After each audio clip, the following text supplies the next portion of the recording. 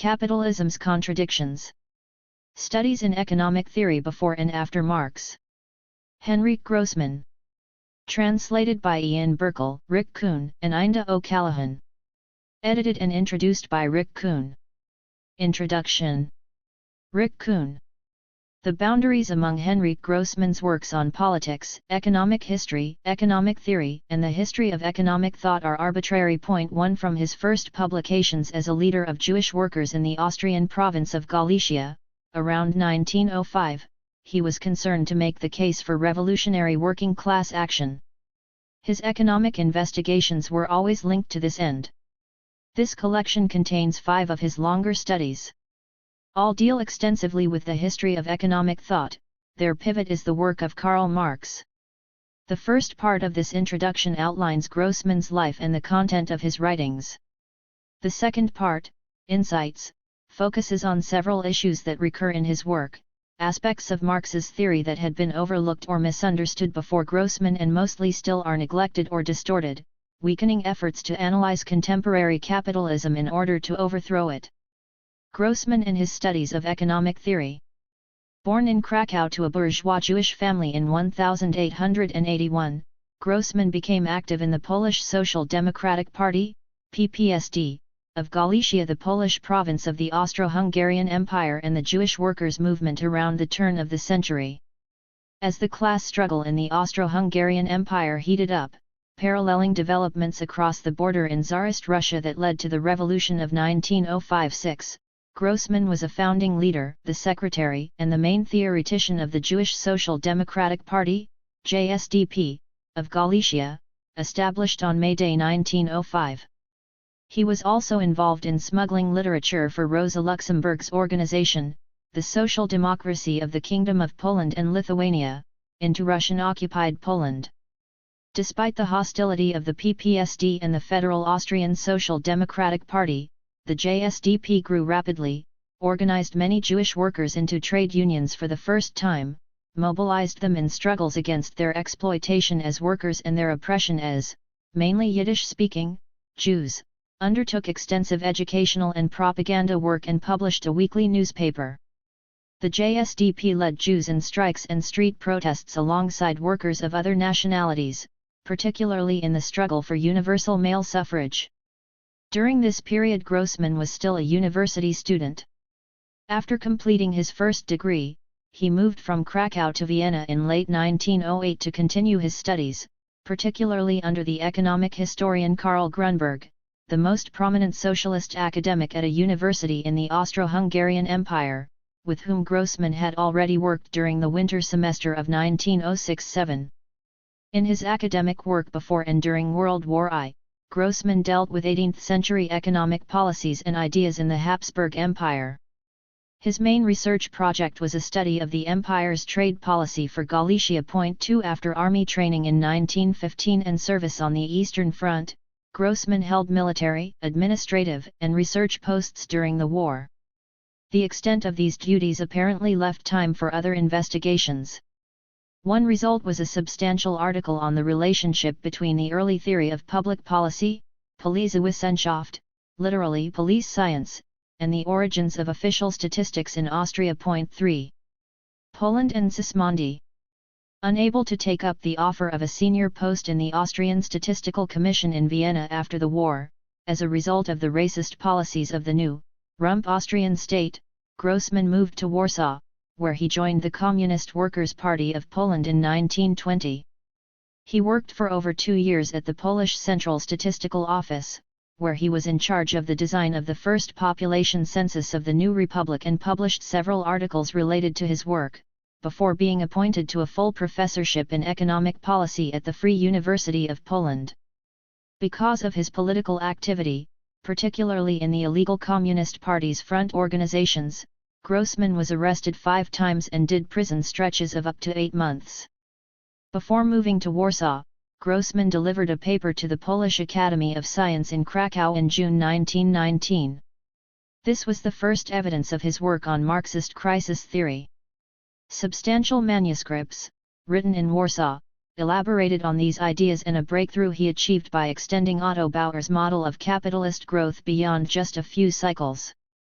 In Poland, apart from an abstract of the Krakow paper, he published statistical studies of the country in the past and present, a very brief defense of Marx's economic theory against critics, an introduction to his own translations of criticisms by Marx of the German Socialists' draft Gotha program, which included an account of the early Polish reception of Marx, and a monograph, Szymon de Sismondi and His Economic Theories, a new interpretation of his thought for the Sismondi study arose from.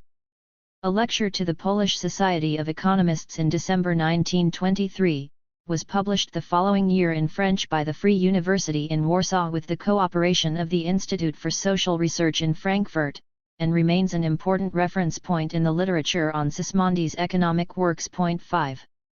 Jean-Charles Leonard Szymon de Sismondi was a Swiss political economist and a prolific and pioneering historian, notably of France, in 29 volumes, the Italian republics of the Middle Ages, 16 volumes, and Southern European literature, 4 volumes.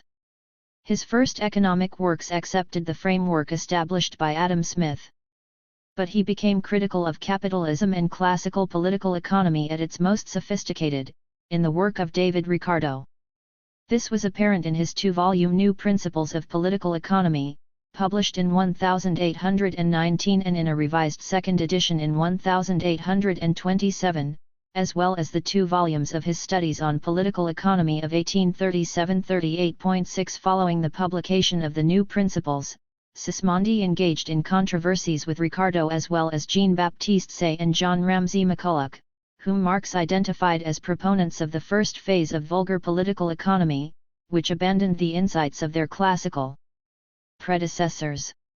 Sismondi's work on the nature of capitalism was a reference point for Karl Marx and in 2 major socialist controversies. The first was between Marxists, preeminently Vladimir Ilyich Lenin, and Narodniks, populists, who invoked Sismondi, over the scope for the development of capitalism in Russia. In the second, over the nature of imperialism before World War I, Rosa Luxemburg drew critically on Sismondi. 7. The issue, in both cases, was the underconsumptionist argument that crises arose because, under capitalism, there is insufficient consistent demand to ensure the sale of all that has been produced. 8.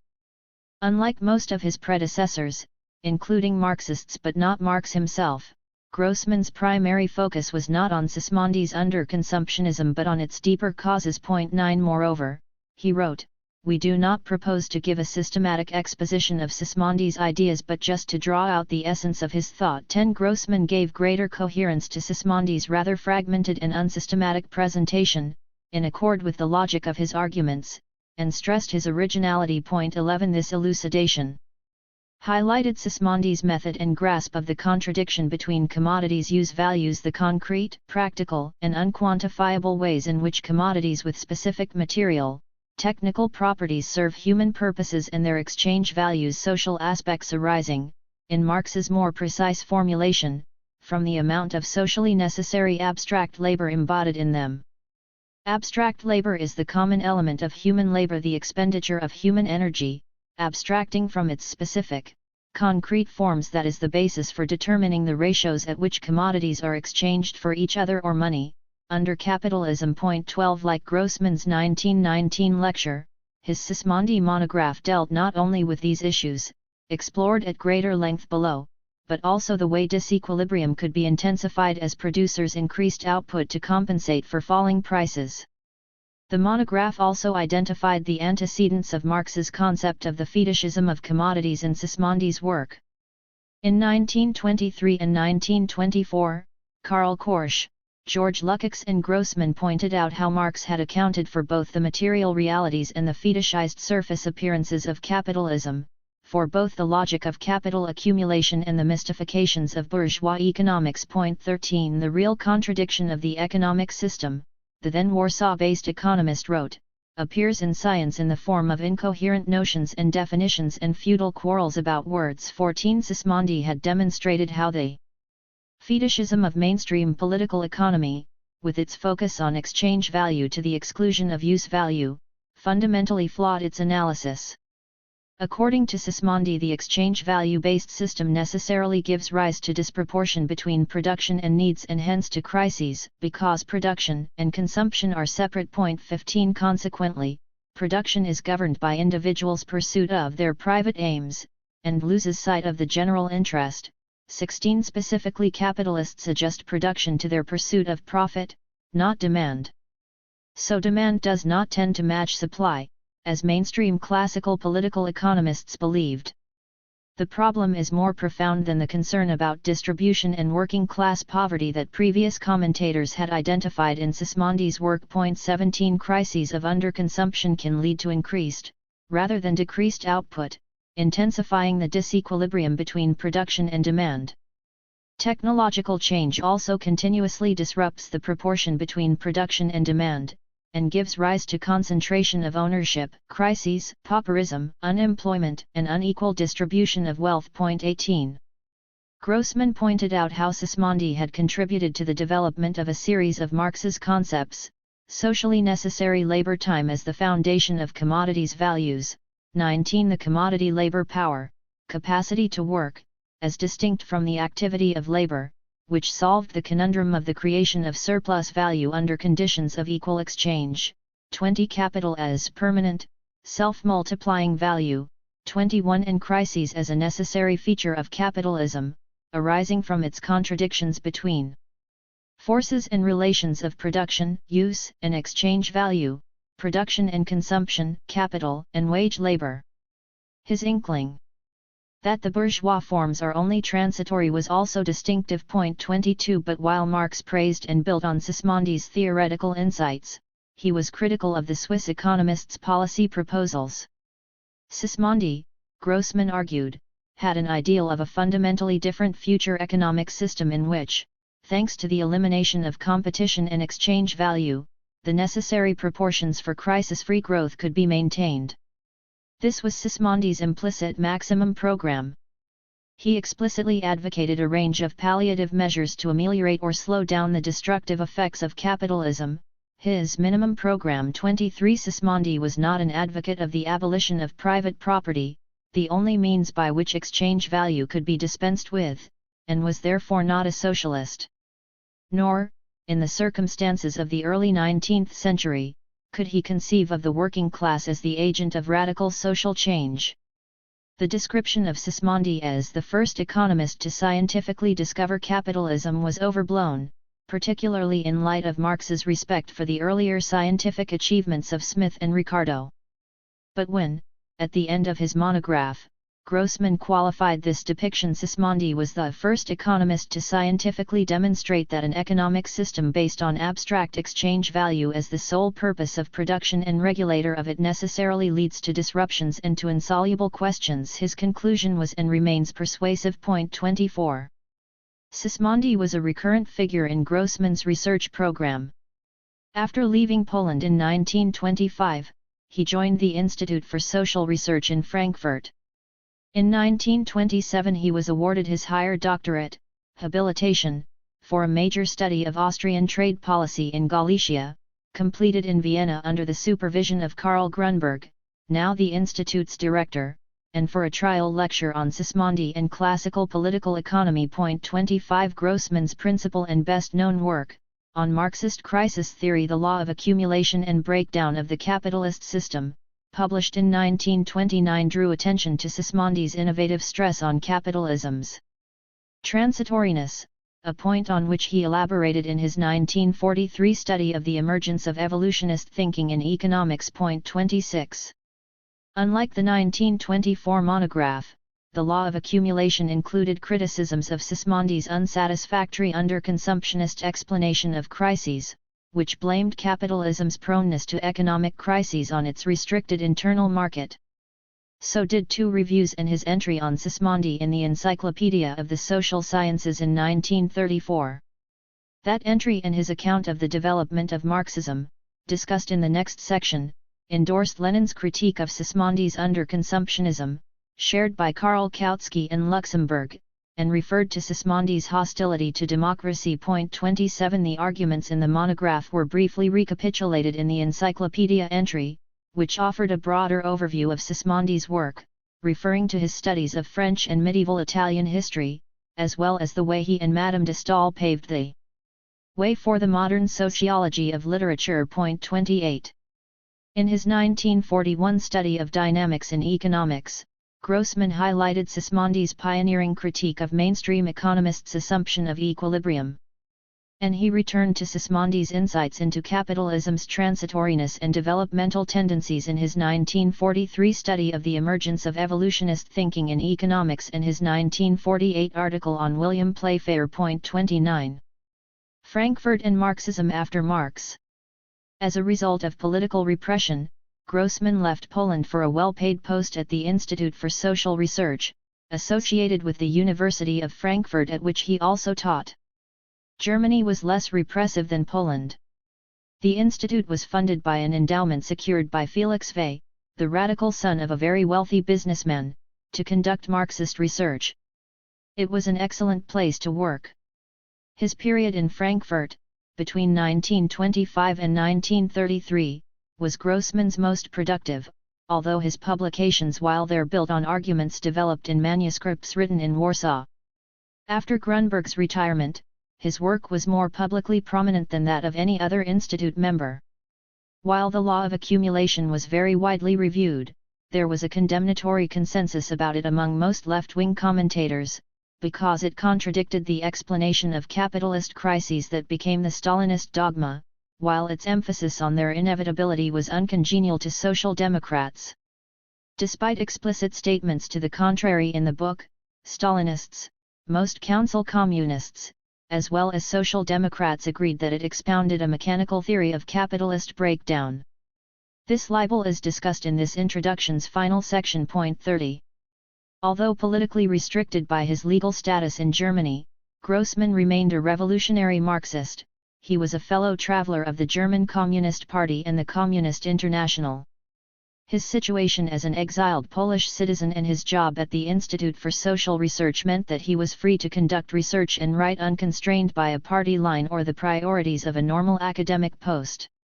He was insulated from the Stalinization of the German Communist Party and the International, completed by the end of the 1920s, which accompanied the defeat of the revolution in Russia and the rise of a new state capitalist ruling class. Despite criticisms in communist organs of his work on Marx's crisis theory, for its deviation from the Stalinist orthodoxy, Grossman continued to argue his position both in periods when he supported the principal political positions of the Communist International and when he did not. After Grunberg was incapacitated by a stroke, Grossman took over his task of writing entries for Elster's Dictionary of Economics, a standard German reference work in 3 hefty volumes. 31. It was in this peculiar place that his distinctly Marxist biographical entries on prominent socialists, including Lenin, socialist and communist parties, Bolshevism, the Second and Third Internationals, anarchism and Christian socialism, as well as his essay on Marxism after Marx, appeared. The editor, Ludwig Elster, allowed Grossman, as an expert, scope to express his own political and economic views in a forthright tone. The same was true of the item on socialist ideas and theories, National Socialism, written by a Nazi economist. 32.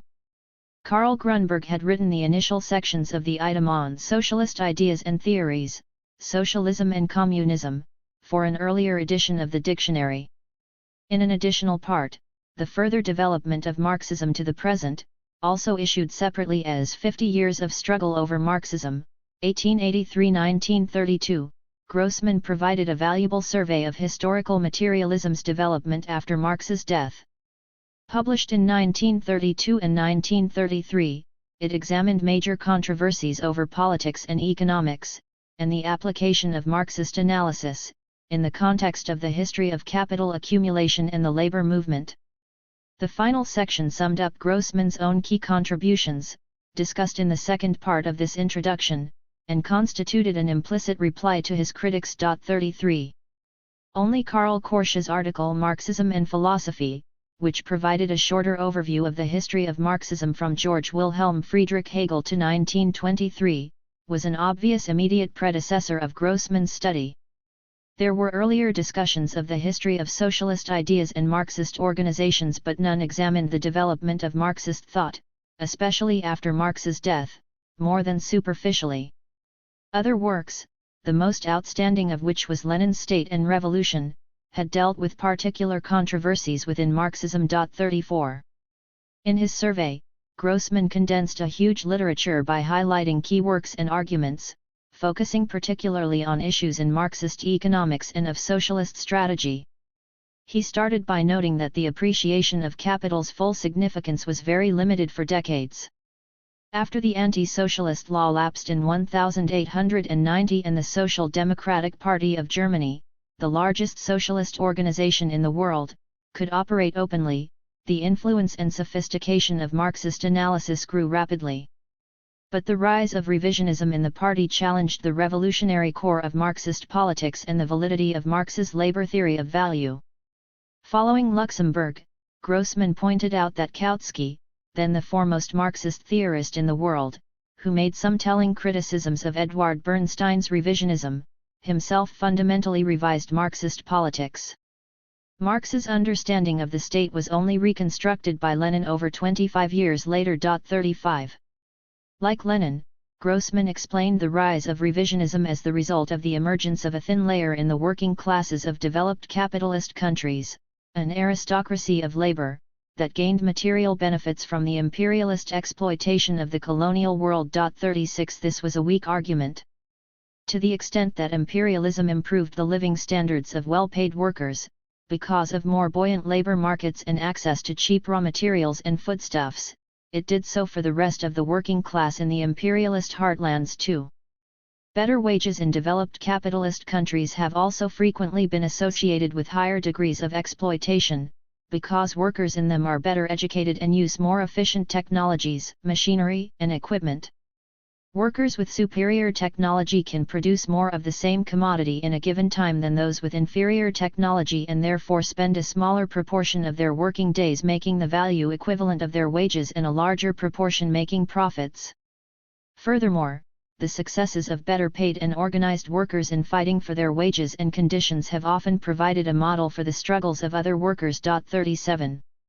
More compellingly, Grossman associated revisionism with a period of capitalist expansion, during which the working class was able to extract concessions from the ruling class, and the rise of a layer of full-time labor movement officials, particularly in the trade unions. 38. While essential to the functioning of workers' key defense organizations and capable of leading important struggles, full-time union officials are not, by definition, workers themselves.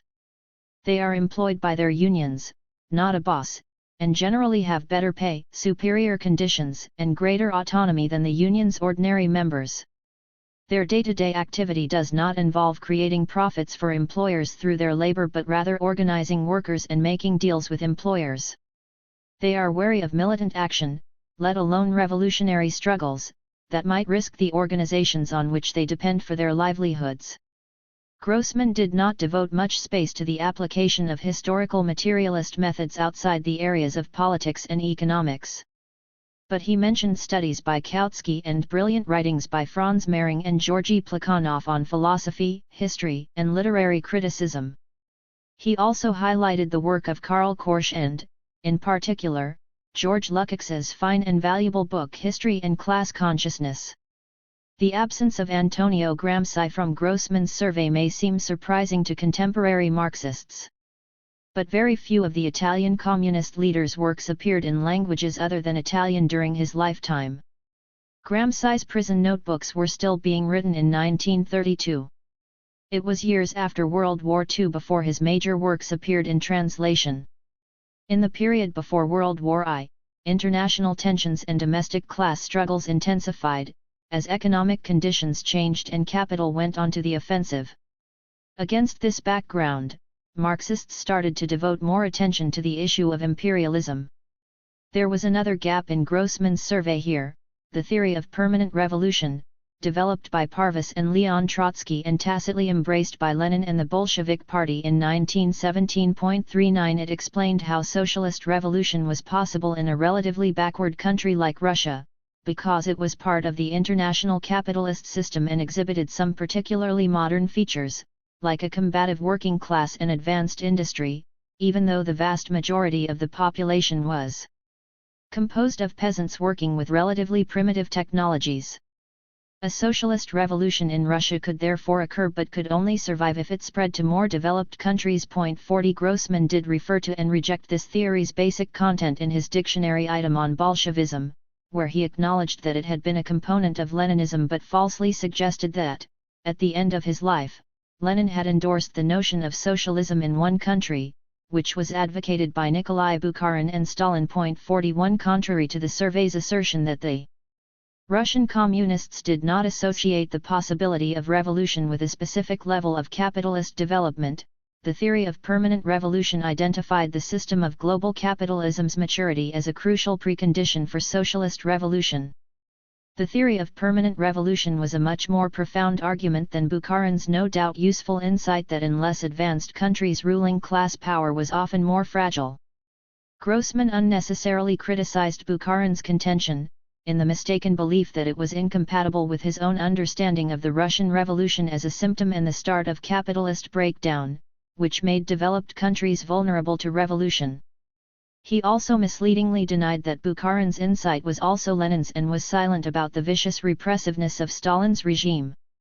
In this way, Grossman was able to avoid alienating the Stalinist leadership of the communist movement more than necessary in defending his own position.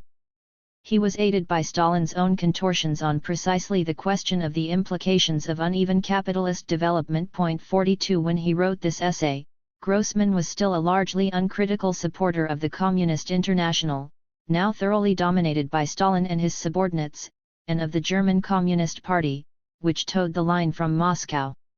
Like very many other communists of the time, who remained committed, in principle, to working-class self-emancipation, the essence of Marxism, Grossman did not recognize the defeat of the Russian Revolution, which was a massive setback for the international working class.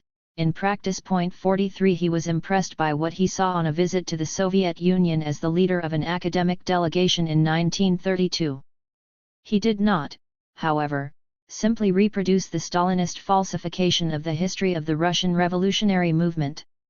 His survey acknowledged contributions to the workers' movement by socialists and communists whose positive role the Russian regime now simply denied, notably Parvus, Grigory Zinoviev, Bukharin, Hermann Gorter and even its principal hate figure, Trotsky. Emphasizing the impact that the Russian Revolution had on Marxist theory, Grossman referred to Bukharin's specific version of the revolutionary argument that the development of capitalism in the womb of feudalism could not be the pattern for the transition to socialism. The survey also noted the contribution of David Ryazanov, who had a close association with Karl Grunberg and the Institute for Social Research, to the history of Marxism and his leadership of the Marx-Engels Institute in Moscow, even though he had been arrested as an anti-Soviet conspirator and dismissed from that post in 1931. Exile and fundamental flaws of bourgeois economics. Soon after Hitler became the German Chancellor in January 1933, most members of the Institute went into exile and most had settled in New York by October 1934. Grossman, however, moved to Paris. The communist movement's blindness to the significance of the Nazis' rise and the German bourgeoisie's gift of power to them jolted Grossman into a much more critical attitude toward the leadership of the Communist International for several years. The Communists' equation of social democracy and Nazism prevented an effective response to Hitler that could have united workers who were social democrats, communists, or just trade unionists. Grossman recommended Trotsky's discussion of the German catastrophe to Paul Madigan in Paris, associated with the former communists Jacob Walcher and Paul Froelich, who led the Socialist Workers' Party of Germany, SAP, originally a split from the Social Democratic Party.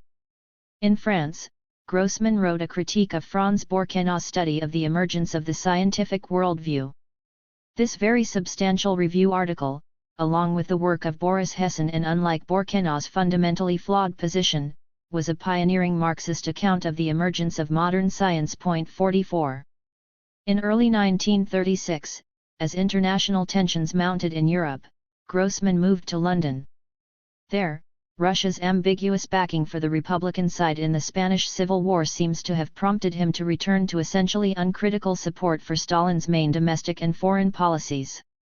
This paralleled the SAP's endorsement of the Comintern's Popular Front tactic of alliances with progressive bourgeois parties and, eventually, democratic imperialist powers. While Grossman was in London, Max Horkheimer, who had succeeded Grunberg as the Institute's director, suggested that he turn the discussion of methodology in the law of accumulation into an article for a 1937 issue of the Institute's journal. Grossman responded with a proposal for a more original piece to mark the 70th anniversary of the publication of the first volume of Marx's Capital 45, just as the JSD Peace newspaper had celebrated the book's 40th birthday. 46 The new essay would challenge the notion, shared by non-Marxists and most Marxists alike, that Marx had perfected classical political economy, arguing instead that he had revolutionized the work of his predecessors. It would identify elements that distinguished Marx's theory from those of the classical political economists and their bourgeois successors. In addition to new investigations, particularly of contemporary economics, Grossman could also draw on his previous publications, back to 1919 at the latest, research done by 1926, and courses he had taught, in 1928, exercises on the question of the relationship between Marx and Ricardo, and in 1930, Marx as a historian of political economy. 47 The essay included arguments previously intended for a sequel to the law of accumulation and breakdown. 48. Horkheimer liked the proposal. Hardly surprising, given that Grossman was building on and radicalizing themes in his own recently published article on the problem of truth and an earlier letter, which in turn drew on Grossman's exposition of Marx's method. 49 These two institute members did not exercise a major influence on one another but did have friendly and fruitful exchanges until the late 1930s. Grossman had completed a long draft of his examination of the relationship between Marx and his predecessors by May 1937. He considered issuing it as a book, rather than an article, and expanded its scope. 50 Work on the project continued after he rejoined Horkheimer and the Institute in New York, in October 1937.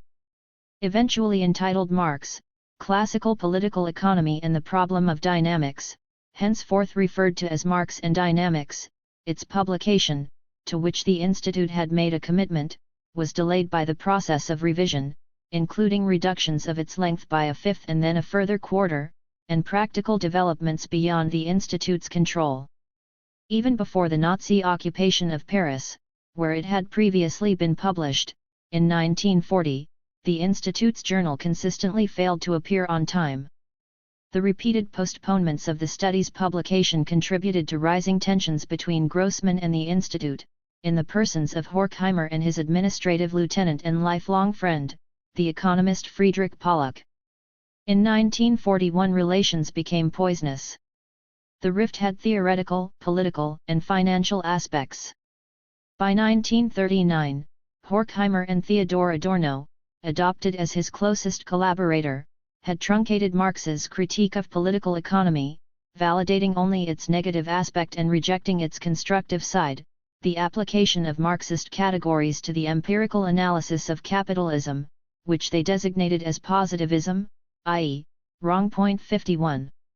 This was accompanied by rejection of the core of Marxist politics, recognition that the working class was capable of emancipating humanity, to which Grossman was still committed, a distaste for left-wing engagement, and an even more pronounced pursuit of the apolitical, academic respectability that Horkheimer had cultivated since arriving in the United States. 52 In contradiction with his views about the working class, Grossman was again favorably disposed not only to the Stalinist regime in Russia but also its foreign policies, while Horkheimer's circle recognized the reality of the violently oppressive police state there. And he resented pay cuts imposed by Horkheimer and Pollock on members of the Institute as a result of a crisis in its finances. Through brutal behavior, notably toward his fellow and more talented economist, Pollock also attempted to drive those regarded as peripheral to Horkheimer's higher theoretical ends off the payroll altogether. Fed up with postponements in the study's publication as a monograph, Grossman eventually threatened to issue it as a book in English, prefaced by a statement about the Institute's 2-year sabotage of its appearance, if it was not available by Christmas 1941. 53 Leo Lowenthal, who looked after the practicalities of the Institute's publications, complained that Grossman's inaccurate referencing held it up because stencils had to be retyped. As indicated in the translation below, several such errors were not picked up at that stage, and it has still not been possible to identify a couple of Grossman's references to Marx. 54 Finally, a mere 80 duplicated copies of the monograph were issued, dated 1941. Since then, it has been republished twice by the German New Left and translated into Italian, French, Danish, and English, 3 times. 55. Earlier Marxist critiques of marginalist economics. The fundamental assumptions and propositions of mainstream economics are, in the main, internally consistent and, where they are not, its usefulness as a class ideology and hence sponsorship by the capitalist class and states has ensured that theoretical doubts, conundrums, and inconveniences have been concealed from broad public attention. 56 As part of the struggle against capitalism, Marx undertook a critique of its proponents' economic theories, which provided justifications for the existing order, and counterposed an alternative analysis. Henryk Grossman's study was conducted in this belligerent spirit of class warfare, not one of polite academic debate, identifying the flaws in bourgeois economics, notably the then and still dominant marginalist theory, and the superiority of Marxism. Earlier Marxists had undertaken critiques of marginalist economics. 57 Friedrich Engels began the job with a very brief comment on William Stanley Jevons's theory, accurately concluding, "Vulgar economy everywhere." 58 Konrad Schmidt devoted somewhat greater attention to the theory, in the Austrian variants of Karl Menger and Eugen Baumgartner. He condemned its subjectivist, psychological approach, its untenable assumption that individual judgments of utility could be aggregated, and its focus on consumption to the exclusion of production. Later Marxists have likewise rejected the methodological individualism of marginalist theory, which is particularly apparent in its foundation on subjective assessments of utility. While judging marginalist economics unsatisfactory for its understanding of values and prices, Schmidt thought the approach offered insights into the behavior of consumers faced with already established prices. 59 By referring to the choices individuals make about the amounts of different goods they purchase, marginalist economics has subsequently been able to dispense with the assumption that utility can be measured. Moreover, Schmidt's objection that the theory ignored production itself ignored the marginalist theory of the firm. Henry Hyndman, the founder and leader of the Social Democratic Federation in England, while dogmatic and sometimes theoretically crude, did pay attention to the spread of marginalist theory. He made telling points against Jevons's individualist perspective, its continuity with earlier vulgar economics and incompatibility with Marx's labor theory of value. As Grossman did decades later, Hyndman also noted that demand no longer drove supply. Like Schmidt, however, he mistakenly regarded the theory as incapable of explaining supply in its own terms. 60. In response to Bernstein's vague and eclectic suggestions that there was merit in both Marxist and marginalist theory and in the spirit of Engels's assessment, Kautsky insisted that it was impossible to construct a satisfactory economic theory on the basis of two quite different theories of value. 61 Furthermore, comparing Bernstein with the Fabians, he argued that the English, however, prefer not to break with settled forms but rather merely to change their content, remaining socialists even after becoming liberals and simply calling socialism what others call liberalism. Bernstein has undergone a similar development. But Marxism is not as vague a concept as socialism. It is, rather, a quite definite concept that is incompatible with any bourgeois social outlook. If a declaration of incapacity to refute bourgeois criticism of Marxism, capitulating to bourgeois economics, is to be made, while nevertheless wanting to remain a Marxist or, as Bernstein expresses it, wanting to show that in the end Marx is right against Marx, then Marxism's bones must first be broken. 62. Rudolf Hilferding and Bukharin also judged marginalism and Marx's labor theory of value incompatible. Others regarded a coherent theory of value as dispensable. Otto Bauer followed Schmidt in thinking that marginalist economics shed light on demand and advocated Bernstein's eclectic approach. K. Shibata argued that Marx's value theory could be an optional extra, and Oscar Lange rejected it while endorsing Marx's analysis of economic institutions. 63.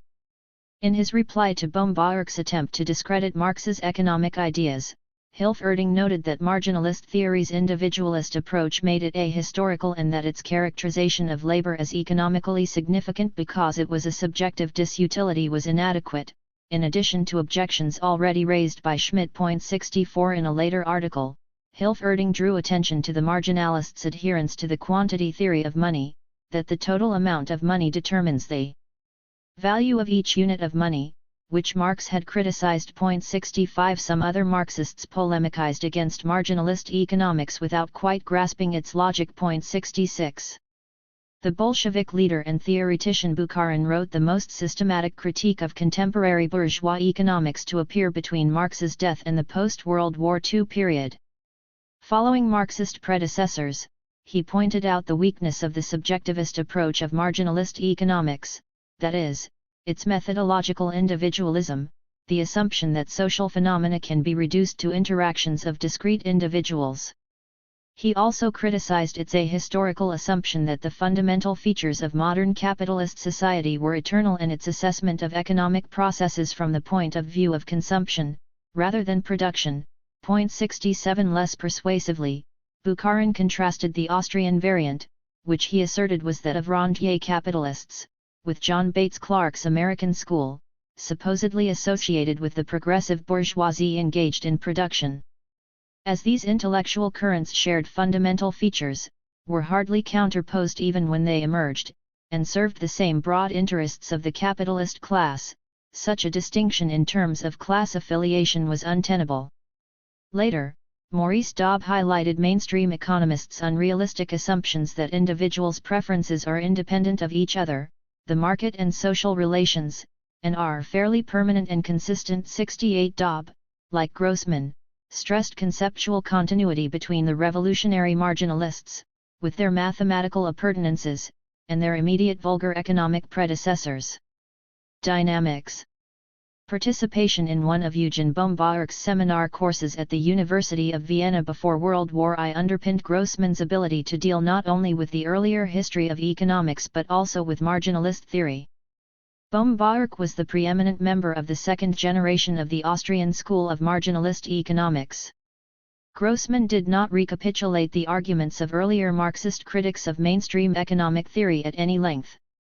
Instead he grounded the contrast between its static approach from the physiocrats 69 Smith and Ricardo through to the present and Marx's ability to grasp capitalist dynamics in the contradiction between use value and value, and specifically the dual character of labor.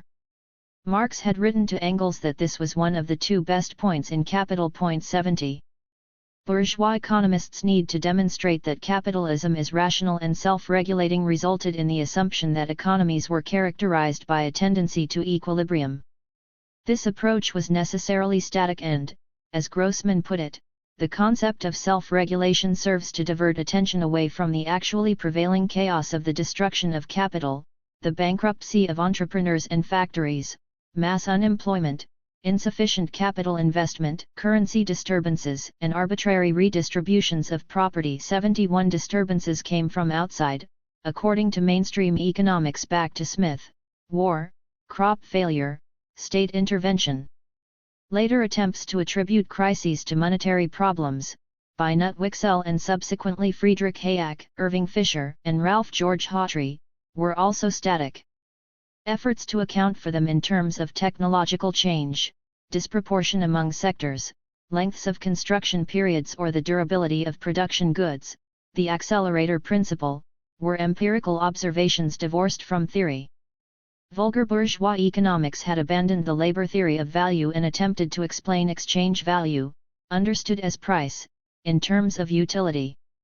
Vilfredo Pareto solved the problem that it is impossible to measure the utility of commodities directly. He derived demand curves from the comparisons people make in their choices among different goods, commodities, in order to maximize their well-being. But for this ordinal approach to work, Grossman pointed out in one of the first Marxist critiques of the more sophisticated version of marginalist theory that emerged during the 1930s and 1940s, further unreal assumptions had to be made: the infinite divisibility of goods, unlimited substitutability between them, ignoring the material character of commodities as use values, and perfect knowledge. He also noted the importation, without justification, of theoretical physics as conceptual and mathematical apparatus, including the distinction between statics and dynamics, into marginalist economics. 72 Pareto's equilibrium equations were only possible because he, like his predecessors, excluded the dynamic factor of the production process and dealt only with exchange. Equilibrium theory entails the assumption of the simultaneous rhythm of all economic processes. 73 Economic processes, however, involve not just the circulation of commodities but also their production as use values. The duration of the periods of production and even the circulation of different commodities vary. Their coincidence, if it occurs at all, can only be accidental. Yet vulgar economics simply assumes such coincidence or the simultaneity of transactions. It cannot theoretically incorporate time and therefore history. New York and modes of production. A long, early draft of what became Marx and Dynamics had included a discussion of whether Marx was the first to introduce a historical perspective into economics. 74 Material cut from that draft, extended and developed, was incorporated into The Evolutionist Revolt Against Classical Political Economics, published in 2 parts by the Chicago-based Journal of Political Economy in 1943. Although he had already withdrawn from many of the Institute's activities, Grossman sent a draft of The Evolutionist Revolt to Horkheimer in early 1942. The director's comments were extremely hostile, reflecting his abandonment of Marxism. Grossman made only minor changes in response to them. 75. The study demolished the misconception that Marx, under Hegel's influence, was the first to argue that the basic structure of economies had changed over the long term. Marx's originality lay elsewhere. Grossman examined the French works of Marie Jean-Antoine Nicolas de Condorcet, 1743–94, Henri Saint-Simon, 1760–1825, and Simon de Sismondi, 1773–1842, the English writings of James Stewart, 1712–80, and Richard Jones, 1790–1855, and Marx's treatment of modes of production. In this way, he showed how dynamic or evolutionary thinking actually entered the field of economics. 76. The most influential works of classical political economy, including those of Smith and Ricardo, the study explained, did not recognize that economic development took the form of successive modes of production. But from the late 18th century there were theorists outside the mainstream, in both France and England, whose views were shaped by the political revolutions in America and France and the Industrial Revolution in England. They made generalizations on the basis of contemporary and historical evidence. Jones went further, using these to criticize mainstream economic theories and formulate new positions. The concept of distinct stages of economic development, widely accepted by the middle of the 19th century, was most precisely formulated in Marx's analysis and then disappeared from economic orthodoxy. 77. In contrast to the earlier evolutionists, Marx shared Hegel's dialectical concept of the development of the cultural whole, the totality of modern bourgeois society, as the object of his analysis. But Marx, like Sismondi and Jones, saw development as a succession of objective economic stages of different economic structures. For Hegel, the essence of development was the progress within man's consciousness of an idea of freedom. Without using the expressions, Grossman therefore distinguished between the materialism of the evolutionist political economists and Hegel's idealism by distinguishing two meanings of development: material evolution, in the work of the political economists he discussed, and development of the notion or concept, in Hegel's system.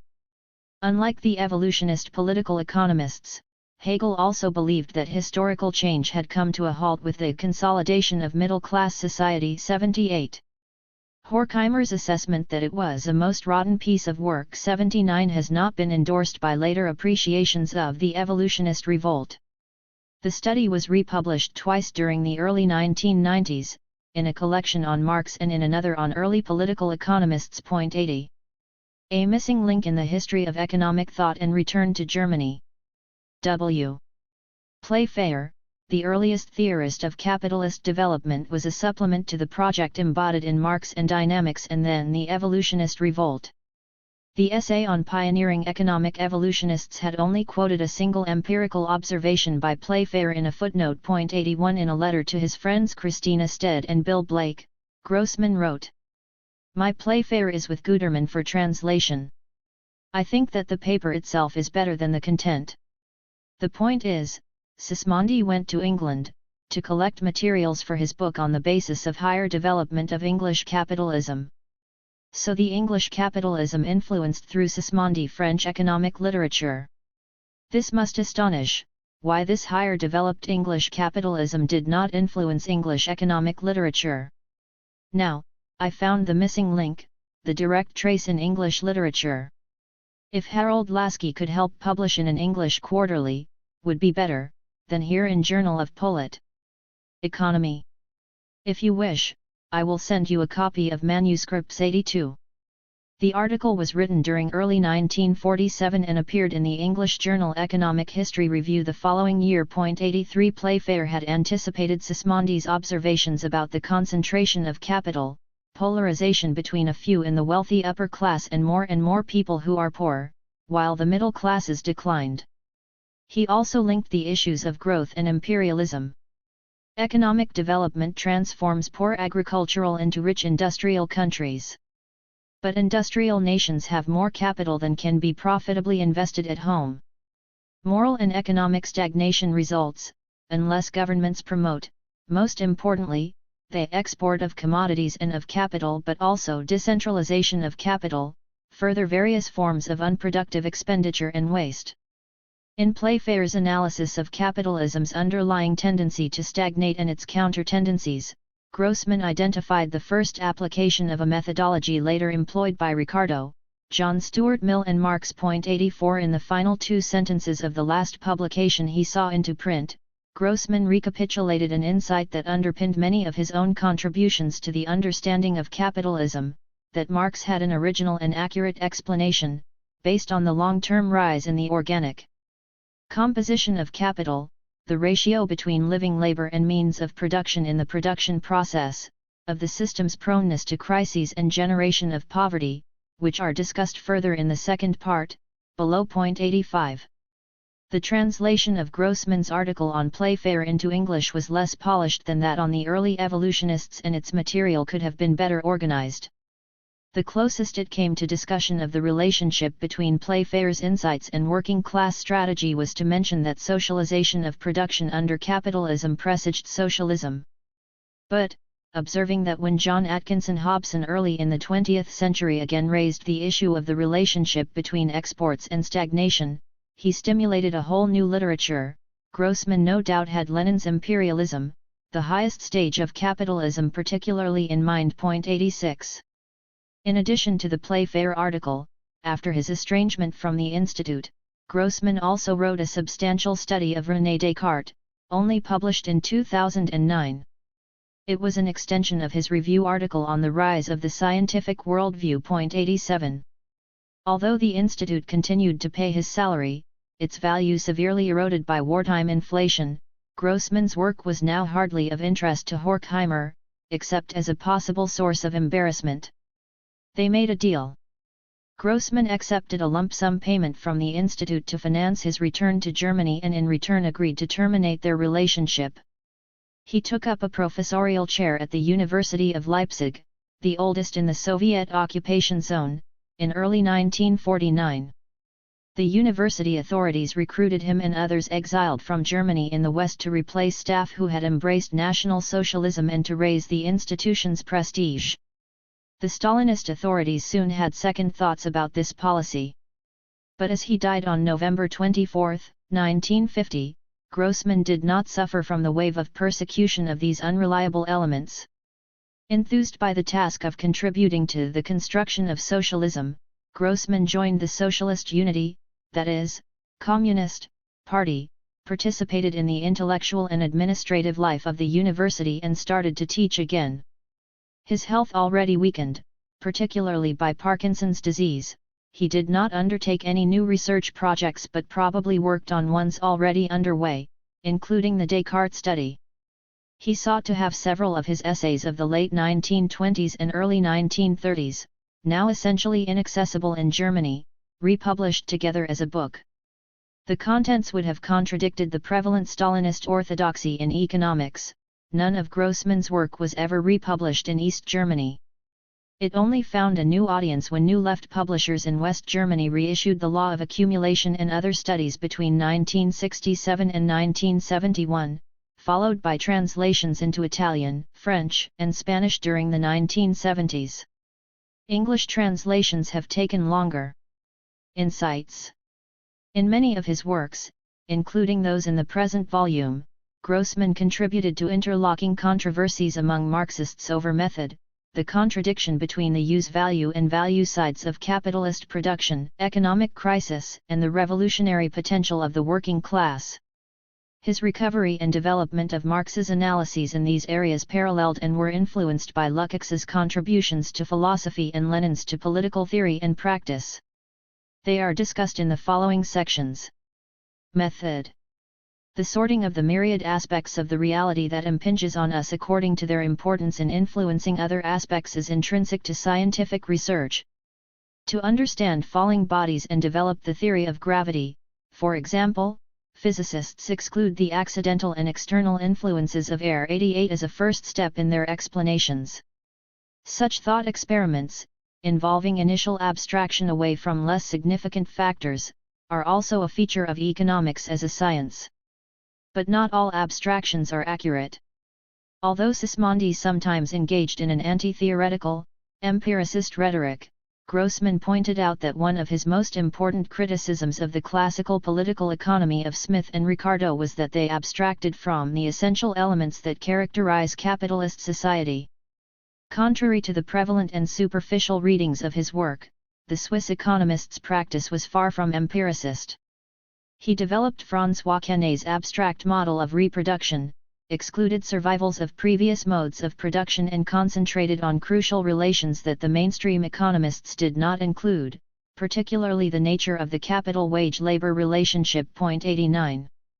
The process of successive approximation stripping away less important and relevant features, which clutter our perception, by making simplifying assumptions to identify fundamental relations, and then successively lifting those assumptions so that the abstract insights are embedded in an account closer to concrete reality structured Marx's Capital.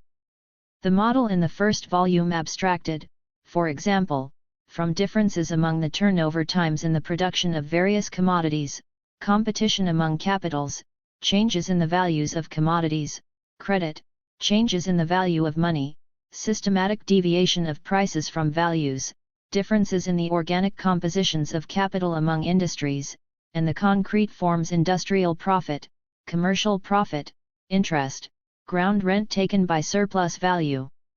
In the course of the discussions in the second and third volumes, these and other aspects of empirical capitalism were introduced progressively to generate more complex models, incrementally closer to the reality we perceive. 90 A failure to grasp Marx's method and the reproduction schemas in the second volume of Capital invalidated Rosa Luxemburg's under-consumptionist explanation of economic crises. 91.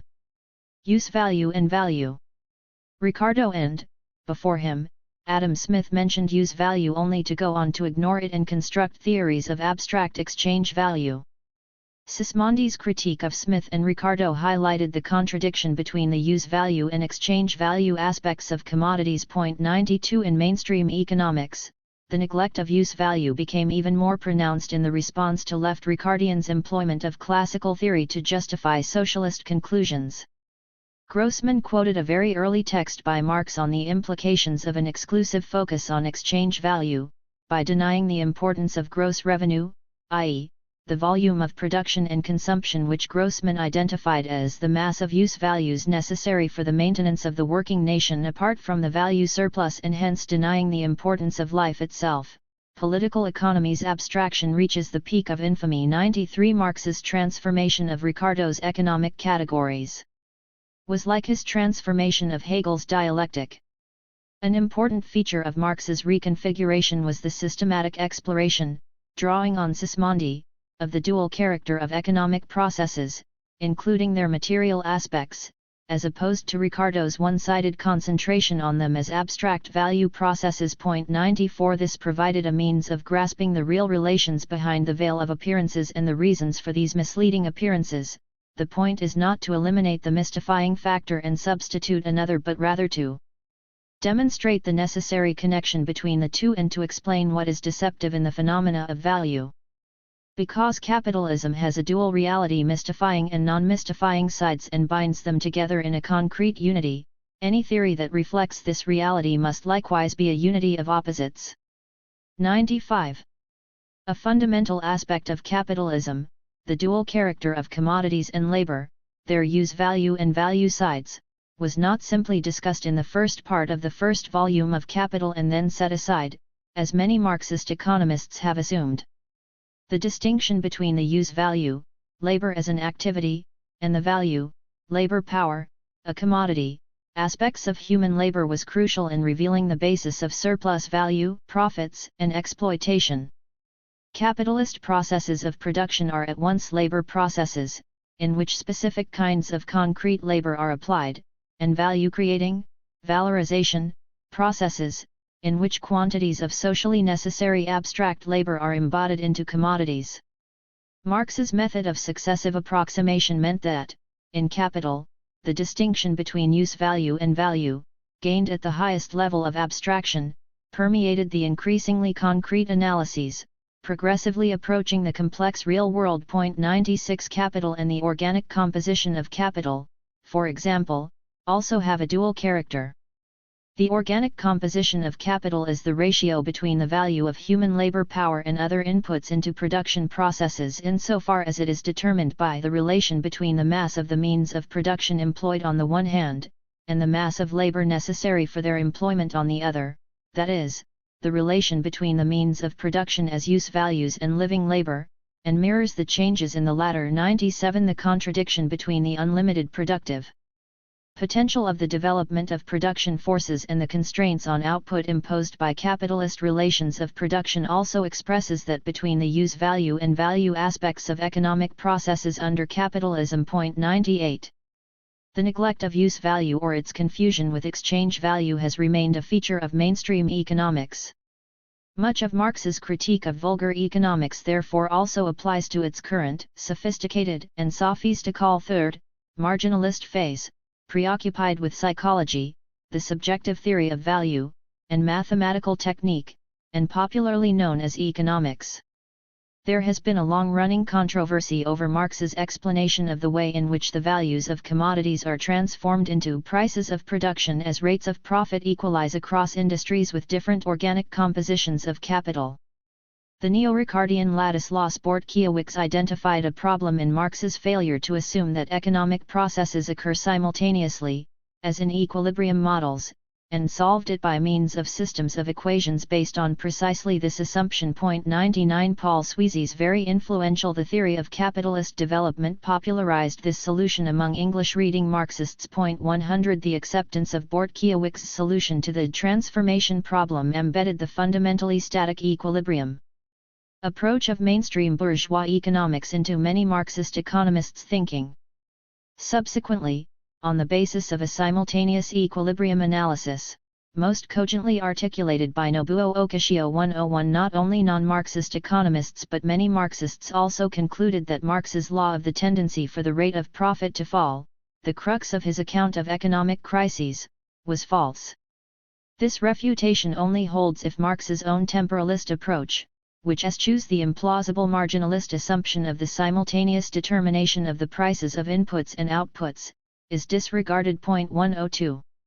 In contrast with the static framework of both classical political economy and its vulgar descendants, both of which assume that capitalism has a tendency to equilibrium, the dual nature of commodities, especially as applied to the commodity labor power, allowed Marx to grasp capitalism as a dynamic system.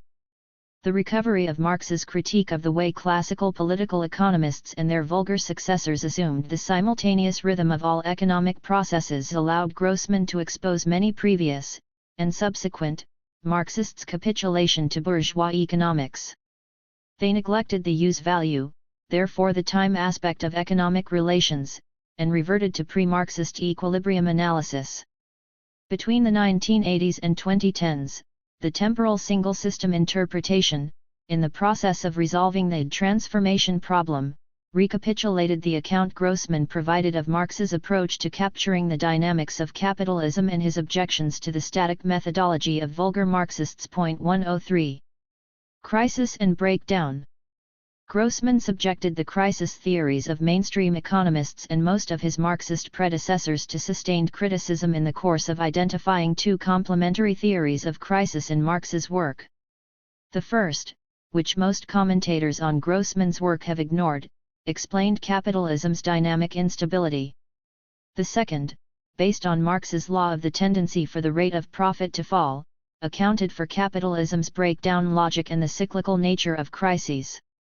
Both were grounded in the contradictions between the capitalist production process as a labor process, creating use values, and as a process generating new values, in the form of surplus value.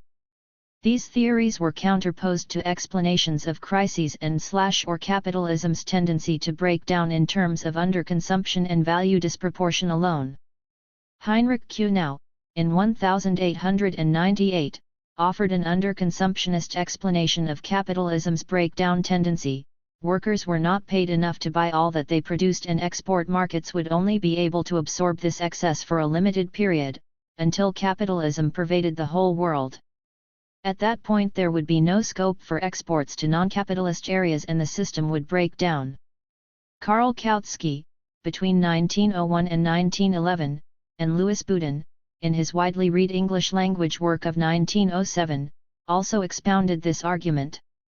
Rosa Luxemburg, in 1913, provided a more systematic grounding for the underconsumptionist theory of capitalist breakdown than these earlier Marxist efforts. She drew explicitly on the work of Sismondi and argued that imperialism resulted from the pursuit of non-capitalist markets, which were essential for capitalism's survival.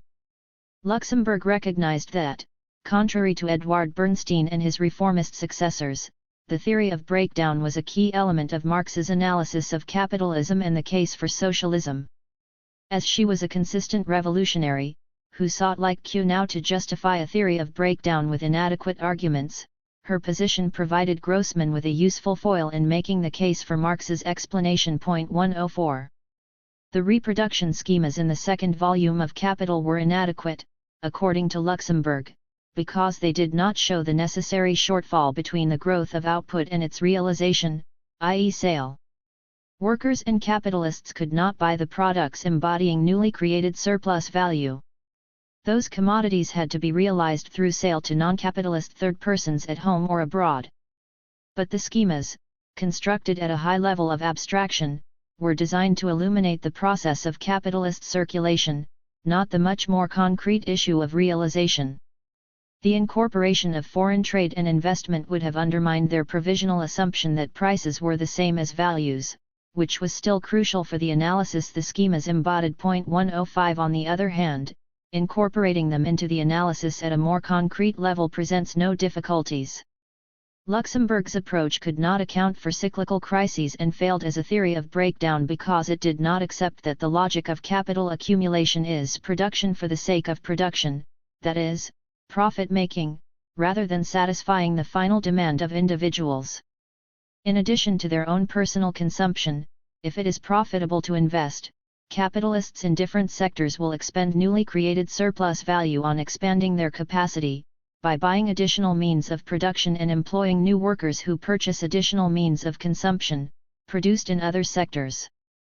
In that way, all the commodities embodying surplus value can potentially find a market. 106. Employing a model derived from Marx's reproduction schemas, Mikhail Tikhon-Baranovsky, when a legal Marxist in Tsarist Russia, claimed capitalist expansion could continue indefinitely, limited only by the rate of technological change. Crises, he argued, are the result of disproportional expansion in different industries. Tikhon-Baranovsky reproduced the harmonious conclusions of Jean-Baptiste Say, the father of vulgar political economy, who contended that supply creates its own demand. Neo-harmonist Marxists, such as Hilf Erding, Bauer and Karl Renner, embraced this approach, including the focus, shared with mainstream economics, on the value proportions that are conditions for sustained growth and economic stability, and the rejection of Marx's theory of breakdown. Their theories of disproportionality were unsatisfactory because they ignored the transformation of values into prices of production. From their analysis they drew the reformist conclusion that if proportional investment was imposed by the state, economic crises could be avoided.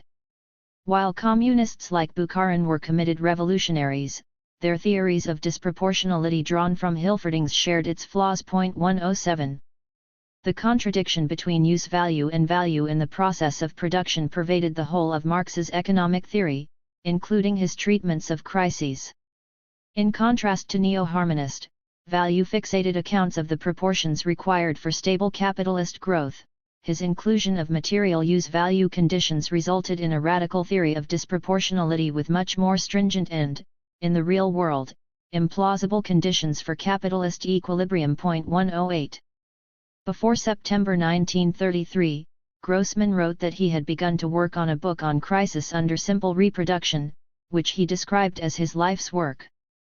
He still referred to it as my chief contribution to Marxist theory in 1947.109. While nothing like a book manuscript has survived, his published works contain elements of the argument, which built on his earlier, more general recovery of Marx's theory of radical disproportionality.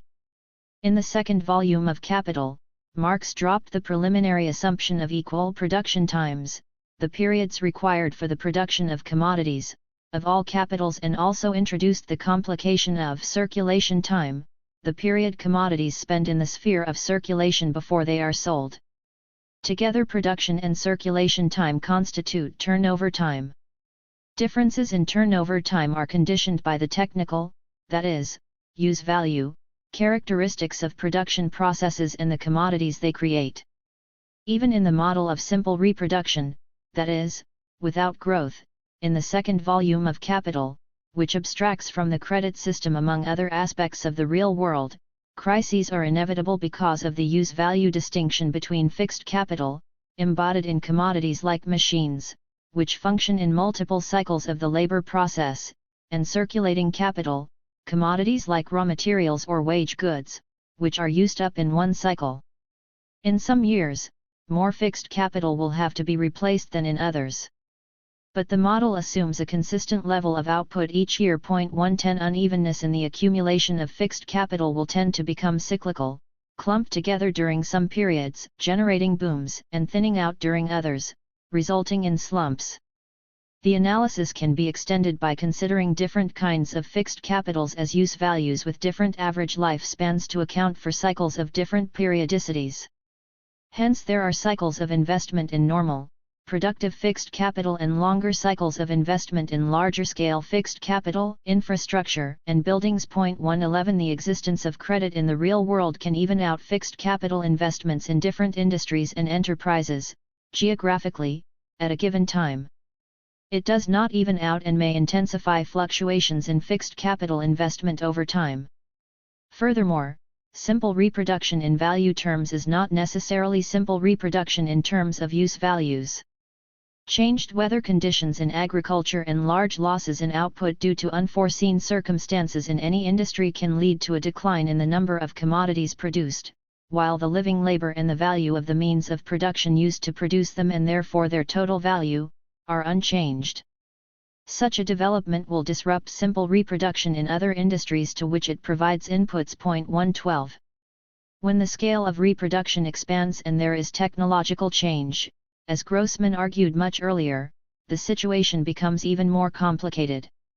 Even if new investment is proportional across sectors, in value terms the growth in the number of commodities produced by different sectors will vary according to the use-value characteristics of their output. 113 So, for example, no one who finds 2 tractors sufficient for the cultivation of their land will buy 4 simply because their price has fallen by half.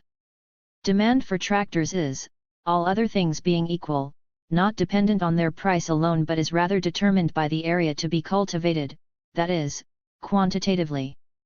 114 If technological change occurs, problems of disproportion will arise even when investment is not increased or increases in the same value proportions in different industries. Should technological progress leap ahead in the steel compared to the car industry, the quantity of steel will rise more rapidly than the number of cars.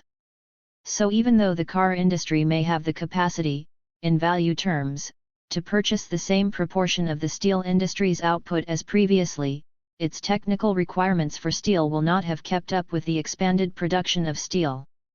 The previous equilibrium, on the basis of the previous value proportionalities, will be disrupted.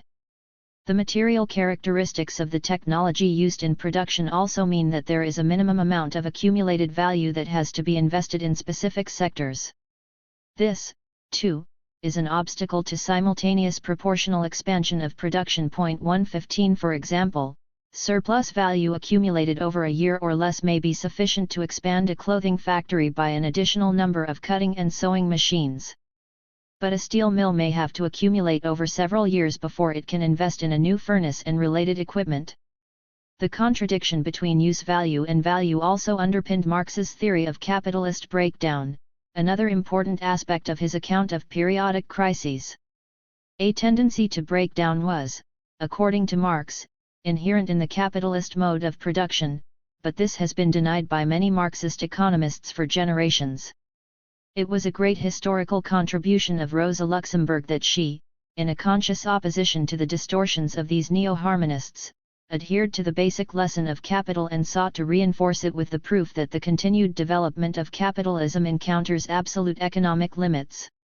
Frankly, Luxemburg's effort failed. 116. Two circumstances facilitated Grossman's reconstruction of Marx's theory of crisis and breakdown, recovering Marx's method of abstraction and successive approximation, which structured capital, and the investigations associated with his theory of radical disproportionality. 117 Extrapolating Bauer's reproduction schema, designed to refute Luxemburg's defense of the idea that capitalism tended to break down, demonstrated the effects of the breakdown mechanism that Marx had identified but that had subsequently been neglected. 118 Bauer's model broke down in the 35th cycle because of this mechanism, the tendency for the rate of profit to fall. 119. The dual character of economic processes is apparent in this tendency, which results from the long-term rise in the organic composition of capital. 120 For there is an inverse movement of the mass of use values and values as a consequence of the increase in the labor's productive power. The richer a society, the greater the development of the labor's productive power, the larger the volume of useful things which can be made in a given labor time. At the same time, however, the value of these things becomes smaller. 121. Capitalism spectacularly expands the number of use values produced while reducing the value of individual commodities, by channeling a progressively higher proportion of investment into new technologies embodied in constant capital as opposed to the purchase of living labor power. The ratio between the cost of constant capital used and the wages bill increases. Driven by competition among capitalists, this rising organic composition of capital expresses the progressive nature of capitalism, which increases the productivity of labor because workers using more sophisticated equipment produce more commodities in a given time. But it is only living labor that creates new, surplus value. The rate of profit, the ratio between the newly created value embodied in surplus value, profits, and capitalists' total outlays, falls. The requirements for the accumulation of constant capital encroach on the surplus value available for the consumption of the capitalists and/or workers. Eventually there is insufficient surplus value to maintain any given rate of accumulation. The model breaks down. The onset of the breakdown is accelerated as the absolute value of individual new items of constant capital grows. 122. This analysis captures a long-term tendency of the capitalist system. To approach the real-world pattern of growth more closely, Marx continued his investigation by identifying counter-tendencies, also inherent in capitalism and shaped by the dual nature of capitalist production, that slow or temporarily reverse the tendency for the rate of profit to fall. These included the cheapening of both means of production and the items workers consume, a consequence of the increased productivity of labor, reduced turnover time, increases in the variety of use values, including through foreign trade, the transfer of surplus value from less to more developed territories through unequal exchange and profits from capital exports, and economic crises themselves, which devalue means of production, sold off cheap or left idle by bankrupt businesses. The effects of the counter-tendencies mean that capitalism's tendency to break down takes the form of recurrent economic crises. While exploitation, the rate of surplus value, rises and, up to a point, the mass of surplus value does increase, neither this nor the other counter-tendencies is sufficient to fully offset the effect of the rising organic composition of capital on the rate of profit in the long term.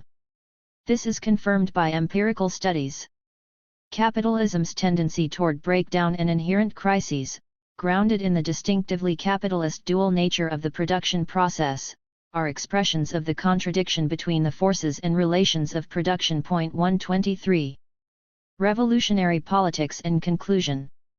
A myth that Grossman had a mechanical theory of capitalism's collapse and the transition to socialism was fabricated by Stalinist and social democratic reviewers of his law of accumulation. It was often associated with the implied or explicit accusation that Grossman was a proponent of political passivity. The myth was imported into the English literature by Paul Sweezy. His acolytes have continued to peddle at. 124. No act of esoteric divination was or is necessary to establish the nature of Grossman's commitment to political activity culminating in workers' revolution, or that he did not mechanically apply his model of capital accumulation derived from Bauer's schema. His positions were apparent in his political affiliations and clearly expressed not only in unpublished responses to critics but also in his readily accessible publications, including The Law of Accumulation. As a young revolutionary leader, Grossman emphasized the centrality of class struggle to both the formation of working-class consciousness and revolution. Decades later he expressed the relationship between capitalism's tendency to break down and the working class as an active revolutionary subject in Lukácsian/Hegelian terms. Marx follows Hegel, for whom history has both an objective and a subjective meaning, the history of human activity, Historia rerum gestarum, and human activity itself, residential gestas. 125. Consequently, the point of breakdown theory is that the revolutionary action of the proletariat only receives its most powerful impetus from the objective convulsion of the established system and, at the same time, only this creates the circumstances necessary to successfully wrestle down the ruling classes. Resistance. 126. 4. The working class's struggle over everyday demands is thus bound up with its struggle over the final goal. The final goal for which the working class fights is not, therefore, an ideal that is brought into the working class by speculative means, from outside, whose realization, independent from the struggles of the present, is reserved for the distant future. Rather, as the law of breakdown presented here shows, it is a result that arises from everyday, immediate class struggles, whose realization is accelerated by these struggles. 127. In Capital, Marx commented on the importance of knowledge about the laws of economic development. Society can neither clear by bold leaps, nor remove by legal enactments, the obstacles offered by the successive phases of its normal development. But it can shorten and lessen the birth pangs.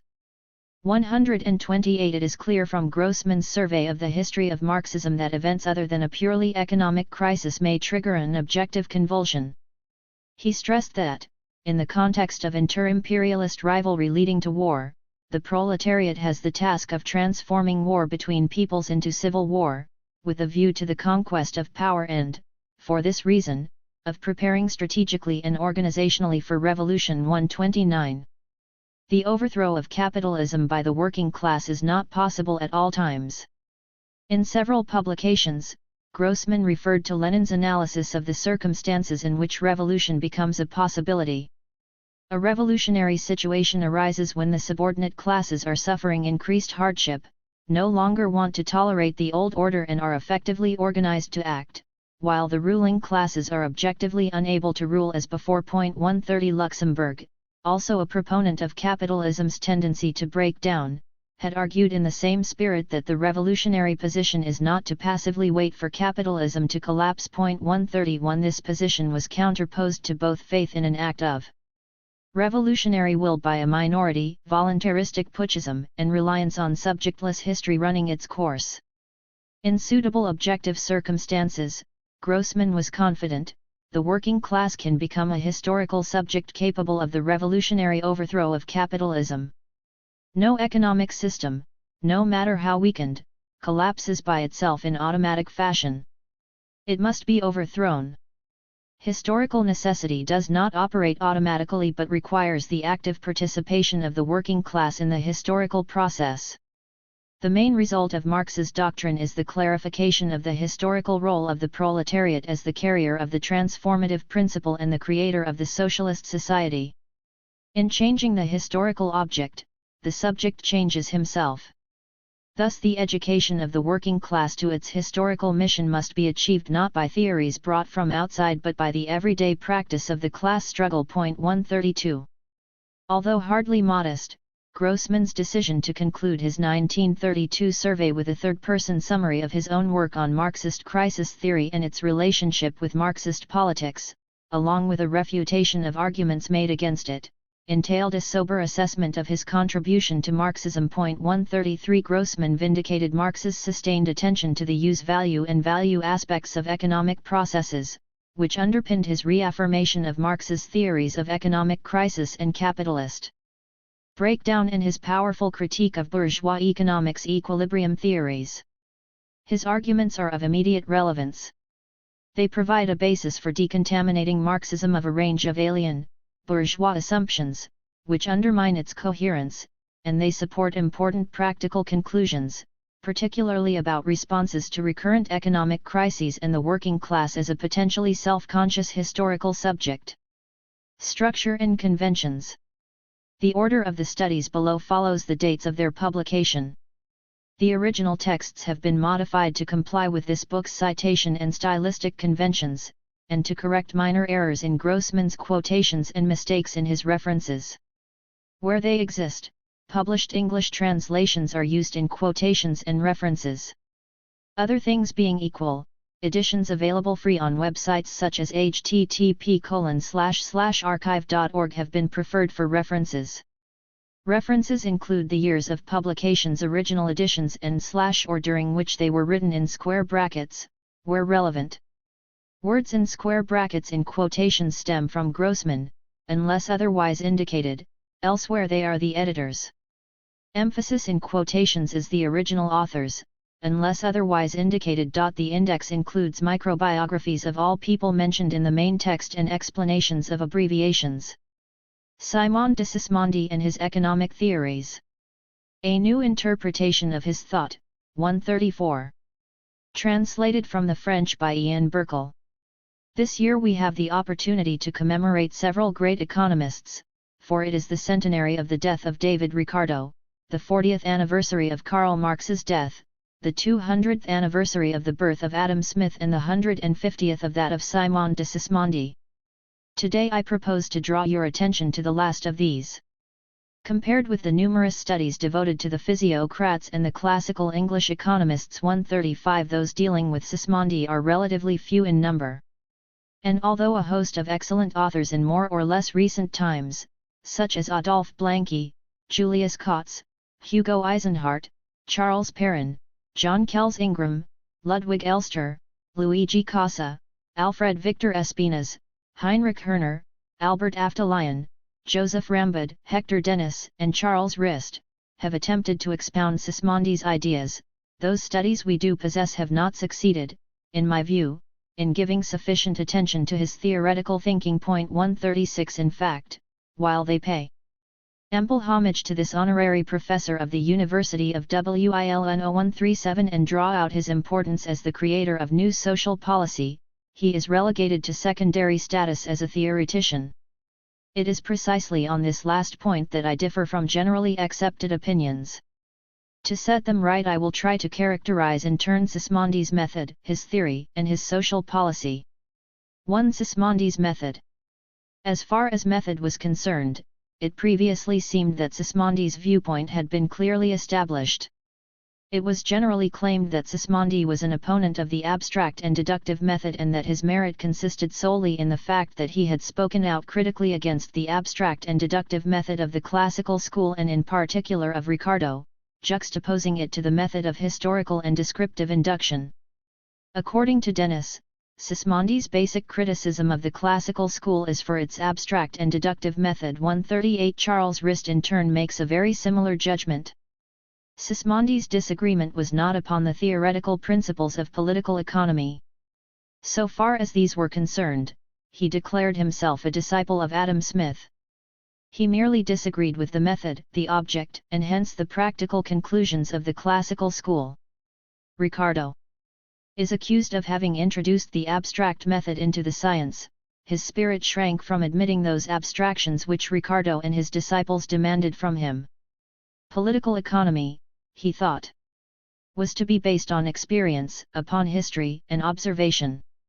Human conditions were to be studied in detail.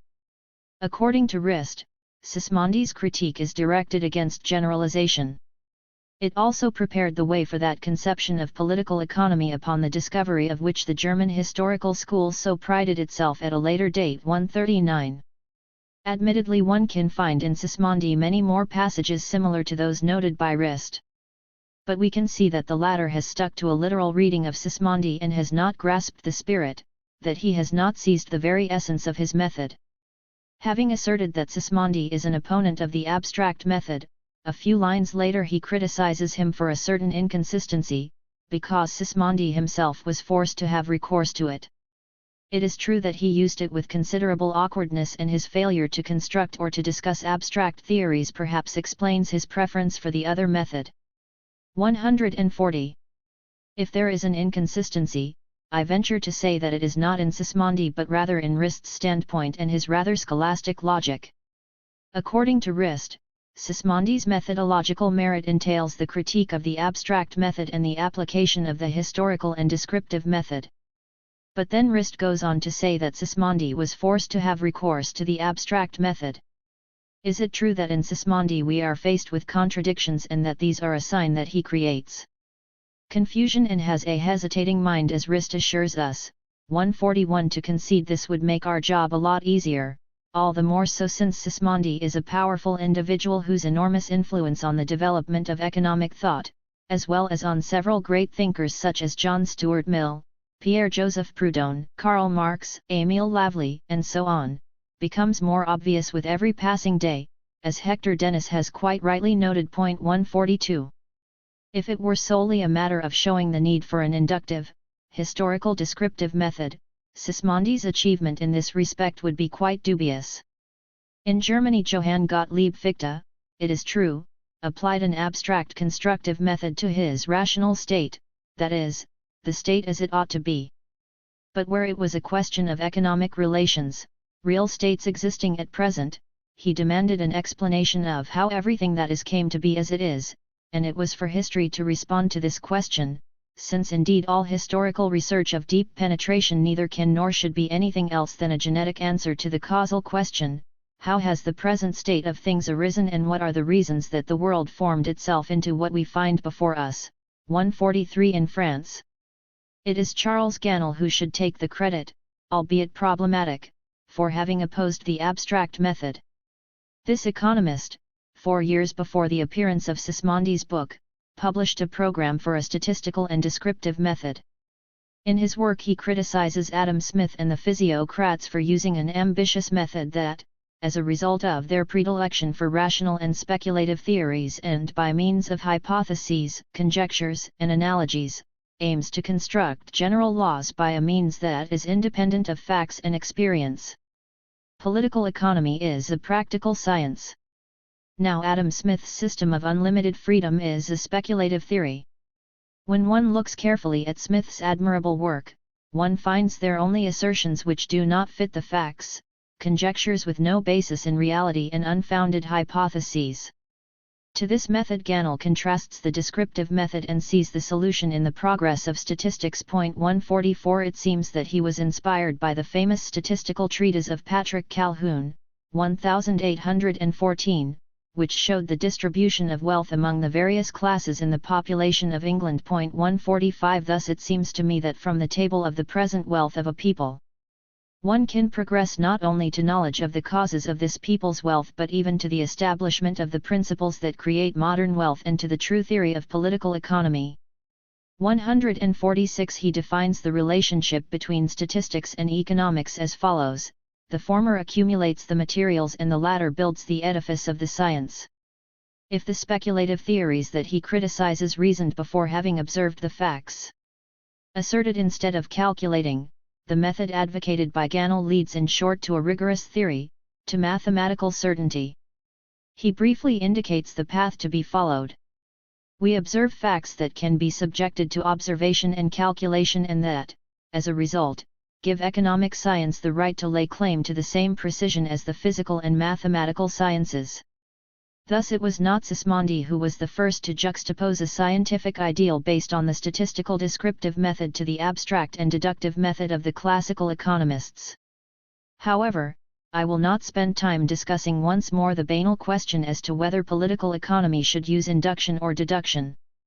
Half a century before Ricardo, James Stoyart, to the great advantage of the science, applied the two methods jointly to economic research. 147 To employ induction and deduction simultaneously is in no way peculiar to economics but is practiced in all the sciences and indeed in every non-scientific operation of thought, for it is quite simply the very nature of our mind to move from the particular to the general and from the general to the particular. And that is why I consider that reducing the problem of method in political economy to the question of induction versus deduction is to deny any specific method of study in economics. And this is also why I think Wilhelm Hesbach has overstated Stoyart's merit, as far as method is concerned, when he claims that Stoyart had no predecessor and until John Stuart Mill no successor who, with such clarity of thought, although it was in a less clear language, expounded the methodological foundations of our science. 148 And Hesbach concludes from this that Stoyart is the greatest economist of the 18th century. 149. I have no intention whatsoever of belittling the value of Stoyart.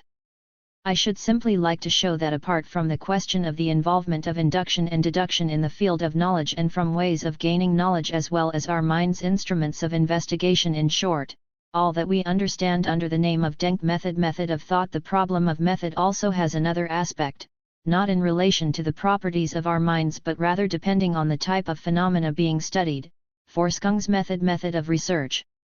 While the former problem concerning knowledge itself is common to all sciences and is not specific to economics as such, the latter appears differently in each science, for in each science and hence in political economy it is necessary to create specific methods appropriate to the character of the phenomena being studied.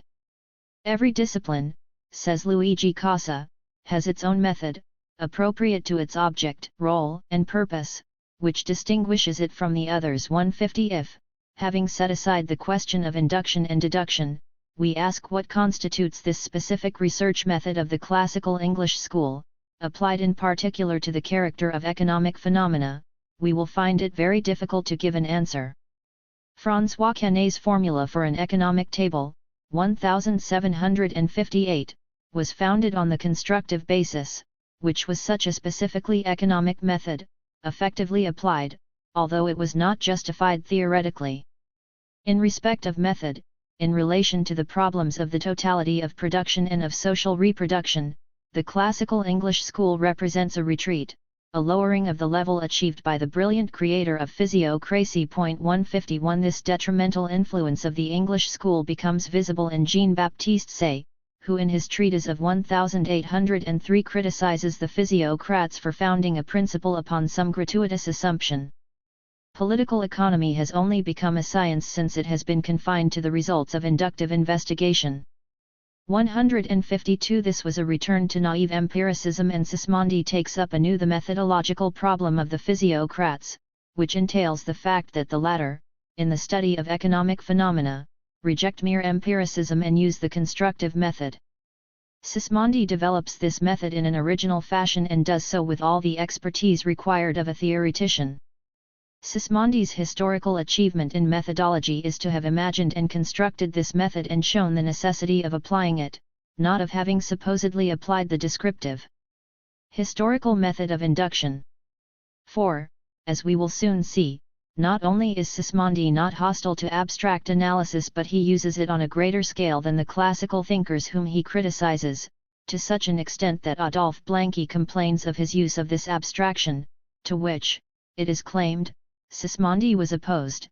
The principal defect in the method of M. de Sismondi lies in generalizing too much. Like Ricardo himself, his most illustrious opponent 153, the very fact that Sismondi's method has been evaluated in such diverse fashions should arouse our attention and encourage us to clarify the matter. So let us look at it more closely. How does Sismondi proceed to analyze the phenomenon that interests him most and that, in his opinion, is the fundamental question of political economy, namely, the problem of the imbalance between consumption and production? Empirically, there was the phenomenon of crises in the form of a glut on the market with goods that did not find buyers at a price that would make a profit possible. Ricardo saw the phenomenon itself as transitory and saw the cause as lying in an erroneous commercial or fiscal policy.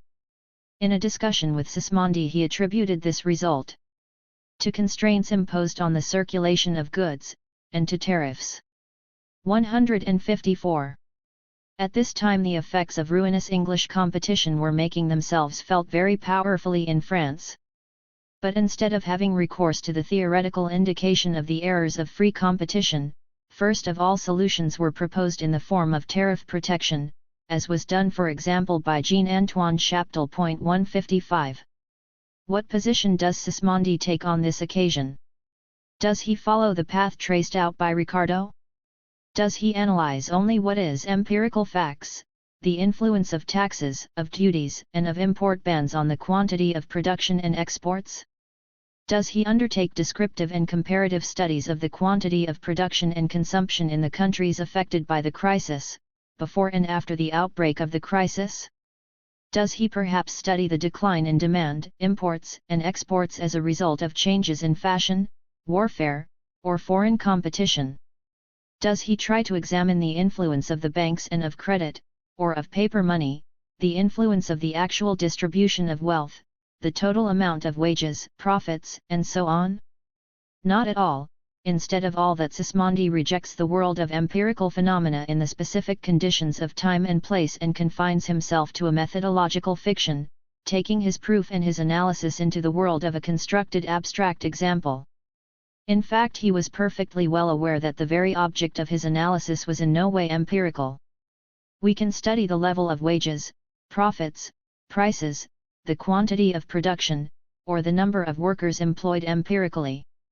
But the problem of the economic equilibrium of production and consumption in a capitalist society cannot be studied under the microscope of descriptive analysis, and, even if it were done by establishing as conscientiously as possible the effective state of overproduction, we would make no contribution whatsoever to demonstrating the extent to which this imbalance results necessarily from the very essence of the capitalist system. The object in contention in the analysis is therefore itself entirely abstract. The question I had raised was so obscure, so abstract that I laid myself open to the most absurd interpretations. However, I have never believed that I must forego the defense of what to me appeared to be the truth, because that truth was abstract, difficult to grasp. 156. While he was in Geneva in 1823, Ricardo continued orally the polemic with Sismondi that the latter had begun in 1820 against John Ramsay McCulloch. Once again, empirical facts were put on one side. But a spoken discourse cannot do justice to a question which calls for a difficult reconciliation of practical arguments with, in some way, metaphysical considerations. 157. We know what that means. In his 1824 treatise against Ricardo, where he reports the oral discussions he had with the latter, Sismondi, basing himself on certain arbitrary a priori principles, metaphysical considerations, constructs an abstract arithmetical example, calculations, and the polemic concerning the central problem of political economy was developed on this fictitious level. While Ricardo, as a supporter of total freedom of exchange between nations, attributes crisis to constraints imposed on the circulation of goods, and the empiricists, like Chaptal, seek salvation in the defense of the internal market through tariff protection, Sismondi excludes in advance from his argument the factor of the commercial policy of governments. The defense of the internal market and free export to foreign markets can undoubtedly get rid of excessive production, but the problem is only provisionally resolved by this means and only for one particular country at the expense of another country. In that system, nations are rivals to each other. Industrial prosperity in one causes the ruin of industry in the others. The export solution is likewise not viable for all nations. If all adopt this system at the same time, if all consign each year a greater amount of exports to foreign markets, their competition, that will embrace the world market, will be injurious to everyone. 158. The immediate result of this universal battle can only be the impossibility of continuing it, and all of them in turn would have to get rid of their excess. 159. Overproduction would then be revealed in its full extent. What can be done if one will not be able to sell abroad anymore? And then the illusions of foreign trade will disappear. 160. If therefore we take into consideration not a single state but the world market, for it there is no export. Starting from these thoughts, Sismondi continues the methodological construction of Keynes' Table 161 and admits that the economic process of the world has already reached the stage where external markets no longer exist, and that is why he takes as the starting point of his theoretical analysis an isolated nation, without external markets, by either looking at the entire world market, or by postulating that every nation exists in isolation from every other. Elsewhere he expresses this thought even more clearly: national expenditure must absorb total national production.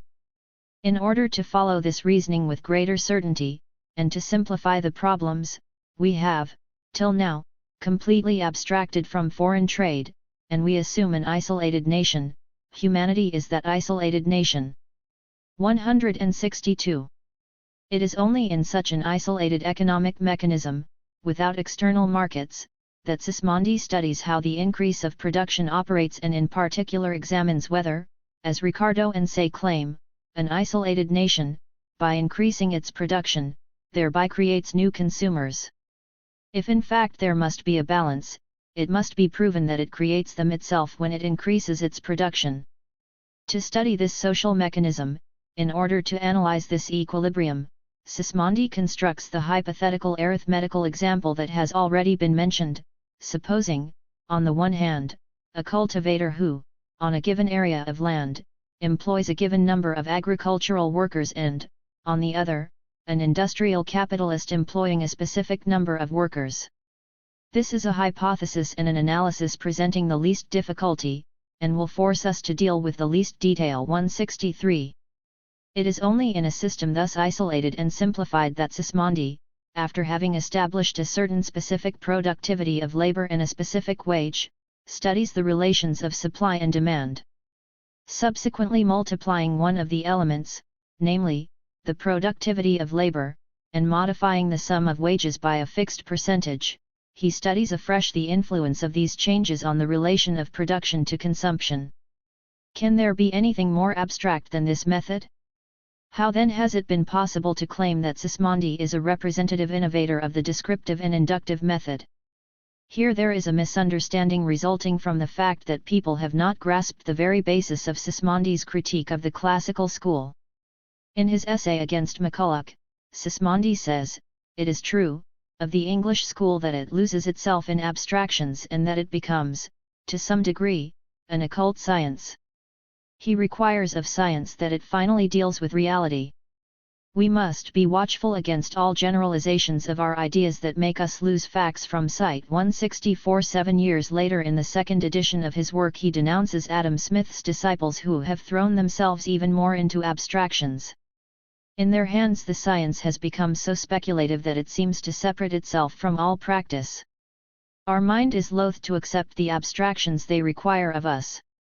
However, Sismondi rejects this abstraction, not because it is abstract but because it is an abstraction that does not fit reality, because it does not take account of the essential elements that characterize capitalist society. The simplification of reality must have its limits. The abstraction we are asked to make is by far too strong. This is not simplification, this is misleading us by hiding from our view all the successive operations by which we can distinguish truth from error. Sismondi criticizes Ricardo for having taken the state of equilibrium between independent producers as the basis of his proofs and of having, consequently, neglected such an important point as wage labor. We will look at society in its actual organization, with workers without property, whose wages are fixed by competition, and whose master may dismiss them at the moment when he has no more need for their labor, for it is precisely this social arrangement to which our objections apply. 165. Thus Sismondi is not opposed to abstraction in general but only to abstraction that sets aside essential elements of reality. Undoubtedly Sismondi too used the inductive, historical descriptive method. But he applied it in order to establish facts that were to be the starting point of his argument. He observed, for example, with the help of an empirical analysis, the struggle of large workshops against small ones, the concentration of large assets under the same management and the increase of material wealth in contemporary society, parallel to the deep poverty and pauperism of the working classes. 166. But these rebellious facts merely enable him to formulate the problem. 167. He seeks the explanation of the phenomenon precisely by means of the abstract construction of a fictitious model, with clearly established foundations, which enables him to draw from it conclusions that are rigorous even if, for the time being, hypothetical. But Sismondi's methodological foundations are not limited to this. If science has the aim of reproducing realities in the mind and if, for this very reason, he indicts Say so vigorously for having said nothing about wage labor, he nonetheless recognizes, on the other hand, that not every empirical phenomenon belongs to the domain of the reality that he wants to explain scientifically. The task that he has taken on entails discovering the laws that govern the capitalist mechanism, that is, a mechanism based on free wage labor and the monopoly ownership by the capitalists of the necessary instruments of labor. Now, the empirical world showed that alongside these elements of the system there were independent artisans and land-owning peasants. Should these survivals of former economic formations, as elements of empirical reality, be for Sismondi the object of the analysis of the capitalist system? As a historian, Sismondi is well aware of the historical variety of successive forms of the organization of labor, as well as their essential functional specificities. As crises and the ills that they entail came into existence to the extent that wage labor, that is, economic organization based on the payment of wages, was constituted, he draws the far-reaching methodological conclusion that forms of independent labor, artisans, peasants, are absolutely irrelevant to him as a subject of his studies of the essence of capitalism. 168. But precisely these forms constituted the major part of the empirical reality of his time, while the system of wage labor he proposed to study was still only a new phenomenon, in its initial phase, although its pernicious influence had already made itself felt and had led to disastrous disturbances.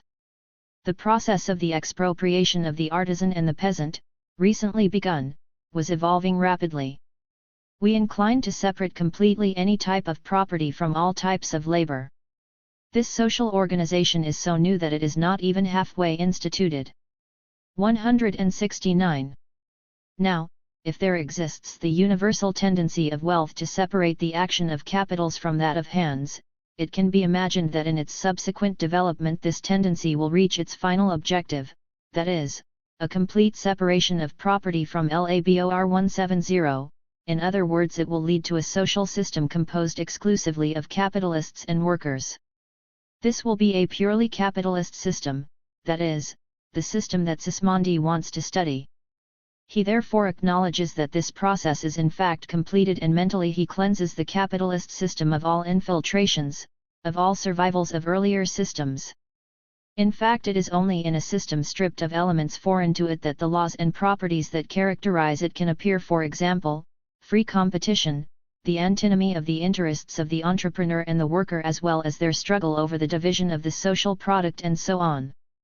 To examine this battle, it will be easier to abstract from all those workers who are at the same time capitalists, and from all capitalists who are at the same time workers. 171. Sismondi thus arrives at the methodological premise of an economic system based exclusively on wage labor, considered as a universally established system composed of capitalists and workers, excluding all third parties such as officials, soldiers, merchants, and people practicing liberal professions, etc. The result of our analysis is clear.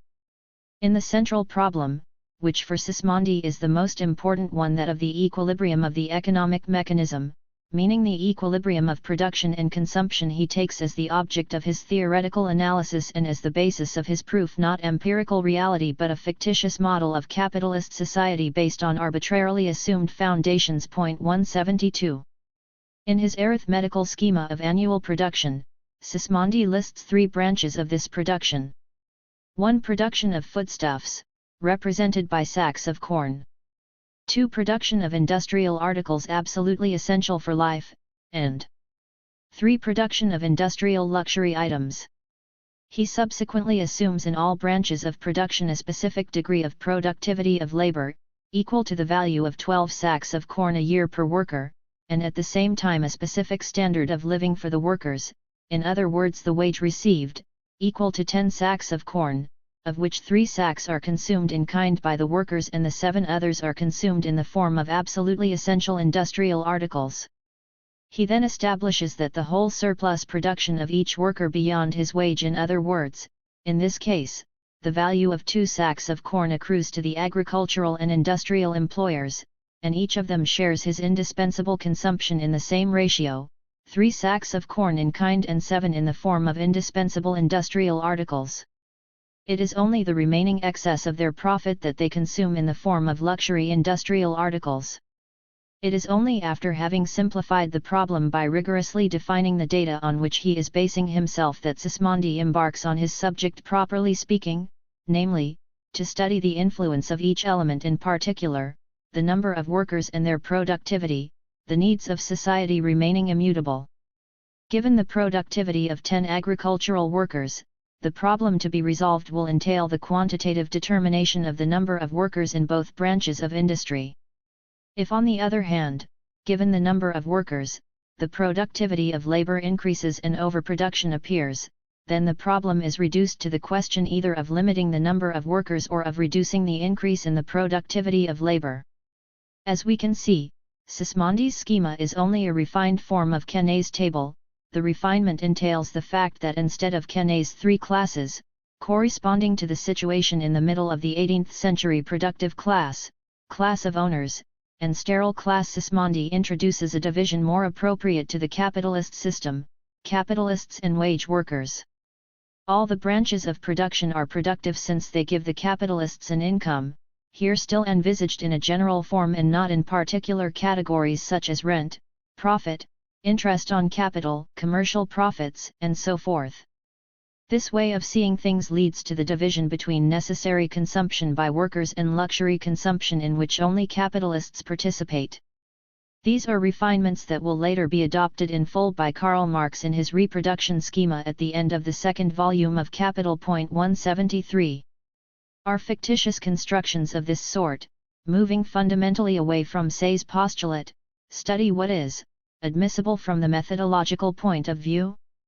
We must respond that Sismondi's premises are not arbitrary fantasies of the mind, formed without any relation to concrete existence. They are a construction, but a necessary construction, resulting from the character of the materials envisaged, from the fact of the mixture and simultaneous existence in empirical reality of phenomena that are aspects of organizations having completely different historical characters. The accepted bases therefore mark a selection of empirical materials, a limitation of the analysis to a specific group of phenomena, to the exclusion of all other alien elements. They represent positive facts, merely in the absence of disruptive causes. They are therefore in conformity with the conditions of methodological analysis, defined by John Eliot Cairns for the circumstance in which one uses hypothetical cases framed with a view to the purpose of economic inquiry. 4. Although precluded from actually producing the conditions suited to his purpose, there is nothing to prevent the economist from bringing such conditions before his mental vision, and from reasoning as if these only were present, while some agency comes into operation. The economic character of which he desires to examine. 174. Sismondi's methodological construction, solidly ordered, is, therefore, to use Cairnes's expression, a substitute for experiment. 175, also known as a hypothetical experiment or a thought experiment. Contrary to Hesbaca's opinion, it accounts for Sismondi's incontestable superiority over the methodological procedures represented by James Stoyart, by going far beyond the banal difference involved in the use of induction or deduction. Sismondi creates a method appropriate to the character and nature of economic phenomena, the objects of the analysis. This method is the expression of the stage of development reached by capitalism in Sismondi's day, a level it was far from having reached at the time of Quesnay and Stoyart. It is difficult to agree with Herbert Foxwell, professor at Cambridge University, who in his History of Socialist Ideas in England, 1903, says that the time after Ricardo in England was a period of indescribable confusion, of sterile logomancy and academic hair-splitting, and that he saw the cause of this in the fact that Ricardo had adopted what was intended to be a rigorously abstract and deductive manner, but without any of those formal aids to precision and clearness which scientific, and especially mathematical, method provides.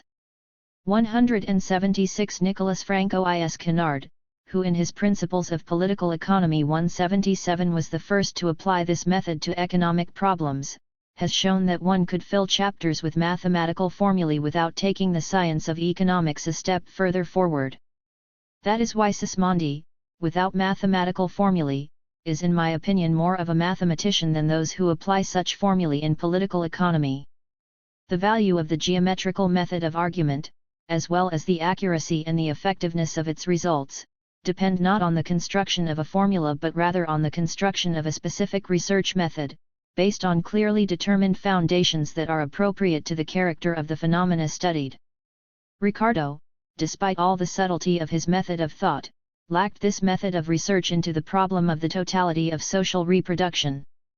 Hence it is Sismondi who has the merit of having continued on the methodological path indicated by Quesnay's table, which later led to Karl Marx's brilliant methodological construction. 178.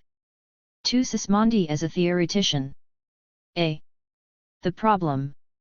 The misunderstanding we have pointed out with regard to Sismondi's methodological approach is repeated in even more pronounced form when this economist is considered as a theoretician. Previously, the history of economic doctrines has told us that Sismondi's chief merit was being the creator of a new social policy and of a program of reforms where he appeals for the granting of the right of combination. Then follows a limitation of child labor, the abolition of Sunday toil, and a shortening of the hours of labor. He also demanded the establishment of what he called a professional guarantee, whereby the employer would be obliged to maintain the workman at his own expense during a period of illness or of lockout or old age. 179. On the other hand, Sismondi the theoretician has been treated lightly. Rist assures us that what really interested Sismondi was not so much what is called political economy, but what has since become known as économie sociale in France and socialpolitik social policy in Germany. His originality, so far as the history of doctrines is concerned, consisted in his having originated this study. Sismondi thus becomes the first of the interventionists. 180. His role is quite different as far as theory is concerned. Sismondi's disagreement was not upon the theoretical principles of political economy. So far as these were concerned, he declared himself a disciple of Adam Smith. 181. The principal interest of Sismondi's book does not lie in his attempt to give a scientific explanation of the facts. His merit rather lies in having placed in strong relief certain facts that were consistently neglected by the dominant school of economists. He deliberately shows us the reverse of the medal, of which others wished only to see the brighter side. 182. He was the first to give sentiment a prominent place in his theory and thought that political economy was best treated as a moral science that must tend toward a just distribution of wealth. According to Rist, it is precisely in this ethical conception that Sismondi distances himself from the English school. That is why he gave such prominence to a theory of distribution alongside of the theory of production, which had received the exclusive attention of the classical writers. 183. Rist, as we can see, particularly insists on the importance of Sismondi as the creator of the ethical and socially reforming current, and does not think much of him as a theoretician, but to imagine anything more confused than the reasonings by which he attempts to demonstrate the possibility of a general crisis of overproduction is difficult. 184 Elsewhere Rist says that Sismondi fell into the error of Ricardo, that is probably why he wrote the essay against Ricardo, and adds, this shows what a hesitating mind we are dealing with. And having attributed such a modest place to Sismondi as a theoretician, Rist diminishes it even further by claiming that Sismondi's critique, far from being determined by theoretical principles, is only the result of the violent reaction of humanitarianism against the stern implacability of economic orthodoxy. We can almost hear the eloquence of Ruskin and Carlyle, and the pleading of the Christian socialists. 185. I will not cite the opinions of other writers here. Almost all make a similar judgment, and, whether it be Hector Dennis or Eisenhardt, Werner Sombart or Gustav Schmuller, they outdo each other in repeating that Sismondi inaugurated the ethical current in economics. Sismondi's general approach, says Rosa Luxemburg, is predominantly ethical. It is the approach of the social reformer.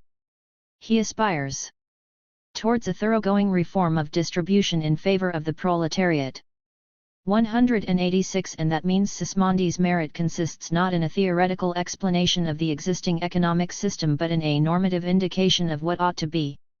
He never tires of preaching, says Sombart, not so much the Christian as the social spirit. 187 In Herner's eyes, Sismondi is a classic of social reform. 188 On the theoretical level, Dennis assures us, Sismondi accepts the principles of Adam Smith, and he shows originality only in that he came to draw quite different conclusions.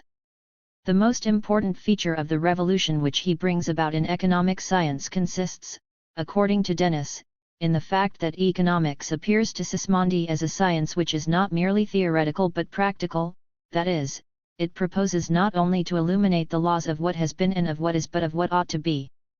Sismondi prepared or pursued the ethical moment of science, the subordination of political economy to morality. 189 Bombaerk agrees, according to him.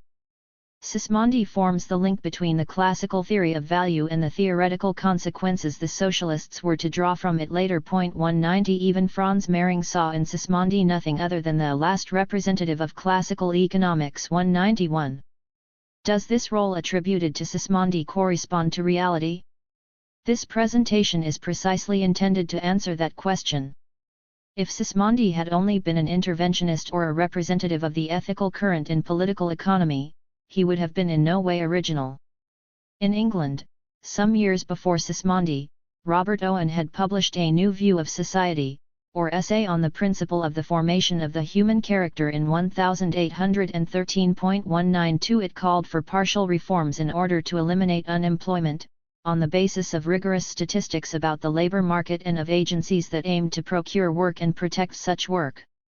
At the same time, from 1815 onward, Owen put forward plans that included from the outset the principles of contemporary industrial legislation.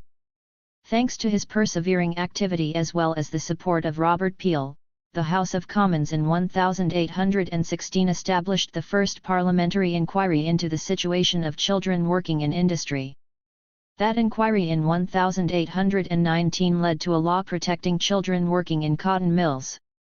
Likewise, before Sismondi and under the influence of Fichte, George Sartorius in Germany published a critique of Adam Smith, of free competition and of the inequality in the distribution of wealth that it produced, while Julius Sodden, 1905, stated that economics was not the empirical science of what is but an ethical science laying down what ought to be. 193. Contrary to current opinion, we do not see the historical merit of Sismondi in the field of social reform but in the first instance in that of theory, and it is precisely to this too often neglected point of view that we should like to draw the reader's attention. It must first of all be recalled that Sismondi himself claims a quite different role from the one historians have previously attributed to him. He considers himself above all a theoretician striving to explain facts that, in his view, the classical economists had not sufficiently elucidated, to explain them with the help of a new theory that he put in the place of the old one. I disturbed a science which appeared as one of the most noble creations of the human mind, in place of which I had discovered new principles. Doubtless he does declare himself the disciple of Adam Smith. But he confines this agreement to the fact that we declare, with Adam Smith, that labor is the sole source of wealth. However, Sismondi complements this principle with the discovery of truths which he himself Smith had not known. 194 Sismondi insists on the importance of the modifications he has made to Adam Smith's system. When considered from this new viewpoint, all that had heretofore remained obscure in this science became clear. Sismondi differentiates himself from the classical school, it is true, in his conclusions and his practical proposals. But this difference in conclusions derives from the difference in the theoretical conception. That is why Sismondi rejects classical theory, which he believes to be false. When the fate of millions of men rests on a theory no experience has yet validated, it is proper to regard it with some distrust. That is why, being dissatisfied with the theory of the classical economists, he takes a path quite different from theirs. So here there is not only a difference in practical conclusions but in the whole of the theory. Classical theory, in the emerging world economy, sees harmony everywhere, while reality reveals discord. To combat the criticisms made of them, the defenders of classical theory deny the facts by asserting that it is contradictory to claim that the increase in wealth can be a cause of poverty. Sismondi responds, since the fact is certain, it could not be contradictory, or rather if it presents a contradiction, it is in the terms used, in the definitions adopted. 195 and that is why he takes on the task of discovering the contradictions in the false theory. But it would be a mistake to confine ourselves to this critique of contradictory definitions. For beneath these contradictory definitions lies the contradiction of real phenomena. Here we have set out only to indicate that what seemed to be a contradiction in terms, growing poverty alongside abundance, could have reality. So it is necessary to seek the fundamental principles of the science. In reality, Sismondi succeeded in explaining, as he states, the facts in whose presence the classical economists found themselves mystified. I have explained it with a theory I believe to be new. 196.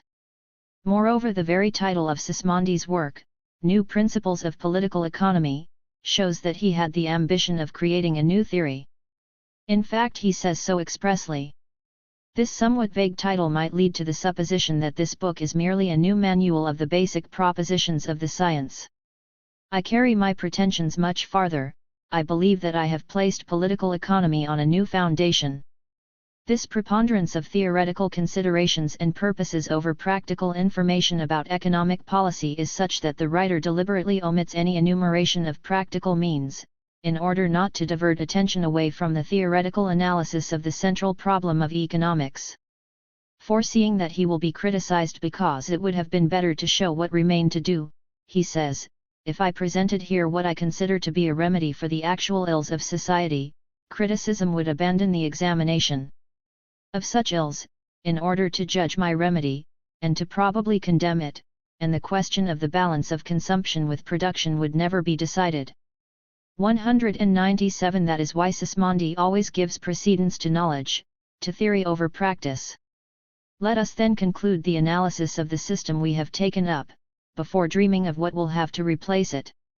It is one of the greatest efforts to which we can force our mind to visualize the actual structure of society, for before indicating the remedy it is necessary to make the theoretical diagnosis. 198 If Sismondi begins by abandoning the old theory that should be regarded with some distrust, because no experience has yet justified it, if for this reason he seeks a theory that seems to him to better explain the facts, he adopts a quite different tone a few years later, in the second edition of New Principles.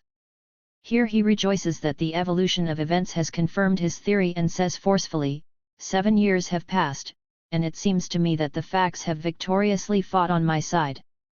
The supporters of the classical school are forced to seek elsewhere new explanations for events which diverge so much from laws they have believed settled, and, Sismondi adds, not without pride, explanations which I had given in advance have totally agreed with the results.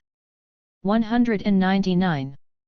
So we can see that, Contrary to what has been claimed previously, Sismondi disputes with his adversaries primarily over a theoretical conception of the economic system of his time and not over the implementation of practical policies. What does this new theory advocated by Sismondi entail? It is obvious that if we consider the social reformer and not the theoretician in Sismondi, we will not be able to elucidate this question adequately.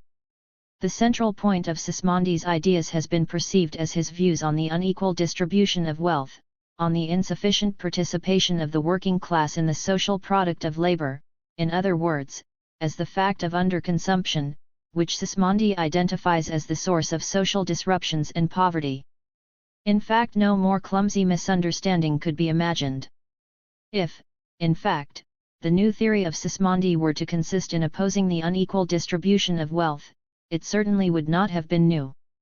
Without mentioning older writers, a host of thinkers on the terrain of modern capitalism in England and in France had, from the middle of the 18th century, raised more energetically than Sismondi the redistribution of wealth to counter inequality and, above all, had put forward conclusions of much greater scope than his. 200 In reality, Sismondi's new theory consists in something quite different.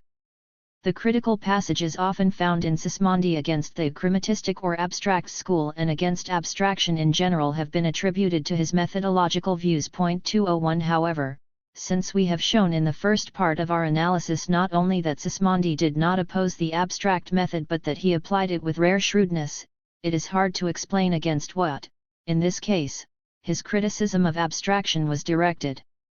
Hence we are led to conclude that the abstraction attacked by Sismondi must entail something quite other than a problem of method. Certainly. We will try to show that Sismondi's critique strikes at the very heart of the contemporary economic organization of capitalist society. His criticism is not a matter of the method of research but of the substance and constitutive principles of the economic mechanism of his time, as well as of the economic science reflecting this mechanism. Sismondi claims that the theory of the classical economists is incapable of explaining the mechanism around us. Every economic system has the aim of creating organizations, in order to meet the material needs of humanity. The periodically repeated crises of overproduction that provoke convulsions in this mechanism, bankruptcies of employers, enforced unemployment, and poverty of the working masses, are proof of some essential structural fault in the foundations of this economic system. Classical theory did not perceive this defect. Adam Smith, like Ricardo, acknowledged that the size of the productive apparatus had a spontaneous tendency to adapt to the size of the population and its needs. If the productive apparatus is too small, then thanks to a rise in prices and profits, capitals and labor will move precisely to the branch where they are most needed. By means of the mechanism of prices and profits, given free competition, that is to say, the unfettered freedom of action of individuals seeking their own profit, the equilibrium of the productive apparatus with the extent of needs is therefore re-established. Free competition is thus the regulator of the economic mechanism, a regulator that maintains it in a harmonious equilibrium. It is true that in Ricardo's time it was difficult not to see facts in contradiction with this theory, but for Ricardo these were only passing disruptions, temporary reverses and contingencies determined by war, by the whims of fashion, by commercial restrictions, by fiscal policy, and so on. Moreover, this is an evil to which a rich nation must submit. 202 But they cannot permanently disrupt the equilibrium of the economic mechanism, since equilibrium is the normal condition, the permanent state of things. 203. It is precisely against this theory of harmony that Sismondi directs his criticism. He draws out the errors in the reasoning of the classical economists and shows that the dynamic of the real capitalist mechanism is completely different from the movement defined by classical theory. He therefore takes on the task of discovering the reasons why the actual course of phenomena diverges from the fictitious, harmonious course depicted in the theory of the classical economists. Proceeding to the analysis of the capitalist system and the economic disruptions that are peculiar to it, Sismondi finds himself confronted by the fact that these disruptions appear and increase in time with the development of this new system, while they were unknown in earlier times. And he is led to historical comparisons. This analysis leads him to distinguish two essentially different types of economic system, systems without exchange and systems based on exchange. In the systems without exchange, human well-being depends directly on the quantity of goods obtained from production, that is, foodstuffs, clothes, housing. Once these needs are satisfied, people rest. In such an organization, wealth may exist without any possibility of exchange, or without trade. On the other hand, it cannot exist without labor. Sismondi brings out the logic of his thought by describing to us a man on a desert island. Ownership of the land, woods, animals, fish, and metals does not ensure his well-being, and amidst this abundance of natural goods the man can die of hunger and cold. It is only by labor that man acquires the goods that enable him to satisfy his needs, to become rich. The measure of his wealth will not be the price, which he might obtain in exchange, but the length of time during which no further labor will be requisite to satisfy his wants. 204 The totality of these goods acquired by labor and directly serving to satisfy his own needs will constitute true territorial wealth. Sismondi does not mean thereby any agricultural product, as one might suppose, but what is called natural economy, which the Germans describe more precisely by the expression Bedarfsdeckungswirtschaft in contrast to Marktwirtschaft, wherein Wirtschaft, .205. To this organization without exchange, to this territorial wealth described in Book 3, Sismondi contrasts in Book 4 commercial wealth. He keeps the same division in his studies, where the first section, Essays 312, covers territorial wealth, and the second, Essays 1317, commercial wealth. That the systems are identical in Sismondi's two major works is sufficient to show that here it is a question of essentially distinct economic types. If territorial wealth was not the agricultural economy, commercial wealth did not represent a separate category of commercial goods but these same goods, which inasmuch as they serve particular needs are territorial wealth, become commercial wealth when they are taken to market and intended to be sold. From the moment that the products of the earth had left the hands of the cultivator, to the moment they came into the hands of the consumer, they constituted commercial wealth. 206. Now, exchange had not in the least altered the nature of wealth, it was always a thing created by labor, saved for future need. 207 But now, in the course of exchange, alongside this character of real wealth, appears a new phenomenon, the exchange value of these goods, in its capacity as a special kind of wealth specific to the system of exchange. The use value of goods is an intrinsic wealth residing in goods and attached to them, and, consequently, it is a real wealth, serving to satisfy needs, a wealth that is independent of exchange and hence always real in every economic system, and it is the product of labor. These goods are useful, are necessary to the very people who bring them into existence. They have an intrinsic value more legitimately than those that are commonly designated with this description. It is independent of any exchange, it is prior to any trade. 208. In opposition to this real wealth, independent of the form of economic organization, exchange value is wealth deriving from exchange, hence exclusively linked to a certain economic organization based on exchange.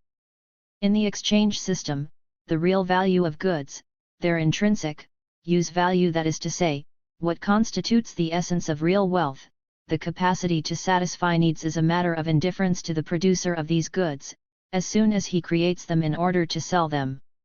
We come to goods which the manufacturer produces for the use of others.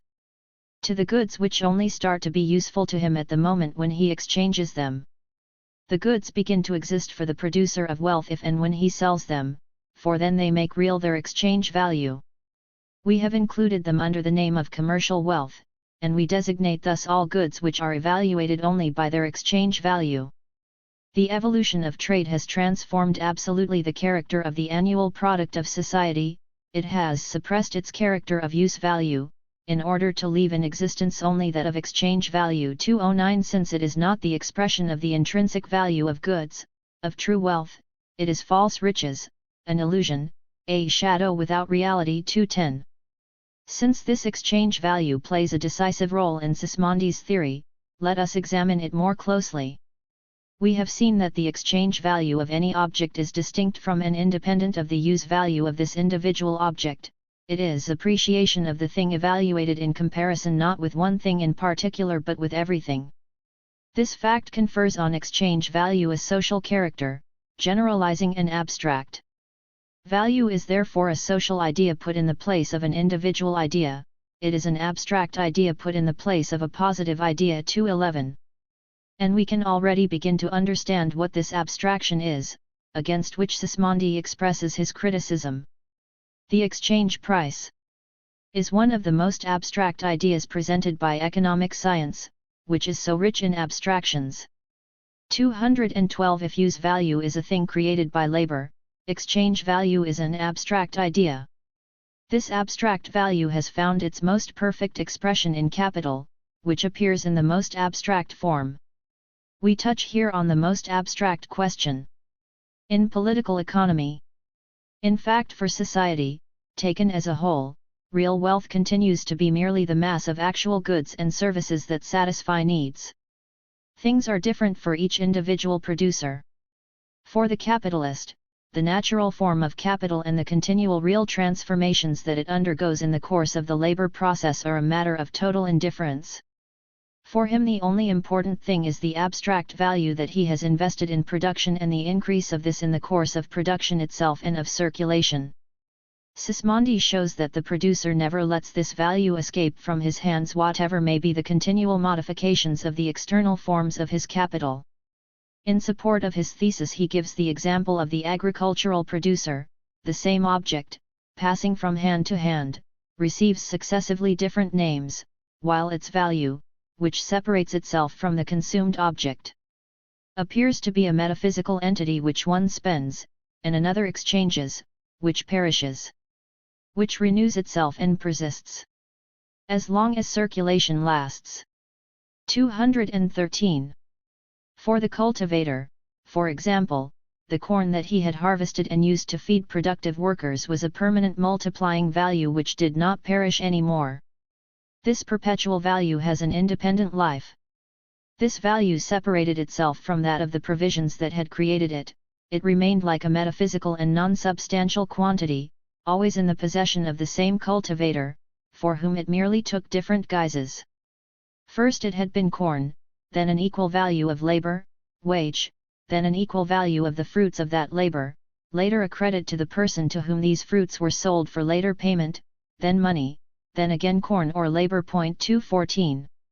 This movement of wealth is so abstract and it demands such great concentration to understand it well.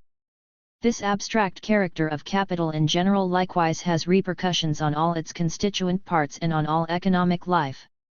Circulating capital is an abstract and elusive quantity and cannot be grasped. 215. It is the abstract image of all the values which commerce has at its disposal. 216.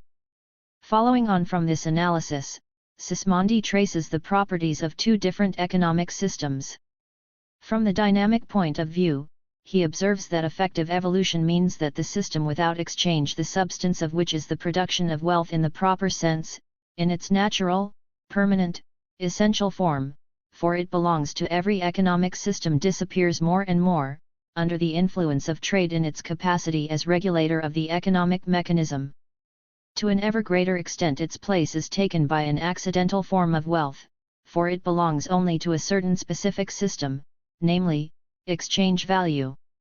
Trade leads to the disappearance of the essential character of forms of wealth, utility, leaving behind only their accidental character, their exchange value. 217.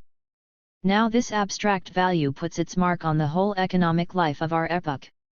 If, from the point of view of essential wealth, the history of the well-being of society is nothing other than the history of human labor, then it is most important that one thinks first of showing step by step all the actions by which a human can move from penury to opulence.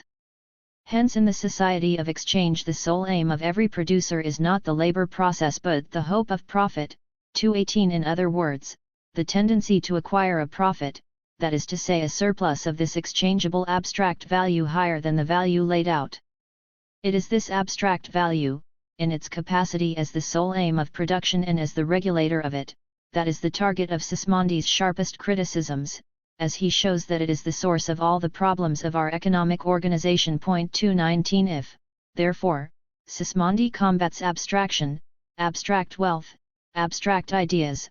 He is thinking of wealth based on exchange value, in the same way that later Nassau Sr., Friedrich Skarbek, or Karl Marx would call exchange value abstract wealth. 220 Hence, Sismondi does not attack either wealth or the accumulation of wealth in general, but attacks the accumulation of wealth in the abstract form of exchange value and describes as crematistic economic organization based precisely on this exchange value.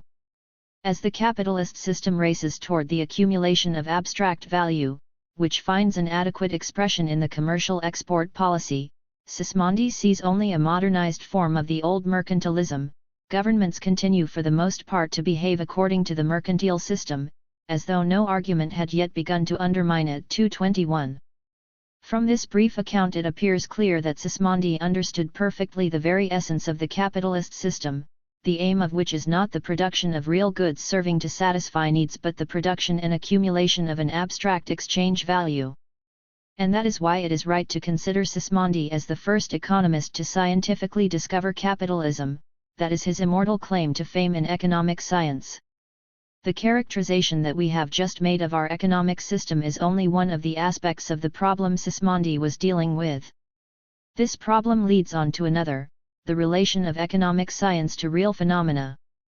Now, according to Sismondi, the economic theory of his time was only the theoretical reflection of contemporary economic organization based on abstract exchange value. If this organization, as a result of its defective construction, is the source of lasting problems, this fact also has an impact on economic theory, which is likewise based on the same abstract foundation of exchange value. The real contradiction of the economic system appears in science in the form of incoherent notions and definitions and futile quarrels about words. Through a painstaking analysis of the contradictions of the economic system, Sismondi ends up with a search for the errors and contradictions in the theory. This quest necessarily brings us back to the most abstract notions of the science, to the most disputed definitions, to a whole battle of words. In both organization and theory, the source of the problem and of the shortcomings is identical. It is the opposition between use value and exchange value, which makes it impossible to give a satisfactory definition of these various terms: price, value, wealth. The abstract character of the science based on exchange value and the contradiction between this science and the phenomena of real wealth makes it difficult to define these notions: price of production, sentimental price, monopoly price, nominal price, real price, and so on, and this difficulty derives from the very nature of our system. In theory this again comes down to a battle of words, a dispute about meanings, and not to the very essence of the phenomena concealed by it. So it should not be forgotten that verbal disputes about a definition do not and cannot explain what these phenomena entail. Those who think they have dealt with the phenomena through the critique of a definition are greatly mistaken. The contradiction manifested in phenomena must be eliminated from these phenomena, and this cannot be done by a critique that only examines words. The classical theory of the spontaneous harmony of interests is not in a position to resolve this effective contradiction. Together with the continuous increase in wealth, capitalist production gives rise to poverty growing together with abundance. 222 This phenomenon seems to be a contradiction. In fact it is a real phenomenon, and hence the idea that expresses it is consistent with reality. So if theory has not succeeded in defining this concept adequately, that does not make it faulty. The error is in the definition, in the words. If a more precise analysis makes us find a contradiction somewhere, it is not the idea which must give way but the word. It is in the definition and not in the fact that we find the defect of the argument. 223. Sismondi was the first to present us with a deep analysis of the contradictions in theory, showing that it is not the accidental result of the incapacity of scholars but the necessary consequence of the contradictions presented by the economic system itself.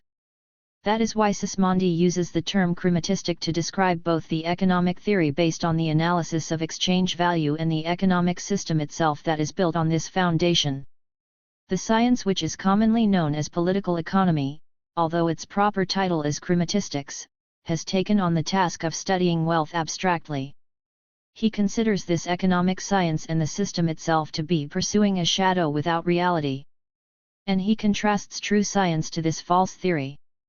We reserve the name of political economy for the study of the social organization of man in his relation with things, the man who consumes wealth and the man who produces it. 224 Sismondi wants to consider only real phenomena, the relation of man with the real usable goods that he produces and consumes, independently of the question of the exchange value of these goods. And this economy that is independent of exchange and of the calculation of value he calls the real economy, the rule of the house and of the community. 225 As we will see, this problem has nothing in common with the question of the distribution of wealth that, according to the view held until now, constituted the very substance of Sismondi's doctrine. The scientific problem that Sismondi was posing himself is hence double: critique of theory, critique of the system. Sismondi has to explain the functioning of the economic mechanism built on the basis of abstract exchange value, whose ideal aim, the aim of any economic system, is to satisfy all the needs of society, but in which the aim of each particular producer is to individually accumulate abstract exchange value. He proposes to seek an explanation for so many facts which appear contradictory, to discover what is the deception of the system of industrialism, to show how it has abandoned the substance to run after the shadow, in order finally to replace chrematistics, or the abstract science of wealth, with true political economy. 226. b. Positive theory.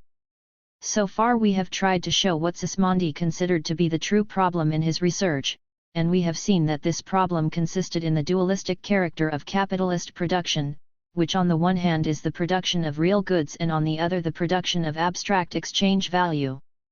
It now remains for us to explain why he sees this fact as the defect of our economic organization and why in particular he criticizes one of these elements, abstract exchange value, as being the principal source of all the upheavals that trouble our economic system. The very location of the problem, no less than Sismondi's solution to it, are by their depth far removed from the horizon of classical economic thought and even of contemporary economic thought in general. In the system producing for human needs and not for the market, for sale, an increase in production, that is, in the quantity of goods, is simultaneously an increase in wealth. Before the introduction of trade and when everyone thought only of supplying themselves, the increase in the quantity of things produced was a direct increase in wealth. That is doubtless the true understanding of wealth. 227 As long as men work to satisfy their own needs, utility is for them the true measure of values, and the increase in quantity of a useful thing is a sure increase in wealth. It is nonetheless necessary to produce these goods within strictly defined limits. It is true that the needs and desires of human beings are unlimited, but not the concrete needs, foodstuffs, housing, clothing, and so on. 228 One can have too much, even of the best things. Consumption cannot go beyond a certain limit, difficult to indicate precisely but nonetheless definite, and which no man could go beyond. 229 All labor he performed beyond that would be pointless. Any product which he accumulated would be without value. Nonetheless, in the system without exchange the glut of commodities was not possible. 230 Concrete needs gave an impulse to production, so that in practice the direction and scope of labor were adapted in advance to the extent of needs. Man, after having supplied his stock for consumption and his reserve stock, will stop. 231 In these conditions one produces only as much as is necessary, and the goods produced are always wealth, for they fulfill the function appropriate to them, that is, they serve to satisfy needs. It is quite different in the system with exchange. The whole, organized for a specific purpose, which was represented by the system without exchange, has now been fragmented into distinct functions that are independent of each other, if not diametrically opposed. The independent producers, left to themselves, produce for the market, that is, for other people, without knowing these people's needs, and remain in contact with them only by the mediation of exchange. Each cog in the clock has made itself free and functions independently of the others. The common movement, coordinated for a particular purpose, has been fragmented into private isolated fractions. Trade or exchange has divided between the members of society the functions which tend toward a common purpose. Everyone, in pursuing their private aims, loses sight of the general interest. They pursue their aims without really knowing how much of this thing society requires of them. 232. This failure to adapt the behavior of individuals to the needs of the social whole has the necessary consequence of upsetting the whole. Society, in fact, although fragmented into specific and independent functions, nonetheless does not cease to constitute a social whole. If in the economic system working for the producer's own needs it was necessary to adapt every act and every function to the needs of the individual producer, this same obligation exists for the system with exchange. Production has limits which it is forbidden to exceed. These rules are equally true in any state of society, even if it is no longer directed by an intelligence which understands all the relations of its members with each other, by a will which makes them all cooperate for the common good. In a society based on the division of labor and functions, their coordination is a necessity. Sismondi compares it to a watch where all the cogs and all the motions, by the very nature of things, must be coordinated. All movements in society are linked together, one follows from the other, as the various movements of the gears of a watch. 233. However, from the time that society becomes divided into independent and even contradictory functions, this necessary adaptation can only be an objective result that is accomplished through the divergent interests and movements of individuals. Civilized society seems to be subject to those general laws which propel the whole toward a common end, by disasters that pitilessly strike the different parts. 234. Thus it is these laws through which social union is achieved independently of the action of individuals. 235. In these conditions, economic disturbances are the natural and inevitable consequence of our economic organization.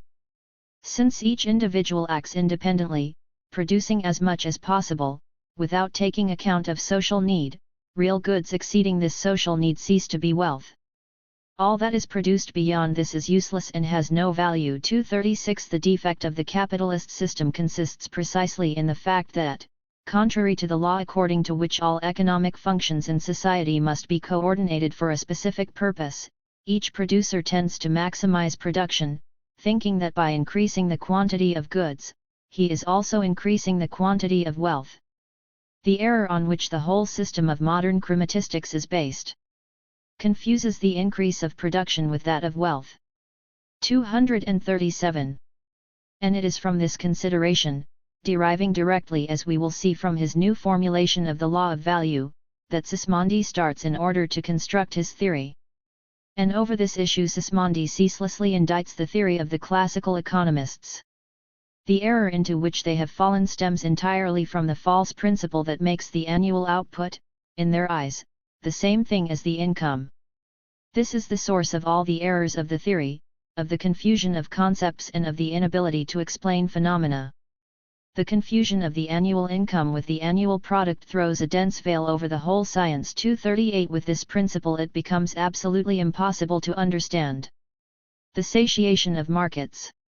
It is equally impossible to extricate oneself from the contradictions about the meaning that ought to be given to the words value and wealth with which Messrs. Say and Ricardo mutually charge each other. 239. Here Sismondi is referring to the well-known controversy between Ricardo on the one hand and Say and Thomas Malthus on the other. The latter two identify value with wealth. Malthus claims that revenue drawn out of the earth by a landowner is an increase in social wealth, a new creation of riches. 240. Ricardo is in agreement with Sismondi, who regards revenue as a purely abstract value. Rent has a value purely nominal. Consider it as no addition to the national wealth, but merely as a transfer of value. 241. Ricardo expresses a similar opinion in chapter 20 of the Principles, where under the obvious influence of Sismondi he shows that their theory has confused the ideas of value and riches. It is not value that determines wealth. A man is rich or poor according to the abundance of necessaries and luxuries which he can command. Whether the exchangeable value of these be high or low. 242. This way of seeing is undoubtedly in contradiction with the whole of Ricardo's system, which is based precisely and above all on exchange value. And that is why Ricardo draws no conclusion from this difference between exchange value and wealth. In Ricardo's system, Chapter 20 constitutes a totally isolated point, unconnected with this system. Sismondi was the first to draw out all the implications for the economic mechanism that derive from the fact that it is precisely based on this abstract exchange value purely nominal 243, and in this fact he sees the cause of all the disturbances, all the disruptions, of this mechanism. It now remains for us to show in a detailed analysis why and how we must necessarily end up with these disturbances if we base the economic mechanism on abstract exchange value. Sismondi asserts that if we base the economic system on this principle, it is impossible to make a proportional fit between the amount of production and the extent of needs. Disproportion becomes then and as a rule a normal phenomenon. In the system without exchange, composed of producers independent of each other, it did not matter whether the number of producers increased, since each was producing only for his own needs, and the functions of production and consumption were dependent on each other and in close correlation. Their equilibrium was thereby ensured in advance. But it is quite different in the system with exchange, where one produces for other people. Here the separation of producer and consumer came into being, somebody had taken the place of the producer to consume. But when trade was introduced, and each no longer labored for himself, but for someone unknown, the proportions between the labor and the revenue were independent of each other. And then it became necessary to regulate the mutual quantitative relations between total production and total needs. But as nobody carries out this regulation, these relations are entirely random, the number of producers and the extent of their production are different and arbitrary in each branch. Need has ceased to be the regulator of the extent of production and has been replaced by the capitalist's profit, deriving from a product having a value higher than the money advanced by means of which it has been obtained. This difference, this surplus, is therefore itself exchange value and hence an abstract quantity. This profit, this abstract value, is henceforward the aim of the whole capitalist mechanism, it is its motor, it guides all actions, independently of real needs. Profit-making has become the first aim in life. 244 The hope of profit makes capital circulate rapidly from one end of the known universe to the other. 245 How does the exchange mechanism function under the influence of this regulator? And thus we find ourselves at the very heart of Sismondi's theory. Although each social function has become independent, society has not ceased to be a whole in the economic sense, an organism controlled by the law of this whole and not by the elements that make it up, something that is manifested in the law of value. Sismondi corrects the individualist theory of value of Smith and Ricardo, which determines the value of a commodity by the labor expended on producing it, with this highly significant addition, that it must be the labor necessary for its production. Mercantile value is always fixed, in the last analysis, by the quantity of labor necessary to obtain the valued thing. 246 To tell the truth, Ricardo also seemed to define value in this way: I say that it is the comparative quantity of labor necessary to the production of commodities, which regulates their relative value. 247 But while Ricardo only speaks of the time technically necessary to produce a unit of a given commodity, Sismondi uses the word necessary, as Marx will do later, in the sense of time that is socially indispensable, that is, time necessary to produce the whole mass of a given commodity necessary for society. 248 Value is the relation between the demand of all and the production of all. Value results from the relation between the need of the whole society and the quantity of labor which has sufficed to satisfy this need. Only the labor required to satisfy the whole need is necessary, and the value of the products then corresponds exactly to the labor provided, measured by time. This condition would require the quantitative fixing, on the one hand, of the number of producers and the extent of their production, and on the other of the extent of total social needs. In the end, it is only under these conditions that the process of production would be in proportion to needs, would be normal, without disturbances or losses for the producer. To be sure of selling, he would have to know two things: the quantity of the thing he is producing that the public needs, the quantity of it that can be produced by all those who exercise the same profession as he does. Whereas one or the other, wealth and population, considered by themselves, are only abstractions, and the real problem is to find that combination and proportion of population and wealth. 249 Independently of the question of the unequal distribution of wealth between the various classes of the population, the key point is that reproduction is in proportion to the productive forces and the needs of society as a whole. It is on that proportion that my new principles are founded. It is in the importance that I attach to it that I differ essentially from philosophers who have expounded the economic science of Messrs. say, Ricardo, Malthus and McCulloch.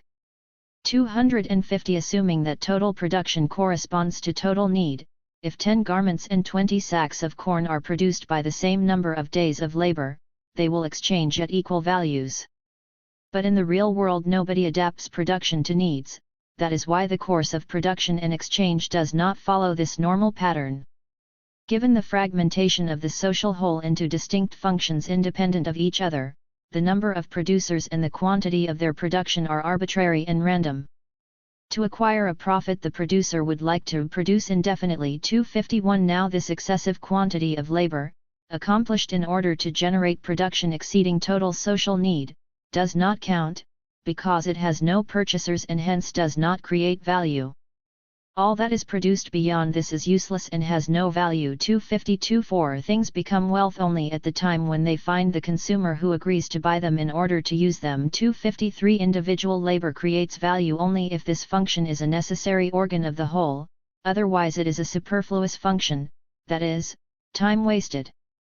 If therefore the number of producers of clothing, for example, increases, although the need has not changed, the labor expended on this additional production of clothing does not create any value. The greater mass of clothes will have the same value as previously, and, as a result, the price of each garment must fall.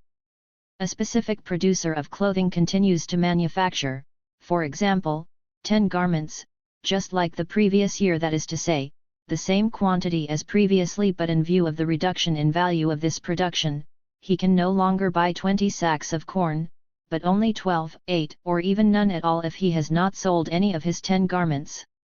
So despite the claims of Say and Ricardo, it appears that it was only in the system without exchange that the quantity of the product was identical to the income, and in permanent conditions sufficed from year to year to satisfy the same needs.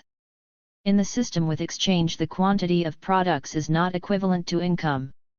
This quantity of products must first of all be sold. Each producer now knows that by making the same quantity of products, he might earn much or little, or he might even lose. The products of one year, identical in quantity and quality to those of the previous year, may and do represent a quite different income. Despite the identical nature of the products, the income is of a variable size. In the exchange system, products are not yet positive quantities, aliquot portions of wealth, as long as they are in the hands of the producer. Only sale determines their value. 254 In these conditions the manufacturer of clothing produces, it is true, the same quantity as previously, but his income will depend not on the quantity of goods created by him as an individual producer, but on the quantity of goods created likewise by all the other producers, and hence will depend on productive processes taking place outside of each individual producer and independently of him, in short, on competition. Thus, in this new condition, the life of every man who works and produces depends not on his labor but on what he sells. It matters little whether the work is done well. It must be in exact proportion with production. The producer who cannot sell cannot live. 255. From the point of view of society conceived as a whole, income is always a certain given mass of effective goods reproduced. Income, of which we have seen all the different sources, is a material and consumable thing. It springs from labor. 256 But in the exchange system the producers act in isolation. For them income is always a variable amount, it is an abstract value subject to fluctuations. In this disproportion of production and income, of use value and exchange value, is found the original source of the disruptions that appear in our economic mechanism. The development of this thought constitutes the first part of Sismondi's theory. It was to this that Karl Marx's penetrating observation referred. Sismondi founded on the opposition between use value and exchange value his principal doctrine, according to which diminution in revenue is proportional to the increase in production. 257. Despite these words written nearly 80 years ago, Sismondi's principal theory on the nature of income has not yet been understood. The classical school considered crises as accidental phenomena provoked by mistaken commercial policy and by restrictions. Even those who are called egalitarian socialists, like for example William Thompson, saw the real source of crises only in the luxury branches of industry, as the result of the whims and changes of fashion among the rich. 258. In contrast, for Sismondi, crises are the necessary consequence of the construction, defective in principle, of our economic mechanism based on abstract exchange value. Sismondi's analysis does not stop with this result. The classical school insisted that even when a crisis broke out, it could only be a transitory phenomenon, for our productive apparatus possesses a spontaneous tendency to re-establish the good order that has been disrupted. Sismondi had a quite different view. He showed that in an economic mechanism whose regulator is a variable exchange value, there are causes that act permanently, that merely intensify the disequilibrium between production and needs and constantly create the tendency to enlarge production whether or not this is required by needs. First of all, on the commodity market. The mechanism described by the classical economists is well known: any excess production brings down prices and profits and has an automatic influence on the reduction in production. The tendency to equalize profits in the various branches of production brings about the withdrawal of capital from non-profitable branches and prevents disequilibrium. On the other hand, Sismondi argues that in a society where the producer's aim is not the production of a specific quantity of real goods but the highest profit possible, the lowering of the selling price and income caused by overproduction in no way leads to the reduction of production but, on the contrary, merely extends it, so that with a greater number of transactions the producer can recuperate his losses on prices. The producer always seeks to produce more, to produce cheaper, to produce all the more, in order to regain by quantity what he loses on prices. The result of the reduction of income is that he needs more capital to live, he needs more land to get the same amount of rent, he needs to lend more money to get the same amount of interest. Overproduction by lowering prices and incomes forces the individual producer to continue overproducing even more. Because they had already too many goods, they have asked for more at a lower price. That seems like a paradox. However, there is a glut on the market and there is no means of selling all the increased production, since there was insufficient demand previously for less production. But the increase in production makes it possible to reduce expenses, thanks to which the large producer wins out over his competitors and disposes of his goods at his competitors' expense. Each producer seeks to undercut his rival colleagues and by low prices to attract the buyer to himself in preference to someone else who cannot sell. 259. This producer prospers even at times of general stagnation, he increases his production even when there is no increased demand. It is an artificial buoyancy, production is reviving, but this sporadic activity is more often the result of risky speculation, of misplaced confidence, and of superabundant capital, than of new demand. It is a deceptive activity, a fallacious prosperity. 260. The necessary, inevitable consequence of undercutting by some is glut for all, or the arrival on the market of a quantity of goods in excess of needs, which can only be sold at a loss. Success in competition is conditioned by large-scale production, the purchase of cheap raw materials, the application of the division of labor, the use of machines, new inventions, and so on. But this success also depends on the abundance of capital and on a low rate of interest. A decrease in the rate of interest begins a search for a productive use of superabundant capital.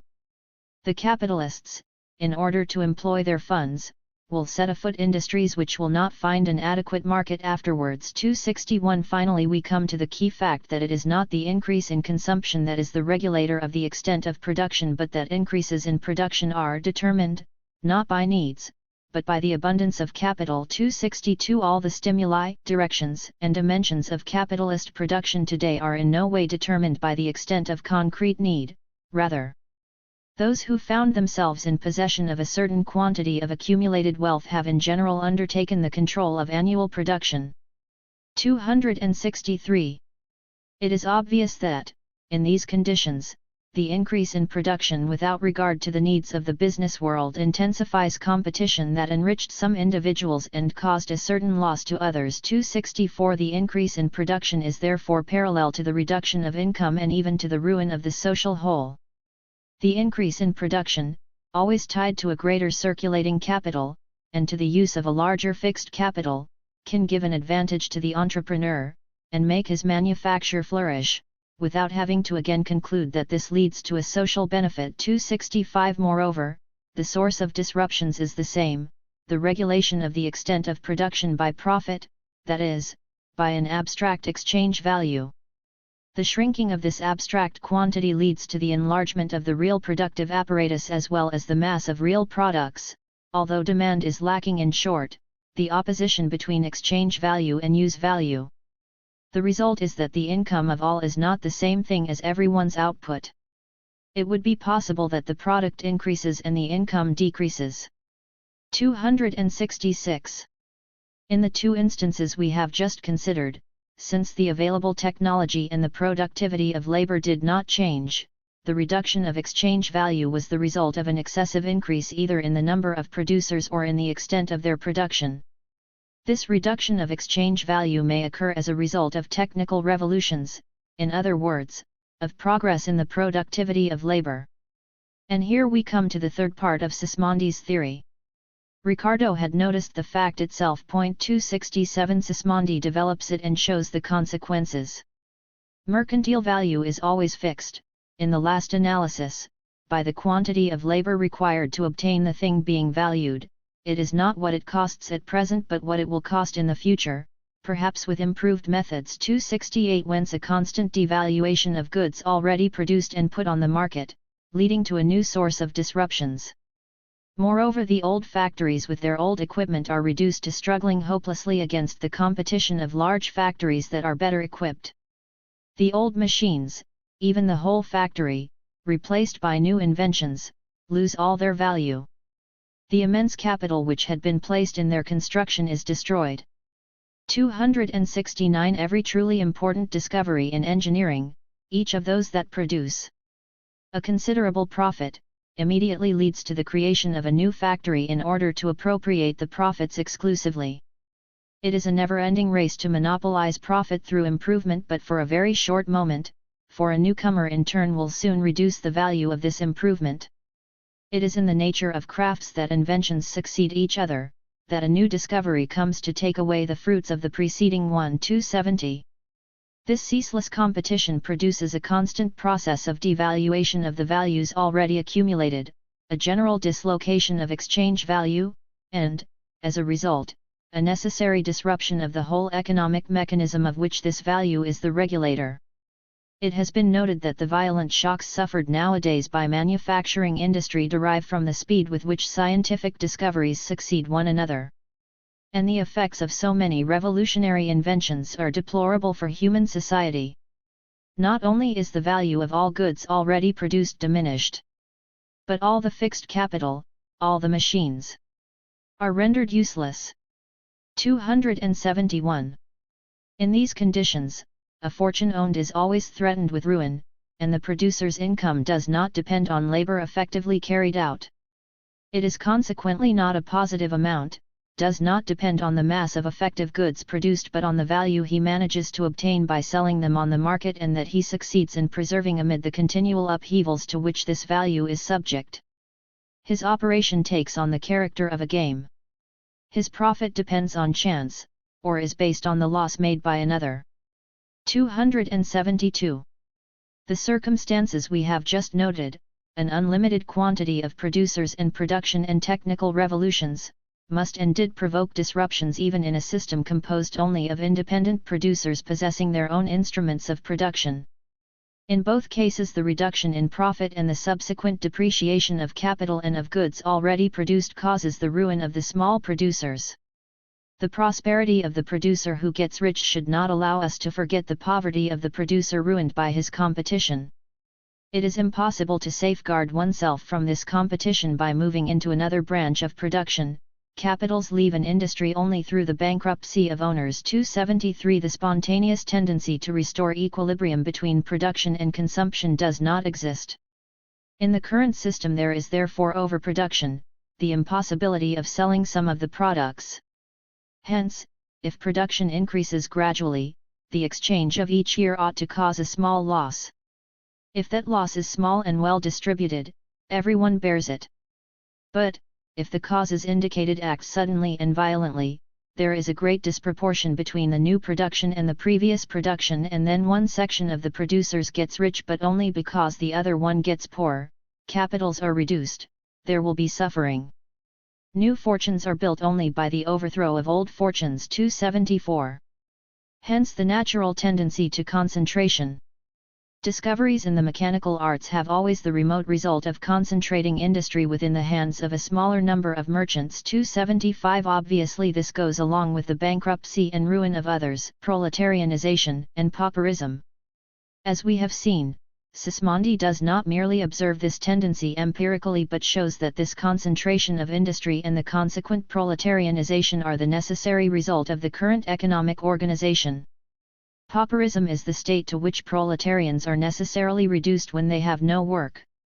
This society, which gives all its support to the rich, does not allow the proletarian to work, and condemns him to idleness. In short, the causes that we have just set out are the historic basis of the tendency that has led to and continues to lead to the separation of property and labor. We incline to separate completely any type of property from all types of labor. Hence, on the one hand, the concentration of capital, and at the opposite pole growth of the proletarian masses. Already brought into the world, that population finds no longer any room to exist there. 276 But this excessive population exists today, and is the necessary result of the existing order. When a primitive hunter dies for want of finding any game, he yields to a necessity which nature herself presents. Today it is a different matter for the artisan without work, he is still surrounded by riches. And if society refuses him the labor by which he offers, till his last moment, to purchase bread, it is men, not nature, that he blames. 277. It is true that after the catastrophe of a crisis a new equilibrium is established at last. People have tried to see in this fact a proof that a crisis is only a passing ill and that equilibrium is restored automatically. Sismondi considers this theory of equilibrium restoring itself to be dangerous. A certain equilibrium will re-establish itself in the long run. 278 But the disaster nonetheless leaves a deep impression. Some of the producers go bankrupt and sink into the proletariat while others succeed in enlarging their businesses, and a concentration of industry results. Equilibrium is restored, but on a new basis, the social structure has undergone a serious transformation. This glance at Sismondi's conceptions enables us to conclude that economic science has previously considered the facts stressed by our writers such as competition, the struggle between large and small industry, concentration, crises, pauperism, the reserve army, abuses committed in factories, and above all the question of the distribution of wealth only as isolated, external facts. As disjecta membra. 279 Economists have not explained and have said nothing about the internal connection, the stimulus and the cause uniting all these phenomena into a set of parts of a common mechanism, in complete mutual dependence hidden below these external manifestations. This connection is the fact that abstract exchange value is the regulator of the extent of production. The economic system serves to satisfy the concrete material needs of society by means of a given productive apparatus. These needs, just like the extent of the apparatus, are amounts and phenomena that can remain in mutual relations in natural conditions, without regard to value. On the other hand, our economic system, in order to apply the dimensions of the aforesaid productive apparatus to the extent of the needs, takes as its regulator exchange value, a regulator that in a mechanism based on free competition is necessarily a variable standard, whose movements are the opposite of those of the effective goods that it measures, since the value of a given good diminishes if the general mass of goods increases. So these factors, like two worlds that are impenetrable to each other, do not have a common measure, and to try to harmonize them would be like measuring length in grams or weighing in meters. The present suffering results from the increase of quantities, while values are being reduced to 80. Our system is like the mechanism of a factory in which every wheel, every machine set in motion by the transmission belt would have to experience disruptions in its movements if the belt contracted or stretched excessively.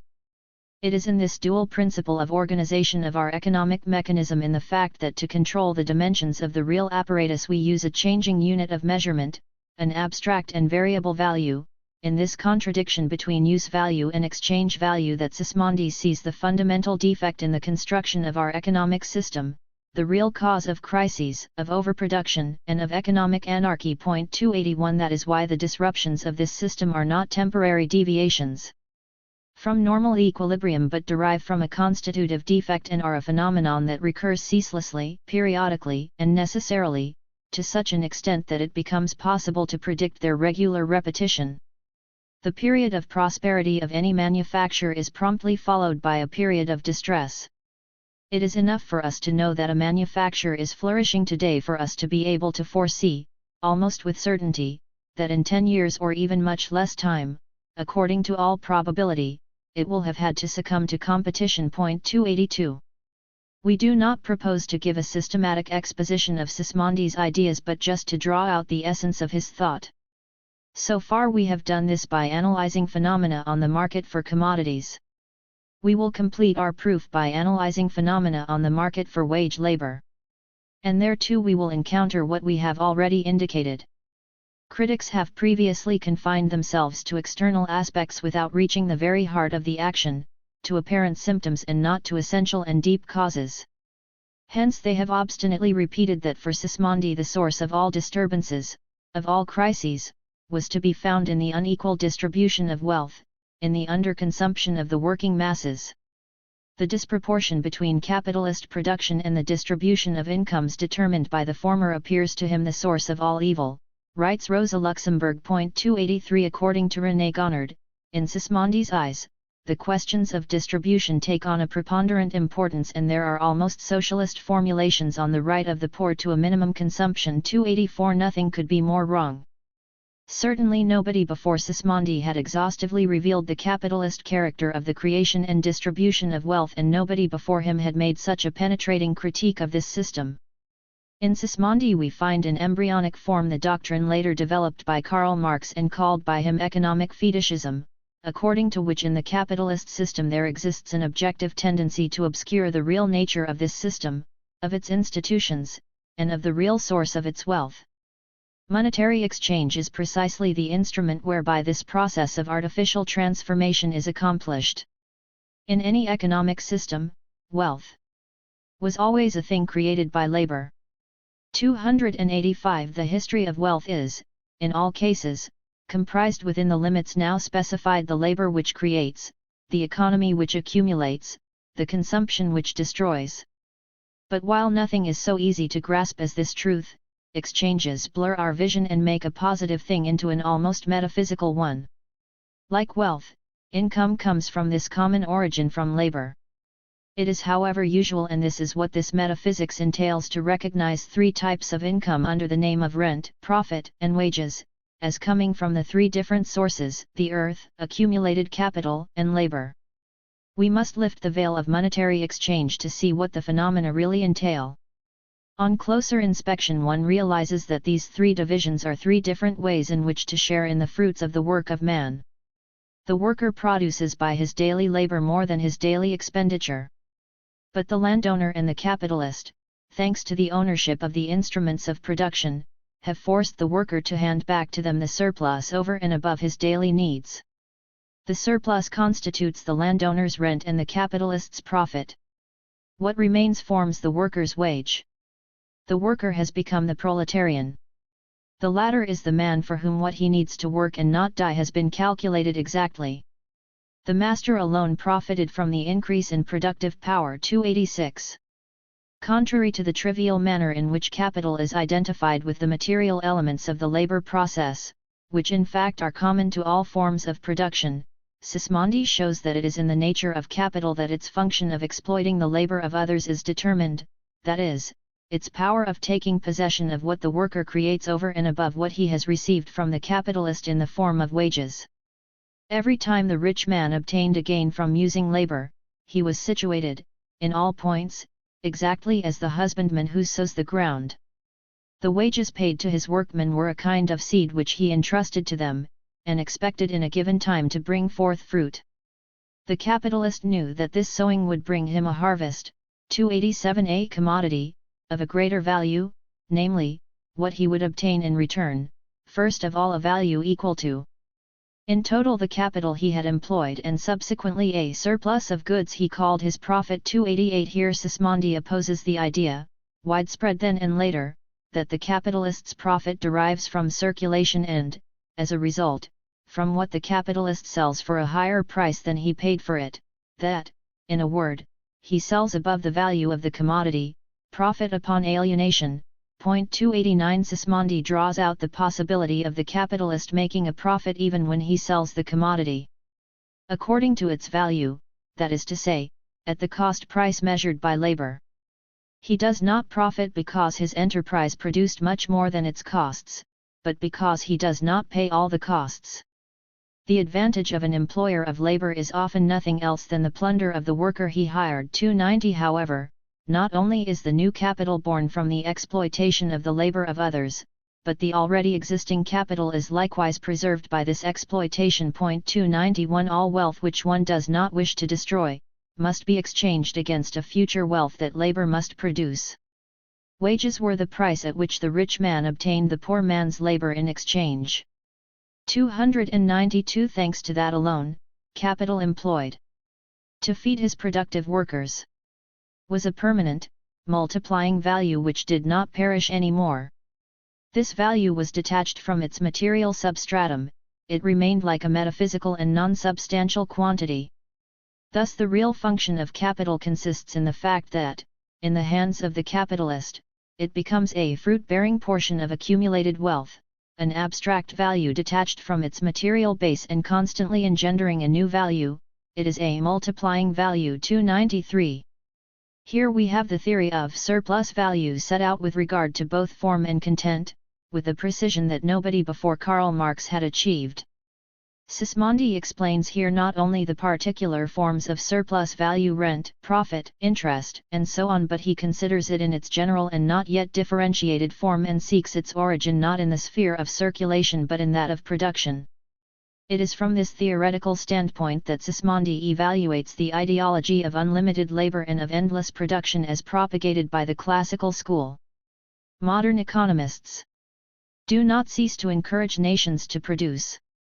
They forget that man does not tire himself, except to rest thereafter. Now, in the capitalist system things are quite different, because today effort is separated from reward, it is not the same man who works and then rests, but it is because one man labors that the other can rest. 294 So it is only in this system based on the cooperation of the two classes of citizens with opposing interests.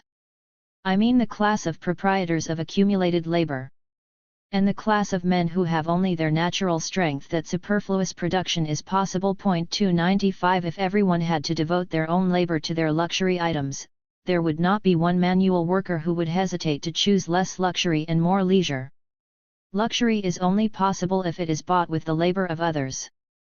So luxury is possible only because workers produce wealth, and themselves obtain scarcely any share of it. 296 Without any doubt, the theory of exploitation and of unequal distribution that is set out here is, by its purely objective economic argument, the product of a mature theoretical analysis, much better than the views of the contemporary English egalitarian socialists such as William Thompson, John Francis Bray, John Gray, and Thomas Hodgkin, who are not free from ethical judgment. But despite all the originality of the conceptions set out here, nothing would be more false than to claim that Sismondi saw the cause of crises in unequal distribution and in the underconsumption of the working masses, and that he should be given credit for first propounding the theory that Karl Rodbertus took up in Germany a quarter of a century later. 297 Sismondi's analysis penetrates much more deeply into the very essence of the economic system based on exchange.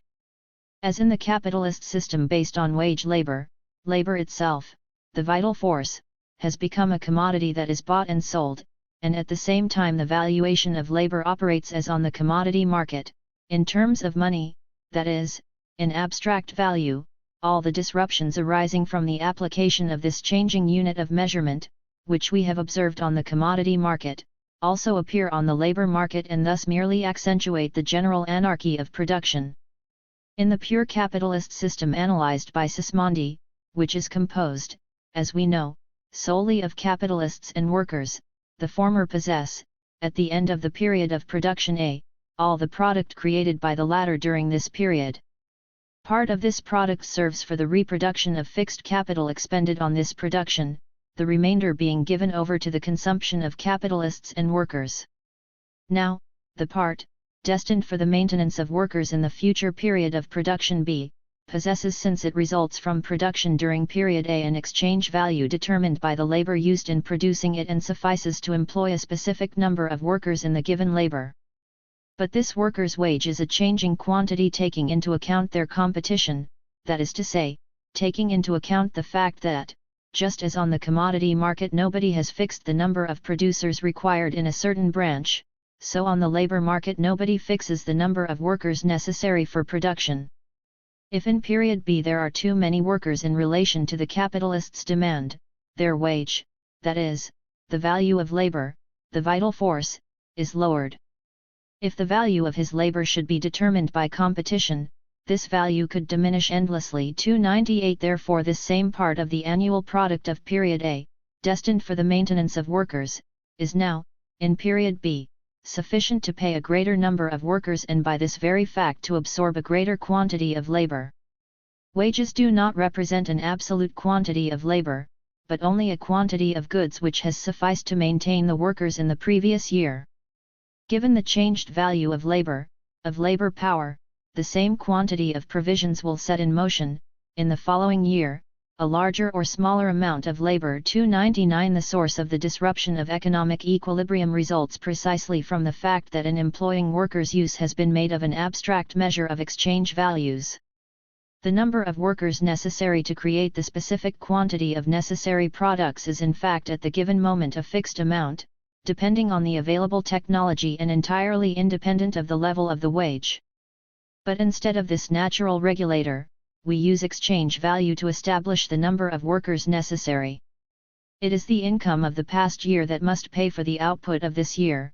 It is a predetermined quantity that serves as a standard for the undefined quantity of labor to come. The error of those who urge an unlimited production comes from their mistaking this past income for future income. 300.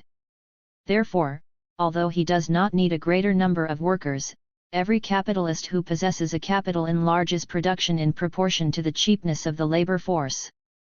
The masters are persuaded to produce an output, not because the consumer asks them for it, but because the workers offer to them to do it at a lower price. 301. The natural measure for fixing the number of workers necessary has been replaced by abstract value. Wertrechnung has been substituted for natural Rechnung. 302. In total, an excessive number of workers are employed on a reduced wage, total annual production increases, although demand has not changed, the total income of the working class is reduced. Result: overproduction and crisis. So we see that the mechanism which we have just described has nothing in common with the question of the unequal distribution of wealth, nor yet with underconsumption by the workers. Far from that being the case, intensified underconsumption is the result and not the cause of the crisis. On the other hand, the disproportion in production is the consequence of the application of a changing abstract measure to regulate the size of the productive apparatus in relation to needs exchange value and not a natural measure, the quantity of necessary real goods, consequently the necessary quantity of labor power. It is the confusion between the estimation of a use value and that of an exchange value which is at the heart of the deception of modern systems of chromatistics. 303. The results we have arrived at are entirely different from perspectives that have previously been accepted. Capitalism is an economic form in which all economic categories appear in the form of exchange value. But this form of exchange value is only accidental, only belonging to a certain historical period and in no way constitutes the real substance of these categories. Thus, for example, the category of income appears in the exchange system in the form of a specific exchange value. But the category of income in no way depends on this form. It is an absolute category, belonging to every sort of organization of labor, hence also to the system without exchange. In this system, there is no numerical price, since there is no exchange as yet, and nevertheless the idea of income is developed there much more clearly than in our complex societies. This income consists of a specific quantity of food, clothing, and furniture 304, and it is only the introduction of an abstract exchange value, measured by labor, in the capacity of a regulator of production that has brought constant disruptions and upheavals into all economic relations. Constant technical upheavals, by the very nature of things, must in fact lead to a depreciation of labor and thereby to constant changes in the size of the standard by which we measure the value of all other goods and regulate the scale of their production. Thus, instead of a proportional relation between production and demand, a constant disproportion between them necessarily appears. It is a curious fact that these ideas of Sismondi have not been noticed. Our mind is so accustomed to the routine categories in which we think about the capitalist economy that we have not been in a position to understand a system whose conceptions unfold along a quite different course. There is, however, an exception. Karl Marx alone got to the bottom of Sismondi's system and understood it clearly, although he only mentioned it in very brief notes almost in the form of aphorisms. It is true that in The Poverty of Philosophy, 1847, he calls Sismondi reactionary, and in the Communist Manifesto the head of the school of petty bourgeois socialism. 305 But this negative attitude of Marx toward Sismondi's proposals for reform in no way detracts from his correct evaluation of the latter's theoretical ideas.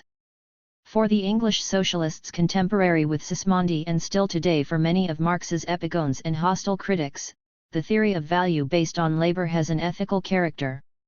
They see something ennobling in it and at the same time a revolutionary postulate, a just basis for determining the reward for future labor, that is, for the distribution of the social product among the producers. 306 But Sismondi and later Marx see in it, on the contrary, a source of all the ills of current economic organization. They conceive labor as the source of exchange value not for ethical reasons but because an objective analysis of the phenomena of value and prices shows, in their view, a causal dependency between labor and value. But they never go so far as to idealize and ennoble labor as the source of exchange value. On the contrary, Sismondi finds in this fact the real source of all ills, of all economic crises, and Marx takes the same position in his polemic with Proudhon. Labor time, Marx says, serving as the measure of marketable value becomes in this way the law of the continual depreciation of labor. Sismondi sees in this value constituted by labor time the source of all the contradictions of modern industry and commerce. 307 And in agreement with Sismondi, Marx develops the former's thought: the continual depreciation of labor is only one side, one consequence of the evaluation of commodities by labor time. The excessive raising of prices, overproduction, and many other features of industrial anarchy have their explanation in the mode of evaluation. Instead of a proportional relation, we have a disproportional relation. 308. In our view, not enough notice has been taken of this passage, whose connection with the whole of Marx's theory has not been sufficiently brought to light. Crises and overproduction, the relations of economic disproportion, are here, in conformity with Sismondi, deduced not from the unequal distribution of wealth nor from the fact of the underconsumption of the working class but rather from the fundamental fact on which the whole edifice of the capitalist system rests, that labor time serves as a measure for exchange value and that as a result all relations of exchange are based on a variable measure, constantly changing and constantly devaluing. In fact, every new invention, every perfected machine, depreciates labor, and by that very fact the measure of exchange on which the capitalist system is based. That is why, when large industry has set out systematically to apply these new inventions, these new machines, disturbances have become a necessary and constant phenomenon. Hence the criticism that Sismondi directs against machines. And after him Marx, with the birth of large-scale industry this correct proportion between supply and demand had to come to an end, and production is inevitably compelled to pass in continuous succession through vicissitudes of prosperity, depression, crisis, stagnation, renewed prosperity, and so on. 309. Some months later, in the Communist Manifesto, Marx declares that Sismondi's concrete proposals are reactionary and simultaneously utopian. But with a flattering deference that is very unusual in his writings, Marx stresses the great acuteness with which Sismondi analyzed the contradictions of the new relations of production. Sismondi's school laid bare the hypocritical apologies of economists. It proved, incontrovertibly, the disastrous effects of machinery and division of labor, the concentration of capital and land in a few hands, overproduction and crises. It pointed out the inevitable ruin of the petty bourgeois and peasant, the misery of the proletariat, the anarchy in production, the crying inequalities in the distribution of wealth, the industrial war of extermination between nations. 310. Marx comes back to Sismondi again in his theories of surplus value, written around 1865.311. Sismondi, he says, is profoundly conscious of the contradictions in capitalist production. He is aware that contradictions of use value and exchange value, commodity and money, purchase and sale, capital and wage labor, etc., assume ever greater dimensions as productive power develops. He is particularly aware of the fundamental contradiction, on the one hand, unrestricted development of the productive power and increase of wealth which, at the same time, consists of commodities and must be turned into cash. On the other hand, the system is based on the fact that the mass of producers is restricted to the necessaries. Hence, according to Sismondi, crises are not accidental, as Ricardo maintains, but essential outbreaks occurring on a large scale and at definite periods of the imminent contradictions. 312.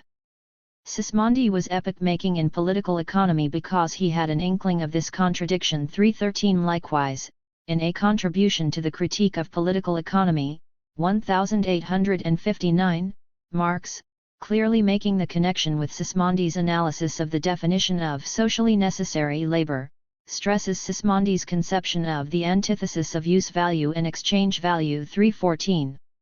Even more important than these critical commentaries by Marx is the positive theory he formulated in a contribution to the critique of political economy and later in Capital, which for its part is only the deeper and more complete development of the conception that we already find briefly stated in Sismondi in his account of the contradiction between use value and exchange value. In view of the preceding, Charles Andler's efforts to show the indirect influence on Marx of the epigones of Sismondi, Eugene Buret, François Vidal, and Constantin Pecker seem superfluous, since it is possible to show the direct influence of Sismondi himself. 315. But the problem entails defining the nature of this influence.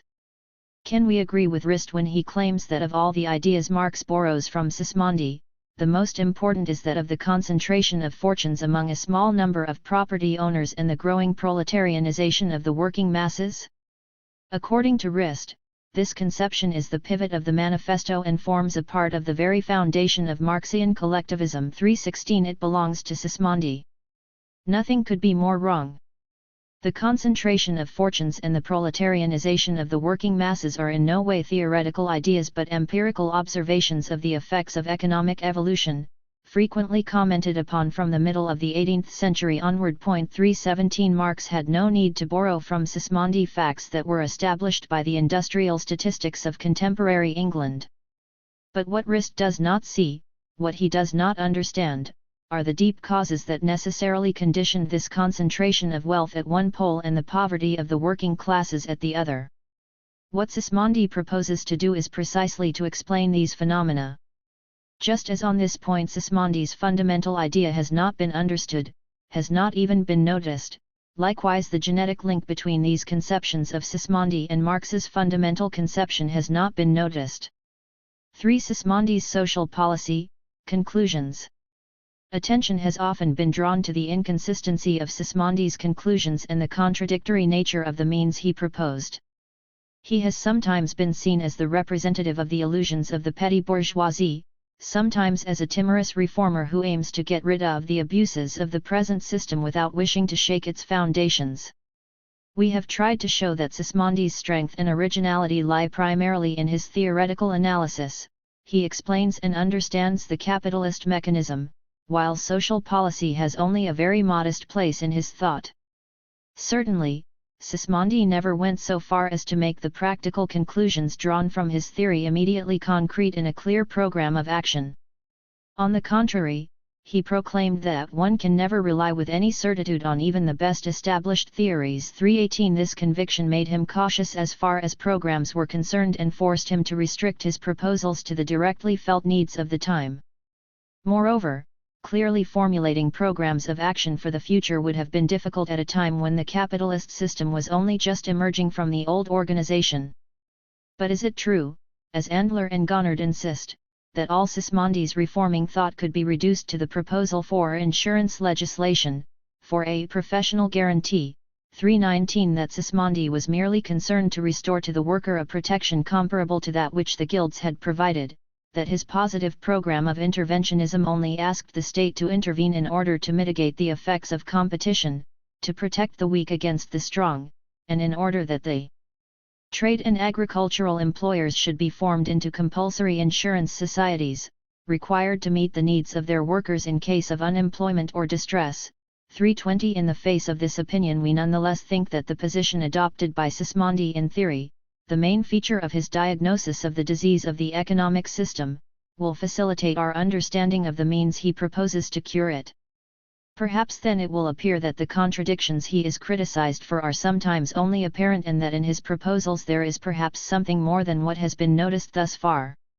Sismondi's diagnosis has established that the disproportion of the productive apparatus in relation to demand is the inevitable consequence of the application of the abstract measure, always variable, of exchange value, as the regulator of this production. This measure is the necessary result of the present economic organization, based on the free competition of an arbitrary number of producers who are independent of each other and remain in a social union solely as a result of exchange. In these conditions, the disturbances and conflicts of the capitalist system cannot be avoided and necessarily occur in the system, just as in the economic doctrine which reflects it there are insoluble questions like all those in modern political economy. Sometimes, for example, every effort has been made to force the worker to do excessive labor, and at the same time there was no hesitation in condemning him to not working at all. 321. The man who characterized the disease in this way, who saw in it the defect that constituted the very foundation of the current system, who, for this reason, criticized the economic science of his time for basing itself on abstract exchange value and thus finding itself in the dead end of insoluble questions, this man was bound to see a remedy in the reconstruction of the very foundation of the current system. If the root of the evil lies in organization based on exchange with its necessary consequence, an abstract measure of value, then a radical cure can be obtained only by basing the economic organization on quite different foundations, on movement toward a system without exchange value. Is such a program to be found in Sismondi? Did he identify all the implications of the principles he laid down? We can only affirm one thing with certainty, that Sismondi possessed, if not the postulation, at least the ideal of a better system in the future. Although he has been accused of yearning for a past state of affairs, he says, "I do not desire any part of what has been, but I want something better of what is." He is interested in the past only as a historian and in order to draw lessons. I cannot judge what that is, except by comparing it with the past, and I am far from wanting to restore ancient ruins. He is equally opposed to the present, and his objections are directed against the new organization of society which gives the working man no guarantee against competition. In defending the ideal that he pursues, he cites various sociological arguments, denounces those who consider the defects of the present system to be inevitable and who declare that things must always be the same because this present system cannot be changed. It is the belief in a sort of fatality which carries us along, and a tendency to close our eyes to the precipice we are running toward, as soon as we think we cannot avoid it. 322 These people are so accustomed to the present system that they cannot even imagine a different one. Our senses have become so accustomed to this new organization of society, to that universal competition which degenerates into hostility between the wealthy class and the working class, that we can no longer imagine any other type of existence. 323. In opposition to this fatalism, resulting from the conviction that the existing system cannot be changed, Sismondi describes the historical evolution of systems. Society has the potential for modification, for the organization of human society is our own work. Contemporary organization is, in fact, something very recent. This organization is so new that it is not even halfway instituted. So it would be difficult to believe that it will last indefinitely. It has scarcely emerged from former systems that themselves had been modified in their turn. Each of these former systems had become a dominant organization because it had shown itself to be superior to the system that had immediately preceded it. Each of these systems had seemed to be an advance towards civilization. Slavery itself followed a savage condition of universal war. And following the slaying of prisoners, constituted progress in society. 324. And it was only in the long term that this system became an obstacle to further progress and contributed to the fall of the ancient world. Then came the feudal period, based on bondage and serfdom. This meant an initial betterment in the status of the poor classes. Feudalism had its shining and prosperous period, and it was only in the long term that the feudal system became intolerable. 325. For social order, threatened so incessantly, cannot be maintained except by violent means. It then gave way to the system of corporations and finally to the system of liberty we have now. The revolution is not even half completed. 326. In the face of this historical evolution, can we claim that the wage labor system is the final stage of progress, since we cannot imagine that anything better will follow it? When these three systems were dominant, likewise nobody conceived what might come next. Similarly, the amendment of the existing order would have seemed either impossible or absurd. If we base ourselves on the fact that the former systems proved themselves to be disastrous, in short because, after having first done a little good, they later imposed terrible calamities onto the human race, can we then conclude that today we have moved into the true form of society? From the preceding argument, the conclusion necessarily follows that our actual social organization, the dependency of the worker 327, is also historically temporary and will be replaced by a superior system in the future. 328. This will only happen when we discover the fundamental evil of the day labor system, as we have discovered the evils of slavery, of serfdom, of guilds. And it was only in thinking about this future system that Sismondi could say, a time will doubtless come when our descendants will consider us no less barbarous for having left the working classes without protection than they and we ourselves consider as barbarous those nations which reduced those same classes to slavery. 329. That is why Charles Rist tries in vain to interpret Sismondi's thought by arguing that the latter's criticisms are directed against the abuses of competition. 330. That he has shown the defects belonging to a period of transition between the old and new forms of social organization, and that the whole substance of his doctrine can be reduced to the protest he makes against the indifference of the classical school in the face of the evils of these periods of transition. And Rist adds, but Sismondi was a historian. His interest lay primarily in those periods of transition which formed the exit from one regime and the entrance into another, and which involved so much suffering for the innocent. 331. To write in these terms is to obscure the very meaning of Sismondi's thought. No, he is not criticizing the periods of transition from one system to another but rather the very foundations of the present system, not the abuses of competition but the very principle of competition. Overproduction with all its consequences is not a temporary phenomenon, but the satiation of markets is on the contrary the inevitable result of a system to which everyone rushes. It is the unavoidable effect of the fundamental evil of the day labor system. Hence this is not a short-term phenomenon of the period of transition between the old and new organization but a phenomenon rooted in the defective structure of the new system, which is still establishing itself and will make itself felt more and more as this system develops and becomes the dominant economic form. This is what Sismondi expresses with the greatest possible clarity in his polemic with Jean-Baptiste Say in 1824. For 7 years I have pointed to that sickness of the body social, and for 7 years it has not ceased to grow. I cannot see in such extended suffering the frictions that always accompany change, and I believe I have shown that the ills we experience are the necessary consequences of the flaws of our system, and that they are not yet at an end. And some years later, in his studies, Sismondi can claim that the disease is making fresh progress and that although we are in a period of rare prosperity, its only effect is to continually worsen the position of the poor classes. 332. If, therefore, it seems certain that Sismondi foresees, for the future, the need for a system that is better than the present one based on competition, for the particular reasons we will set out below, he never draws a picture of this system. Anticipating the objection that he should show what remained to do, he states, we would want permission to convince the economists that their science hereafter follows a false path. But we have not enough confidence in ourselves to show them what would be the truth.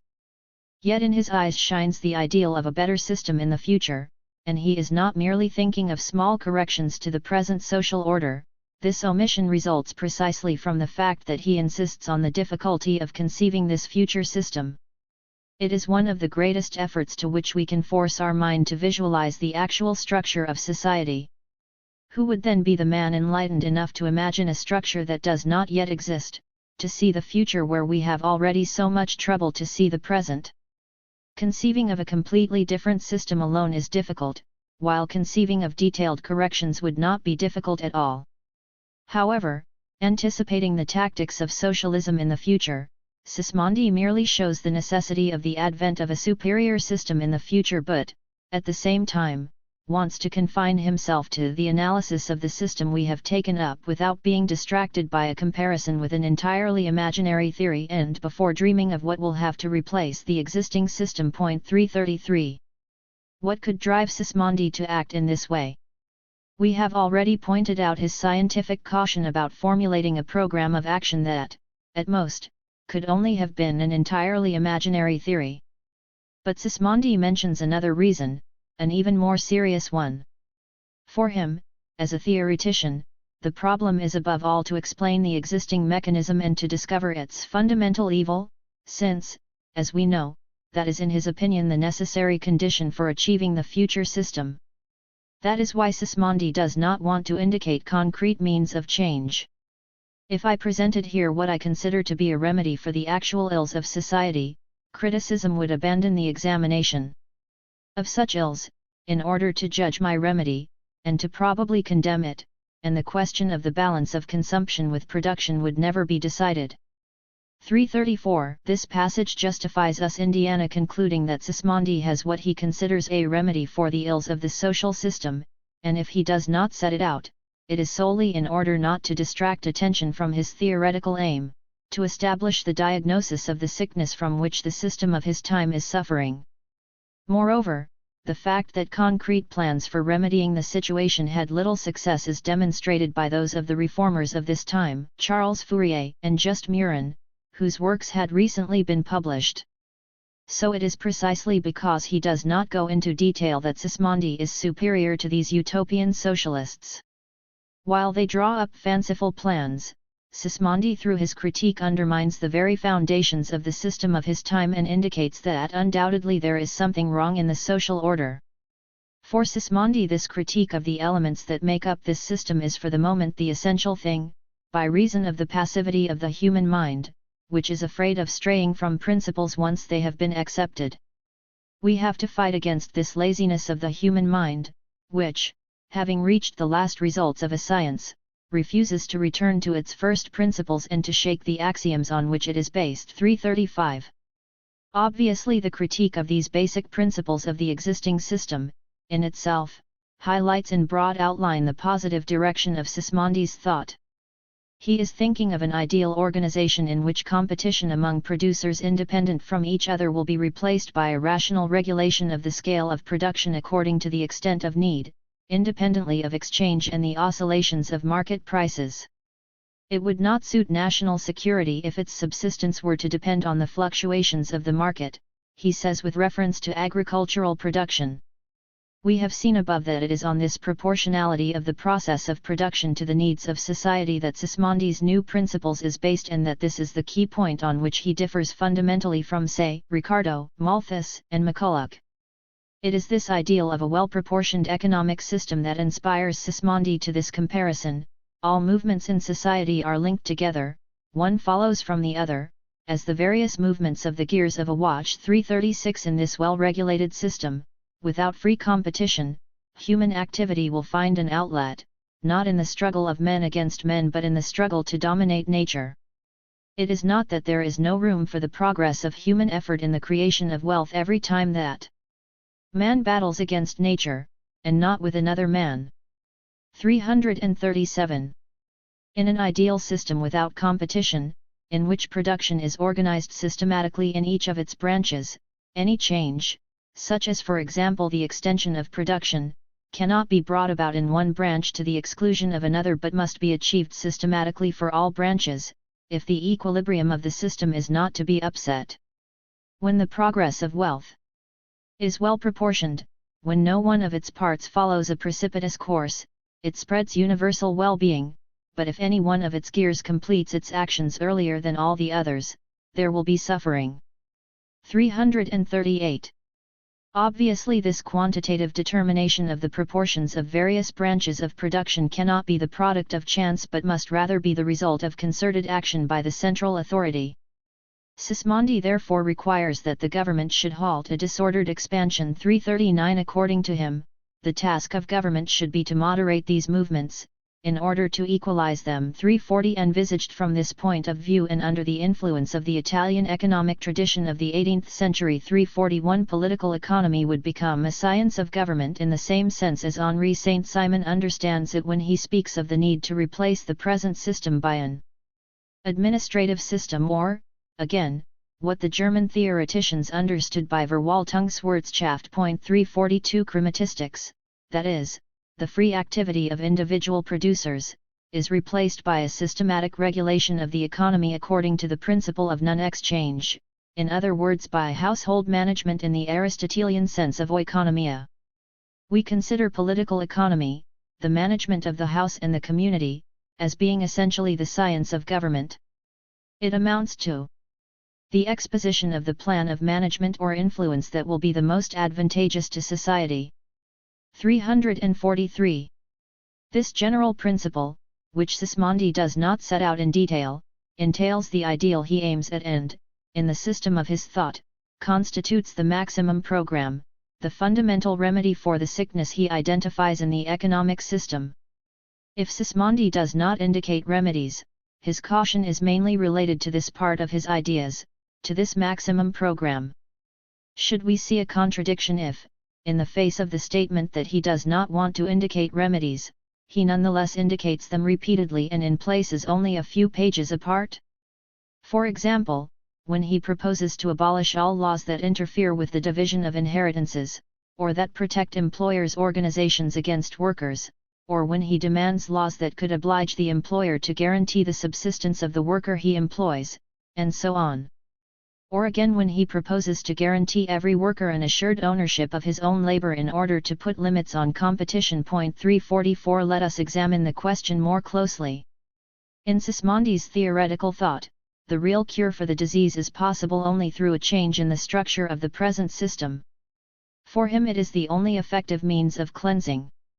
Sismondi does not develop this question. We have already examined why, but he is convinced that this idea will be victorious in the future and prepares this victory by enlightening public opinion theoretically, while confining himself to posing practical conclusions for the present.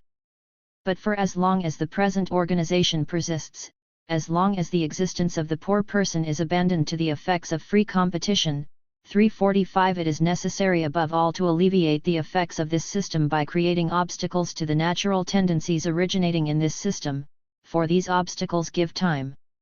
Allow to those who have been hurt the opportunity to recover from their wounds.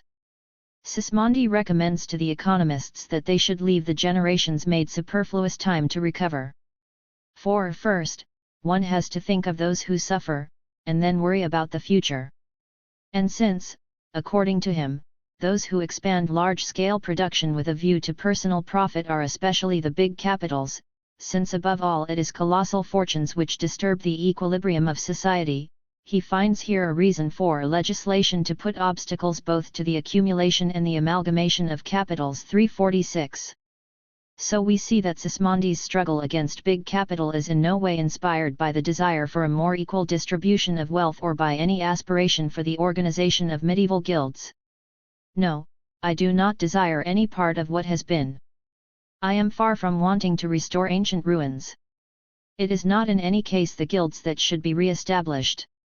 Moreover, these could not be a solution for workers employed in mechanized manufacturing industry, because since the great perfection of machines, all those who worked almost like machines have had their influence diminished. 347. Repeatedly he protests that he has no intention of giving up all technical advances, machines, and inventions. If, nonetheless, as we have seen, he wants to create constraints on big capital, it is because of his deep pessimism, of the conviction that as long as the system of free competition, the system of wage labor, survives, economic disruptions are inevitable, that no cure could be found for them, and that we must, by means of constraints, slow down the course of this development, only in the interests of the victims of a system that oppresses. 348. It is only when one adopts this standpoint that Sismondi becomes comprehensible when he says, we agree, in fact, to such extreme ills, we can offer only palliatives which must seem very much out of proportion. And a little later, he insists again, to bring a remedy for such grave ills in the present. We know only of palliatives. The first and most important thing is to enlighten opinion. And later he proposes means to delay development, that is, to attenuate disastrous effects.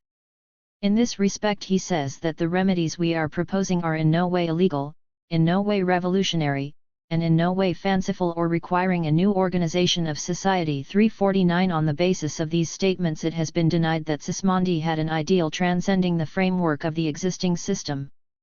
But the means he proposes can only be called palliatives by someone who assumes that no effective remedy exists, or who, like Sismondi, recognizes in principle the historical necessity of evolution toward a higher form of organization and considers all other means as ineffective or as palliatives that are only partially effective. These palliatives are Sismondi's minimum program for as long as the present organization survives, and that is why from this point of view the first and most important remedy is to enlighten opinion. In the first place it is therefore a question of clearly realizing the causes of the sickness, of the structural defects of the present system, and that is the prior condition for any future fundamental reorganization. It is precisely this pessimism that marks Sismondi's interventionism. Rist in fact is wrong to claim that Sismondi was the first interventionist. The mercantilists had also been interventionists. The essential difference consists in the quite distinct way of conceiving the dynamic of the economic mechanism. James Stoyart, the most eminent representative of mercantilism in the 18th century, appeals at every moment for intervention by the authorities. And he does so because, he claims, government intervention can and must maintain the equilibrium of the economic mechanism. Sismondi's interventionism has an entirely different character. Half a century of capitalist development had dispelled these illusions, and Sismondi observes that the equilibrium of this mechanism is impossible. If we invoke almost constantly that intervention of the government, it is merely to protect the victims of the ills. We see the government above all as the protector of the weak against the strong, the defender of him who cannot defend himself. 350. And that is where Sismondi differs from the future party of social reform. This party demanded the reform of the existing system while preserving the foundations of that system, whereas for Sismondi these were only half measures, since for him it was the foundations themselves that were defective. The reforming school saw the state as an institution above classes, whose task was to safeguard the totality of social interests. On this point, too, Sismondi is pessimistic. For him the state is the defender of the possessing class. The government, which most often protects the established order without even examining the rights of the parties, gives at all times powerful support to the haves against the have-nots. 351. The government gives its assistance to the capitalists against the workers. While these unfortunates fight for a wage on which their lives and that of their children depend. Soldiers and constables. Watch them, who await eagerly the first disturbance to hand them over to the courts and their severe retribution. The greater part of the charge arising from social establishments, is destined to defend the rich against the poor. 352. These considerations of Sismondi on governmental power show that he was far from idealizing the current state as the school of social reform would later do. If, however, he advocates state intervention in favor of the weak, he nonetheless sees in it only a half measure for a temporary period. In principle, these disadvantages could only be avoided in a system without competition. And now, to conclude, let us summarize our analysis of Sismondi's work. Can we consider him a socialist? Certainly, if we apply to him the normal criteria for socialism: abolition of the private ownership of the means of production, abolition of the difference between rich and poor. Sismondi was not a socialist. It is not that he was a stubborn defender of private property. Far from it. While at this time, 1818, St. Simon, for example, is proclaiming it is on the preservation of the right of property that the existence of society depends, Sismondi in no way recognizes the perpetual and sacrosanct right to landed property. 353 It must be judged as all the rest of social institutions, by the good or bad that has flowed from them for mankind. It is a gift of society, and in no way a natural right which pre-existed. As a historian, he knows that many peoples did not have private ownership of land, that the institution of property is the child of historical evolution. The ownership of land is not based on a principle of justice, but on a principle of public utility. Hence society can determine the conditions on which it entrusts property to individuals, it can regulate them. If the owners act against the interests of society, society must submit property in land to legislation which will indeed bring about the general good. 354. Yet despite these ideas about property, and although, as we have seen, his ideal is a system without competition, he never goes so far as to conceive the suppression of private property. He never imagines that the disruptions caused by exchange and exchange itself are phenomena indissolubly linked to an economic organization based on individual property. Despite this attitude with regard to individual property, and setting the question of property to one side, Sismondi constructs the ideal of the system without competition, consciously and systematically regulating the scale of production in relation to the extent of needs. But we will be obliged to see Sismondi as a socialist if, in order to analyze socialism as an aim, we adopt a different criterion which characterizes economic socialism: the condemnation of competition and the appeal to a rational coordination of economic elements which is systematic rather than instinctive. 355 After having inquired on what basis a new organization can be established, Sismondi ends up with the truly original doctrine that such a rationally coordinated organization is not possible for a system based on the abstract measure of exchange value as a regulator of the extent of production. It is precisely on this point that the critique of the existing system and the positive economic views he opposes to it are much more profound and far-reaching than the theoretical statements of the utopian socialists of his time.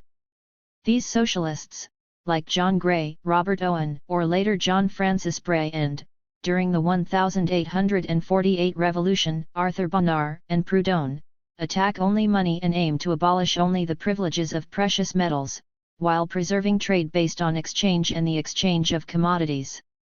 They formulate plans for exchange banks where the role of metal money is replaced by a currency based on labor. For example, the plans for certificates of value issued by the National Bank devised by John Gray in 1831 or Owen's labor exchange in 1832, Bray's central bank in 1839,356 and then, during the February Revolution in 1848, Proudhon's well-known scheme and Bonnard's exchange bank at Marseilles. 357 They thought that by basing exchange not on metal money but rather on labor, they were introducing a fixed and invariable measure of value and were thereby ensuring that the worker received the full fruits of his labor. 358 On this point, as we have seen, Sismondi clearly parts company with the utopian socialists and demonstrates, as Marx would later, that since labor is the source of value, this value cannot be fixed, that it must necessarily be subject to endless fluctuations and for this reason provoke upheavals in society.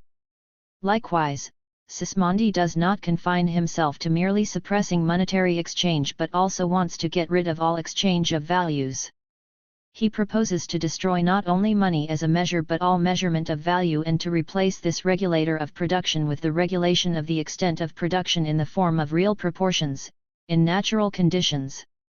In this respect, then, Sismondi's idea is deeper and more consistent than that of the banks of the exchange socialists 359.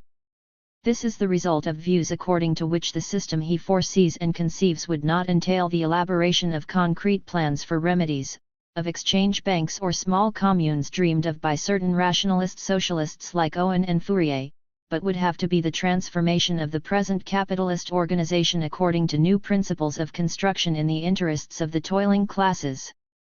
I would seek, he said, means to guarantee the fruits of labor to those who do the work, to make the machine benefit the one who sets the machine to work. 360 He considers the achievement of this proposition to be impossible within a system based on the measurement of exchange value and ends up with the conception of a system without exchange value. Sismondi strives to posit this new principle for constructing the future system not by way of an arbitrary creative fantasy but through the analysis both of the existing system and of former historical economic formations. In this regard we should see in Sismondi's analysis the first attempts at the method later applied by scientific socialism. However, Sismondi evades the problem and does not examine how it is possible to abolish all measurement of exchange value as the regulator of the extent of production without abolishing private property.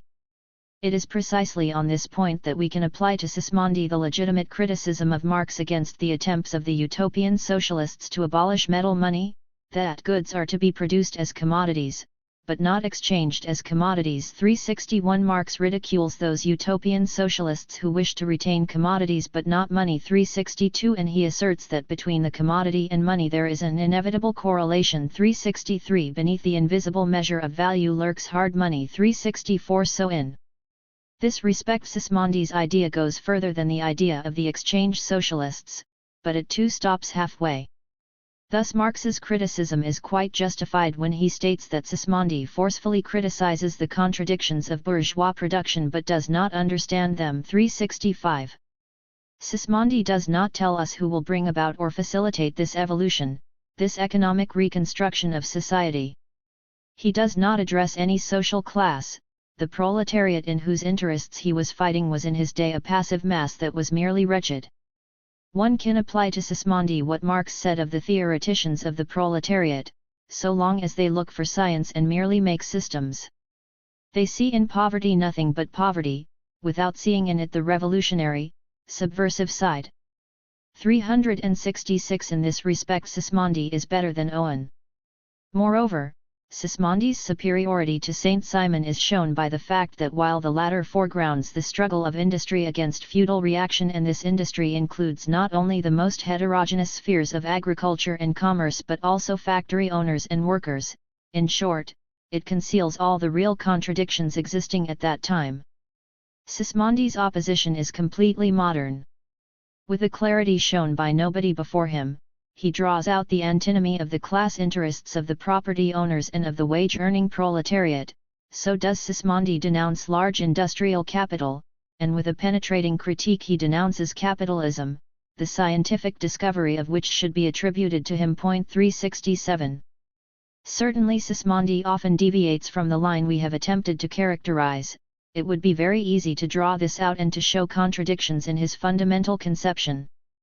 But these deviations merely prove that Sismondi's book is not an academic exercise but is based on living reality.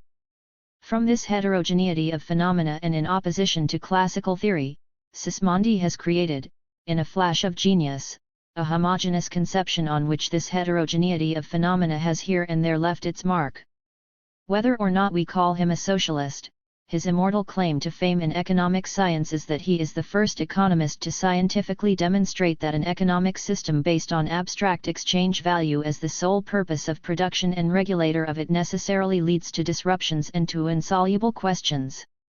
It is on this point that Sismondi's doctrine constitutes one of the most important sources for the genesis of the scientific economic thinking of Karl Marx. 50 years of struggle over Marxism. 1883-1932-368 Translated from the German by Henryk Kuhn and Inde O'Callaghan. A. Marxists of the early period. Until the end of the 70s of the last century, the circumstances for understanding Marx's ideas were not very favorable, even within the socialist camp. A particular difficulty was that Capital was initially only available as a torso, the first of several volumes. Almost another 3 decades passed before the volumes completing the system appeared, the second volume in 1885, the third in 1895. A further 15 years passed before Karl Kautsky brought out the last of the volumes of Theories of Surplus Value, 1910. These, intended by Marx as the fourth part of Capital, are a magnificent history of political economy from the end of the 17th century, one that bourgeois historical writing has been unable to equal. During the first decade after the founding of the German Empire, it was hardly possible to speak of Marxism in Germany, and still less in other countries. There was only a very loose connection between the workers' movement and the theories of scientific socialism. Many years after Ferdinand Lassalle's death, the German workers' movement was still under the influence of Lassalle's theories and activities. Apart from that, it drew its ideas and sentiments from memories of 1848, from Pierre-Joseph Proudhon, Karl Rodbertus, and Eugen Düring. 369 Many socialists justified their demands by appealing to ethics and humanity or oriented themselves on the publications of the International Workingmen's Association. 370 When the two tendencies in the German workers' movement, the so-called Lassalleans and the Marxist Eisenachers, 371 united at the Gotha Congress, 1875, Lassalle's ideas and demands were in large part incorporated into the newly agreed Gotha program. See Marx's criticisms in his critique of the Gotha program. Initially, workers in large-scale industry were not organized in either party. Rather, the bulk of the movement consisted of workers, such as shoemakers, tailors, book printers, tobacco workers, and so on, who still retained close ties with the petty bourgeoisie. Lassalle's pamphlets and demands, his woolly conception of the state, his complete lack of clarity about the party's goal evidently expressed much more the labor movement's lack of maturity at that time than the cohesive and magnificent edifice of Marx's theory. Even the leading figures in the labor movement were for a long time unable to grasp key aspects of Marx's theory. Characteristic of this is the request in 1868, by Wilhelm Liebknecht, who, during his stay in London, had had a close relationship with Marx, that Engels make the actual differences between Marx and Lassalle clear in an article for the party organ. 372 From correspondence between Marx and Engels it is apparent how distressed Marx felt about the fact that German party circles were almost unbelievably indifferent to capital. Only gradually and in constant struggle against other views that were widespread in the labor movement, the struggle against Proudhonism and Bakuninism in the First International, Engels's polemic against Düring in 1878, and so on, did Marxist ideas permeate the workers' movement. From 1883 Karl Kautsky, born 1854, sought to spread Marxist ideas as the editor of the party's theoretical organ, Neue Zeit. However, the period of the anti-socialist laws, 1878–90, was quite unfavorable for the theoretical consolidation of Marxism. 373. The great popularity that Marx's life work achieved was initially due to those sections of the first volume of Capital that describe the immediate process of production within the factory and thus make the situation of the working class, its exploitation by capital and everyday class struggles taking place before everyone's eyes intelligible. So the present volume became the Bible of the working class for decades. The fate of the parts of the work that present the historical tendencies of capitalist accumulation and the tendency toward the breakdown of capitalism that follows in their wake was quite different. Here Marx was so far in advance of his epoch intellectually that these parts of his work, at first, necessarily remained incomprehensible. Capitalism had not yet achieved the maturity that would have made its breakdown and the realization of socialism an immediate reality. So it is understandable that in a review of Volume 2 of Capital, 1886, Kautsky explained that in his opinion the present volume had less interest for the working class than the first, that for them only the production of surplus value in the factory was of importance. 374 The additional question of how this surplus value is realized was of more interest to the capitalists than to the working class. Kautsky's well-known book The Economic Doctrines of Karl Marx also exclusively confined itself to describing the contents of the first volume of Capital. Only an extremely deficient outline of the theories in the second and third volumes was added to later editions. 2 generations had to pass after the appearance of Capital before capitalism, as a result of capital accumulation, matured to its current heights, and conflicts developed in its womb that translated the problem of the realization of socialism from the domain of a programmatic demand, only appropriate for the remote future, to the sphere of daily political practice. The understanding of Marx's ideas has also grown in correspondence with the changed historical situation. The situation was different after the end of the anti-socialist laws, 1890, when the socialist movement started to develop rapidly from a small, persecuted group into the largest party in Germany, and its appeal encompassed broad layers of intellectuals and the petty bourgeoisie, far beyond the working class. Outwardly, the strength of Marxism grew rapidly during this period. In the Erfurt program, 1891, it achieved a victorious expression. But precisely at the time when the appearance of the third volume of Capital, 1895, publicly concluded Marx's theoretical system, the rapid blossoming of international capitalism and the strengthening of an opportunist labor aristocracy within the working class led to a change which was to be of the greatest significance for the further development of Marxist theory. Sooner or later social differentiation in the working class had to be expressed not only in politics but also in its theoretical conceptions of the goals and tasks of the labor movement. B. The advance of reformism. A. Revisionism. The victory of opportunism, initially in England and then in France and Germany as well as a series of smaller European countries, is necessarily connected with the structural transformation of world capitalism, which exhibited extremely powerful development and increasingly showed its imperialist face during the last decade of the previous century. Its fundamental economic traits are the replacement of free competition with monopoly and colonial expansion combined with bellicose entanglements. Through capital exports, monopolistic domination, and exploitation of huge regions that supply raw materials and provide outlets for capital investment in Central and South America, Asia, and Africa, the bourgeoisie and the financial oligarchy of the capitalist great powers acquire billions in super profits.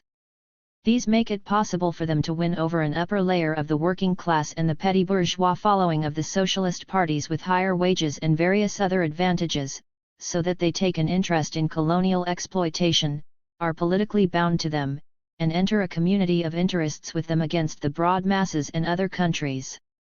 These upper layers were the bourgeoisie's channels of influence into the proletariat.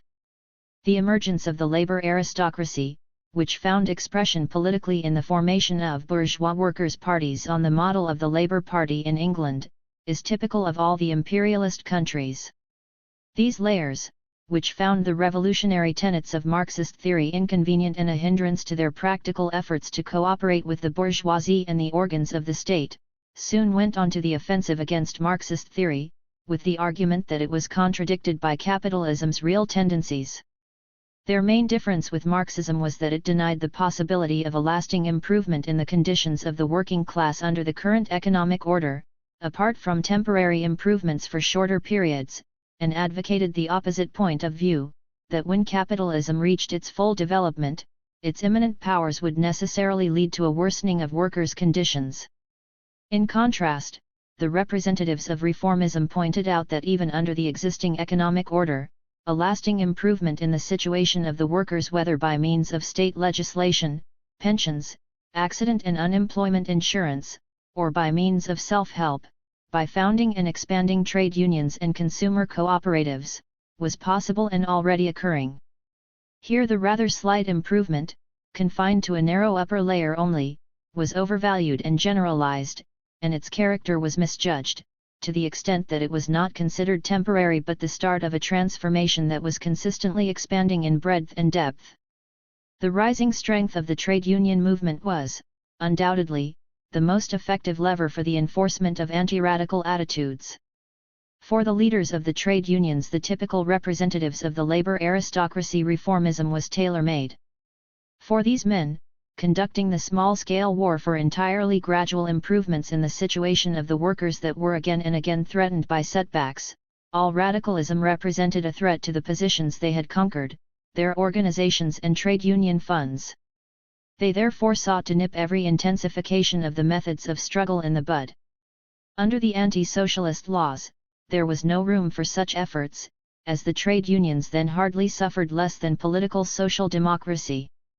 With the strengthening of the trade union movement after the repeal of the emergency law, particularly from the foundation of the General Commission of the Free Trade Unions, which was connected with the tight centralization of the movement, the relationship of the trade unions to the party changed.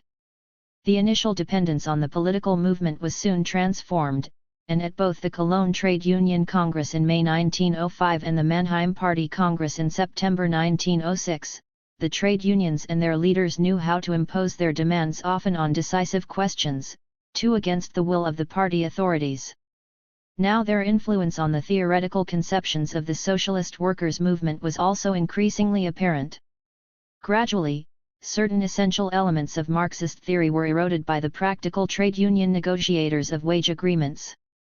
In the hands of the trade union leaders, the concept of class struggle experienced a gradual transformation, so that little of its original content remained. Under the same influences, the attitude of the trade union leaders to the state also changed. They pointed out the benefits they saw for the working class in the state institutions of social insurance, a system they hoped to be able to expand further. Thus these circles felt compelled to revise the ideas previously inherited from Marx, revisionism.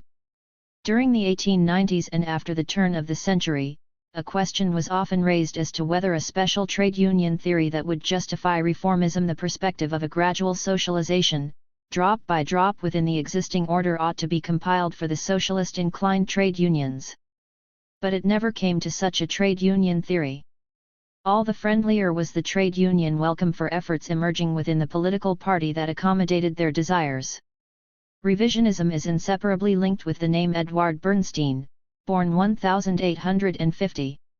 He was the first to systematically demand a revision of Marx's theory, arguing that it did not correspond with the actual development of capitalism, even though the former radical George von Vollmer had earlier developed similar ideas in his famous El Dorado speeches in Munich, 1891, and in the pamphlet State Socialism, 1892, and advocated reformist tactics. 375 Bernstein, who seemed to be a true disciple of the theory while Engels was still alive, emerged as a critic only after the death of the master, in his Neue Zeit articles of 1896–97 on problems of socialism, published in book form as the preconditions of socialism.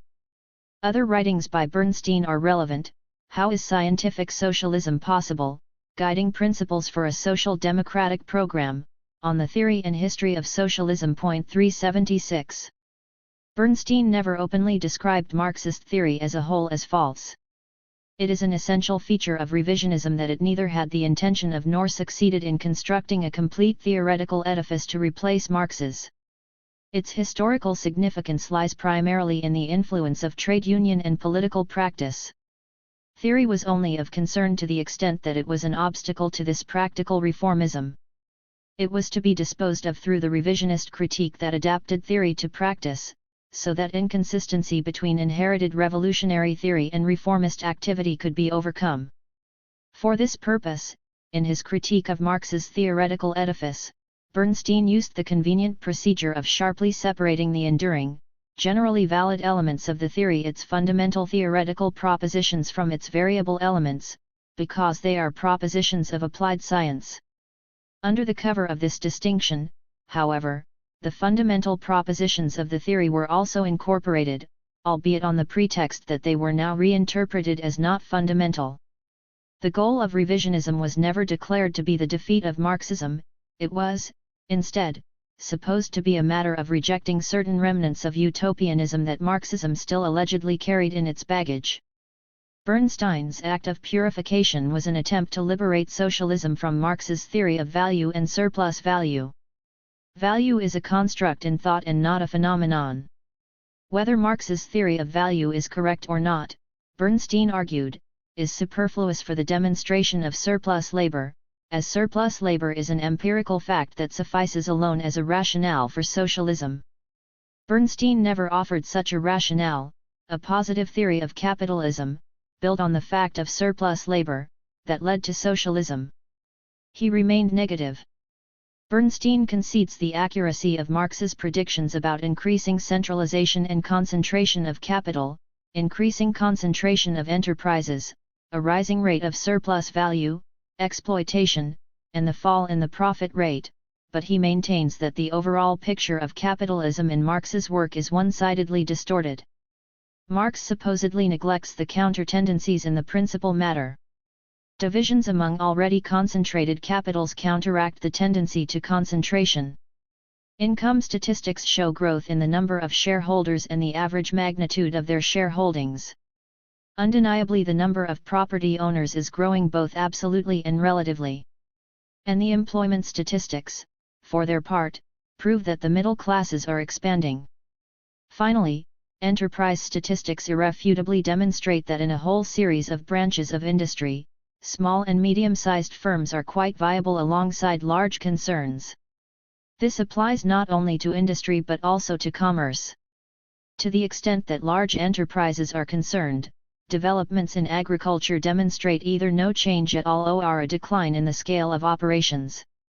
After Bernstein, Edward David attempted to show that in agriculture, a development in the size of operations had begun that was diametrically opposed to Marx's prediction. His thesis contended that small-scale operations were not only viable but were even a superior form of production. 377. Bernstein regards the Marxist theory of crisis and breakdown as an a priori construct in accordance with Hegel's scheme of development.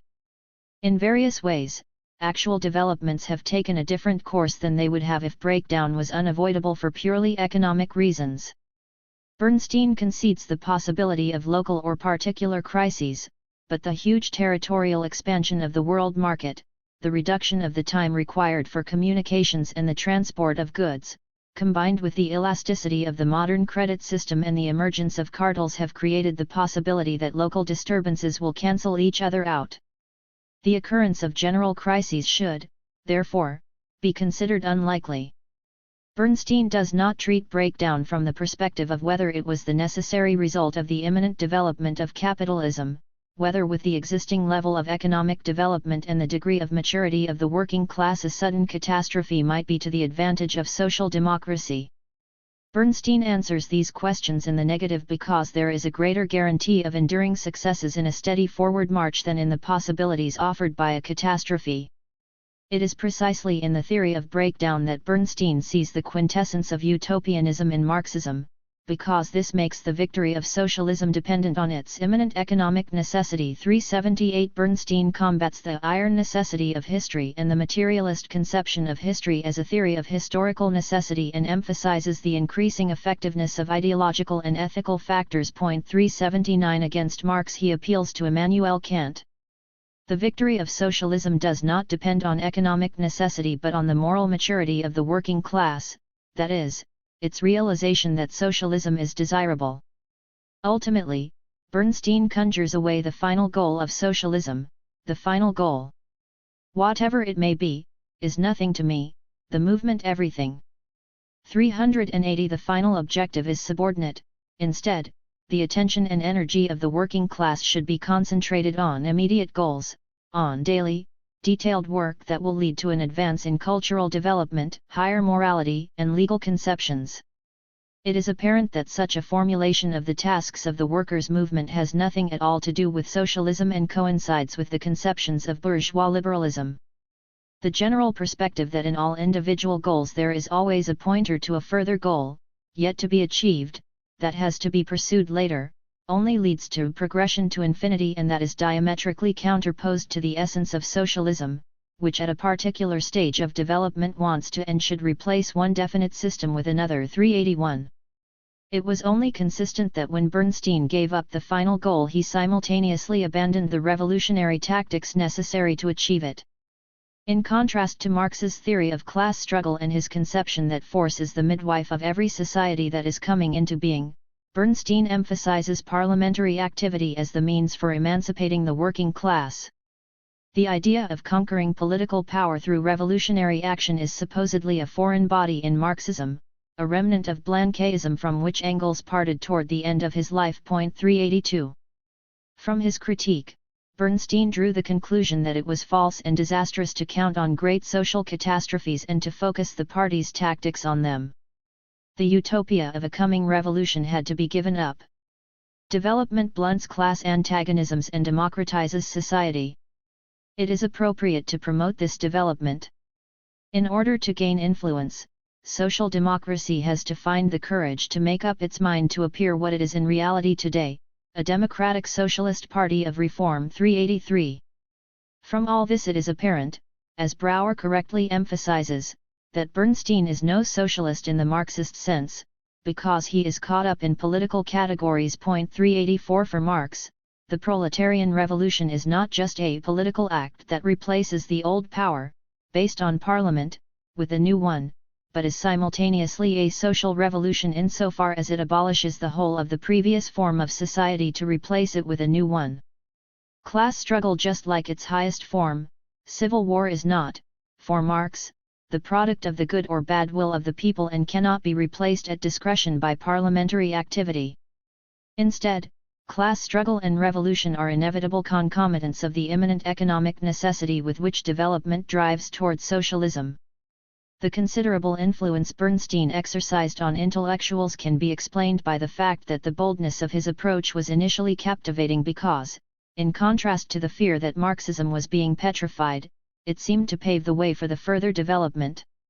At the same time he won over those who, for opportunist reasons, did not wish to commit themselves and found in Bernstein's limited determinations and qualifications the bold holes they desired for their own indecision. Among the critics of the Marxist theory of crisis and breakdown who, like Bernstein, proceed from an ethical perspective, the Russian professor Mikhail Tikhon-Baranovsky particularly excelled, with arguments that were later used extensively by revisionists, studies on the theory and history of commercial crises in England, theoretical foundations of Marxism, modern socialism in its historical development. 385. According to Tikhon-Baranovsky, crises and the ultimate breakdown of capitalism cannot be due to a lack of markets, since in the course of the expansion of production, the individual spheres of production reciprocally create new market opportunities. Tikhon-Baranovsky seeks to prove this, using a reproduction schema based on Marx's. Nor need the relative reduction of social consumption as a result of technological progress and the replacement of human labor by machines lead to overproduction. With the expansion of production, human consumption is replaced by productive consumption, that is, stronger demand for means of production. According to Tikhon-Baranovsky, these results of abstract theoretical analysis are confirmed by the empirical facts. Recent capitalist development shows a strong expansion of the industries producing means of production, such sectors as coal and steel, mechanical engineering, chemicals, and so on, whose products do not flow into human consumption, while those sectors directly serving human consumption, such as textiles, cotton, have almost reached a standstill. The absolute limit for the expansion of production is constituted by the productive forces that society possesses at any time. Capital can never reach this limit to the extent that this expansion of production occurs proportionately in all branches of production. Capitalist crises are thus exclusively the result of disproportional investment in individual spheres. With proportional investment, the productive forces of capitalism can develop without limit. The capitalist economy cannot break down for economic reasons. 386. Marx's theory of value is superfluous for the demonstration of surplus labor. Surplus product is not the product of the wage laborer employed and exploited in production alone but is the produce of the whole of society as a unit. Capitalist society's defect is that the propertied class appropriates this surplus product. The end of this unjust system can thus only be the result of ethical causes. There is, therefore, no occasion to suppose that capitalism will someday die a natural death. It will be destroyed by the conscious willing efforts of man, by that social class which has been the foremost object of capitalistic exploitation, the proletariat. 387. For this reason, Tigan Baranovsky praises so-called utopian socialism, which was far more scientific than Marxism, to the extent that it did not attempt to provide untenable objective justifications for its ethical demands that the existing economic order be reorganized. In addition to those mentioned, Konrad Schmidt, the author of a valuable book on the average rate of profit on the basis of Marx's law of value that was praised by Engels, ought to be mentioned. Yet he soon became one of the fiercest opponents of Marx's theory of value and surplus value. He was not, however, content to criticize and reject Marx's conception, but himself undertook a systematic analysis of the capitalist economy and its laws. See his articles on the theory of value and crises and Sozialistische Monatschaft and, in particular, on the method of theoretical political economy.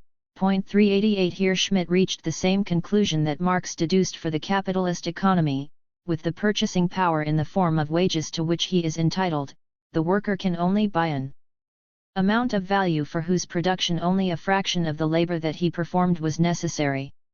In other words, if the commodities he produced are to be profitable for the employer, he must always perform surplus labor.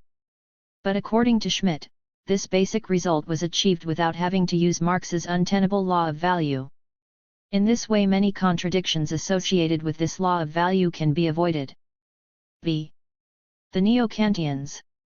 In addition to the revisionist movement, which sought to undermine the economic and political foundations of Marxism, a stronger revisionist current in the field of philosophy also arose within social democracy toward the end of the last century. The entry of broad intellectual layers into the workers' movement soon led to a discussion about the meaning and validity of the materialist conception of history.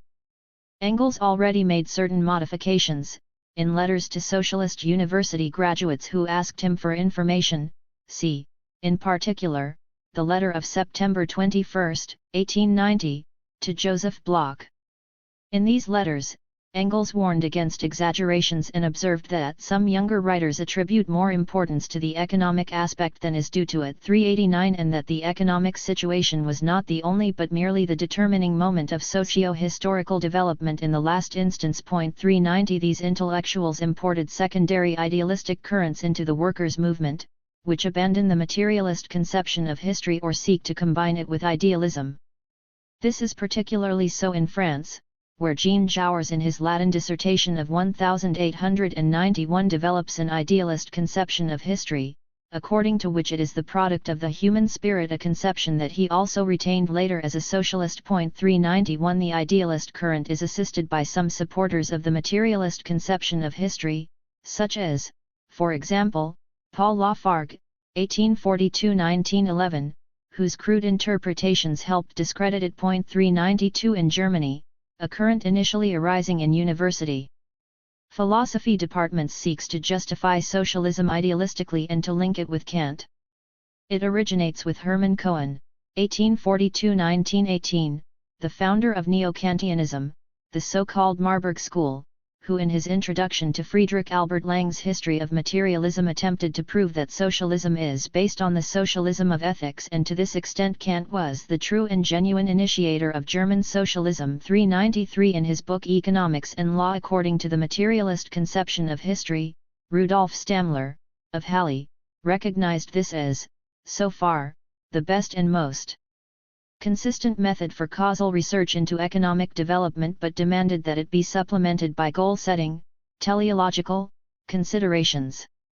Only by means of the latter is it possible to achieve the highest social goal, which Stammler regards as the community of people who want to be free, where everybody makes the objectively justified purposes of the other his own. 394. Franz Staudinger, 1849–1921, attempted even more in his writings, Ethics and Politics, Economic Foundations of Morality, to reconcile the Marxist standpoint with Kant's epistemological critique and ethics. Point 395. Each Kantian had to come to Marx by logically developing his own basic ideas, and vice versa.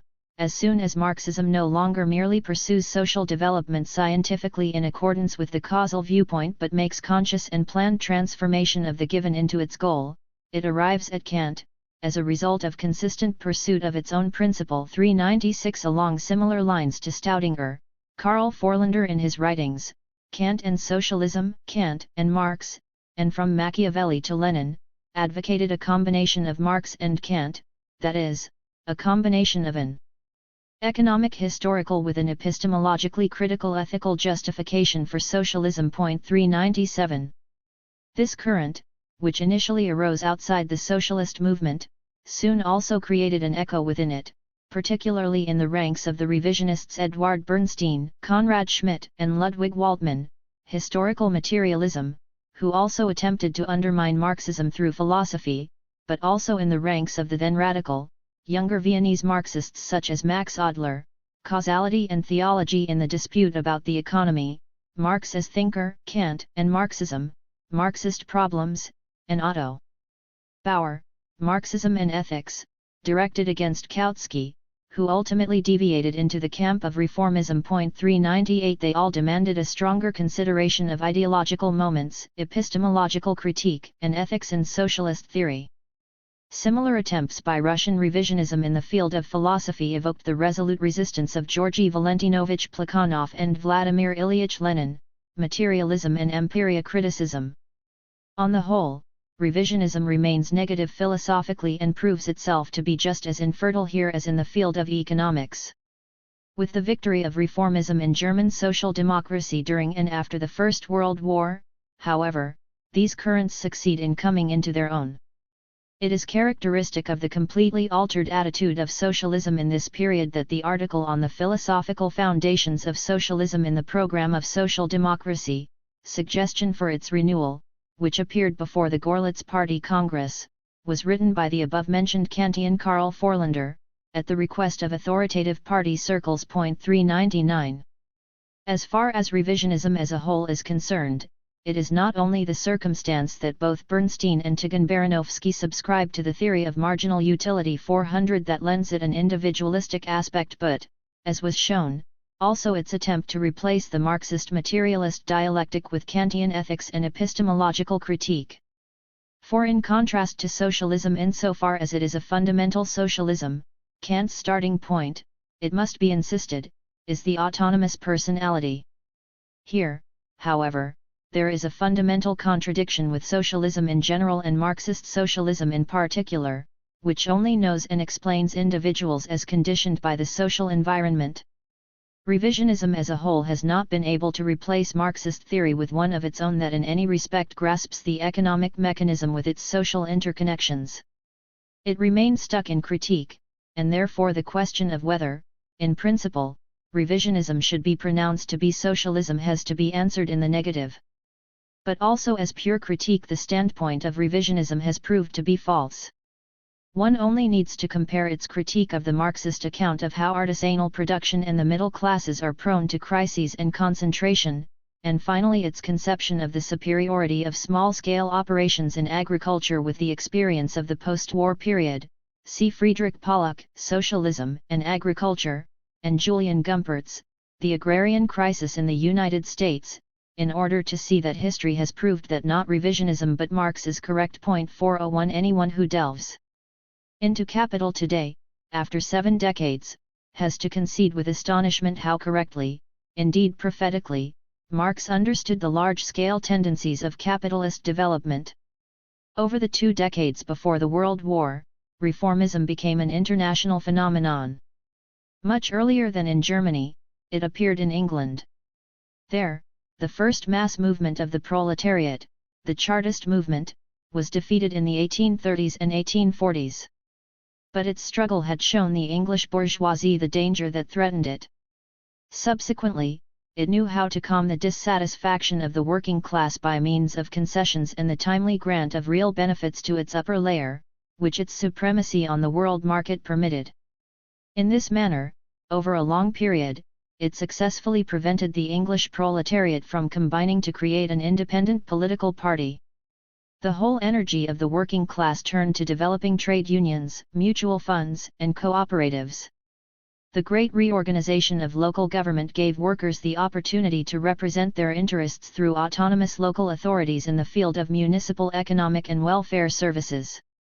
The trade unions developed a purely reformist practice. The revolutionary traditions of Chartism were forgotten. The reformist socialist Fabian Society, founded in 1883-84 and consisting of a few hundred intellectuals, gained considerable influence in bourgeois circles and the trade union bureaucracy under the leadership of Sidney Webb, born 1859, and George Bernard Shaw. The report they wrote for the International Socialist Congress in London, 1896, provides a clear insight into the essence of the Fabians. 402. The Fabians do not want to be a party, instead they want to permeate all existing organizations and movements with Fabian ideas. The tactic of permeation is one of the specific characteristics of the Fabians.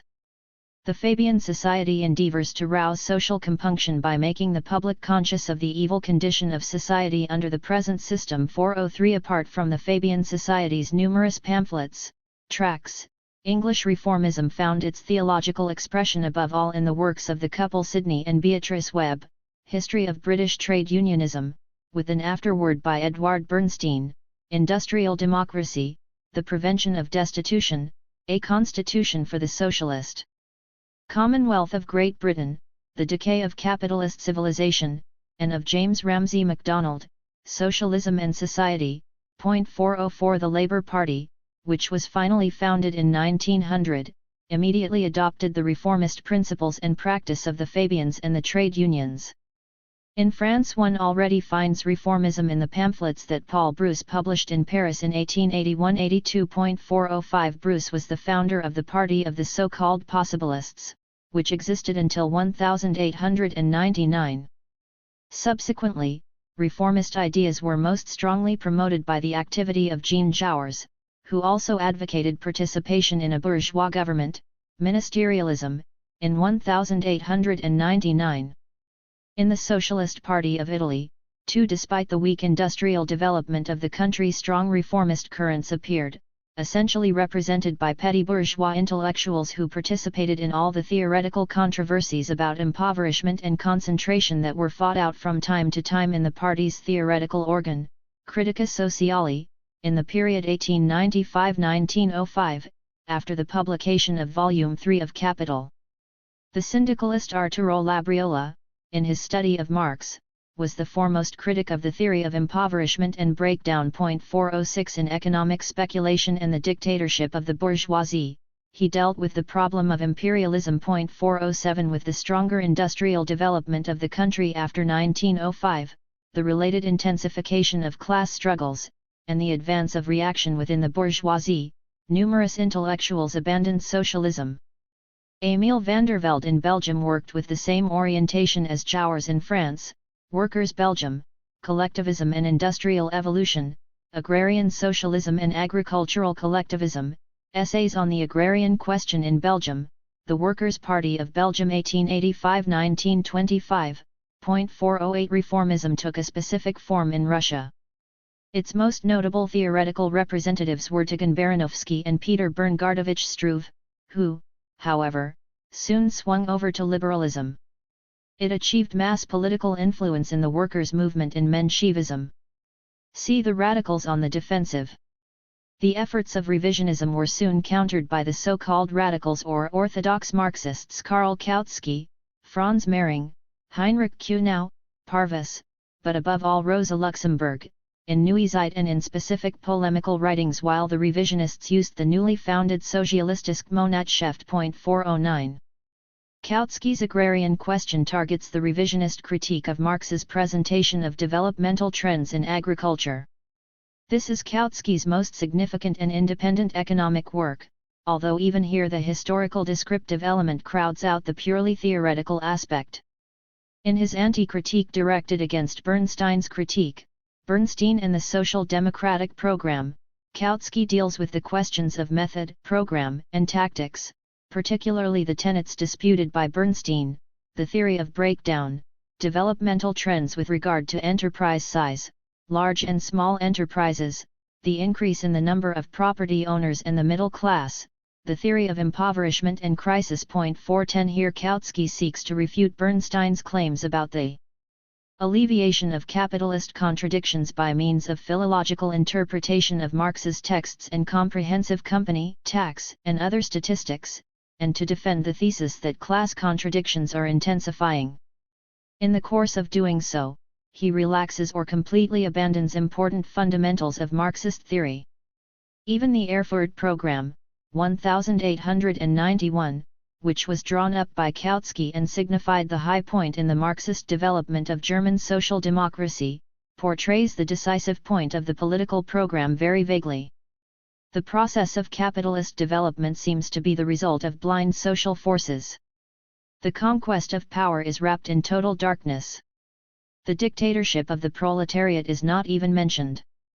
As a result, the political aspect of Marxism was virtually decapitated until Lenin reconstructed it over 25 years later. 411 Engels's critique of the draft program of 1891 was disregarded and ineffective, just as Marx's critique of the draft Gotha program had been in 1875.412. In the dispute with Bernstein, Kautsky now intensified the reinterpretation of Marx's original theory even further.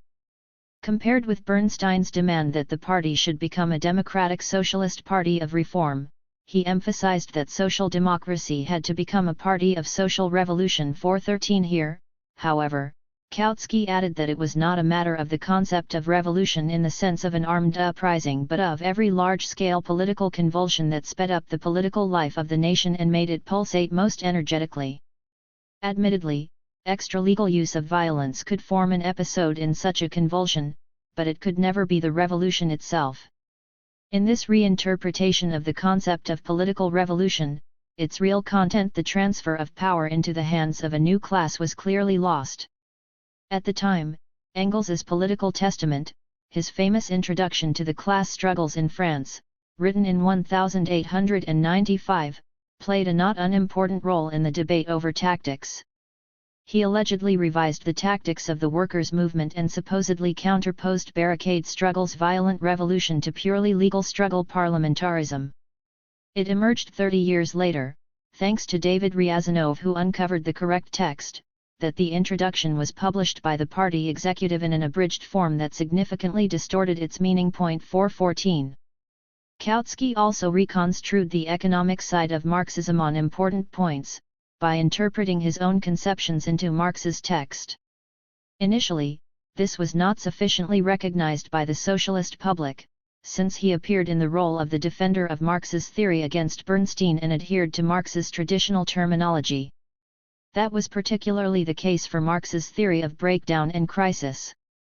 Instead of maintaining Marx's theory of breakdown, the theory of the objective necessity of the demise of capitalism, in its genuine form against the distortion in the revisionist critique that the breakdown could happen automatically, without the active intervention of the proletariat, Kautsky denied this decisive position of Marx's system altogether and portrayed the theory of breakdown as Bernstein's invention. At the same time, and in contradiction to this, he maintained in relation to crises that, while production could expand practically without limit, external and internal markets had their limits. Consequently, from a specific historic moment onwards, the capitalist mode of production would become impossible. Not only a temporary crisis but incurable chronic overproduction would then set in, as the final limit on the maintenance of the capitalist regime. The significance of this utmost limit of the viability of today's society was that socialism would emerge from the sphere of nebulous ideas to become a necessary goal of practical politics. 415. That Kautsky's unclear and contradictory attitude to important elements of Marx's theory was unsatisfactory is clear, and all the more so when Kautsky's theoretical confusion increased in his later writings. 3 years later, in a series of articles on crisis theory directed against Tygan-Baranovsky's critique, he combats Tygan-Baranovsky's view that crises arise from lack of proportionality in production and argues against his assertion of the possibility that capitalism could expand without limit. The capitalist mode of production has its limits, which it cannot transcend. Yet after a further quarter of a century, in his preface to the popular edition of the second volume of Capital, he embraced Tygan-Baranovsky's theory of disproportionality as the cause of crises, which he had earlier combated, without any reservations. 416. In his last large work, The Materialist Conception of History, in the autumn of his life, Kautsky finally abandoned the Marxist theory of the impassable limits of capitalist development and based himself on Tikhon Baranovsky's theory of the possibility of the unlimited expansion of capitalism, which he had criticized 25 years earlier, and with that disowned his life work. The pattern in which every mode of production ultimately survives to become a fetter on production during its decline does not apply to capitalism. Industrial capitalism does not lead to decline but to an ever more rapid development of the productive forces. Kautsky claims that post-war capitalism has demonstrated in practice in the most impressive fashion its ability to survive and to adapt to the most diverse, even the most desperate, situations. There are no arguments of economic theory that could call its vitality into question. Although Kautsky had anticipated a chronic crisis of capitalism 3 decades earlier, this proved to be false.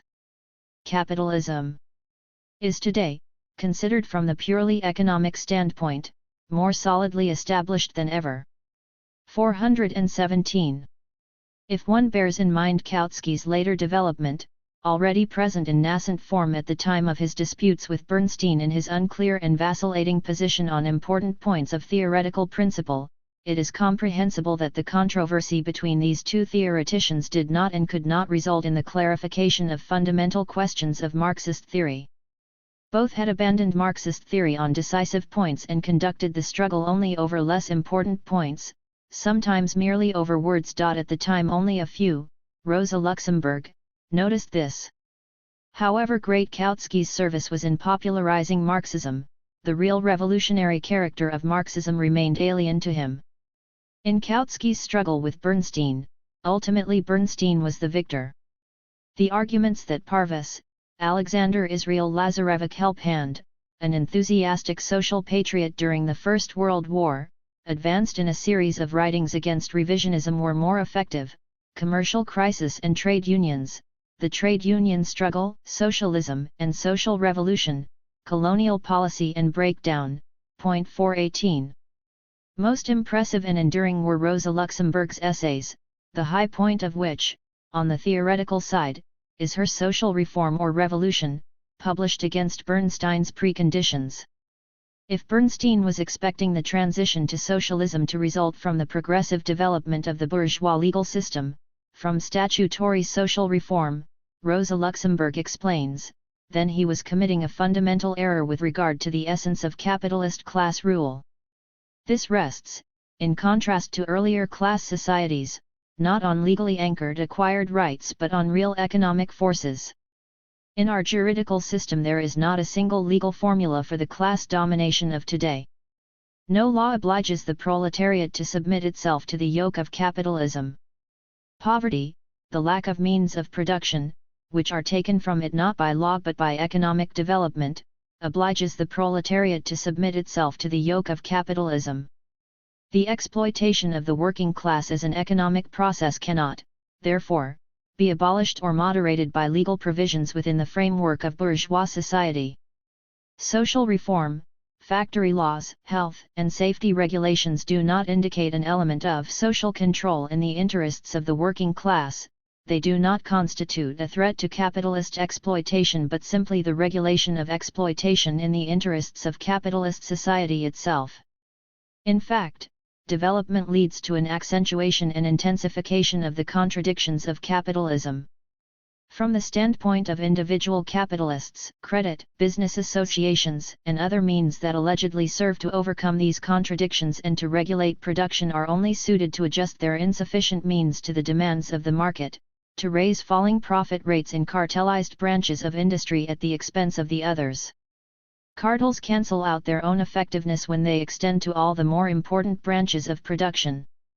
From the standpoint of the economy as a whole, credit helps increase production beyond the limits of the market and promotes the most reckless speculation. Far from being a means to moderate the contradictions of capitalism, business associations, and credit, on the contrary, powerfully aggravate and promote crises and must accelerate its downfall. The breakdown of bourgeois society, says Rosa Luxemburg, not only against Bernstein but evidently against Kautsky too, is the cornerstone of scientific socialism. The historical necessity of socialist upheaval is based, first, on the growing anarchy of the capitalist economy, leading inevitably to its ruin. If, however, the progressive moderation of contradictions is assumed, if it is assumed that capitalist development does not move in the direction of its own ruin, then socialism ceases to be objectively necessary.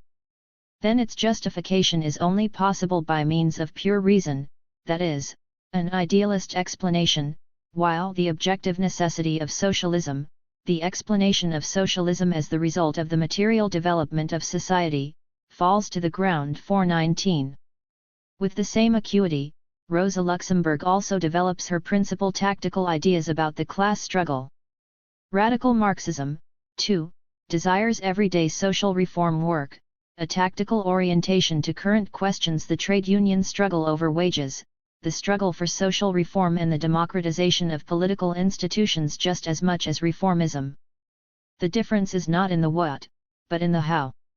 Because it starts from the assumption that the political seizure of power is impossible, reformism wants, through trade union and parliamentary activity, to gradually reduce capitalist exploitation itself.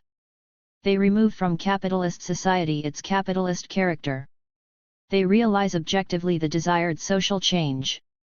By contrast, for Marxism, trade union and political struggle is significant only as necessary to prepare the subjective factor in socialist upheaval, the working class, for the decisive revolutionary battle, first organizing the workers as a class and effecting the emergence of understanding, of united proletarian class consciousness. The socialist transition will not come of its own accord by fatalistically waiting for it to occur. It results, instead, from understanding, one in the everyday struggle of the working class, that the supersession of capitalism's objectively intensifying contradictions through social upheaval is indispensable. Thus for Rosa Luxemburg, as later for Lenin, reforms are only byproducts of class struggle oriented on revolution. Revisionism, by contrast, makes everyday work independent of the final socialist goal. It separates reform from revolution and, by raising the movement to an end in itself, changes its character. It is no longer a means to achieve that goal. Social upheaval, but instead has itself become the goal. This undialectical attitude sees only mutually exclusive opposites, either/or, reform or revolution, but not the subsumption of these opposites in the totality of the social process. 420. As we see, only with these explanations is the concept of the final goal, neglected in the Erfurt program, defined.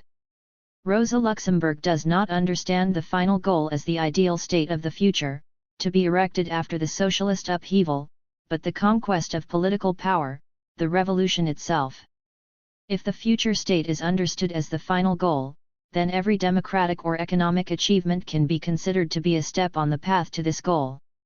But if the conquest of political power through the revolution is regarded as the final goal, a sharp boundary is drawn with reformism, which replaces the strategic task of developing people's revolutionary capacity with current, opportunist work or the propagation of a more or less vague final goal to be awaited fatalistically. So Rosa Luxemburg's interpretation of Marxism assigns the decisive role to working class political activism, through the orientation of current work on the final revolutionary goal, even though the seizure of state power is dependent on the objective course of material social development and presupposes a definite degree of maturity of economic and political relations. 421. Marxism is therefore sharply distinguished from both fatalism and pure voluntarism. For the fate of the dispute between reformists and radicals, see the article Internationals. 422. Reformism was defeated in all theoretical skirmishes, condemned by resolutions of party conferences and international congresses, refuted again and again by the prevailing intensification of class contradictions in the course of actual development. But, maturing on the basis of the aristocracy of labor, it nevertheless made a triumphal procession through the daily practice of the workers' movement. The growing power of Marxism was, however, demonstrated by the fact that of all the socialist tendencies in all European countries during the first half of the 19th century, Saint-Simonism, Proudhonism, later Blanquism and so on, it alone dominated the masses intellectually, and that reformism, in order to be capable of winning over the masses, had to sail under the flag of Marxism. De-reformism in Marxist disguise, the neo-harmonists. Here we refer primarily to Austro-Marxism, a group of Viennese intellectuals Rudolf Hilferding, Otto Bauer, Max Adler, and Karl Renner grouped around the newly established Theoretical Review Kampf, from 1908. They attempted to provide theoretical formulations for reformist practice. The most important book from this tendency, one that strongly influenced later theoretical development, is Rudolf Hilferding's Finance Capital. Its two components have to be distinguished. On the one hand, Hilferding strives to integrate the latest phenomena of economic life: trusts, cartels, export of capital, imperialist expansionism, in short, monopoly capitalism, which has replaced competitive capitalism into the system of Marx's economics. On the other hand, following Tikhon-Baranovsky's theory of crisis and renouncing the Marxist theory of breakdown, Hilferding endeavors to reinterpret the Marxist theory of breakdown in the harmonistic spirit of the limitless possibilities for capitalist expansion. Reviving Jean-Baptiste Say's old theory, which Marx always combated, that primarily general overproduction is impossible because individual spheres of production create markets for each other, Hilferding reaches the conclusion that crises are not necessarily associated with the essence of capitalism. They arise simply from disproportion in growth among individual spheres, that is, only from unregulated production. If the distribution of capital among individual branches of industry is proportional, then there is no limit to production. Production can be expanded indefinitely without leading to the overproduction of commodities. In short, if production, even on a capitalist basis, can be regulated, crises can be avoided. 423. The foundation of the work is Hilferding's theory of money and credit, which departs from Marx's theory of money and distorts it in the spirit of Knapp's chartalism. 424. Certainly, for this purpose, Hilferding has to breach the general validity of Marx's law of value for the money commodity, which Karl Kautsky correctly asserted meant the suicide of Marxism. 425. The theory of finance capital is built on the foundation of this theory of money. The characteristic feature of the most recent developments is the dominant role of bank capital compared with industry. With capitalist development, the total sum of money made available to the banks by the non-productive classes and through the banks to the industrialists, that is, the role of bank capital in the form of money that is transformed into industrial capital, constantly grows. A particular role falls here to the type of enterprise known as a joint stock company. With shares, so-called fictitious capital, detached from productive capital functioning in factories, arises. It enables banks to rapidly concentrate ownership, independently of the concentration of factories, and is accelerated by speculation on the stock exchange and the accumulation of promoters' profit by the banks. 426. By means of this mobilization of capital, an ever-growing portion of capital in industry becomes finance capital, that is, it no longer belongs to the industrialists working with it. The direction of capital invested in industry falls more and more to banks. They become founders and eventually rulers of industry. The tendency toward concentration in banking, toward progressive elimination of competition among banks, would finally result in a single bank or a group of banks establishing control over the entire money capital. Such a central bank would then exercise control over social production as a whole. 427. A parallel tendency toward combination is also at work in production. In a section on the historical tendency of finance capital, probably intended to be a counterpart to Marx's famous chapter on the historical tendencies of capitalist accumulation, Hilferding presents the course of historical development quite differently from Marx. 428. The latter depicted the limits of capitalist accumulation, which in a dialectical shift at a definite stage of development ultimately leads to the expropriation of the expropriators. 429. Hilferding wants to demonstrate the peaceful and gradual growth of capitalism into a regulated economy.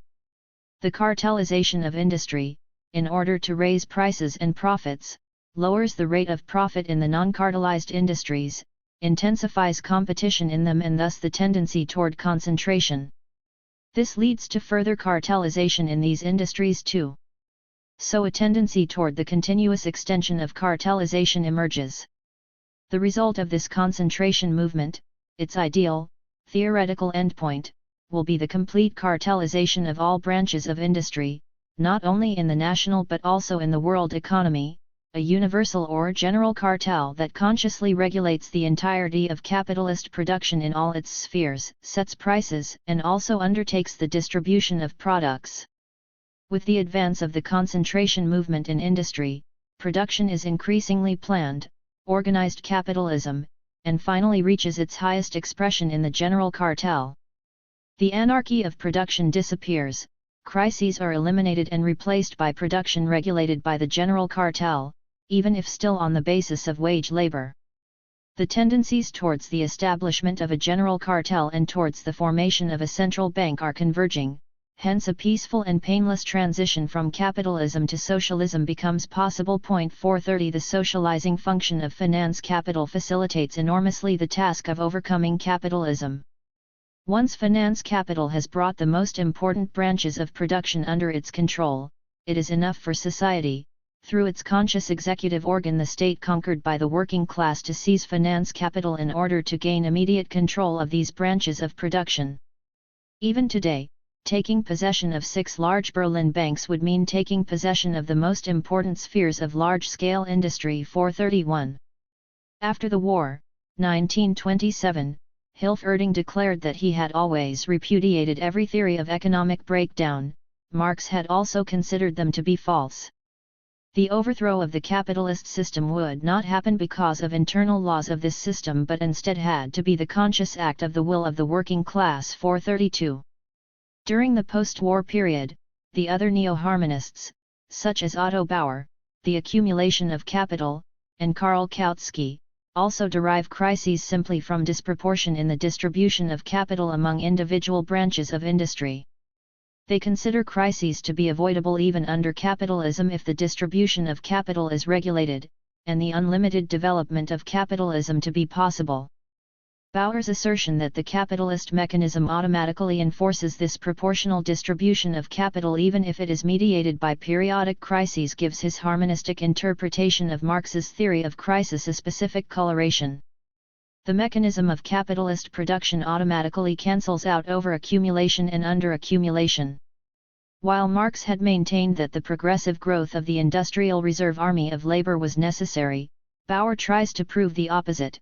There exists in the capitalist mode of production a tendency for the adjustment of capital accumulation to the growth of population. 433.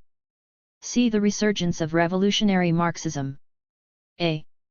The decay of revisionist theory. As already shown, reformism was the result of the relatively peaceful period of capitalist development between 1872 and 1894. Revolutionary Marxist theory, itself the product of the revolutionary period of 1848, no longer seemed to suit this peaceful period. The reformist attempt to divest Marxism of its revolutionary character, in order to adapt it to the reformist practice of peaceful, constructive work, was ultimately doomed to theoretical failure. Economic development at the end of the previous century experienced a decisive shift, once more demonstrating that the practice of the peaceful work of construction was entirely questionable. The policy of imperialist expansion, which in the most advanced countries was temporarily able to secure advantages for the upper layer of the working class, at the turn of the century led to a sharpening of all antagonisms in both domestic and foreign policy. The imperialist era of heightened colonial policy, feverish military and naval arms buildups, and finally bellicose collisions that led to the outbreak of the First World War began. A sharpening of domestic class antagonisms in all capitalist countries ran parallel to growing tensions in foreign policy. The great advances of the socialist workers' movement accelerated the process of the combination of employers into powerful associations for struggle, which forced workers onto the defensive in all economic struggles. Kautsky demonstrated in 1908 that the factors that had resulted in increased real wages over previous decades were all already going into reverse. The period of rising real wages was replaced by one of falling wages, and certainly not merely during periods of transient depression but even in periods of prosperity. 434 The fact of the deteriorating conditions of working class life over this period has been demonstrated by private and public investigations in a series of advanced capitalist countries, America, Germany, The advance of state protection for workers also came to a halt under the pressure of employer associations. More and more, in this context, the trade unions' old methods of struggle proved to be insufficient. The period of isolated strikes in individual enterprises was past. Development drove on to large mass economic struggles in whole branches of a country's industry. On the other hand, the bourgeoisie became protectionist and reactionary. Political liberalism began to die out. There could no longer be talk of the further extension of democracy, which had been promoted earlier by a certain degree of cooperation between the liberal bourgeoisie and the working class. This entire development was strengthened and accelerated even more by the impact of the Russian Revolution of 1905. The development, predicted by the reformists, of progressive improvement in the condition of the working class and the weakening of class struggles did not occur. Instead, class struggles intensified. Since it was apparent that the old trade union and parliamentary methods were no longer capable of achieving further gains, the working class was forced to look around for new methods of struggle that took into account rising economic and political pressure from the bourgeoisie. This was the significance of the discussion about the political mass strike. 435. In such circumstances, during the era of bellicose imperialism and colonial expansion as well as reactionary domestic policies, reformism of the old kind was a typical product of epigones, repetition of dated lines of thought diametrically counterposed to reality. As an example of this oversimplified popularization of socialism that spread throughout the workers' movement at the beginning of the 20th century and, despite its Marxist phraseology, retained nothing of the genuine content of Marx's socialism, mention should be made of a book by Morris Hillquit, the current leader of the American Socialist Party, Socialism in Theory and Practice. In the chapter on Socialism and the State, Hillquit settles accounts with 24 definitions of the state, starting with Aristotle and Cicero, through Anne Robert Jacques Turgot and Jeremy Bentham, to Pierre-Paul Leroy-Beaulieu and Anton Menger, according to whom the state is the organized humanity of a given territory. To this definition, designated as faulty, Hillquit counterposes the entirely correct socialist definition of the state, according to Marx and Engels, and shows that the state, as a product of class divisions, arose at the same time as the institution of private property and has at all times been the instrument of the propertied classes and, as an organization of the ruling classes, necessarily keeps the exploited classes in a condition of dependency.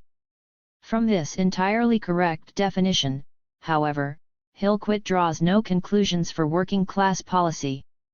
In relation to the present-day, modern state, Hillquit nevertheless allows the validity of the bourgeois definition and asserts that it has experienced deep inroads made in its substance and functions by the rising class of wage workers. Under the pressure of the socialist and labor movement, the state has acquired new significance as an instrument of social and economic reforms. The state, which came into being solely as an instrument of class repression, has gradually, and especially within the last centuries, assumed other important social functions, functions in which it largely represents society as a whole, and not any particular class in it. Its exploitative functions in the interests of the ruling classes are curbed more and more, while its generally useful functions claim its attention more and more, as it protects workers from excessive exploitation.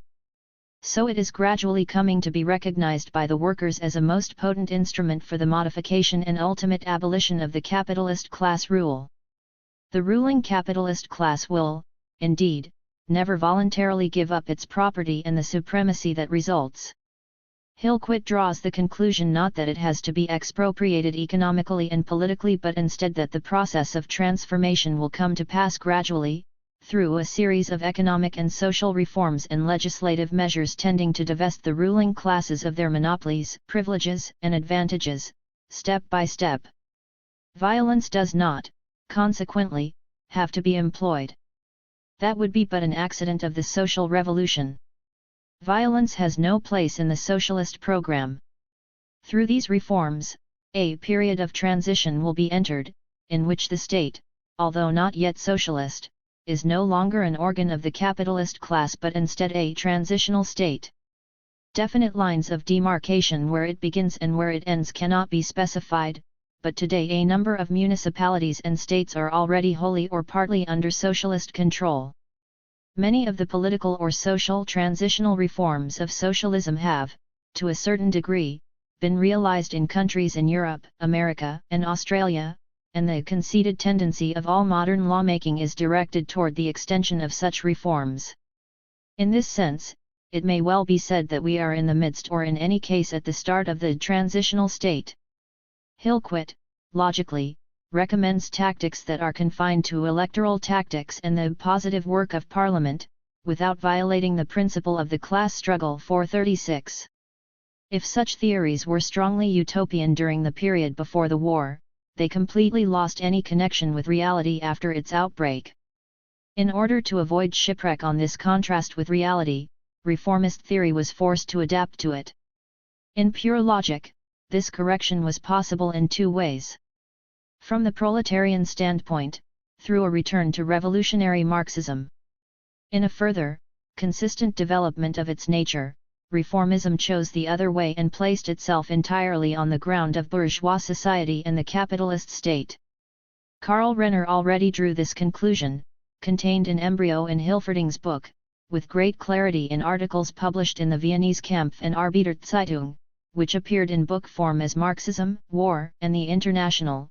Point 437. Extending the conclusions of Hilferding's book, he seeks to portray the upheaval that has taken place in the fabric of the economy, the state and society, the mutual relations of classes, the character of ownership and the external relations of economic territories, finally also in the tasks of today's proletariat, since Marx's death.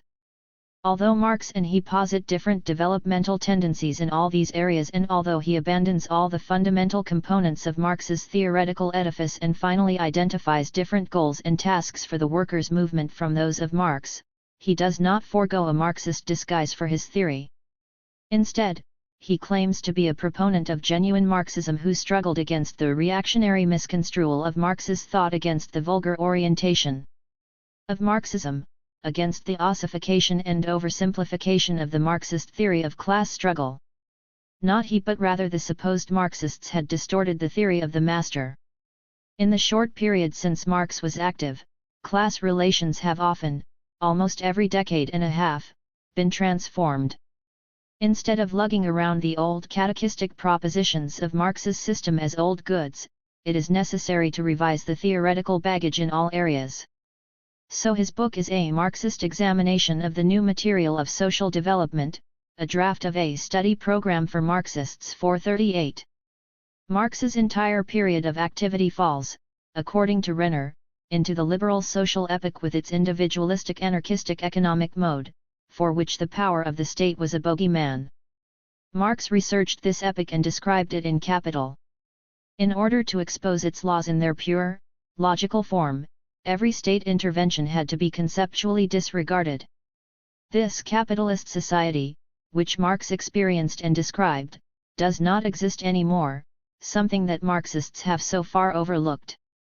The essential feature of the fundamental changes in the structure of society, which were completed between 1878 and 1914, consists of the stationification of the previously stateless economy, that is, precisely what Karl Marx's system logically and practically excluded, what Marx did not experience or describe. There were important consequences of this stationification, because the economy more and more exclusively serves the capitalist class, the state more and more predominantly the proletariat. Consequently, the state is the tool with the help of which the historical overthrow of capitalism into socialism will be carried out. But it is a crazy conception to think that the conquest of political power by the proletariat can be carried out through a sudden overthrow of the system, through a political surprise attack. Those are conceptions that have been smuggled from the political history of the bourgeoisie into the world of socialist ideas. The state will, instead, be conquered step by step in daily struggles. Its transformation is carried out through the gradual socialization of all economic functions. Marx was far from condemning and negating the state from state nihilism, with which contemporary Marxism coquettes. Through the state all economic categories are fundamentally transformed. The competitive price of the private economy is transformed into cartel price. Finally, during the period of high protection and under the influence of the state, regulated price develops into national price, whose form and extent differs from state to state. It is only one step further to state legislation directly prescribing the price, tax price or political price. The economy is not sufficient to explain such pricing. Overall deviation from the natural laws of the economy is determined by the process of stationification. An extra economic law imposed itself over the basic economic law. And that is now the new problem of Marxism, because the deliberate allocation of goods, that is, the exclusive mode of circulation of a socialist society, is today already merged into the system of automatic commodity circulation. 439. What can be said of commodity prices can also be said of the category of wages. The wage system is being fundamentally reorganized by the state. Today the worker's wage is already comprised of an individual and a collective wage. The state socializes variable capital, that is, capital spent on wages, through compulsory contributions by workers and employers for health, accident, and old age insurance, after individuals are paid. Basically, the state has already long done this through certain public outlays, like public schools, that contribute to the maintenance and renewal of the working class. The working class, consequently, already receives a part of its wages collectively. Development is towards the collectivization of an ever larger part of wages. To an increasing extent, the worker becomes the subject and object of public institutions. The process of socialization integrates him as an element into the state. 440. This process of socializing the worker's wage has not yet been analyzed by Marxists. But large transformations of the individual components of the wage also take place. The individual wage is replaced by the trade union wage and finally by the regulated wage. These institutions transform the worker from a serf into an economic citizen.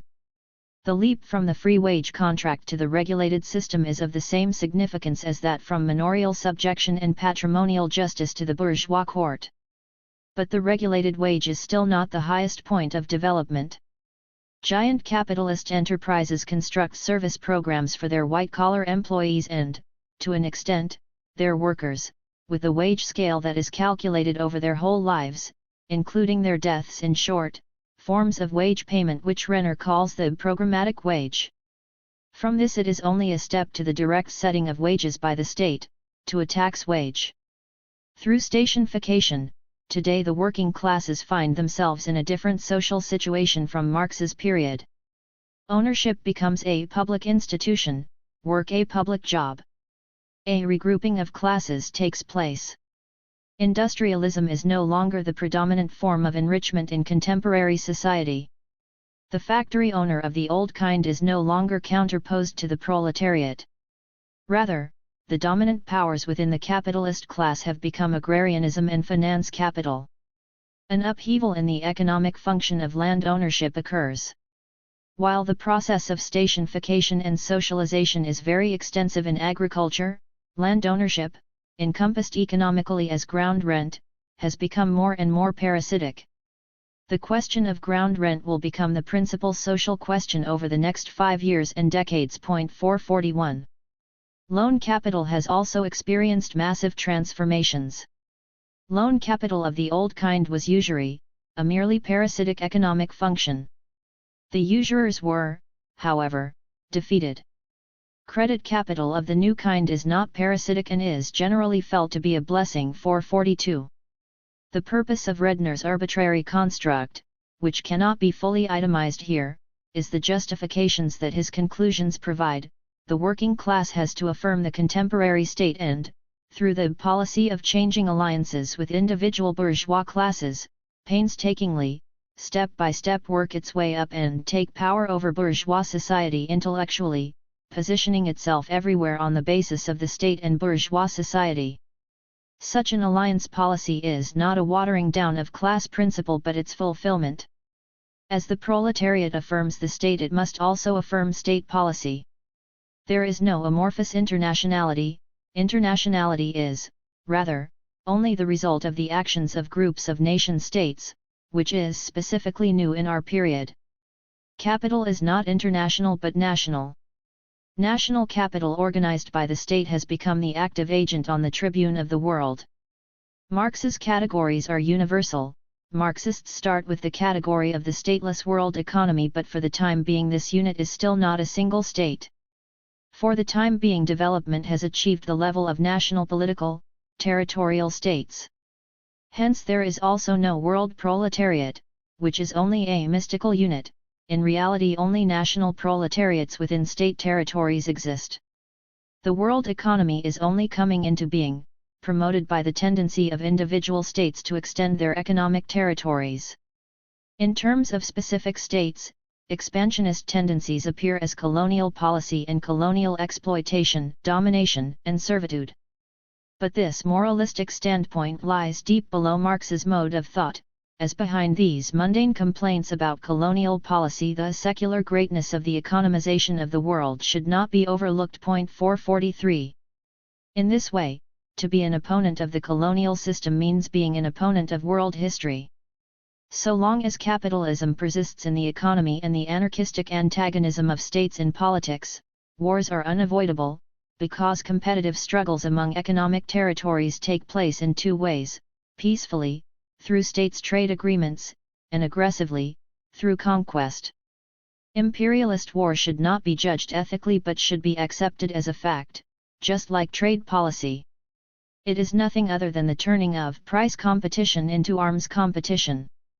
At most, there should be efforts to civilize war and the extension of the organization of the world into a peaceful association of nations, through international law. So long, however, as such a future, supranational organization of the world has not been achieved, war remains possible and, in certain circumstances, necessary, because it concerns the existence of a state and its economy. Since the methods of struggle in trade union work rest on the basis of this capitalist order, trade unions must act positively in the struggle. No union desires the destruction of industry. The existence, continuation, and future of this capital also affect the working class positively. In bellicose periods the working class also struggles for that continuation. If there is war, the proletariat also has to take the path of war.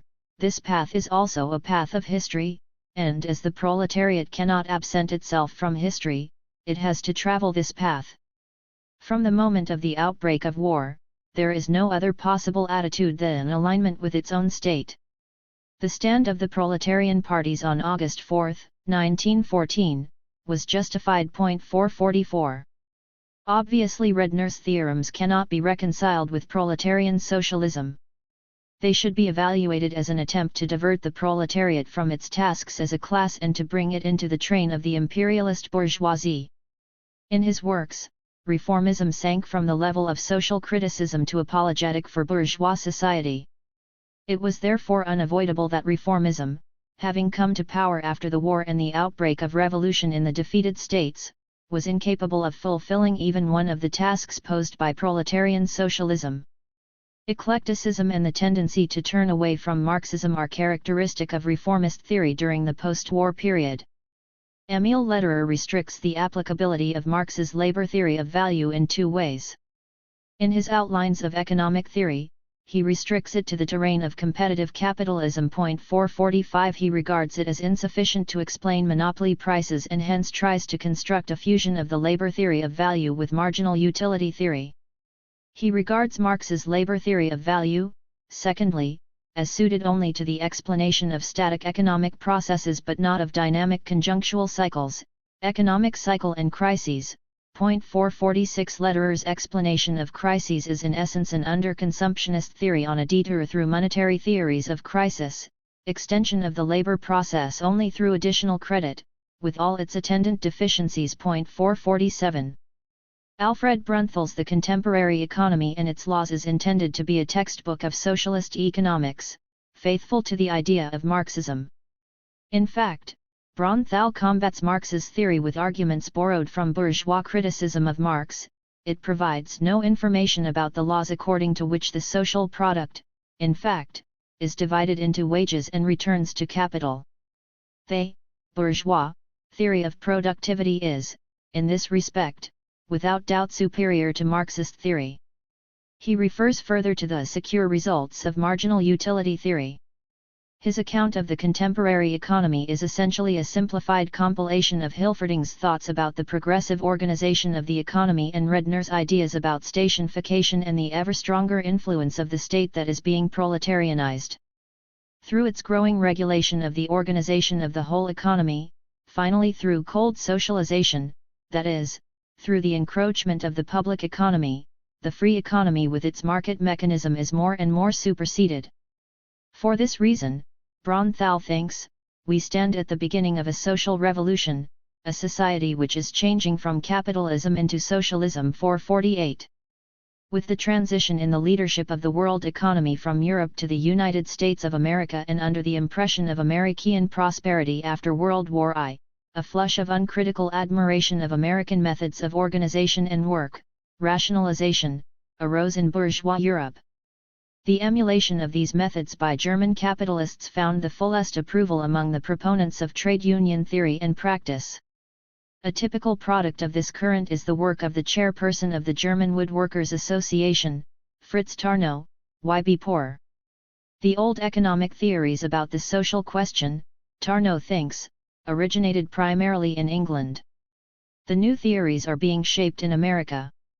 America has shown that poverty is no economic necessity but a social illness, whose curability, even within the framework of the capitalist economy, is undoubted. Wages, as a cost factor, have declined in significance, but as a factor in purchasing power they have gained importance. Increasing consumption and, above all, mass consumption is the key to the development of production. In view of the enormous development of the productive forces, from now on waste is a blessing and restraint a curse.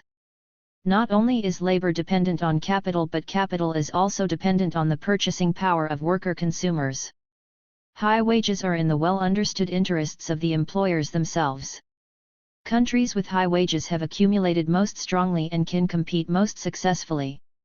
American employers are advancing along the track of this knowledge, which is the basis of the secret of the continuing boom in the United States of America.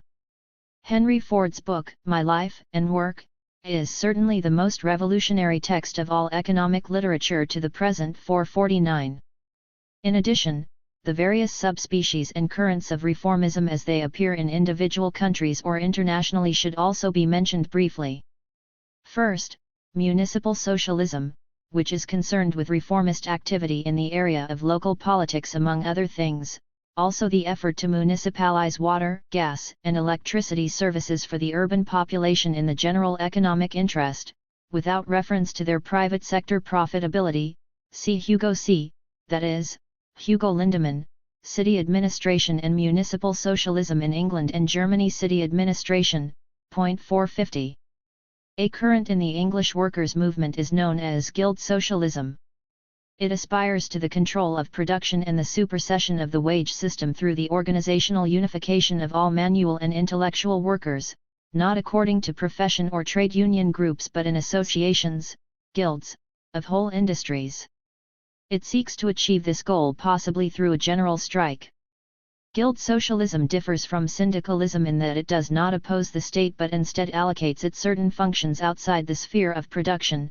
See George Robert Sterling Taylor, Guild Politics, A Practical Program for the Labour Party, George Douglas Howard Cole, Self-Government in Industry and Guild Socialism, and George Douglas Howard Cole and William Miller, The Meaning of Industrial Freedom, point 451. So-called liberal socialism stands outside the workers' movement and has less to do with socialism than liberalism, that is, capitalism. Represented by the isolated efforts of Franz Oppenheimer, neither capitalism nor communism, drawing on the theories of Eugen Düring, it seeks to maintain the mechanism of exchange. Point 452. b. The development of the materialist conception of history. The materialist conception of history, drafted by Marx with Engels's collaboration in a series of youthful writings, 1842-1859, in inspired outlines, was never systematically developed by them. It was only Marx's students who undertook to extend it philosophically and epistemologically, deepening it, above all, through fruitful, specialized research in various areas of social, economic, and cultural history. Karl Kautsky dealt with it philosophically, above all in ethics and the materialist conception of history, class antagonisms in the era of the French Revolution, Thomas More and his Utopia, and Foundations of Christianity. 453 In his last large work, The Materialist Conception of History, Kautsky revised his earlier conception of the driving force of historical development just as he had in relation to his economic and political conceptions. Compare Karl Korsch, The Materialist Conception of History, An Argument with Karl Kautsky. 454 Franz Mehring, 1846–1919, in his The Lessing Legend, chose the literature and the history of Gotthold Ephraim Lessing and Friedrich II Hohenzollern as his field of application. In brilliant essays in Neue Zeit, he dealt with the most diverse areas of history and literary history.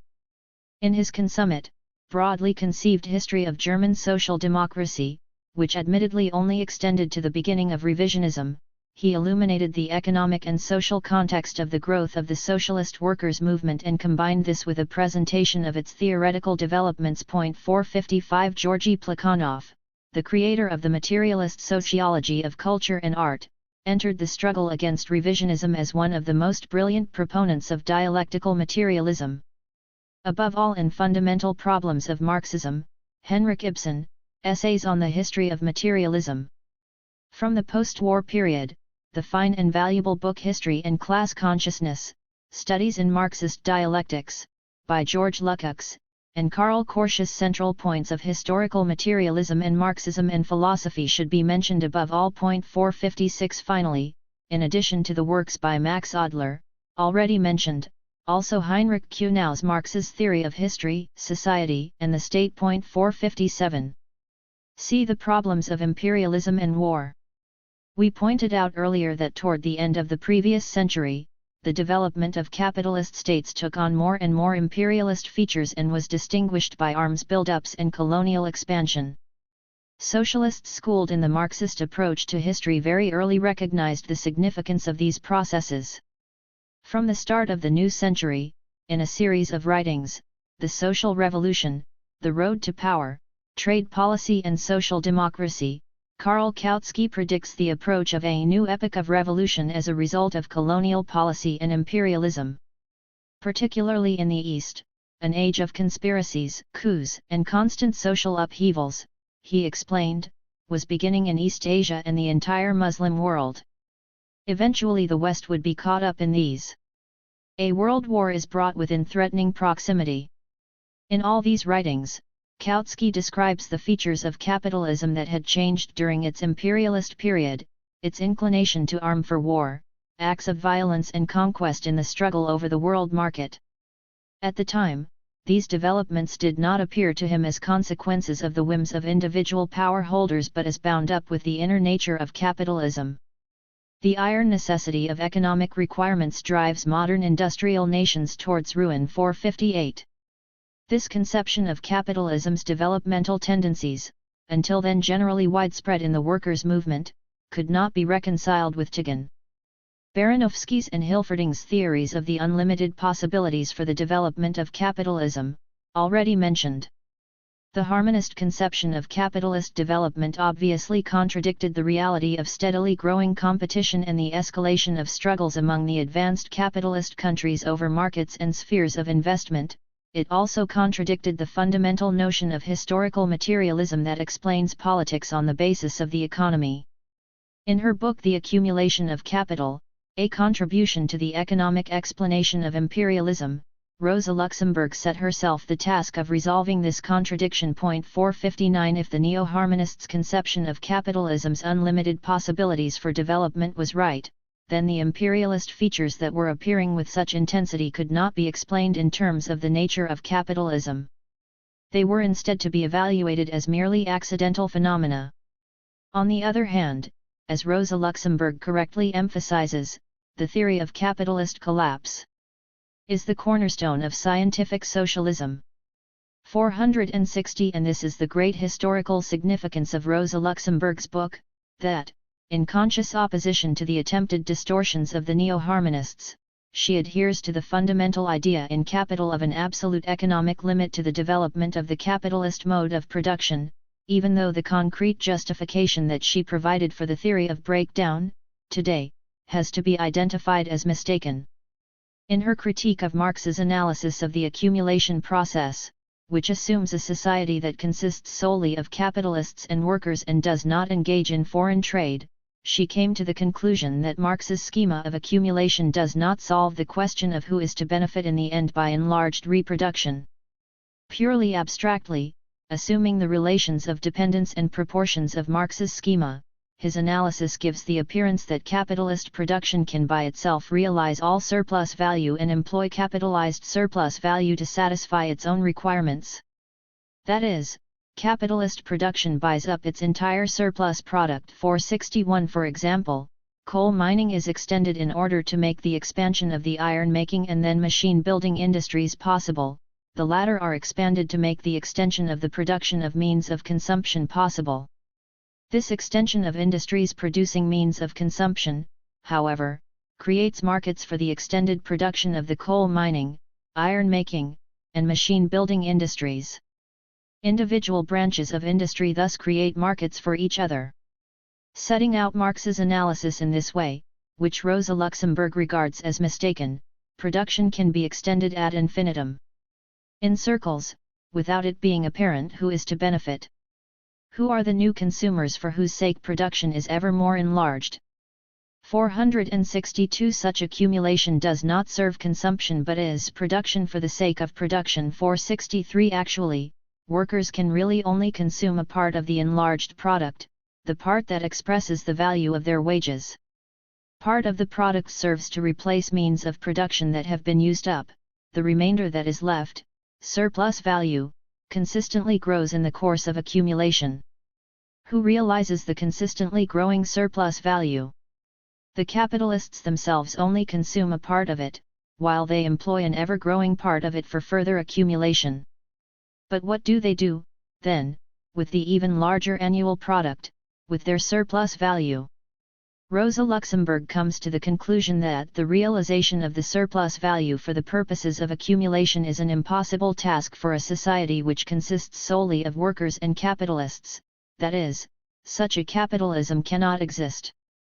The capitalist mode of production requires for its existence, as its prime condition, that there should be strata of buyers outside capitalist society, that is, social layers whose own mode of production is not capitalistic and who realize the capitalist surplus value.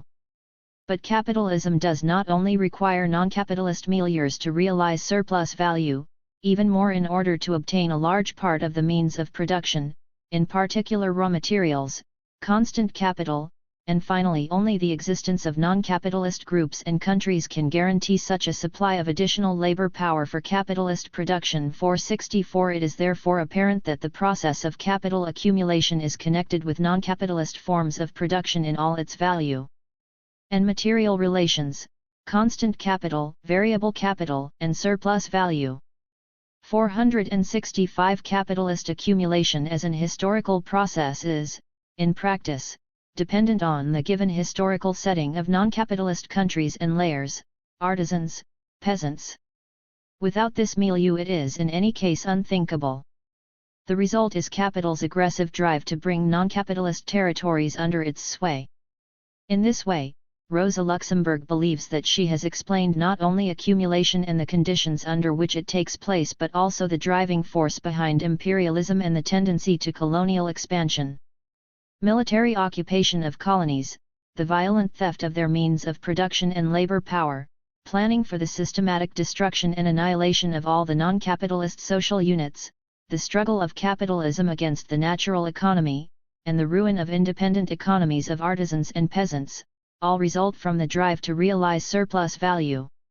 In contrast to the crude optimism of David Ricardo, Jean-Baptiste Say, and Tikhon Baranovsky, for whom capitalism can develop without limit, with the logical corollary of capitalism in perpetuity, 466. Her own solution seems to be in the spirit of Marx's theory of the final breakdown of the capitalist system of production, which is founded on the dialectical contradiction that the movement of capital accumulation requires non-capitalist formations as its context, and can only exist as long as this milieu is present. 467. As natural economies are subordinated to capitalism, the situation Marx predicted in his analysis draws nearer, namely, capitalist production as the exclusive and universal domination of capitalist production in all countries and for all branches of industry. 468. But this is the start of a dead end. Once the final result is achieved, accumulation becomes impossible. 469. The historical limits of accumulation, the impossibility for the productive forces to develop further, is apparent here. The consequence is the end of capitalism. Its imperialist phase is thus the final period in its historical career. So the economic analysis of non-capitalist markets has the closest interconnection with the emergence of socialism. Socialism is not merely dependent on subjective voluntarist factors but results from the economy's course of development, connected with the forces within capitalism that objectively work toward its necessary breakdown. This theory, which places emphasis on the problem of markets, on the question of the realization of surplus value, is not capable of satisfactorily explaining the characteristic feature of capitalism's imperialist period, the export of capital. See Lenin's theory of imperialism, below. Furthermore, these ideas were not new, they have a history of more than 100 years. In essence, they were already developed by Simon de Sismondi in his New Principles of Political Economy of 1819 and Thomas Malthus in the chapter on accumulation in his Principles of Political Economy of 1820.470. These ideas were later extended by socialist theorists to explain imperialism, by Henryk Q. Now, on crisis theory, Louis B. Boudin, the theoretical system of Karl Marx, with a foreword by Karl Kautsky, and Kautsky himself. See above.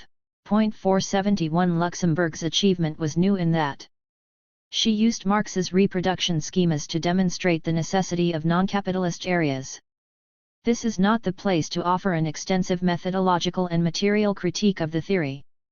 In this regard, refer to the works of Henryk Grossman, discussed further below. Directly opposed to Rosa Luxemburg's is the position of Vladimir Ilyich Lenin, who already argues against the Russian Narodniks in his A Characterization of Economic Romanticism, Sismondi and Our Native Sismondists.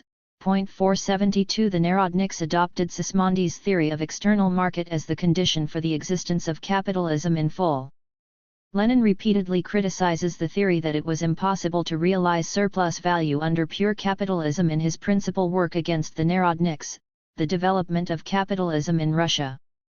The contradiction between the limits of consumption and limitless expansion of production for the sake of production does exist. 473. But this is not a contradiction in a theory but a real contradiction in the capitalist system.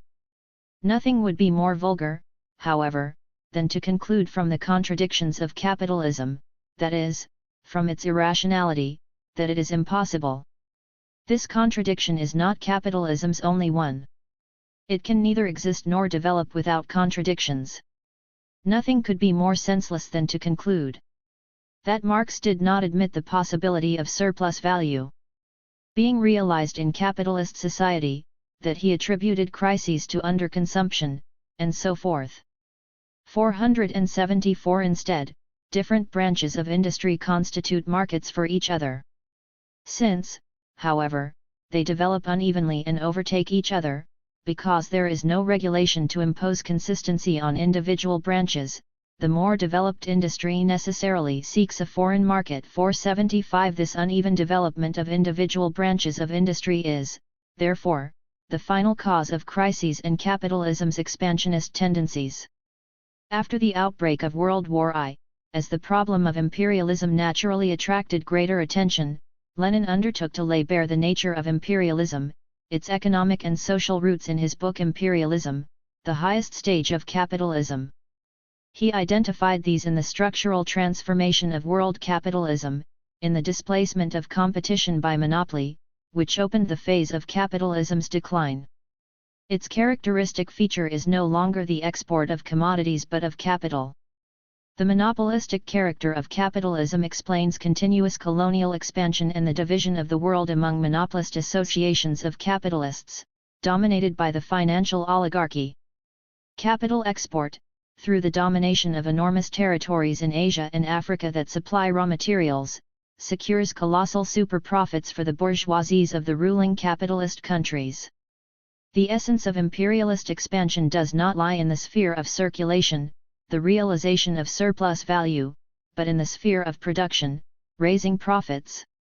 The emergence of imperialism opened a period of constant war and threat of war. Wars are a product of imperialism, an unavoidable result of the antagonisms of the epoch of decline. In this respect, the character of wars has changed, the formal distinction between wars of defense and offense has lost any meaning. For in contrast with the wars of national liberation during the rising phase of capitalism, wars in the period of decline are predatory wars among imperialist countries and against less economically developed nations and states. As a consequence, the working class has special responsibilities in questions of war, civil peace, defense of the fatherland, and approving war credits. During the phase of capitalism's decline, the proletariat has the task of transforming war between peoples into civil war, with a view to the conquest of power and, for this reason, of preparing strategically and organizationally for revolution. Grigory Zinoviev, The War and the Crisis of Socialism, Vladimir Ilyich Lenin and Grigory Zinoviev, Against the Current, articles from the years 1914-16, Leon Trotsky, The War and the International, Nikolai Bukharin, Imperialism and World Economy, with an introduction by Vladimir Ilyich Lenin, and Hermann Gorter, Imperialism, the World War and Social Democracy, take similar stances on the problem of imperialism and war. 476. D. The problem of the proletarian seizure of power. Marxist theory and the Soviet Union. The establishment of the Soviet Union is, in principle, not simply a turning point of great importance in the political and economic history of capitalism but also in the field of Marxist theory. The outbreak of the Russian Revolution confirmed the correctness of the prognosis of Marxists, who had predicted its advent and thus based their strategy and tactics on it for decades. Further, it proved the correctness of those who, like Lenin in 1905, had already predicted on the basis of Marxist theory that the coming revolution would be an upheaval of a new kind, proletarian revolution, which in its goal, organs, and tactics would move beyond the bourgeois world. 477 The international significance of the October Revolution and its historical meaning from the point of view of Marxist theory is, moreover, that the sole rule of the capitalist system has reached its end. With the October Revolution, the bourgeois mode of production, before this turning point the dominant and the most progressive mode of production, lost its aura of permanence and indestructibility, proving to be a historical, that is transitory category. Previously, only remnants of social formations that have gone under and are in comparison more backward, artisans, peasants, the primitive economies of colonial people in Africa and Asia, have survived alongside it. In contrast to capitalism, socialism was previously only a demand for the future arrangement of society. Now, as experience seems to confirm, a superior economic system in the Soviet Union confronts capitalism, which has been convulsed by the world economic crisis. Through the formulation of the first five-year plan of 1928-32, it is on the best path to realizing, for the first time in history, the idea of a socialist, planned economy, after initial, transitional difficulties are overcome. In a sixth of the world, particularly in the previously most backward areas of Asiatic Russia, the Soviet Union knew how to construct a socialist economy on the basis of the most advanced technology at a gigantic tempo in the areas of economics and culture, for which there is no historical analogy, and boldly leaping over whole historical stages of development. The great popularity of the planned economy's configuration in almost all the highly developed countries of Europe and in the United States of America expresses the shaken faith in the justification for inadequacy of the capitalist market economy. Capitalism's difficulties seem to have become more acute because of the fact of the very existence of the Soviet Union alone, as a consequence of its successful socialist construction. Social contradictions and class antagonisms are no longer, as earlier, contradictions between reality and a hoped-for socialist future, but rather the ever more pronounced contradictions between two social and state systems that exist side by side. The foundation of the Marx-Engels Institute in Moscow, under the leadership of the well-known Marx researcher David Ryazanov, is of the greatest significance for the scientific deepening and development of Marxist theory. It took on the monumental task of producing the Marx-Engels collected works, in more than 40 volumes, which will publish fundamentally important parts of Marx and Engels's world of ideas that were previously unknown. 478 Marx-Engels Archive, which also appears in German, is the organ of the Institute. Research into the particular conditions of the existence and development of the peasant economy plays a specific role in the socialist literature of the Soviet Union. From the extensive literature only the following are mentioned: Alexander Vasilyevich Chayanov, The Optimal Size of Agricultural Enterprises, The Theory of the Peasant Economy, The Theory of Peasant Cooperatives, Nikolai Pavlovich Makarov, The Peasant Economy and Its Evolution. Further, the International Agrarian Institute in Moscow and its journal deal with these problems. 479. Russian socialist literature, however, engages above all with the theory of socialist upheaval and the period of transition to socialism. In his speech on the program of the Third International in 1922, Bukharin criticized those who want to delay the socialist upheaval until socialism has ripened within capitalism. In contrast to the classical statement in Marx's Capital that capitalism matured fully under feudal rule until the new order was able to fully develop after the conquest of political power, the Russian communists, especially Bukharin, insist that this theory does not apply to socialism. Under feudalism, the bourgeoisie could already possess a monopoly over industrial means of production, achieve leading roles in industrial production, and, drawing on its economic power, also overtake the feudal class culturally. In contrast, the working class cannot become the owner of the means of production and control production under capitalism. Nor can it rise to a higher cultural level than the bourgeoisie within the framework of capitalism. Socialism can never ripen in this manner, even under the most favorable conditions. It is impossible for the working class to take production in hand within the womb of capitalist society. The proletariat can learn all that only when it has already achieved the dictatorship of the proletariat. 480 Socialism does not arise, it must be consciously constructed. 481.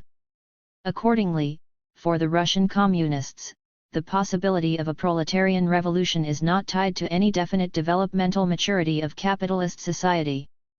Only a sufficient concentration of production is required to make the planned organization of the economy possible and a correspondingly advanced union of proletarian atoms into a revolutionary class, to guarantee the overthrow of the bourgeoisie in the revolution and the construction of the apparatus of the proletarian dictatorship. In addition to these two objective moments, two subjective moments are required: the revolutionary enthusiasm of the proletariat and its desire to end the capitalist order, and the incapacity of the bourgeoisie to effectively resist the proletariat. All these moments, however, are compatible with the most diverse economic conditions. The breakdown of capitalism, according to this conception, can just as easily take place at a high or a relatively low level of capitalism's inner maturity. A country does not necessarily have to be among the leading capitalist countries in terms of its general level of economic development. On the contrary, since the capacity of the bourgeoisie is, all other things being equal, directly proportional to the economic maturity of capitalism, it is likely that the collapse of the entire system ensues, beginning with the organizationally weakest links of that system. 482 Later we will see that this theory of breakdown, which constitutes nothing other than a formulation of the specific Russian situation during the First World War, neither corresponds with Lenin's conception of the overthrow of capitalism nor does it apply at all to the advanced capitalist countries of Western Europe.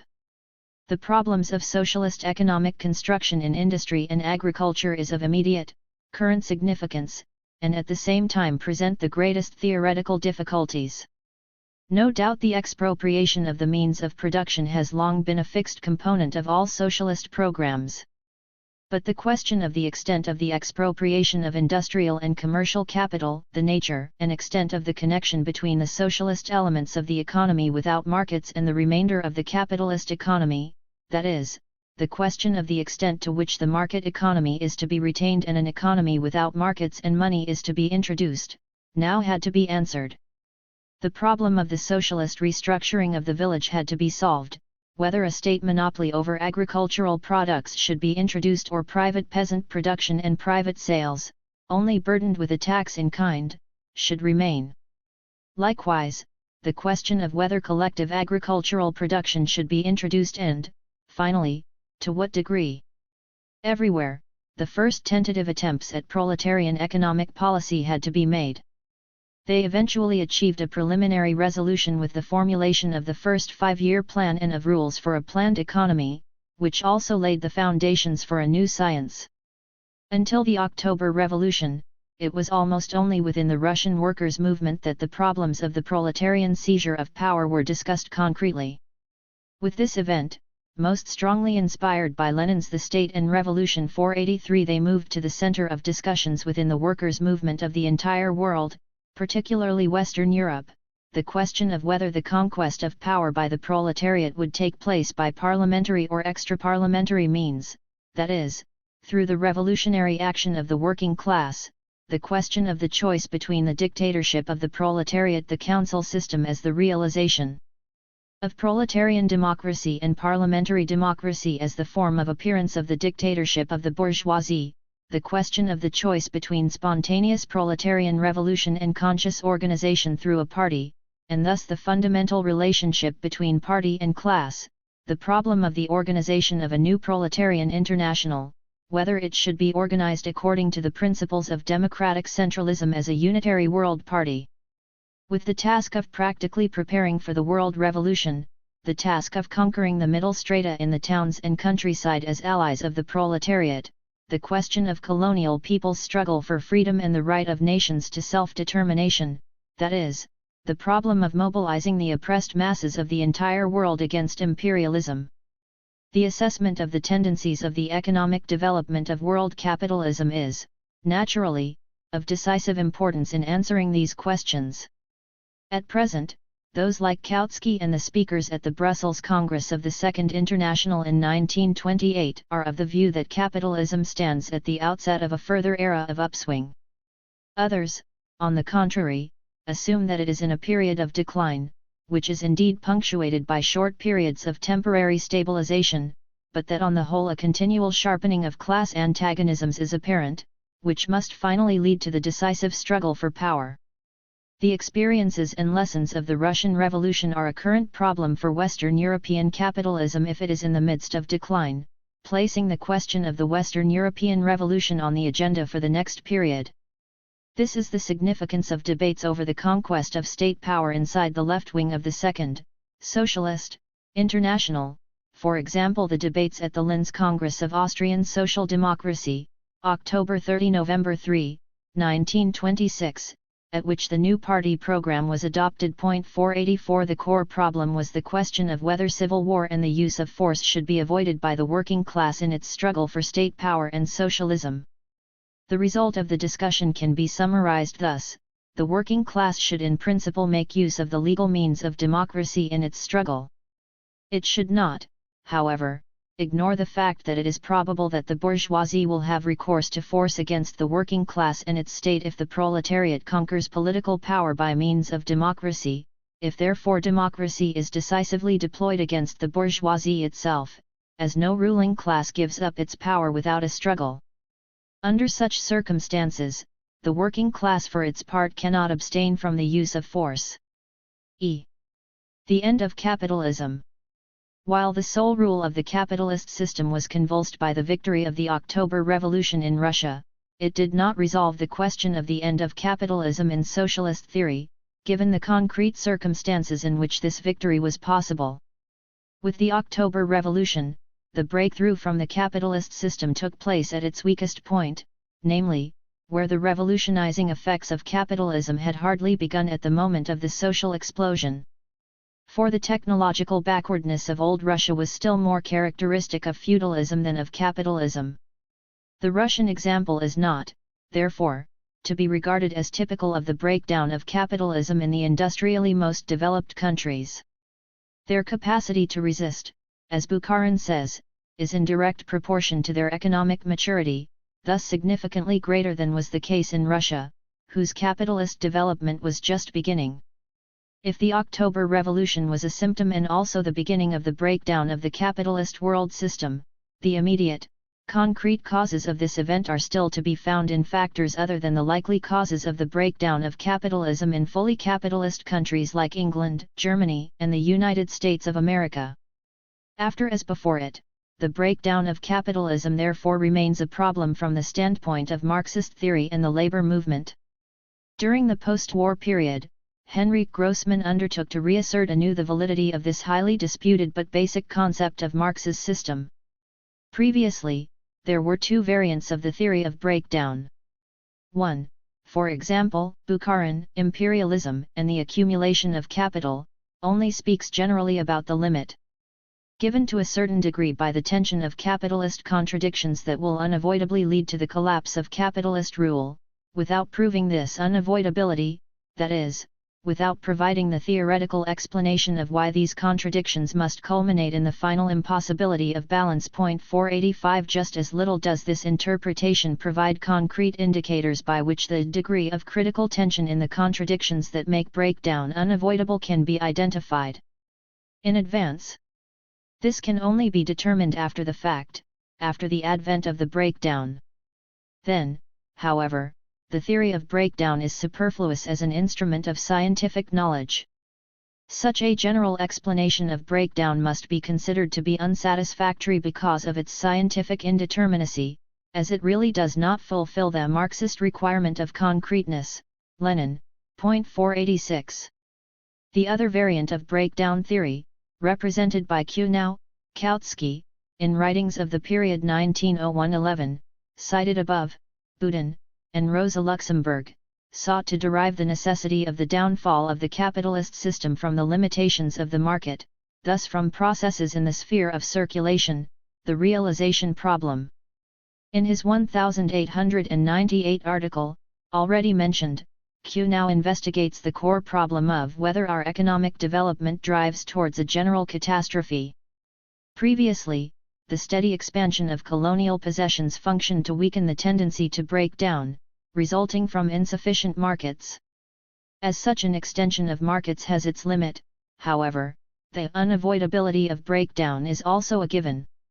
Without gaining external markets, England would long ago have faced a conflict between the capacity of its domestic and foreign markets to consume and the gigantic escalation of its capitalist accumulation.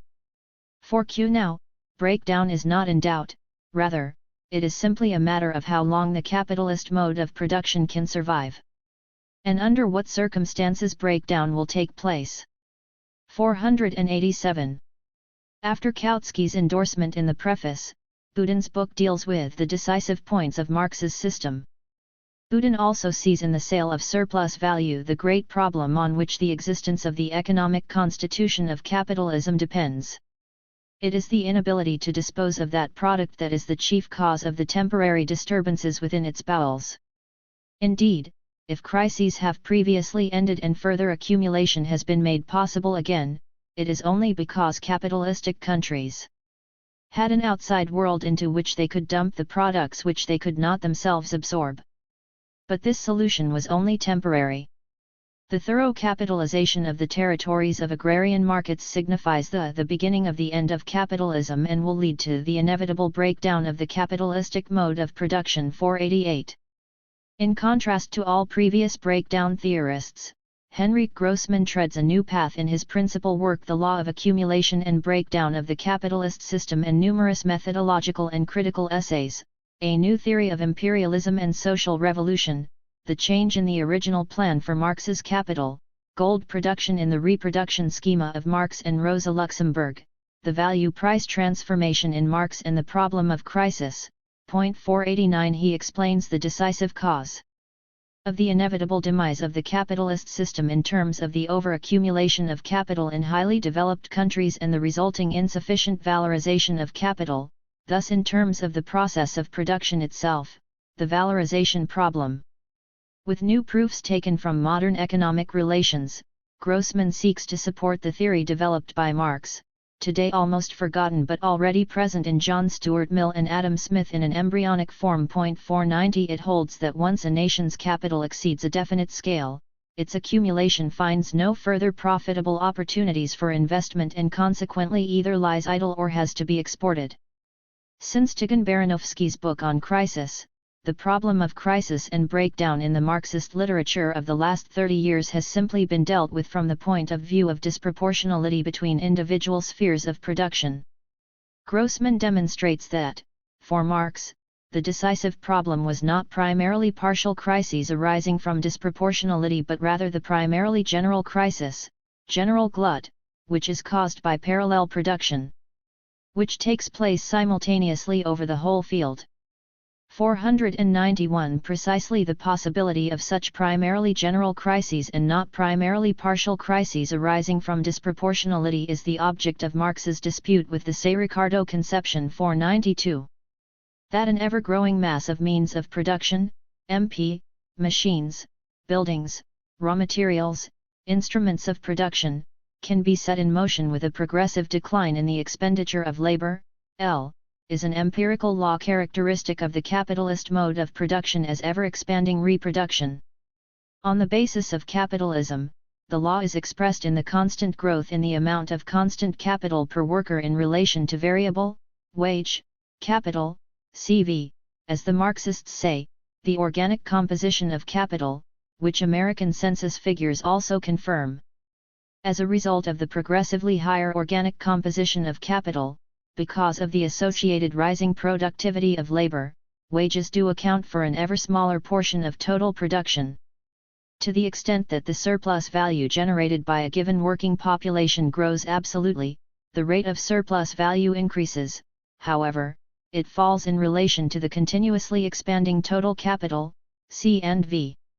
This is the fact that underlies the law of the tendency for the rate of profit to fall.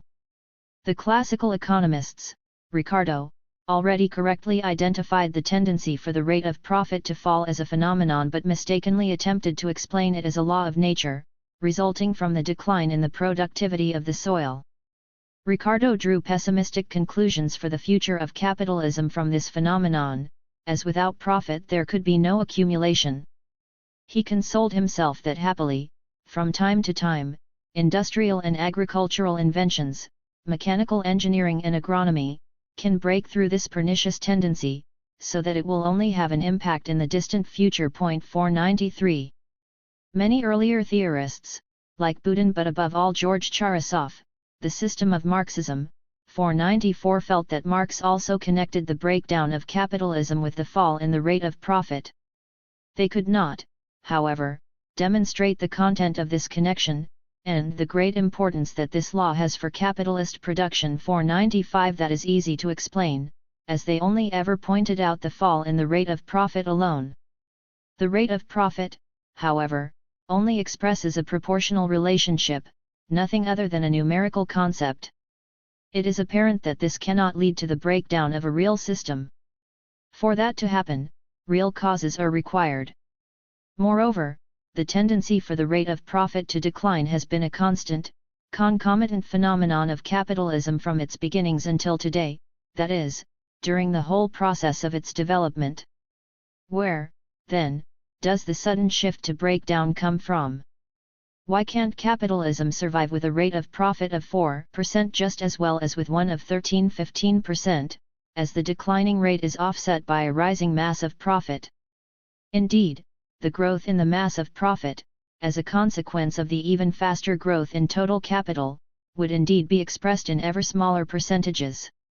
The rate of profit would approach zero, that is, the boundary point in the mathematical sense, without reaching it, and yet the capitalist class could nevertheless feel comfortable as a consequence of the growth in the mass of profit. Grossman was the first to point out that breakdown cannot be derived from or explained by the rate of profit, that is, by the index number of profits, but must be understood in terms of what is concealed behind it, the real mass of profit in relation to the social mass of capital. For according to Marx, accumulation depends not only on the rate of profit but on the amount of profit. 496 If accumulation proceeds as a continuous process, the surplus value of the capitalists must be used for three purposes, be divided into three parts. First, one part must be used as additional constant capital, AC, a second part as additional variable capital, AV, for the application of additional labor power, the remaining, third part can be used as funds F for the capitalists' consumption. Now, the mass of surplus value does grow absolutely with the development of the capitalist mode of production. If, however, the organic composition of capital grows as is necessary for capitalist production and is also assumed in the theoretical analysis, then a relatively ever larger part of the surplus value must be deducted for the purposes of additional accumulation, AC. As long as the absolute mass of total social capital with a low organic composition is small, surplus value is relatively large, and this leads to a rapid increase in accumulation. For example, with the composition of 200C plus 100V plus 100s, constant capital C can be increased by 33 1/3% of its initial size, assuming the employment of all the surplus value for the purposes of accumulation. At a higher level of capital accumulation, with a significantly higher organic composition of capital, for example of 14,900C plus 100V plus 150s, the expanded mass of surplus value is only 1% when it is employed as additional capital AC. It is easy to calculate that with continuing accumulation on the basis of an ever higher organic composition, a point must come when all accumulation ceases. This is all the more true because it is not any arbitrary fractional amount of capital that can be employed but rather a definite minimal amount is required, whose scale consistently grows with increasing accumulation of capital. With the progress of capital accumulation, therefore, an ever larger part, not only absolutely but also relatively, must be deducted from surplus value for the purposes of accumulation. So at high levels of accumulation, when the extent of the total social capital is great, the part of surplus value required for additional accumulation AC will be so large that it finally absorbs almost all of the surplus value. A point must be reached at which the part of surplus value destined for the consumption of the workers and the capitalists, AV and F, declines absolutely. That is the turning point at which the previously latent tendency to break down begins to take effect. Now it is apparent that the conditions required for the continuation of accumulation can no longer be entirely fulfilled, that the mass of surplus value, although it has grown absolutely, is not sufficient for the three functions. If, as previously assumed, the additional constant capital, AC, is deducted from surplus value to the required extent, then the revenue part is not sufficient to cover the consumption of workers and employers to the previous extent. An intense struggle between the working class and the employers over the division of revenue, rising pressure from employers on the level of wages, becomes unavoidable. If, on the other hand, the capitalists are forced, under pressure from the working class, to maintain the previous level of wages, and consequently the part destined for additional accumulation AC is reduced, the tempo of accumulation slows down. This would signify that the productive apparatus cannot be renewed and expanded to the extent required by technological progress. A relative technological backwardness in the productive apparatus would set in. Any further accumulation must in such circumstances increase the difficulties, because the mass of surplus value can only be increased to an insignificant extent with a given population. Surplus value flowing from previous capital outlays must therefore lie idle, an excess of inactive capital searching in vain for investment opportunities results. In this way, Grossman explains the technological backwardness of older capitalist countries, like England, with a higher level of capital accumulation, and the tendency apparent there for the level of wages to stagnate or decline. In pure, that is, isolated capitalism, these tendencies must soon prevail, that is, lead to the breakdown of the system under the pressure of intensifying class antagonisms. In capitalism that is interdependent with the world economy, numerous counter-tendencies operate to weaken the tendency to break down, which is then only expressed in temporary crises. Valorization, the rate of profit, is repeatedly improved and increases the mass of profit by reducing the cost of producing constant capital and variable capital, the level of wages, shortening turnover time, improving the organization of transport, reducing stocks and commercial expenses, and the periodic devaluation of available capital. The advantages derived from the domination of the world market operate in the same way. Unequal exchange takes place in foreign trade. The technologically advanced countries receive a higher value in exchange for the value of their commodities, which also increases profits. This also applies to the export of capital. Capital export occurs because an overaccumulation of capital predominates in the highly developed capitalist countries, and consequently there is a lack of opportunities for investment. As a consequence, the capital exporting country receives an additional injection of surplus value, which improves the insufficient valorization of capital and weakens or temporarily suspends the tendency to break down. This explains the intensity of imperialist expansion during the late phase of capital accumulation. Imperialism is an attempt to improve currently insufficient valorization and hence to extend the lifespan of the capitalist system by weakening tendencies to break down, through the transfer of surplus profits from colonial territories to highly developed capitalist countries. In this way, Grossman combines the theory of breakdown with the theory of crisis. Crisis is an expression of breakdown that has not fully developed, because it has been mitigated by counter-tendencies. But soon it is apparent that, because of the nature of the above counter-tendencies, they are only temporary and only able to counteract the tendency to break down to a certain extent. Stocks can only be reduced to a definite lower limit, breaching which would disrupt the continuity of the production process. Wages can only be depressed to a definite limit, breaching which would mean that the labor power of the working class was not fully reproduced. Instead, the intensity and quality of labor would decline. The reduction of commercial profits can only improve the profitability of industry to a limited extent. The more commerce is reduced, the smaller the mitigating effects of a further reduction will be. The counter effects of capital export can also only be temporary. To the extent that the number of countries with excess capital and consequently seeking to export increases in the course of accumulation, competition on the world market, the struggle over profitable spheres for investment, increases. For this reason, too, the tendency to break down must become more intense, at a definite point. The increase in fixed capital does not have a different effect. At higher levels of capital accumulation, at which fixed capital accounts for a larger component of constant capital, the contraction of production during the crisis has ever smaller significance. A firm's burden of depreciation and interest payments for fixed capital does not decline when production is reduced.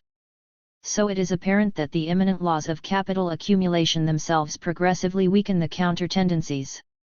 Overcoming crises becomes ever more difficult, the tendency to break down more and more holds sway.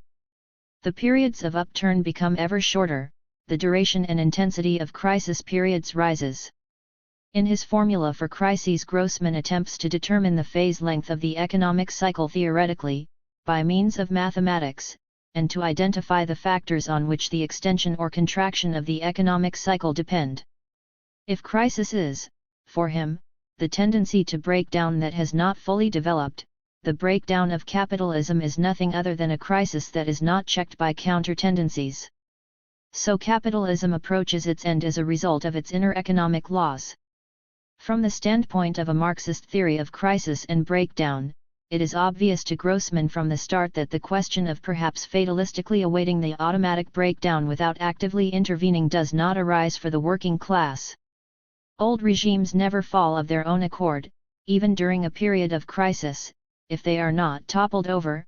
Lenin, point 497. According to Grossman, the point of a Marxist theory of breakdown is only to demarcate voluntarism and putschism, which regard revolution as possible at any time, without considering whether there is an objectively revolutionary situation, and as dependent only on the subjective will of the revolutionaries.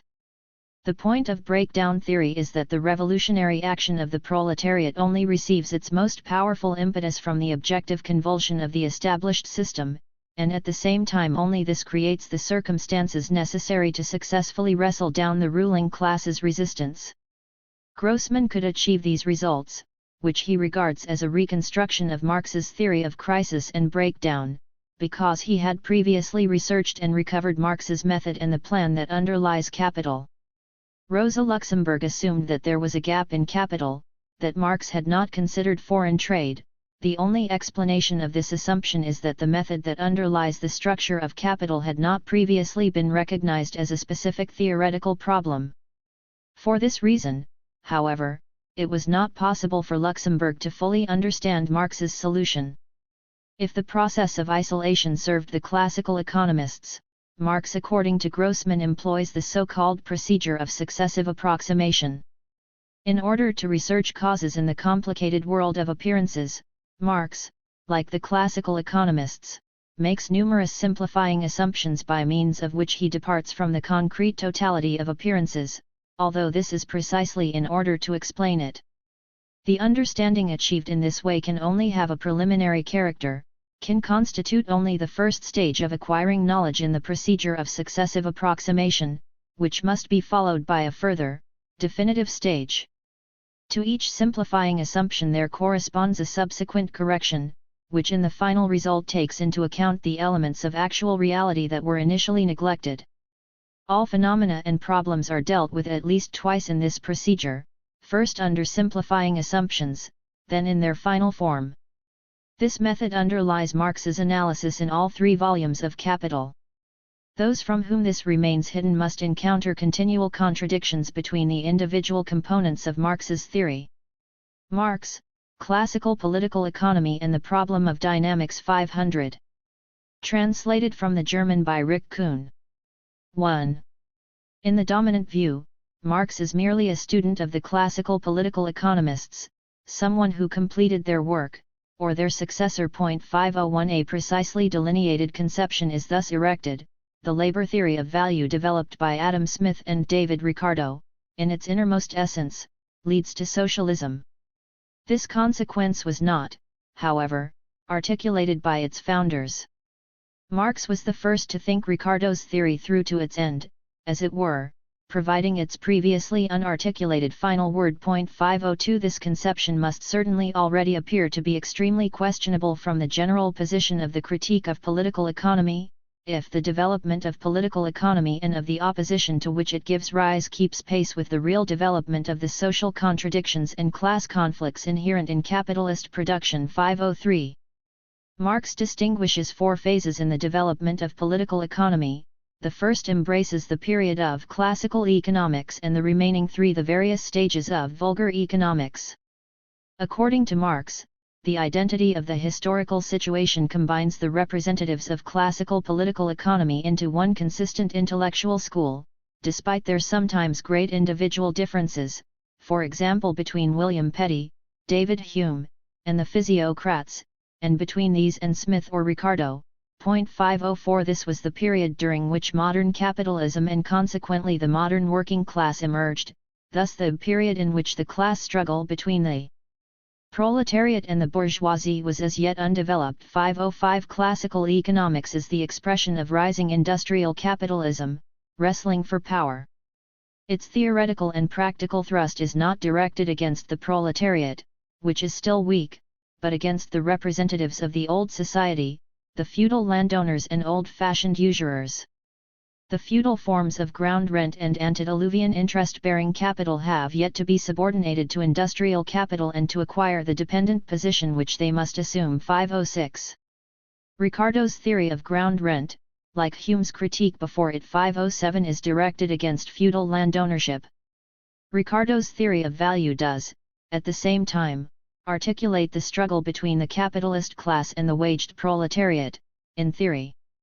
But the industrial bourgeoisie and its theory are still naive, that is, can afford to engage in the pursuit of truth without regard for possible dangers and implications, as yet unsuspected and in fact not yet present, that follow from their own principles. So the labor theory of value is developed without fear of emphasizing in theory the contradictions between the working class and the propertied class that can be derived from it, or of highlighting the distinction between productive and unproductive labor. 508 For it was the representatives of the feudal occupations who were particularly ranked into the category of unproductive labor. Those authors are classical, according to Marx, to the extent that they express this frontline position. For example, John Locke, in his polemic against unproductive feudal land ownership and ground rent, which according to him is in no way different from usury 509. This frontline position is particularly apparent in their theory of productive and unproductive labor, in which the relationship of the rising bourgeoisie to preceding classes and outlooks is entirely clear. This theory starkly contradicts both the perspective of the ancient world, when materially productive labor bore the stigma of slavery and was regarded merely as a pedestal for the idle citizen, and that of the social classes and occupations carried over from the feudal period, declared to be unproductive. 510. The language of classical political economy is, Marx thinks, the language of the still revolutionary bourgeoisie which has not yet subjected to itself the whole of society, the state, etc. All these illustrious and time-honored occupations, sovereign, judge, priest, officer, etc., with all the old ideological castes to which they give rise, their men of letters, their teachers and priests, are from an economic standpoint put on the same level as the swarm of their i.e., the bourgeoisie's own lackeys and jesters, maintained by the bourgeoisie and by idle wealth the landed nobility and idle capitalists. They live on the produce of other people's industry, therefore they must be reduced to the smallest possible number. 511. So long as the bourgeoisie has not yet confronted the real productive laborers in conscious, openly hostile antagonism, laborers who moreover tell it that the bourgeoisie lives on other people's industry, it can still confront the unproductive classes of the feudal period as the representative of productive labor. 512. When the bourgeoisie has consolidated its position of social power in the course of economic development, in part taken possession of the state and in part concluded a compromise with the feudal classes and ideological castes, and, in addition, once the proletariat and its theoretical representatives arrive on the scene and draw egalitarian and socialist conclusions from the classical economists' labor theory of value, the right of the working class to the full fruits of its labor, things take a new turn. Political economy tries to justify economically, from its own standpoint, what at an earlier stage it had criticized and fought against. 513. At this point classical political economy disappears from the historical stage, and the hour of vulgar economics, Thomas Chalmers, John Ramsay McCulloch, Jean-Baptiste Say, and Germain Garny, has struck, the second phase of political economy. The vulgar economics of the 1820s and 1830s, the metaphysical period of political economy. 514 is the expression of the existence of the victorious and now conservative bourgeoisie, which therefore apologetically obfuscated the prevailing order, and whose theoretical representative in England was Thomas Malthus. He combated any tendency in Ricardo's work that was revolutionary in relation to the old society. 515 Like Ricardo, Malthus did indeed wish to have bourgeois production, but only so long as it is not revolutionary, but merely creates a broader and more comfortable material basis for the old society, a society with which the bourgeoisie had just struck a compromise. 516. Now the classical theory of the distinction between productive and unproductive labor was abandoned, as in Say and Malthus, out of fear of the proletarian critique that had already registered its demands and replaced by the conception that all labor is equally productive. Malthus likewise turned the real meaning of Ricardo's theory of ground rent, aimed against the landowners, into its direct opposite, by introducing capitalism's problem of sales. Malthus does emphasize the inevitability of generalized overproduction, affecting all branches of production. He only does so, however, in order to prove the necessity of unproductive consumers and classes, that is, buyers who are not sellers, so that the sellers can find a market in which they can dispose of what they supply. Hence the necessity of waste, including war. 517 Finally, Ricardo's labor theory of value is now also abandoned. By regarding the wage as a proportion of the total social product, relative wage, Ricardo articulated the class relation that is inherent in the capitalist economy. 518 With the development of the real antagonisms of capitalist production, the embryonic theoretical class antagonism contained in Ricardo's labor theory of value began to polarize. The theoretical opposition to political economy has already come into being in more or less economic, utopian, critical, and revolutionary forms. 519. William Thompson, 1824, Percy Ravenstone, 1824, and Thomas Hodgkin, 1825, 1827, 520. The theoretical representatives of the working class in England draw egalitarian conclusions and demands from Ricardo's labor theory of value. 521. In the face of such demands, as in 1832 text by Malthus openly admits, the classical labor theory of value was abandoned through successive small changes and transformed into a meaningless theory of costs of production. The specific value-creating role of labor was obliterated. 522. A particular productivity, a creation of value, was now attributed to land and capital in and of themselves, and labor was now only acknowledged as another factor of production, alongside capital and land. In this way, Ricardo's conception of the wage as a relation of the working class's share in total production that it has itself created was likewise overturned, justifying capitalists' profits as the result of the productivity of their capital, not of labor. In similar fashion, ground rent was justified as the fruit of the productivity of the land, which meant that antagonism toward land ownership that characterized classical theory now lapsed and became meaningless. The third phase of political economy, the period in the 1830s and 1840s following the July Revolution, was a period of sharpening class antagonisms and cumulative proletarian critique of the prevailing social order in England. John Gray and John Francis Bray, and France, Constantin Pecker. 523. It also saw the first attempts to organize the workers' movement politically, the Saint-Simonians, Philippe Butches, Louis Blanc, and Pierre-Joseph Proudhon's struggle against interest-bearing capital. 524. The result is an intensified phase of vulgarization and transformation of classical economics. 525. The last remnants of the original content of the theory were eradicated, those real contradictions of capital that were still admitted and highlighted by Malthus and Say's disproportionality theory of crisis, Malthus's theory of generalized crisis, were now denied and disappear from economic theory. In Frederick Bastiat's work, 1848, capitalism is transformed into a harmonious system. 526. The fourth phase of political economy, after 1848, falls into the period during which fully developed class antagonisms became unmistakably visible during the June days in Paris, as the working class first struggled for its own goals. 527. The result was the complete dissolution of the Ricardian school and a departure from all genuine theory. Economic theory was abandoned and replaced by the historical description of phenomena, the older historical school, with Wilhelm Roscher at its head.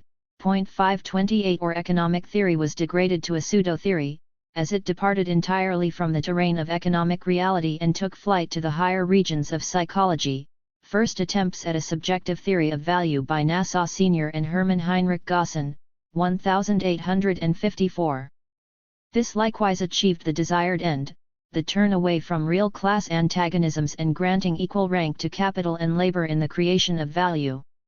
The theory of costs of production, the equation of labor, land, and capital as factors in the creation of value, was unsatisfactory, as it represented a trivial, circular argument. In attempting to explain the process of the creation of value, the value of products was reduced to the value of the factors jointly acting to produce the product, such that value is explained by value. There is no such circle in Marx's labor theory of value, as labor creates value, but is not itself a value, it is the use value of the commodity labor power. Under the pressure of the left Ricardians' critique, the theory of costs of production had to be abandoned. But since a return to the labor theory of value was undesirable, a way out was found by transforming economics into psychology.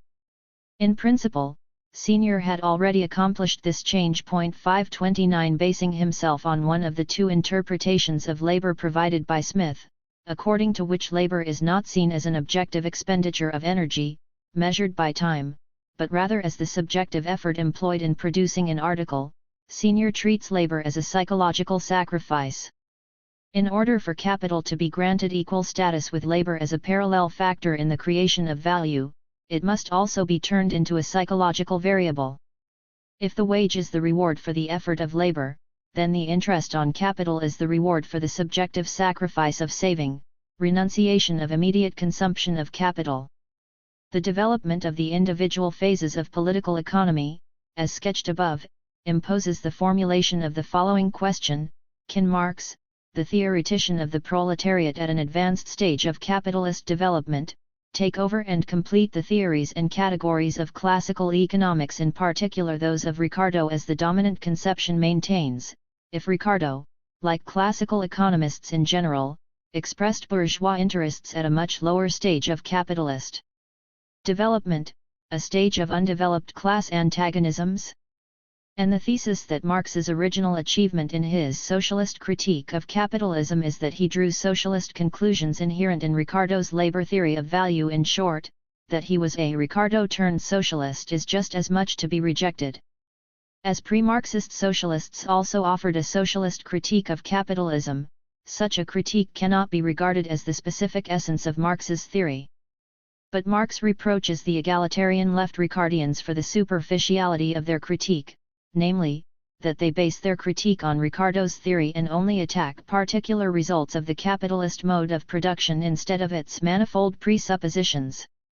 An effective socialist critique could only be based on a specific, new theory, with the assistance of new economic categories.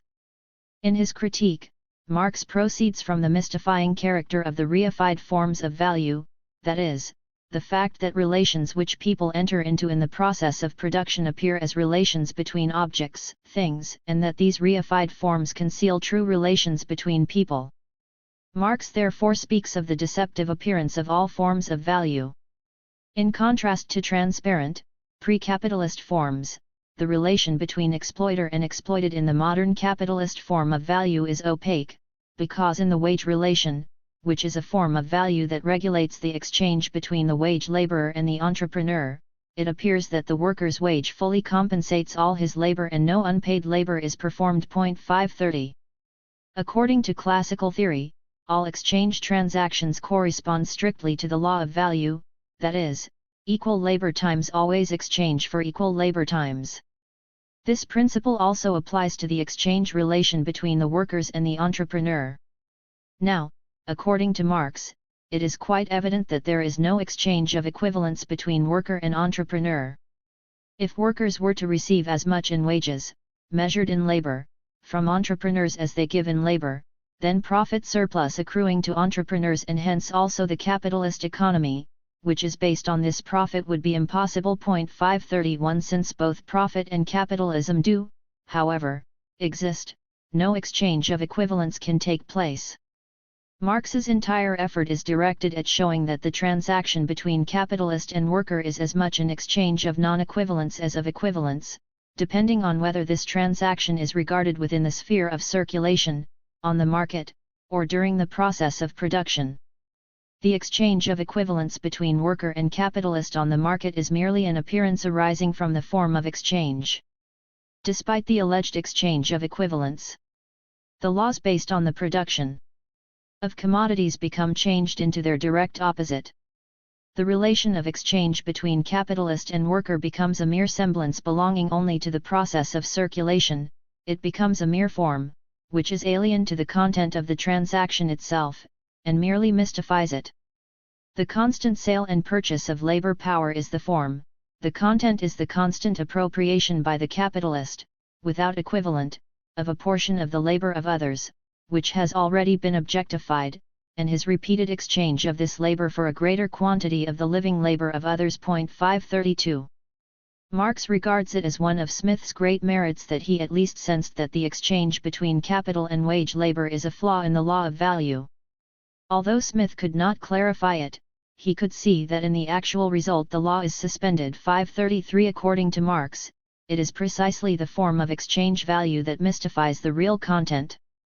The wage form thus extinguishes every trace of the division of the working day into necessary labor and surplus labor, into paid labor and unpaid labor. 534 Just as the wage form does, so too all the other forms of value that emerge in the process of exchange mystify. 535 The reified forms of value, exchange value, ground rent, profit, interest, wages, prices, and so on, conceal and invert the real relations between people, by making them appear as the fantastic form of a relation between things, a social hieroglyphic, something dark and mysterious. 536. Classical economics did seek to dissolve the mystifying categories of value into labor, and thought that in doing so it grasped the essence behind the deceptive appearance of phenomena. Marx wants to demonstrate that this attempted solution leads to contradictions that could not be overcome on the basis of classical political economy. Any glance back at earlier economic epochs shows that mystifying forms of value first arose in the period of commodity production and exchange. 537 Resolving these forms of value into labor turns their mystifying character into an eternal feature of all social processes, as labor itself is definitely a nature-imposed necessity of human existence. 538 Experience contradicts this view, however, and this contradiction is insoluble from the standpoint of the classical economists. For Marx, who wants to grasp the concrete in thought, the mystifying categories of value cannot simply be eliminated or ignored, to be replaced by other, true categories. Even though the phenomena of exchange value are mystifying, they are still an important component of reality. The point is not to eliminate one mystifying factor and substitute another, but rather to demonstrate the necessary connection between the two and to explain what is deceptive in the phenomena of value. Because capitalism has a dual reality, mystifying and non-mystifying sides, and binds them together in a concrete unity, any theory that reflects this reality must likewise be a unity of opposites. It has become almost banal to assert that Marx taught that monetary processes should not be regarded as the primary elements in economic events but only as their characteristic reflexive determinations, and that real processes should be sought behind the veil of money, on the side of commodities, within the process of production. The acknowledged polar opposition between commodity and money is repeated within the world of commodities itself as the opposition between the commodity's value and its use value. For it is not the metallic existence of money that is deceptive but rather its character as value. 539 Marx sarcastically criticizes the crude vision of political economy, which only perceives what is misleading in exchange value, in its developed shape as money, but not in its pre-existing form of the values of commodities, to the extent that they occur as mutual equivalents for each other. 540 It is precisely this equivalent form that Marx sees as a puzzle. The internal opposition between use value and value within the individual commodity becomes visible in the external opposition of two commodities, in which one counts only as a use value and the other commodity money only as exchange value. 541 The illusion is not due merely to the money form but to the value form in general. Consequently, real economic processes have to be sought not only behind the veil of money but behind the veil of value in general. 2. In the section of the first volume of Capital dealing with the fetishism of the commodity and its secret, Marx attempts to penetrate the mystification involved in the exchange value form. 542 Two different, though in their basic notion analogous methods serve this end. The first is the method of historical comparison between the period of commodity production and earlier periods when there was no production or exchange of commodities and consequently no exchange value. In these periods there was, therefore, no mystification, personal relations of dependence appeared in unconcealed form, and were not veiled by the process of exchange. 543 In order to illustrate this, Marx presents three different types of economy that do not produce commodities: Robinson Crusoe, medieval feudal lords with their serfs who perform compulsory labor, and finally the patriarchal peasant family. In all these cases producers create useful objects for the satisfaction of their own needs. As there are no exchange values, all the relations between Robinson and these objects that form his self-created wealth are simple and transparent. 544 What is mysterious and mystifying about the production of commodities evidently does not derive from the use-value side of commodities but is instead connected only with the process of exchange and exchange value. 545 Marx arrives at the same result by the method of comparing various sides of commodity production itself, value side with use value side, the process of valorization with the labor process. In short, the means of seeing through the mystifying character of the categories of exchange value is, in fact, use value. The use values of earlier historical periods are just as much the result of human labor as the products of the epoch of commodity production. But only in this contemporary period do products assume a mystifying character. The same source labor cannot yield such totally different results. It is not sufficient to say that commodities are the products of labor, as such, just as those of earlier economic epochs were. Instead, it is necessary to distinguish two different moments 546 of labor, its dual character. First, labor that is concrete, useful, creating not value but rather objects of use, the labor of the joiner, tailor, weaver, which functions in the technical labor process and as productive activity appropriate to its purpose of the appropriation of the natural world, is a nature-imposed necessity for all social formations. 547 Secondly, general human labor that creates exchange value, functioning in the process of valorization, the moment of labor that only appears in one particular social formation, of commercial interaction. 548 Only with the arrival of exchange value does the object of use become a commodity. 549 It is evident that only this second side of labor, the characteristic that it creates exchange value, is the origin of all that is mystifying and fetishistic.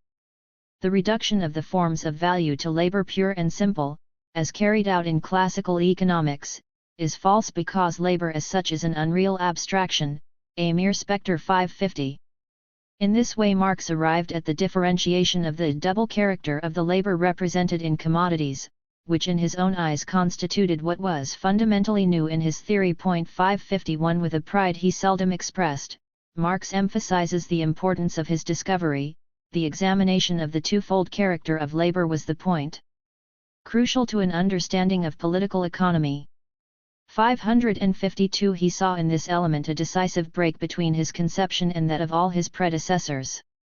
And in fact, from the new standpoint of a two-dimensional conception of economic processes, he repeatedly criticizes the classical political economists in principle, reproaching them for their one-dimensional theory exclusively concerned with value. Time and again he raises the objection that classical political economists and their successors did not distinguish the dual character of labor. Classical political economy in fact nowhere distinguishes explicitly and with a clear awareness between labor as it appears in the value of a product, and the same labor as it appears in the product's use value. 553 And then Marx makes this general objection more precise in specific criticisms of William Petty, Adam Smith, Ricardo, and Hodgkin. 554 This alone is sufficient to show that we find ourselves here at the real center of Marx's innovation in comparison with the classical political economists. The great significance of the new conception is that Marx found in it a means of eliminating what was deceptive in the pure categories of exchange value and thus created a foundation for his further research into capitalist production, which gave him the possibility of grasping the true interconnections of this production, behind the veil of value. 3. The results of our analysis are particularly confirmed by those statements by Marx in which he deals with his relationship with the classical political economists and indicates the place he claims for himself in the development of political economy. Such statements in Capital as well as a contribution to a critique of political economy reveal that Marx regarded classical political economy as fundamentally completed by Ricardo, because in Ricardo political economy ruthlessly draws its final conclusion and therewith ends. 555 Marx judged John Stuart Mill's attempts to develop classical political economy beyond this limit and to accommodate the principles of classical theory to the demands of the working class as a shallow syncretism and a declaration of bankruptcy by bourgeois economics. 556 So did Marx himself yet again complete what already had been completed and further develop what had already been concluded? According to Marx's own conception, he stands in starkest opposition to classical theory and not only as regards its specific theories, such as theories of wages, ground rent, crises, and so on, but also to the very theoretical foundation of economics. He does not aim, therefore, to develop classical theory further but rather to undertake a scientific attempt to revolutionize a science. 557. He expressed himself quite clearly about the nature of this revolutionizing. After first developing the dual character of the commodity in the first chapter of the contribution, in the section Historical Notes on the Analysis of Commodities, he provides a characterization of his theoretical position and its relation to those of his predecessors, the decisive outcome of the research carried on for over a century and a half by classical political economy, beginning with William Petty in Britain and Bois Guilbert in France, and ending with Ricardo in Britain and Sismondi in France, is an analysis of the aspects of the commodity into two forms of labor. Use value is reduced to concrete labor or purposive productive activity, exchange value to labor time or homogeneous social labor. 558. The issue is therefore one of a contrast between two conceptions, one of which, the English, took exchange value as its main object, the other, the French, use value. That is, each only grasped one side of reality. Marx's actual theoretical position only emerges in sharp profile when it is seen from the perspective of this historical background. Only then is it understandable why Marx identified the discovery of the dual form of labor as the decisive discovery of the research carried on for over a century and a half by classical political economy. Marx's theory of the dual character of labor is the critical synthesis, and only as such a further development, of both conceptions. The following analysis is intended to show that Marx fundamentally transformed the most important categories inherited from classical economics, based on the new viewpoint that he had elaborated. In Marx's work they all obtain a value and a material side. The commodity is a dual entity, a unity of exchange value and use value. This is because its source, labor, has a twofold character, which of necessity reveals itself not only in the commodity but in all the products of labor. The commodity is the unity of exchange value and use value. 559 The capitalist production process is the unity of the technical labor process and the valorization process. 560 While the means of production, raw and auxiliary materials, are transformed by human activity into material products, use values, during the labor process, the valorization process is the site of the creation of new values, whose excess over the values used in production results in surplus value and its derivatives. Industrial profit, ground rent, gains made through trade, interest, and so on. This dual character is also apparent in the management of the capitalist production process, the necessity of which results from the division of labor, the increasing scope of the means of production employed, and the necessity of controlling their proper use. 561 On the one hand, the management function is necessary in any economic system, insofar as it arises from a social labor process with a division of labor, like the function of an orchestra conductor. On the other hand, under the capitalist mode of production, the capitalist exercises the management function by virtue of ownership of capital.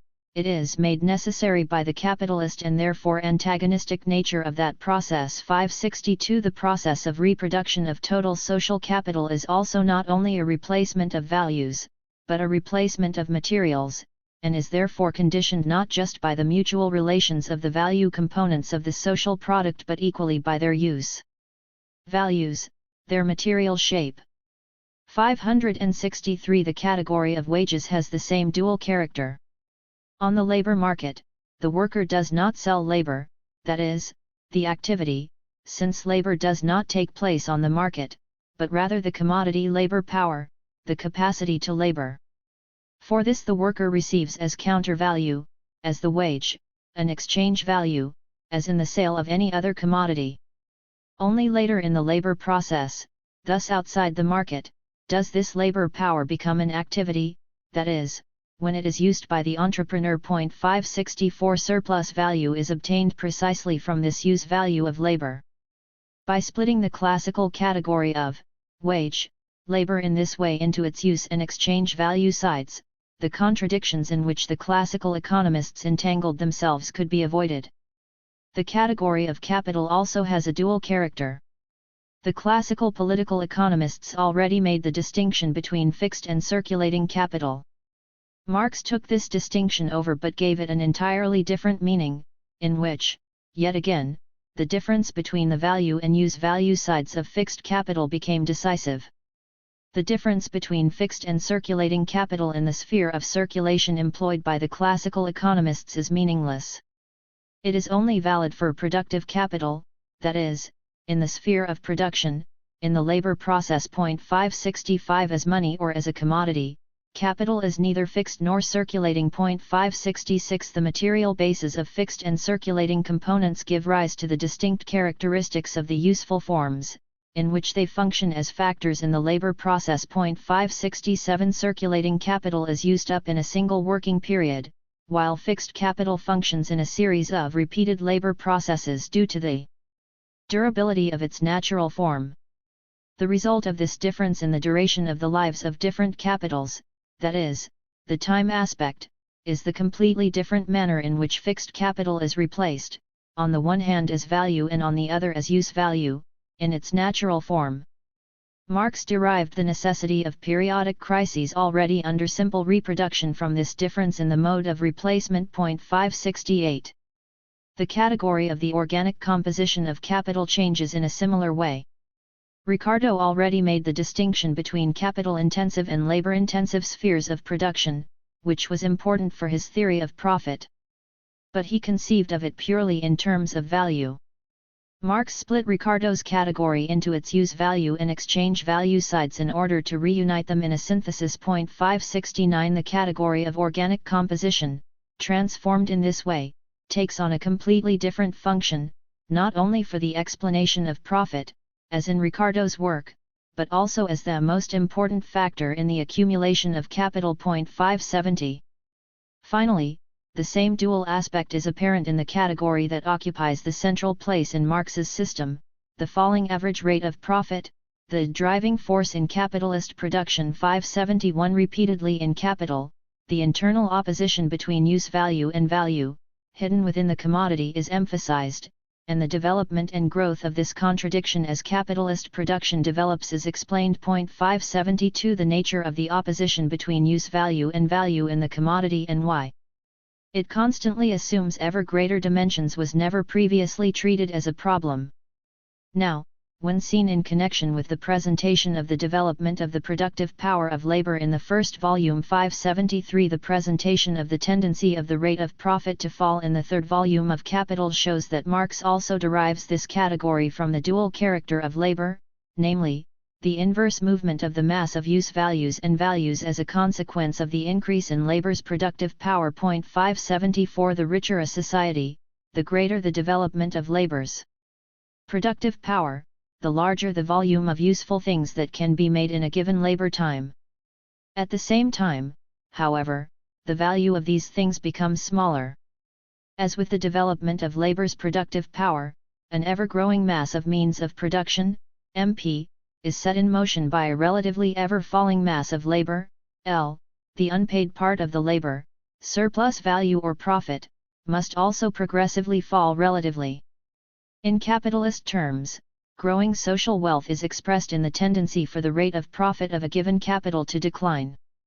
The decline in rate of profit, the factor that regulates and drives the capitalist mechanism, also calls the continued existence of this mechanism into question. 575 The greater the mass of use values, the more pronounced the tendency for the rate of profit to fall, in value terms. In its interpretation of Marxist economics, the dominant theory has, however, expunged the entire theory of the dual character of labor indicated above, that is, precisely what is specific to Marxism and what distinguishes it from classical political economy, in order, subsequently, to incorporate it into classical theory's lines of thought. That this incorporation was no mere accident is apparent when Benedetto Croce virtually credits it as one of the merits of the dominant theory. 576 In showing the untenability of classical theory, the intention is to demonstrate thereby the invalidity of Marx's theory. 577. 4. From its origins, theoretical political economy was a theory of abstract exchange value. Where it did concern itself with production, it dealt solely with the value side, passing over the labor process. 578 Since the rise of marginal utility theory and the mathematical school, the analysis of the concrete production process was increasingly excluded as a component of theory, only considered in establishing its preconditions and overall framework. Analysis was concentrated almost exclusively on relations between given market variables. It therefore had a static character and was unable to explain dynamic structural changes in the economy. Marx's economic theory deviates in principle from both of these tendencies. The capitalist mode of production is governed by the relation, exchange value. Increase in exchange value, mm. 579 as a faithful expression of the bourgeois economic system. Classical theory was always only a theory of abstract exchange value. 580 Adam Smith does begin his work The Wealth of Nations by emphasizing the division of labor as the source of wealth. A people's wealth consists of an abundant supply of the results of labor, useful things. In the subsequent course of his work, however, he forgets use values. They are not used any further in the economic analysis. 581 Certainly, there are also presentations of material and structural relations. They have, however, an exclusively descriptive character. His theory is one of abstract exchange value. The social equilibrium between supply and demand, which yields the natural price, is exclusively a value equilibrium. 582 The same applies to Ricardo. Chapter 20 of his Principles, where he elaborates the distinction between use value, and the importance of wealth, of use values, remains an alien body in the book. 583 Ricardo's entire ingenuity is concentrated on value terms, profit, and the use value side of commodities plays no role in his analysis. The life of the working class depends on the mass of use values that can be bought with a capital. The entrepreneur, meanwhile, is only interested in exchange value, the expansion of exchange value, that is, profit. Ricardo expressed this in the now famous dictum that for the employer who annually makes £2,000 profit on a capital of £20,000 10%, it would be a matter quite indifferent whether his capital would employ 100 or 1,000 men. Provided, in all cases, his profits were not diminished below £2,000. 584 Whether a given capital employs 100 or 1,000 workers depends on the specific economic structure. Ricardo is indifferent to this. Marx emphasizes that Ricardo is only concerned with net revenue, pure profit, with the excess, in value terms, of price over costs, not with gross revenue, that is, the mass of use values necessary for the maintenance of the working nation. For Ricardo these are considered only as costs, to be pushed down as low as possible. Marx says, by denying the importance of gross revenue, i.e. the volume of production and consumption apart from the value surplus, and hence denying the importance of life itself, political economy's abstraction reaches the peak of infamy. 585. Ricardo's central interest is the theory of distribution, to determine the laws which regulate.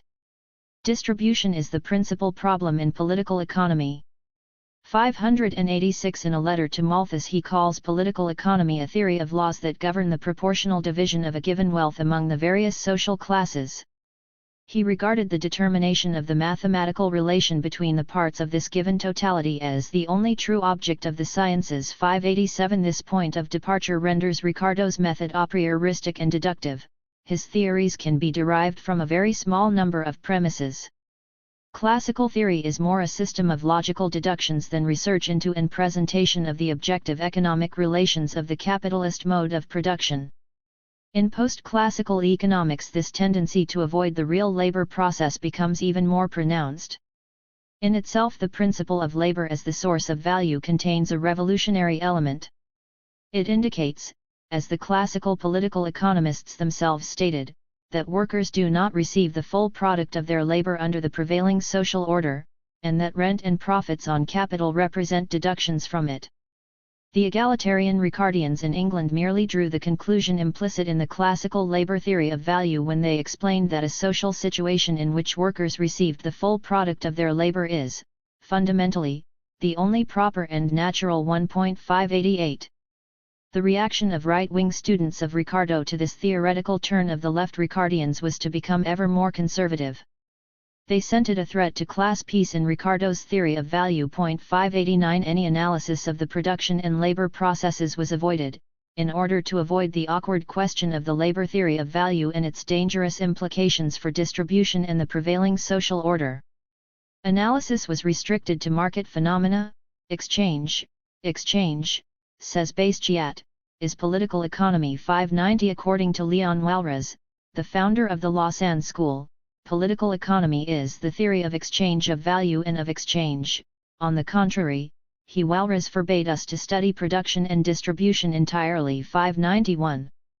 For fear of ending up in opposition to prevailing propertied interests, every effort was made to give economic theory the most abstract and formal shape possible, abandoning any qualitative, concrete content. 592. In short, efforts were made to erect a theory of distribution based on a theory of markets in order to furnish proof, by means of a theory of allocation, that all factors of production are rewarded in proportion to their contribution to the product and that, consequently, workers receive in wages full compensation for their labor. 593. A second line of development also begins to become apparent just as early. Out of the same need to flee from reality, it pushes economic theory onto another terrain, that of psychology. This begins with Jean-Baptiste Say, who starts with the use values of commodities, understanding them not as physical phenomena but rather as psychological variables, the subjective utilities of the objects, and who constructed a subjective theory of value on the basis of this service. From Say through Senior, 1836, in England, Jules Dupuit, 1844, in France, and Hermann Heinrich Grossman, 1854, in Germany, the subjective theory of value led on to the theory of marginal utility as a theory of general hedonism. 594. In the process, political economy's object of inquiry shifted from the realm of things and social relations onto the terrain of subjective feelings. Baumgart's analysis of subjective value is the purest and most rationalistic hedonism, as Baumgart's 10th supplementary discussion on the measurability of sensations particularly shows. 595. The process of production is passed over. 596. Analysis is confined to market phenomena, the explanation of which is sought in human nature. An even higher level of abstraction is represented by those attempts to make economics into a mathematically exact science that consequently disregard any qualitative content in economic phenomena. Market phenomena are one-sidedly regarded as mere economic quantities and, where possible, are expressed in mathematical equations. This tendency in modern theory is, perhaps, formulated most clearly by Joseph Schumpeter. 597. The process of production, like all objective economic relations, lies outside the analysis. According to Schumpeter, the essence of economic relations rests on a relation between economic quantities, which is indeed reduced to the relation of exchange. All other relations among economic quantities are neglected as inessential. Summarizing, it can be said that although theoretical schools and tendencies have changed a great deal over the entire century since classical economics, they possess the common trait that the real labor process and the social relations entered into during its course are excluded from their theoretical analyses. 598. Marx's critique is directed against political economy's abstract value approach, as was the contrasting critique made by the older historical school. The latter sought, however, to overcome the abstract absolute character of classical theoretical deduction by means of superficially and indiscriminately drawing on concrete historical or statistical material about production, consumption, trade, tax, the conditions of workers or peasants, and so on. It remained purely descriptive, denying, in effect, the possibility of knowing theoretical laws. But Marx set himself the task of revealing the economic law of motion of modern society. 599. This cannot be done, however, by abstracting from the real world and merely clinging to its aspect as economic quantities. Such a procedure is not political economy but the metaphysics of political economy, which, the more it detaches itself from real objects by way of abstraction, the more it imagines itself to be getting all the nearer to the point of penetrating to their core. 600. As reality does not merely consist of values but is rather the unity of values and use values, Marx's critique begins from the twofold character of economic phenomena, according to which the essential character of the bourgeois economic system is given by the specific connection of the valorization process to the technical labor process. Of course, subjectively, the entrepreneur is only interested in the value side, in the valorization process of his capital, in profit. But he can only realize his desire for profit through the technical labor process, by making products, use values. And the capitalist period impresses its specific stamp on precisely the specific character of this labor process. From being a means of satisfying needs it becomes an instrument of the valorization process. 601 Marx accuses previous economic theory of only looking at individual, isolated sectors instead of grasping the concrete totality of economic relations. The monetary system of the mercantilists merely analyzed the circuit of capital in its money form within the sphere of circulation. The physiocrats, Kenne, grasped the problem at a deeper level yet regarded the economic process as an eternal circuit of commodities, because the production of commodities was not actually the work of human beings but of nature. Finally, the classical economists, Adam Smith, Ricardo, did take the production process as the object of their analysis, but only to the extent that it is a valorization process. In this way, by teetering through production, they eventually arrive at the same formula that constituted the basis of mercantilism. 602 In contrast to his predecessors, Marx emphasizes the decisive importance of the production process, regarded not merely as a process of valorization but, at the same time, as a labor process. This does not mean, however, that the two other forms of the circuit of capital, as money and commodities, may be ignored. Capitalist reality is a unity of circuits, the process of circulation, of both money and commodities, and the process of production, as the unity of the valorization and labor processes. Only to the extent that it is the unity of the labor and valorization processes does the production process, according to Marx, constitute the basis, the starting point for the physiology of the bourgeois system for the understanding of its internal organic coherence and life process. 603 When the production process is regarded as a mere valorization process as in classical theory it has all the characteristics of hoarding, becomes lost in abstraction, and is no longer capable of grasping the real economic process. 604 Because Ricardo's categories of value are the expression, if only one-sided, of concrete reality, namely, the valorization process, they are taken over by Marx in principle and developed further. At the same time, however, he modifies them, by rounding their exclusively abstract value character out with the material side, and elaborates their dual character. The meaning of Marx's critique of Ricardo's categories of value and the changes he made to them moves in the same direction as his critique and transformation of George Wilhelm Friedrich Hegel's dialectic. 605 Both exhibit the same basic feature, being directed against the abstract and final character which Ricardo's categories of value and Hegel's dialectic share, because both abstract from real determinateness. In his critique of Hegel's dialectic, Marx compares, in characteristic fashion, the logic with which Hegel begins the Encyclopedia 606 with money and value, it is mind's coin of the realm and the mental value of man and nature, because it is totally indifferent to all real determinateness and has become thinking which abstracts from nature and from real man, abstract thinking. 607 Similarly, money represents the most irrational form of capitalism, and in interest-bearing money capital. Capital has achieved the pure fetish form in which all its determining features are obliterated and its real elements are invisible. In this form it represents merely independent exchange value. 608 Marx also puts this decisive philosophical position into practice in economics. The abstract study of value obscures real determinateness, the qualitative content of the concrete labor process, which impresses its specific, differentiating features on the capitalist economy. These can only be grasped by demonstrating the specific connection of the valorization process to the technical labor process in each particular epoch.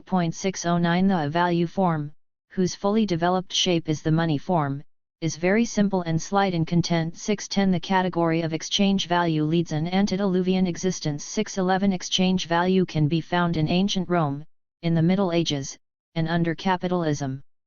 Different contents are hidden behind each of these forms of exchange value. Marx emphasizes that exchange value, detached from the concrete relations under which it has arisen, is an unreal abstraction, as exchange value cannot exist except as an abstract, one-sided relation of an already existing concrete living whole. Whoever says exchange value presupposes population which produces under definite conditions. 612 Of course, political economy is not technology. 613. The point is not, however, to study the valorization process in separation from the particular labor process, on whose basis it arose and with which it constitutes a unitary whole. The concrete is concrete because it is a synthesis of many determinations, thus a unity of the diverse. The task of science consists of the reproduction of the concrete by way of thinking. 614. Just as the paleontologist reconstructs the entire skeleton and even the presumed muscles and movements of an animal from a few excavated bones, Marx reads the necessary tendencies of capital that are peculiar to an epoch from the structure of the labor process in the particular epoch and the type of tools used in it. For technology reveals the active relation of man to nature, the direct process of the production of his life, and thereby the social relations of his life. 615. The hand mill gives you society with the feudal lord, the steam mill, society with the industrial capitalist. 616. Since social relations are closely bound up with the forces of production, changes in the tendencies of capital can be read from changes in these forces. The best illustration of Marx's theoretical thought is provided by chapters 14 and 15 of the first volume of Capital, the chapters on manufacture and machinery and large-scale industry. 617. They are by no means historical descriptive depictions, in which Marx seeks to present genetically how large-scale industry arose out of manufacture. Both chapters have an eminently theoretical character, which is proven by the fact that they are merely subsections of the part of capital dealing with the production of relative surplus value. What characterizes manufacture and large-scale industry by means of machines as two distinct phases of capitalist production? Both have a capitalist character, both are based on wage labor and are governed by the pursuit of profit. The technical labor process in each is, however, completely different. Manufacture represents a productive mechanism whose organs are human beings. 618. In contrast, modern large-scale industry is based on machines. So precisely at the technical labor process marks the distinctness of capitalism's different phases. The example of the derivation of these objective tendencies of capital from the analysis of the concrete labor process and its instruments, machinery, illustrates the difference in principle between Marx and other theoretical tendencies in the study of economic events. Further consequences arising from this for the problem of crises and dynamics will be dealt with later. While transformations in the mode of production during manufacture begin with labor, in large-scale industry they proceed from the instruments of labor, machinery. 619. The process is as follows. Machinery makes muscle power dispensable and thus facilitates the incorporation of women and children into the production process on a massive scale. It lowers the price of labor power and increases surplus value, because the wages of the entire parcelized family, doing labor that is many times greater, are now no higher than that previously received by the individual head of the family alone. 620. The degree of exploitation of labor increases in an avalanche. 621. Further, the tendencies to employ minors and immature people and simultaneously to strengthen the despotism of capital through the extensive employment of women and children break down the resistance put up by the male workers. 622. The material consumption of the machinery, which represents a large capital value and which must have interest paid on it and be depreciated, does not only occur when it is in use but also when it is not in use, as a result of the destructive effects of the elements. Hence the capitalist's tendency to make labor continue day and night. It is further strengthened by the circumstance that every new invention threatens to devalue machinery. Hence the capitalist's efforts to minimize the danger of the moral depreciation of the machinery by reducing the period in which its total value is reproduced. 623. Hence too the economic paradox that the most powerful instrument for reducing labor time suffers a dialectical inversion and becomes the most unfailing means for turning the whole lifetime of the worker and his family into labor time at capital's disposal for its own valorization. 624. A further impulse to the prolongation of labor time therefore comes from savings on outlays for additional machinery and buildings, otherwise normally required for the expansion of the scale of production. The expansion in the scale of production without these additional outlays signifies an increase in the mass of surplus value, with a simultaneous reduction in capital expenditure per unit of the commodity produced, which further increases the mass of profit. 625. Machinery leads to the tendency for labor to become more intense, and particularly in all areas where workers' resistance has made the extensive prolongation of the working day impossible because of legal prohibitions.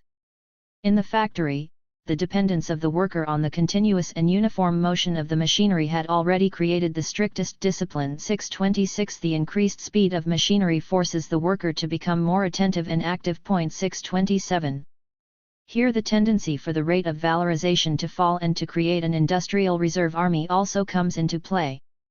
At higher levels of capitalist development and with its general application, machinery, whose purpose is to enlarge relative surplus value and hence the mass of surplus value, brings about a counter tendency, that is, toward a fall in the rate of valorization.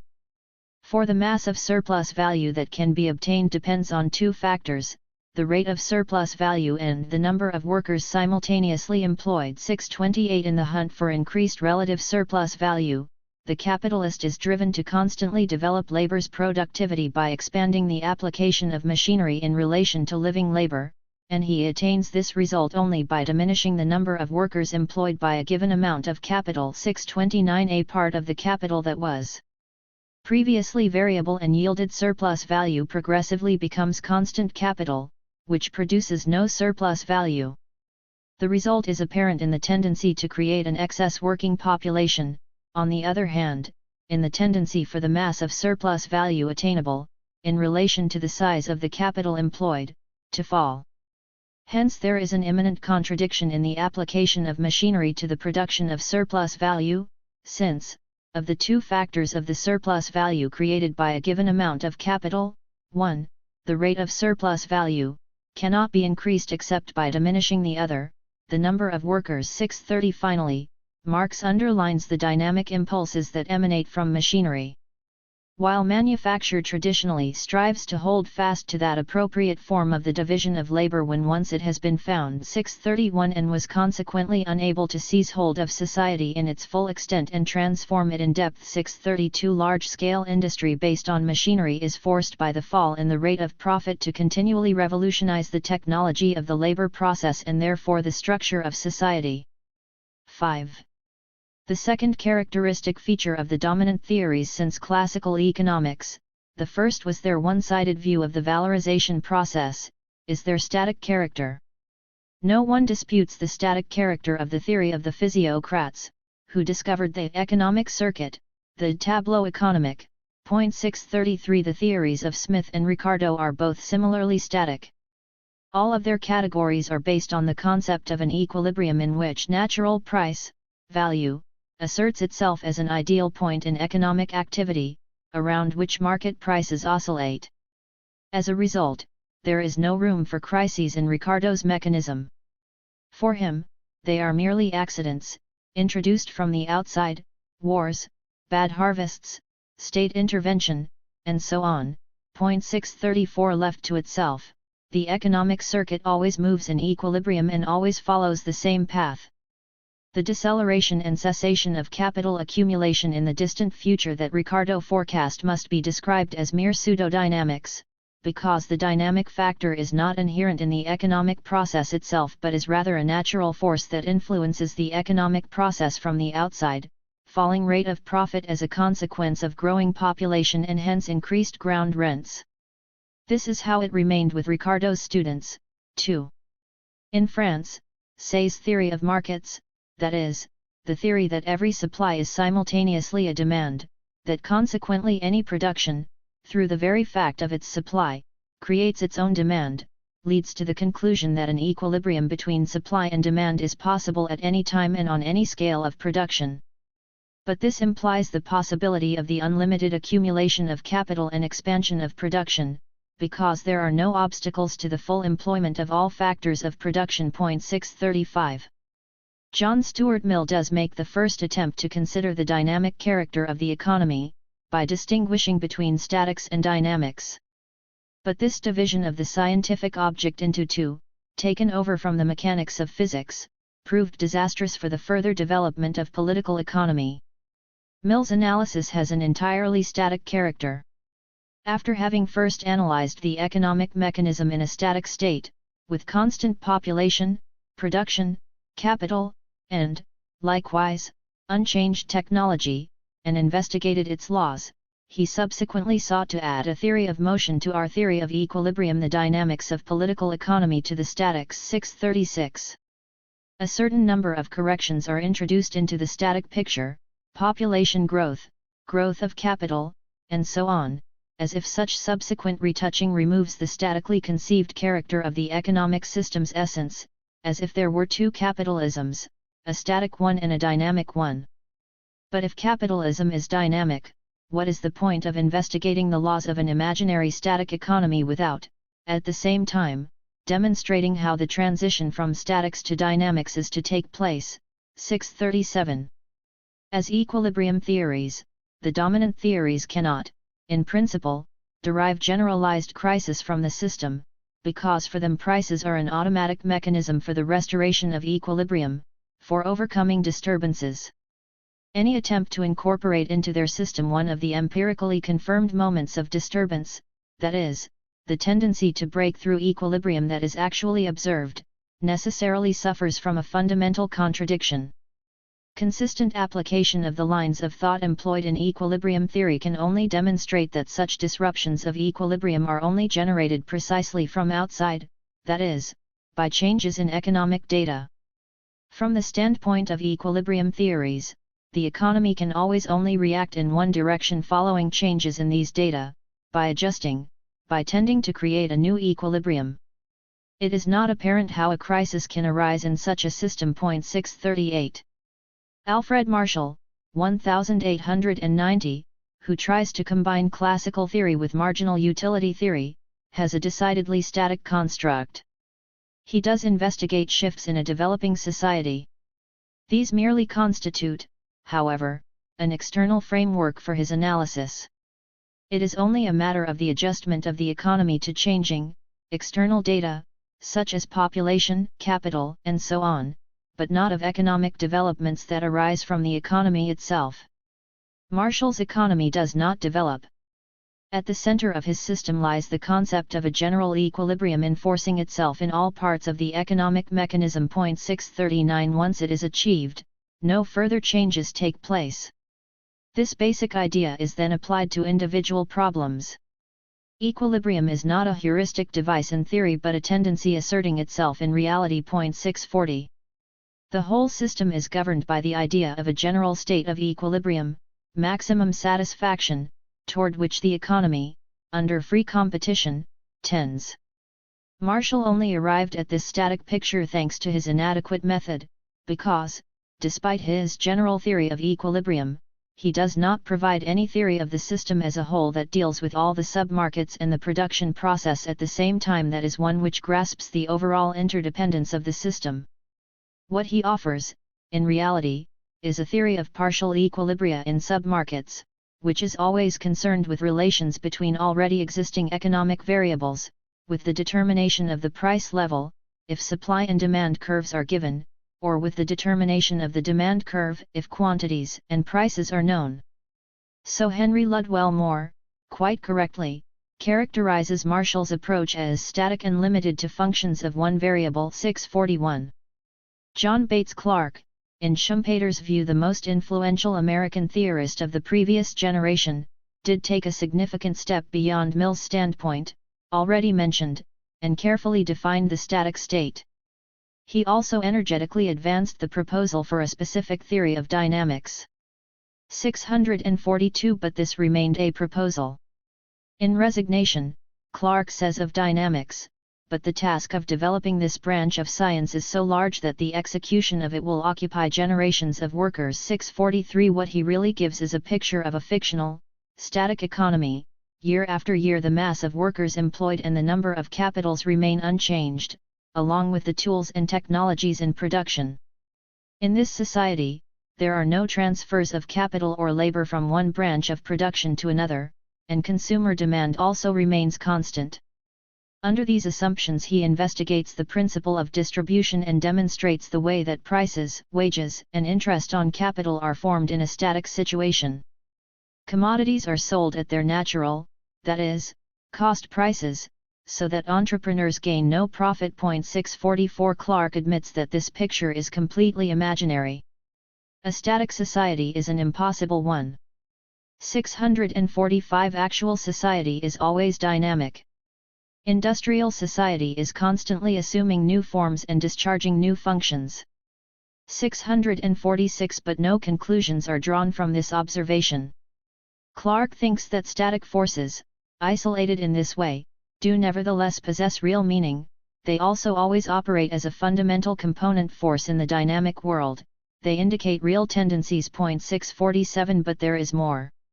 Despite all the emphasis on the hypothetical character of the static state and despite all his references to the dynamic essence of reality, Clarke almost totally abandoned dynamics in his later, principal work, Essentials of Economic Theory. His picture of the economy and society is static. The static model asserts itself in a competitive economy, although not in an ideally pure form. As long as there is free competition, the most active societies conform most closely to their static model. 648 The situation is not much different in contemporary society, with imperfect competition. 649 Precisely the mobility of the prevailing economy's elements enables a static state to be attained more quickly than if these elements were less mobile. The normal, static, form asserts itself better in the highly industrialized society of the United States of America than in immobile Asian societies. 650 The static shape itself, though it is never completely copied in the actual shape of society, is for scientific purposes a reality. 651 In short, static influences that draw society forever toward its natural form are always fundamental and progress has no tendency to suppress them. 652 What the economy's dynamic character consists of, and how disturbances can arise, Clarke has not said. He presents dynamic development, with its rapid changes in the economic organism, as a succession in time of different static states. 653 This static character becomes even more pronounced in the pure theory of marginal utility. Dynamic changes in the structure can hardly be reconciled with such a construct, because it assumes that production is governed by consumers' demand, and that the economy can be reduced to subjective choices between various subjective uses. They are merely external data, which this theory assumes. But it does not investigate or explain their emergence. Schumpeter, 1912, could therefore state that the static character of its theoretical edifice was unaffected by the great reform of theory, through the subjective theory of value. In fact, the static character of the theory gained substantially in rigor and clarity as a result of the new analysis. 654. As Maurice Roche-Ghazal states, the main object of marginal utility theory's analyses is an essentially static problem, namely, the valuation and distribution of goods at a given level of needs and the means for satisfying needs. 655 With the introduction of movement through time, this theory has to fail, even from its own standpoint, because no statements about future needs and means for satisfying them can be made. Conscious of this fact, Menger declares that the conception of theoretical economics as a science of the laws of development in economy, and other such things, is a one-sided monstrosity. It is a living proof of the aberrations, etc. 656 The theory of William Stanley Jevons, the other founder of the marginal utility school, is also decidedly static. He operates with concepts borrowed from the science of mechanics, such as infinitely small quantities, on which he erects his theory of exchange. The laws of exchange resemble the laws governing the equilibrium of a lever, as they are both determined by the principle of virtual velocities. 657 Jevons does know that all economic phenomena are in motion and must, therefore, be dealt with in units of time. But in Chapter 3 of his book, he manages to exclude the time factor from his analysis by recourse to a methodological trick. From the outset, he dispenses with the idea of a complete solution to the problem in its entire natural complexity, that would be a problem of motion, a problem of dynamics, and confines his analysis to the purely static problem of establishing the conditions under which exchange ceases and equilibrium is achieved. 658. The marginal utility school has consistently retained this character to the present. For reasons of space, we have to restrict ourselves to a few typical examples from various currents. Frank Heinemann Knight does emphasize that history does not stop and that evolution to other forms of organization as the dominant type is inherent in capitalism 659, but thinks that such a social development falls outside the scope of the economic theorist, because the notion of equilibrium is entirely applicable to such changes. 660 He refers the study of these changes to the science of history and comes to the conclusion that economic dynamics, in the sense which this expression should have, in order to be applicable in economic theory, does not exist. What is specified as being dynamic in it should be named evolutionary or historical economic theory. 661 Ewald Shams's position is no different. According to him, economics is a theory of economic variables, and understanding the relations among variables and dependent variables necessarily requires the construction of functional concepts and the specification of equations. 662 Since, however, the theory of functional relations, as is generally conceded today, 663 is necessarily static, because it merely investigates relations between given value variables, Shams arrives at the conclusion, despite his acknowledgement of the dynamic character of the capitalist economy, that we must work with static conceptual tools. This is because we do not possess a specifically dynamic conceptual form that could grasp dynamic changes. The theory of economic variables, mathematical economics, as a theory of relations, has no more possibility of development than geometry. Quite independently of whether there is a stationary reality or simply an economy in full motion, logically defined statics will always be an assumption. 664 Shams therefore directs his criticism against the twofold division of theory into statics and dynamics. Every theory of economic variables is entirely static.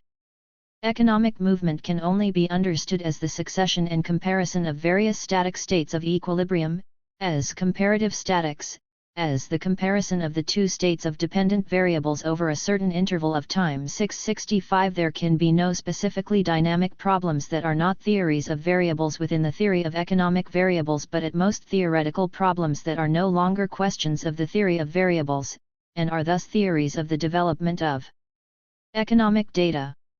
But these lie outside the scope of economic theory. 666 The realization that several interdependent movements and non-equivalent relations cannot be grasped mathematically has apparently led one part of the dominant theory into an intensified struggle against attempts to dynamize the theory and to a renaissance of static theories of equilibrium. 667 According to Conrad, an exchange economy without centralized management is a self-regulating mechanism, which tends toward a steady state, that is, seeks to assume uniform movement.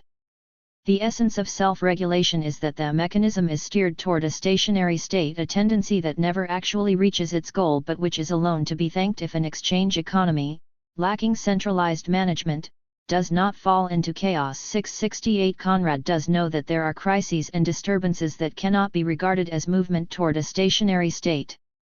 The presupposition of the tendency toward equilibrium is therefore that the regulative apparatus functions correctly. If this were not the case, then it is possible that the approach toward the stationary state will be constantly impeded. 669 According to Conrad, movement should be understood as a succession of stationary states without making the intervening, non-stationary states intelligible. 670 Alexander Bilimovich concedes that previous theory merely succeeded in determining equilibrium equations for a stationary economy but not for a dynamic economy. This explains why the schemas which have predominated until now do not express economic equilibrium in the real world. These schemas are, nevertheless, held to be capable of improvement, and Bilimovich hopes that it may also be possible to construct a mathematical model of a non-stationary economy, for previous attempts' lack of success in dynamizing the schemas of a stationary economy cannot be attributed to any fundamental defect in these schemas. 671 Doesn't this twofold division of theory recall John Stuart Mill's similar proposition? And won't it remain as futile as Mill's, in view of the basic fact that no bridge can lead from statics to dynamics, even if this dynamics is thought of as a succession of static states? For these are various static states that follow one another.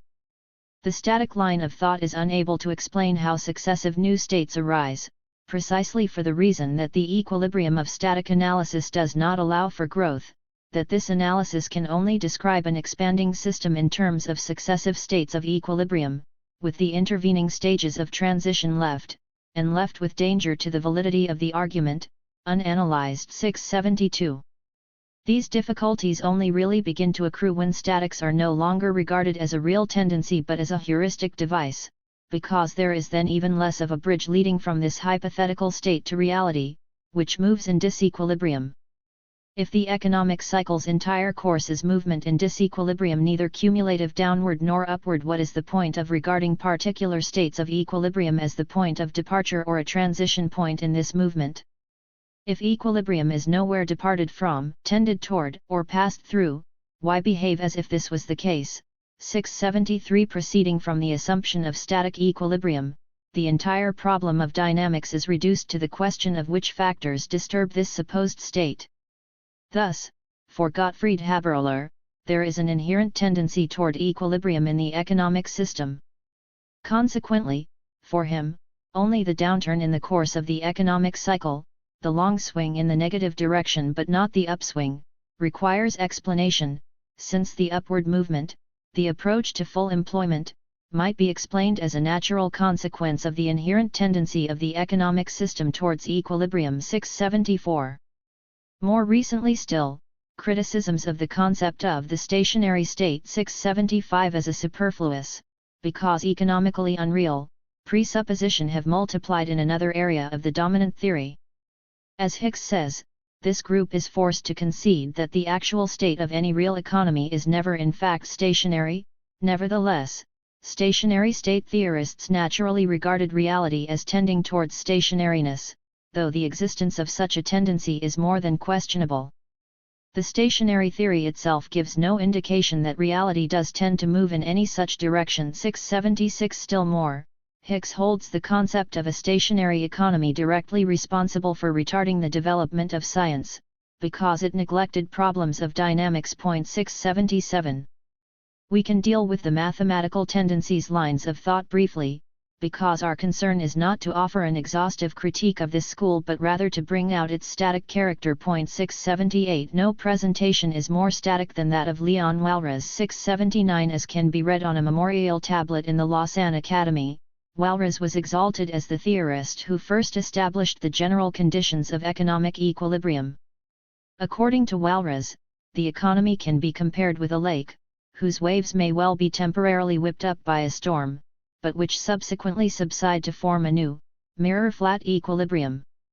Similarly, economic disturbances to general equilibrium spread out through the entire economic system. But Walras simply regards them as oscillations, whose amplitude falls over time until equilibrium is restored. 680. The question of whether, perhaps, such a static state cannot be realized at all is not posed. On the contrary, Walras is convinced of the possibility of the realization of an enduring equilibrium. The more we know of the ideal conditions of equilibrium, the better we shall be able to control or prevent these crises. 681. The same can be said of Vilfredo Pareto's work. Hicks calls Pareto's manual the most complete static theory of value which economic science has hitherto been able to produce. 682. Pareto distinguishes three areas of research: the theory of statics, the area of economic theory that is the most complete, the theory of successive equilibria. We have only a very few notions about the theory of successive equilibria.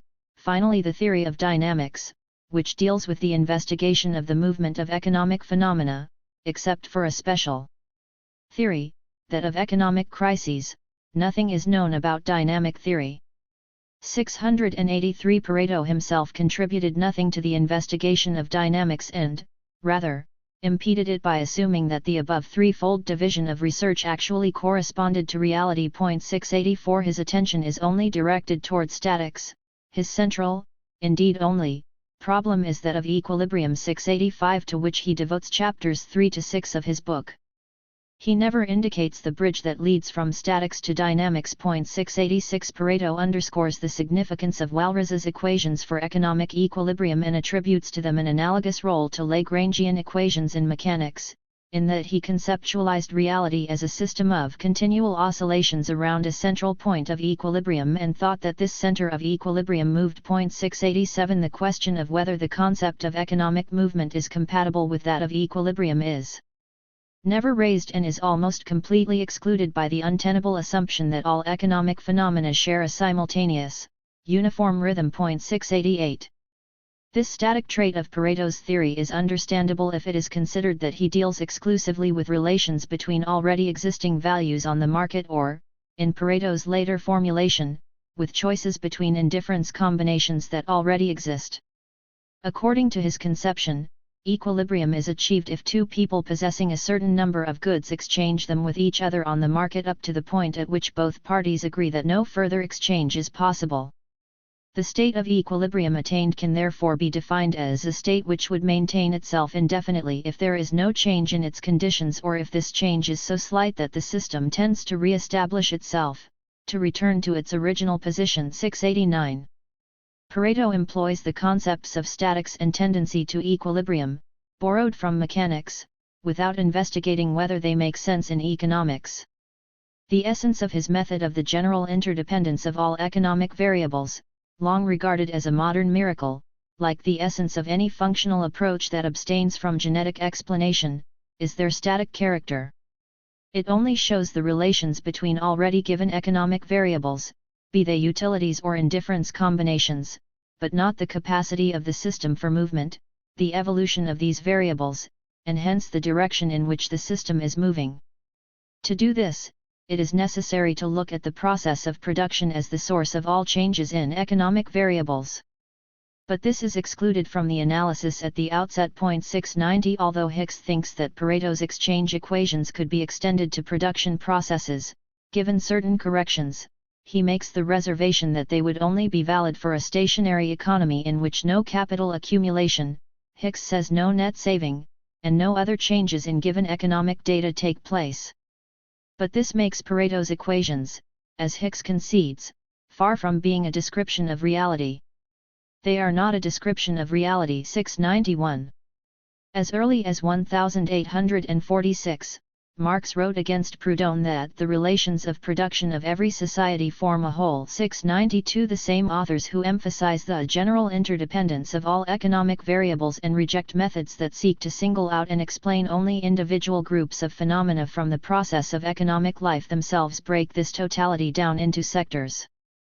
They separate market phenomena from the sphere of the labor process and make this artificially separated sphere of exchange the main object of their analysis. Pareto could arrive at equilibrium equations by dealing with the functional connection between given market variables. 693 and excluding the dynamic factor of the production process, or, that is, by completely dedynamizing the system. 694 At the same time, the above example shows how the accuracy of the mathematical process is invoked in the construction of the system of equilibrium equations. This accuracy is not related to the content of economic knowledge but rather to the technique of mathematical calculation. Despite the accuracy of these operations, mathematical treatment can be a source of the greatest errors, precisely because of the postulates that underlie the equations and determine the value of the knowledge they yield. 695 In its youthful enthusiasm, the mathematical school, Walras, Marshall, Isidro Edgeworth, Pareto in his course, but also Bohm-Bawerk, 696 believed it could measure everything and constructed an edifice of equilibrium equations, whose basis was the assumption that utility is, in principle, a measurable variable, or would be a measurable variable if we had knowledge of enough facts at our disposal. After one generation, a more sober assessment was made. The objection initially raised by a few was generally acknowledged: utility, as an intensely psychological variable, cannot be measured and subjected to mathematical operations. 697 But if marginal utility is not measurable, then nor is aggregate social utility, and hence all the equilibrium equations constructed on this unreal basis are invalid.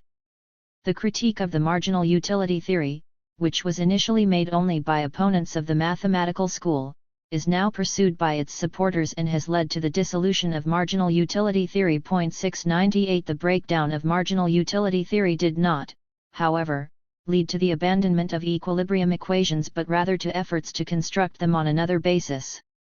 In his manual, Pareto took refuge in the concept of ordinal indifference curves, in order to use this as the basis, supposedly taken from experience, on which to construct his theory of preference and its equilibrium equations. 699 Criticism proved the untenability of this theory by highlighting the arbitrary nature of the assumptions behind the equations. The mathematician's procedure presupposes the infinite divisibility of goods and the unlimited substitutability of various goods, for example, of nuts for apples, in the satisfaction of wants. Hence a gulf arose between the assumptions on which the indifference curves were based and reality. 700 Elevated to the status of a general rule, the assumption of the unlimited substitutability of goods leads to the most absurd conclusions. For example, in the everyday consumption combination of bread and wine, a very little or even a minimum amount of bread can be replaced by a lot of wine, or increasingly small amounts of meat by more and more salt. 701 These absurd results and the indifference curves, demand curves, price relations, and equilibrium positions derived from them are not an approximate reflection but in truth a distorted picture of reality. 702 Considering that even in the circumstances of a solitary individual with few commodities at his disposal there are an infinite number of possible indifference combinations, it is apparent that with 40 million people and several thousand different types of commodities, the time and energy of a whole generation would not suffice to collect the incalculable amount of information needed to construct the hundreds of millions of indifference combinations. And the time and energy of a further generation would not suffice to solve the equations that were constructed on this basis. 703 The static character of the monetary theories of crisis, which spread during the post-war period. Wickselian and neo-Wickselian efforts to overcome economic cycles and stabilize the economy, the value of money, and world prices in a purely monetary way, by means of the appropriate regulation of interest rates by central banks is also apparent. 704 According to Wicksell, in principle the real causes of crisis do lie on the commodity side. But this plays no role in his thinking because, according to him, the connection between the economy and credit has shifted the economic system's center of gravity toward the monetary side. With an appropriate regulation of interest rates, the real element of the crisis would fall away and be reduced to an even fluctuation. 705 This holds not merely for individual countries but primarily for the world economy. It would then simply be the task of the central credit institutions to regulate their interest rates against and with each other, so that the international balance of payments remains in equilibrium and the general level of world prices is unchanged. 706 And it is precisely this static conception of the economy that is identified by Friedrich Hayek as the most important basis for all future monetary theory of the trade cycle. 707 In fact, this conception underlies all monetary theories of crisis. Irving Fisher and Ralph George Hawtrey. 708 For the latter, economic fluctuations are not of necessity bound up with the essence of the capitalist mechanism but instead arise out of a worldwide contraction of credit. 709 The crisis cycle is consequently a purely monetary phenomenon, and changes in economic activity, the alternation of prosperity and depression, have as their sole cause changes in the flow of money. If the flow of money could be stabilized, the fluctuations in economic activity would disappear, and prosperity could continue indefinitely without limit. 710 Doubts within the dominant theory about the correctness of the static conception first arose under the pressure of the Great Crisis of 1900–1901 and then the economic disturbances of the post-war period. More attention was paid to the problem of crises and to collecting empirical material on the course of past crises. Using this material, economic research institutes founded to investigate these problems attempted to establish the laws of the economic cycle's course and its phases. Only now was attention paid to the material elements of the production process, in addition to the value side, and the distinction between the production of means of production and the production of means of consumption was introduced into the analysis, emphasizing their different roles in the course of the economic cycle. The specific role of so-called durable, fixed, capital. 711 was emphasized as a cause of crisis, for example by Arthur Spyathoff and Gustav Cassel. 712 The role of progressive technological improvements, the disproportion between the structure of the various branches of production 713 and the influence of the length of the period of construction on the course of the cycle, Albert After Lyon, were emphasized. 714. These attempts turned out to be unsatisfactory, as each of the authors simply made one individual, isolated material moment of the entire process the basis of his crisis theory, which gave these theories an accidental, eclectic character, resting on partial observations. The same can be said of the most recent attempts, by John Maurice Clark 715, Simon Kuznets 716 and Leonard Ayres 717, to use the durability of the means of production as a possible basis for explaining periodicity itself and the more intense fluctuations in the industries producing capital goods, the so-called accelerator principle. An attempt is made to explain the special problem of crises by means of individual observable correlations. This means abandoning any connection with the theoretical foundations of political economy, because of the feeling that the old static theories are of little use in explaining a dynamic process. Since, on the other hand, no conclusive dynamic theory in which these material elements have been treated theoretically has been constructed, these more recent investigations of crisis have remained special theories of a subfield in economics, lacking a broader theoretical foundation. 718. Only a very small circle within the dominant theory itself has perceived the lack of a general theory of dynamics. As Hans Mayer stated, the unsatisfactoriness and deficiency of previous theories was felt more and more intensely, as was their fundamental error, that the apparatus of their system could not assimilate and deal with certain problems thrown up by the actual course of economic events. The evidently dynamic problem of the economic cycle and crises cannot be grasped by the previous, essentially static systems of price theory, as a consequence of its purely static approach to relations of exchange between given economic variables, which merely describes existing price relations in a state of equilibrium that has already been reached. For the analysis of the processes of movement in economic reality requires insight into the process of price formation 719 as shown above. All these systems abstained from grasping the economic system's overall trend in a definite direction, that is, its developmental tendencies, and were also incapable of doing this. Because they confined themselves solely to grasping exchange relations between given variables. But from the exchange equations it is apparent that all the quantities of goods or prices that an economic subject disposes of are received as increments by others. Hence all these, positive or negative, increments in the number of goods or prices result in a total sum of zero. There is no incalculable remainder that could be regarded as an index of a definite trend in the course of the system as a whole. 720 The relations of exchange of the economic variables on markets are, likewise, not real processes of movement, a sequence over time. They are transfers, a timeless movement, a circular motion. If, however, the economic system's overall trend in a definite direction is to be grasped, not only the relations of exchange of given variables must be investigated but also their evolution, growth, or passing away or, as Mayer says, the process of price formation. It is insufficient to investigate exchange relations, the production process as well as the process of circulation, that is, the process as a whole, must also be investigated. It is then apparent that positive and negative changes no longer balance out in the full account to yield zero but that they assume definite values, for example, a falling rate of profit. That is, they reveal the direction of movement of the system as a whole, its developmental tendency. So the main task of theory for Marx in Capital, the investigation of economic laws of motion, which was banished from the realm of economic theory by the marginal utility school, finally steps into the foreground of the dominant theory too. Now, for the first time, a small group of theoreticians within the dominant theory, Rudolf Streller, Luigi Amoroso, Paul Rosenstein-Rodin, Umberto Ricci, Oscar Morgenstern, Karl Bode, and others turns, in principle, against the central line of thought of equilibrium theories, with their fictitious assumption of the simultaneous rhythm of economic events. The group's criticism is meant to prepare the ground for a dynamic theory.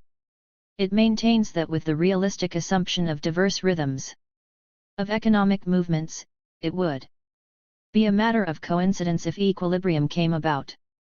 721 For the tendency toward equilibrium is one possibility, the alternative is that due to non-simultaneous rhythms of movements, one change always brings about other changes, a perpetuum mobile of changes, the time coefficients do not equalize and no state of equilibrium emerges at all. 722 Theories of equilibrium would have to prove that this second constellation of time coefficients cannot occur.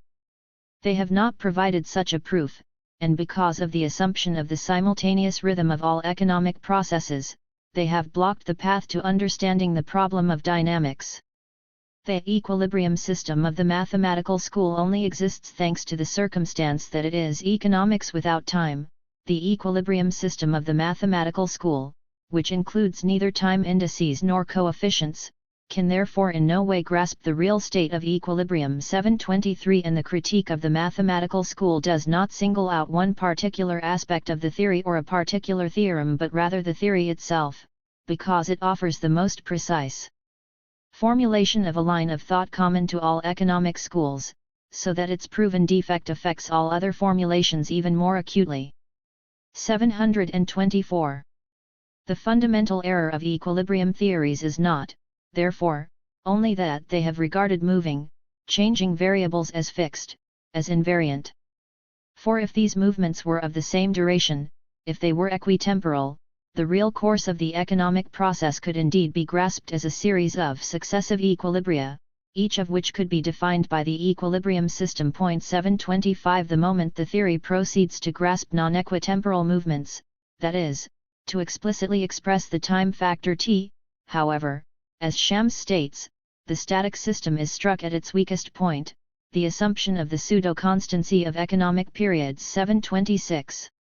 For the incorporation of the time element, that is, divergent periods of movement, shatters the equivalence of the relations that constitute the basis of the mathematical system of the equations and therefore cannot be managed mathematically. 727 So talk about the failure of economic theory is understandable, because it progressively lost all relation to reality. A theory that regards capitalism as a mechanism tending, through self-regulation, toward equilibrium is incapable of comprehending the economic developments of the last few decades, namely, the attempts to establish such an equilibrium through conscious interventions of monopolistic regulation that characterized this period. So the dominant theory faces a dilemma. Mathematical economics could celebrate its triumph as long as it was dominated by ideas of equilibrium. These, however, failed to explain the economy's dynamic movements.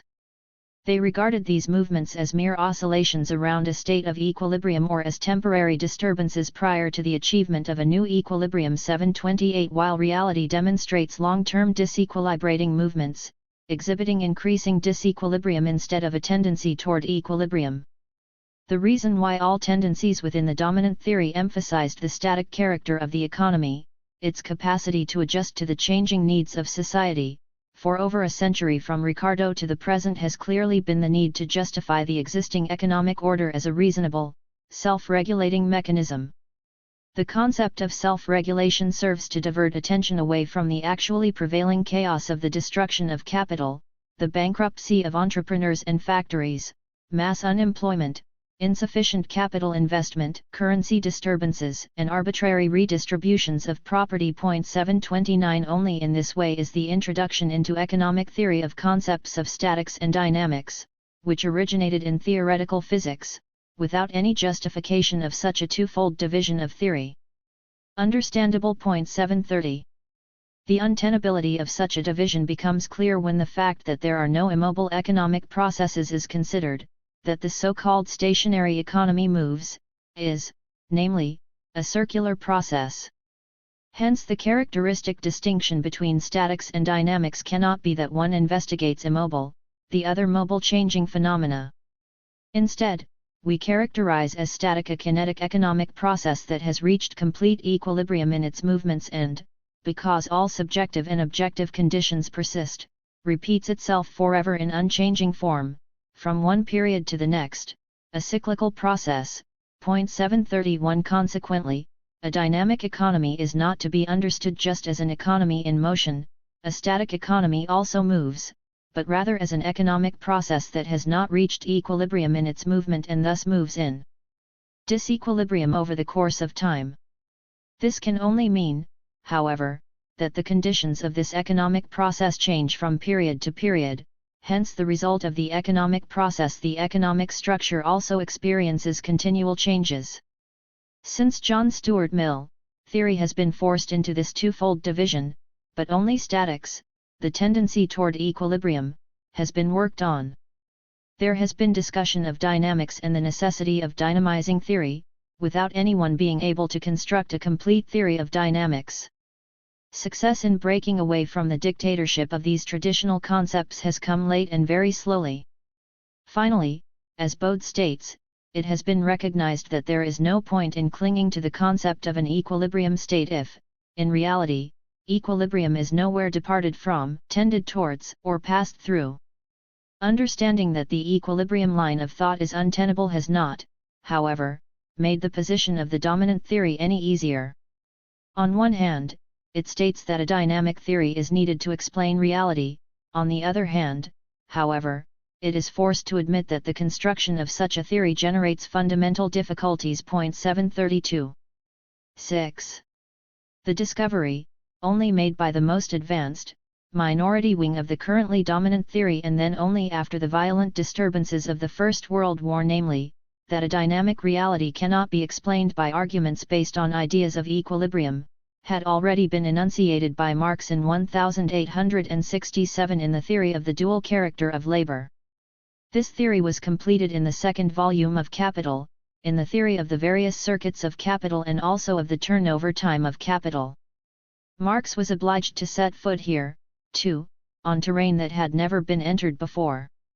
First, he had to create all the categories and concepts that were connected with the time element, circuit, turnover, turnover time, turnover cycles. He correctly raises the objection that classical theory has neglected the investigation of the time element, the form of the circuits and of turnover. 733. Such a disregard was understandable given their merely value-oriented approach. In contrast, Marx's conception of the dual character of all economic phenomena compelled him to look at the economy in its specific movement, not statically. For capital advanced in the form of money can only maintain and multiply itself by changing its natural form in the circuit, transforming itself from the money form into the shape of the elements of production and from these again into the shape of finished products, commodities. Capital must spend a given minimum period of time, objectively determined by the technologies of the processes of production and circulation, in each of these three stages before passing on to the next phase.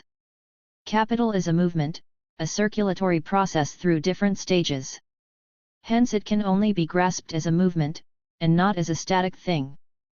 734. The production time presented in the first volume of Capital is now supplemented in the second volume by an analysis of circulation time. 735. This not only has consequences for the specific problem of the size of profit but also gives Marx the opportunity to deal with the naked form of motion as such. The question of the duration of the circuits, whether they coincide or are sequential, that is, the conditions for the undisturbed transition from one stage to the next. 736. The circuit of capital proceeds normally only so long as its various phases pass into each other without delay. 737. Marx demonstrates the theoretically postulated conditions for such a normal circuit, which in reality are only present by way of exception.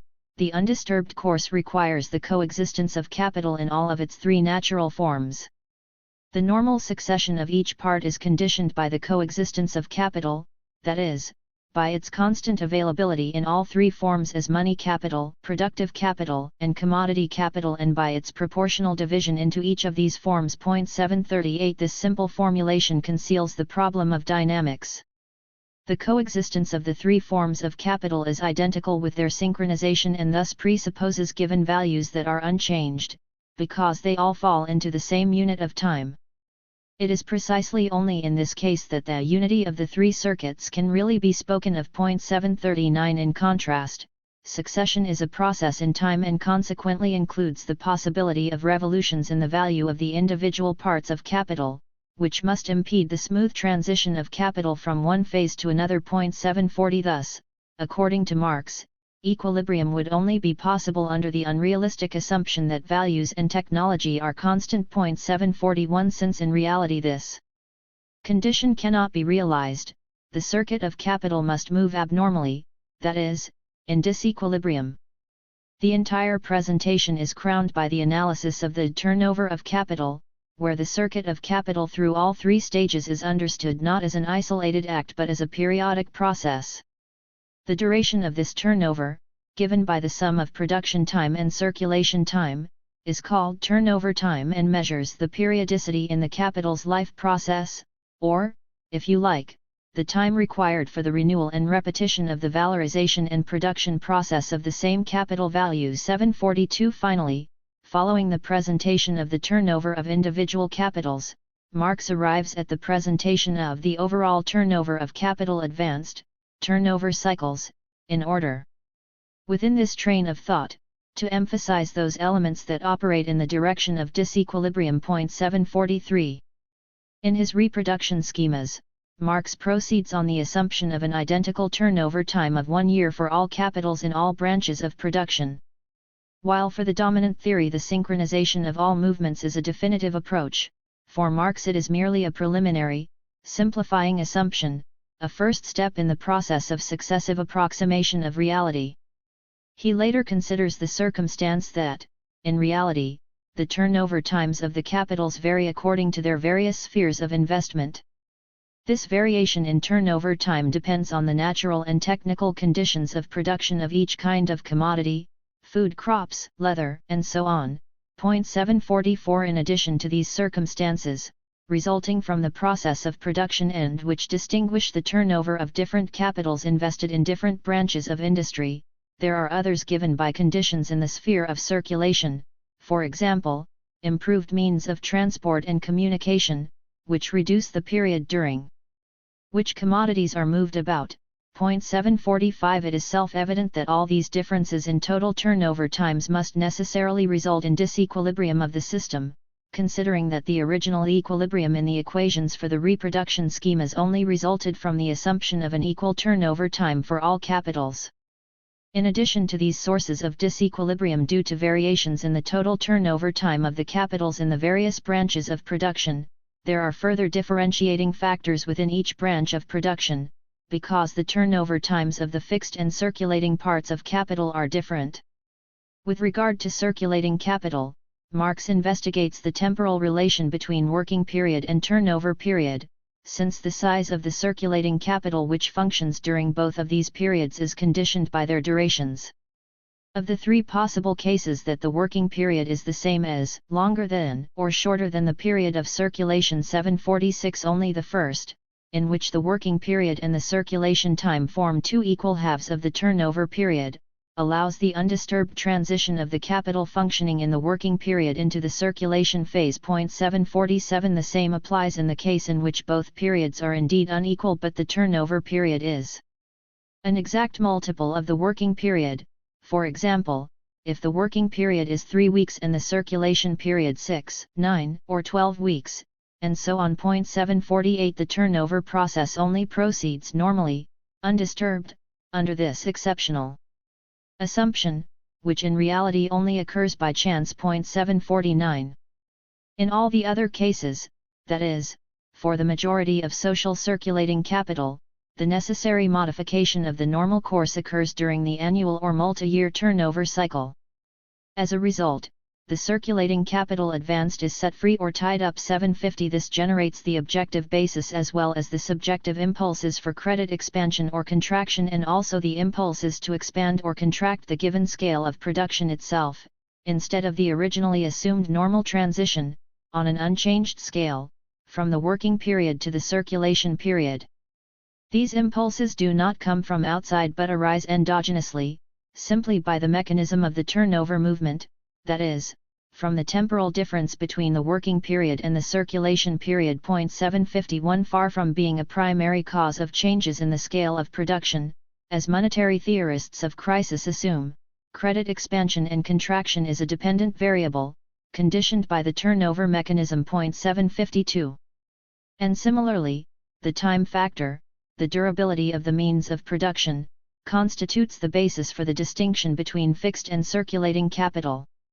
The means of labor employed in the production process only form fixed capital to the extent that the time during which they are in use extends longer than the turnover period of the fluid capital, 753, that is, to the extent that the turnover of the fixed component of capital, and thus also the turnover time needed by it, encompasses several turnovers of the fluid components of capital, 754. This difference in the length of the life of both types of capital results in the variation in the replacement of both kinds of the means of labor, to the extent that we do not consider the value side, as replacement of money, alone but, at the same time, replacement in kind. While labor power and those means of production that represent fluid capital, raw materials, are used up in a shorter period of time and must therefore be continuously renewed, the replacement of fixed capital in kind does not occur continuously but rather periodically. 755 Marx uses this divergence in the time periods necessary for the replacement of both types of capital, in the form of money and in kind, as one of the elements, the material basis, of his explanation for the periodicity of crises. 756. So long as the process of reproduction and the problem of equilibrium are regarded exclusively from the value side, the problem under consideration here won't be encountered at all, because the distinction between the lifetimes of fixed and fluid capital applies to their natural form, not their value.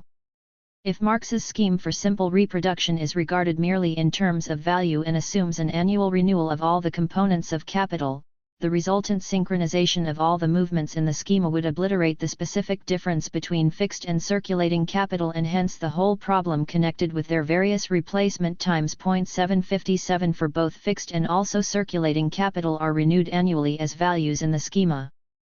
The problem first arises when the schema is considered in terms of use value.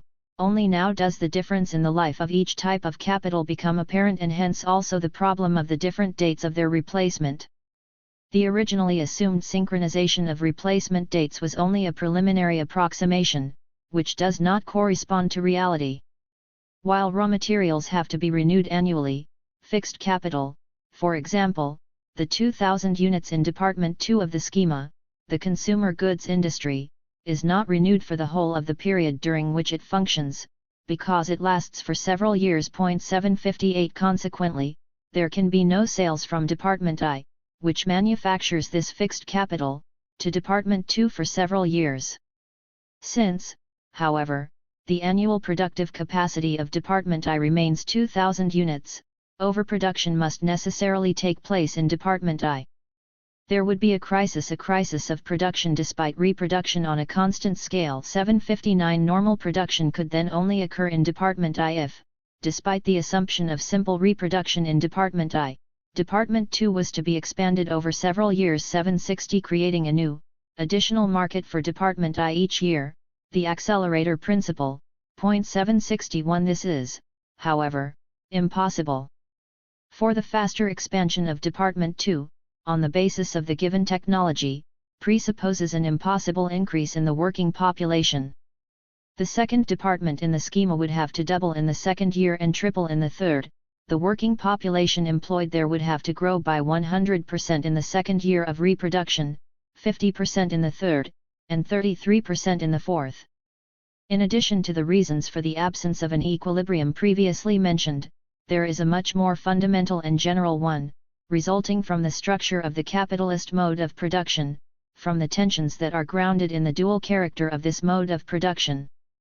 Theories both before and after Marx confine the conditions for equilibrium to submarkets and merely in terms of value. 762 The relation between quantities and values is only analyzed from the perspective of the effect of variations in quantity on marginal values. Equilibrium can always be achieved under such assumptions. 763 In contrast, Marx shows that the issue is not equilibrium in submarkets, money market, labor market, commodity market for the means of production or consumption, just as little equilibrium in the production process or the circulation process. Instead, because Marx regarded the capitalist process of production as a circuit in which capital passes through its various stages, he highlighted the idea that equilibrium has to be grasped as an equilibrium within the overall interaction of all these stages. From this perspective, he was the first to carefully define the state of equilibrium in the process as a whole and investigate the conditions under which it arises. At the same time, however, he showed that these conditions cannot be realized within the capitalist mode of production. For Marx this signifies, however, that the normal course, the state of equilibrium, does not mean an average, typical, or most frequently occurring process but instead only an imaginary, undisturbed course of reproduction, under fictitious conditions, which never comes about in reality and merely serves as a methodological tool of analysis. As a total social process, the problem of reproduction has to be dealt with in its dual character, that is, the process of reproduction has to be considered from the standpoint of the replacement of the individual components of C both in value and in material. 764 Consequently, equilibrium could only be realized if both sets of conditions, those on the value side and those on the use side, are simultaneously fulfilled. Marx's specific crisis problematic and its solution arises from this comparison of the two series, the value components of the social product with its material components. In the circuit C, the preconditions for social reproduction can be immediately recognized from the fact that it is necessary to demonstrate what becomes of each portion of the value of this overall product C. 765 This means not only that, in terms of value, all the commodities produced must be sold on the market, without a remainder. It is also necessary to investigate what then happens to the material mass of things, the use values that have been purchased, to see whether they can in fact be completely employed in the production process. Equilibrium in production, including individual consumption. 766 It is therefore a matter of the transformation of one portion of the product's value back into capital, the entry of another part into individual consumption. And this movement is not only a replacement of values, but a replacement of materials, and is therefore conditioned not just by the mutual relations of the value components of the social product but equally by their use values, their material shape. 767. From the above, it is already apparent that the assertion often made in the literature that according to Marx use values lie outside the consideration of political economy is based on a misunderstanding. According to Marx, only use value as such, that is, use value in the sense of subjective utility, lies outside political economy. 768 He counterposes to this use value as material shape, which is not a subjective utility but an objective thing with a definite, economically important form, a natural form that is exchanged on the market or functions as a means of production in the labor process. 769 Consequently, Marx speaks of use value or object of utility, of use value or material shape, of use value or its physical shape as a commodity, of the sensuous objectivity of commodities as physical objects, and of the mass of the means of production as distinct from their values. 770 Use values, defined in this way, take on crucial importance in Marx's system. 771. Under the influence of dominant theories, Marxist literature has regarded the problem of equilibrium insofar as its conditions are specified in Marx's tableau économique exclusively from the value side. Karl Kautsky, Rudolf Hilferding, Otto Bauer, Rosa Luxemburg, and Nikolai Bukharin. 772 There have to be certain quantitative value proportions in both of the departments in Marx's reproduction schemas if all the quantities of value supplied and demanded are to be exchanged without a remainder. The analysis of the material side of the labor process was reduced to the single proposition that in the process of reproduction, Department I must produce means of production and Department II means of consumption. Marx's conception of equilibrium, however, is fundamentally different from the above. He shows that, in addition to value proportions, quite definite technical proportions must exist between the mass of labor and the mass of the means of production, machines, raw materials, buildings, in all the departments and sub-departments of the reproduction schemas. These depend on the particular character of the sphere of production under consideration. For the technical labor process, the amount of value these use values represent is quite immaterial. 773 In factories, such a technical proportionality among factors of production is arranged directly by the technical management.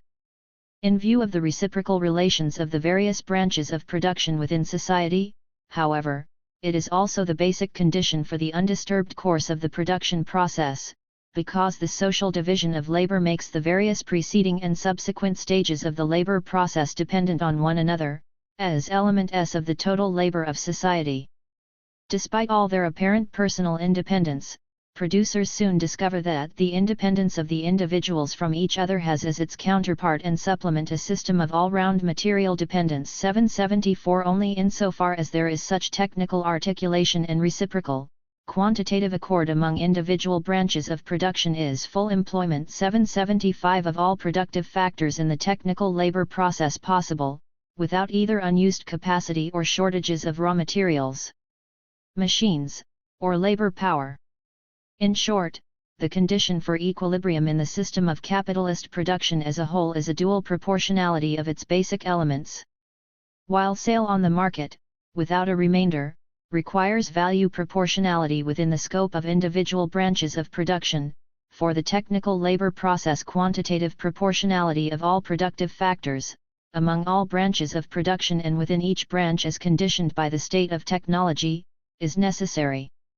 This technical proportionality is no more present from the outset under the capitalist mode of production than value proportionality, as the quantitative articulation of society's productive organism is haphazard and spontaneous. 776 Is there any possibility that this dual proportionality is realized at all? This question takes us to the heart of Marx's conception of the problem of equilibrium in the process as a whole, which is the unity of the technical labor process and the process of value circulation. The difference from the dominant conception is most clearly intelligible in the example of simple reproduction. The supposition is that a social capital supplies the same mass of commodity values and satisfies the same quantity of needs in both the current year and the previous year, that is, it supplies the same mass of use values. Does an equilibrium in reproduction now exist in the case, for example, of a bad harvest reducing the amount of cotton by a half, although it represents the same value as twice as much cotton did previously? In short, does value remain the same, even though the volume of use values declines? 777 Seen in terms of value, there would still be a market equilibrium in the schema of simple reproduction. In contrast, the schema would necessarily exhibit large disturbances when looked at from the standpoint of the technical labor process. Half the spindles and looms would have to be shut down due to the shortage of cotton, that is, the technical scale would be halved. Reproduction cannot be repeated on the same scale. 778 This example shows the inadequacy of the dominant theory's purely value perspective. It assumes that the conditions for equilibrium that are expressed in value equations can always be realized. It does know that capitals that are immobilized in one branch of industry can only be shifted to another branch with difficulty. It treats such instances, however, as frictions that only impede the realization of value equilibrium for short periods. In contrast, it regards adjustment over longer periods as eminently possible, because the issue here is not so much the transfer of already immobilized old capitals as of the investment of new capitals, thus of processes of adjustment within production. These allow the subsequent re-establishment of the correct value proportions on both sides of the exchange equation. In contrast, Marx shows that the value equilibrium asserted by all static theories, to which the economy is supposed to tend, can be established only exceptionally and by chance. This is because the technical labor process gives rise to objective and enduring resistances and blockages that in principle exclude the establishment of such an equilibrium. Even if, when seen from a purely physical point of view, complete freedom and mobility of capital existed, and the transfers in the sense required by the value equations for the establishment of equilibrium took place, equilibrium in the system as a whole would not be achievable, due to the incongruence, in principle, between value proportions and technical, quantitative proportions. It may well be possible for a partial equilibrium to occur temporarily, for example a value equilibrium on the market. But then it becomes apparent that there is no equilibrium in production and various elements of production cannot find employment, or, conversely, that although there is quantitative equilibrium in production, there is no value equilibrium on the market. It follows that with a definite quantitative, technical proportion, which is necessarily given by the scale of production and depends on the size of fixed capital 779, a value proportion resulting from this technical proportion is also already given. It cannot be changed according to the free will of the entrepreneur so that the theoretically postulated conditions for value equilibrium are satisfied. In short, value proportionality is not very elastic because it is bound up with technical proportionality. Under these circumstances, the incongruence of the two series of proportions and hence the tendency toward the disequilibrium of the system as a whole is unavoidable.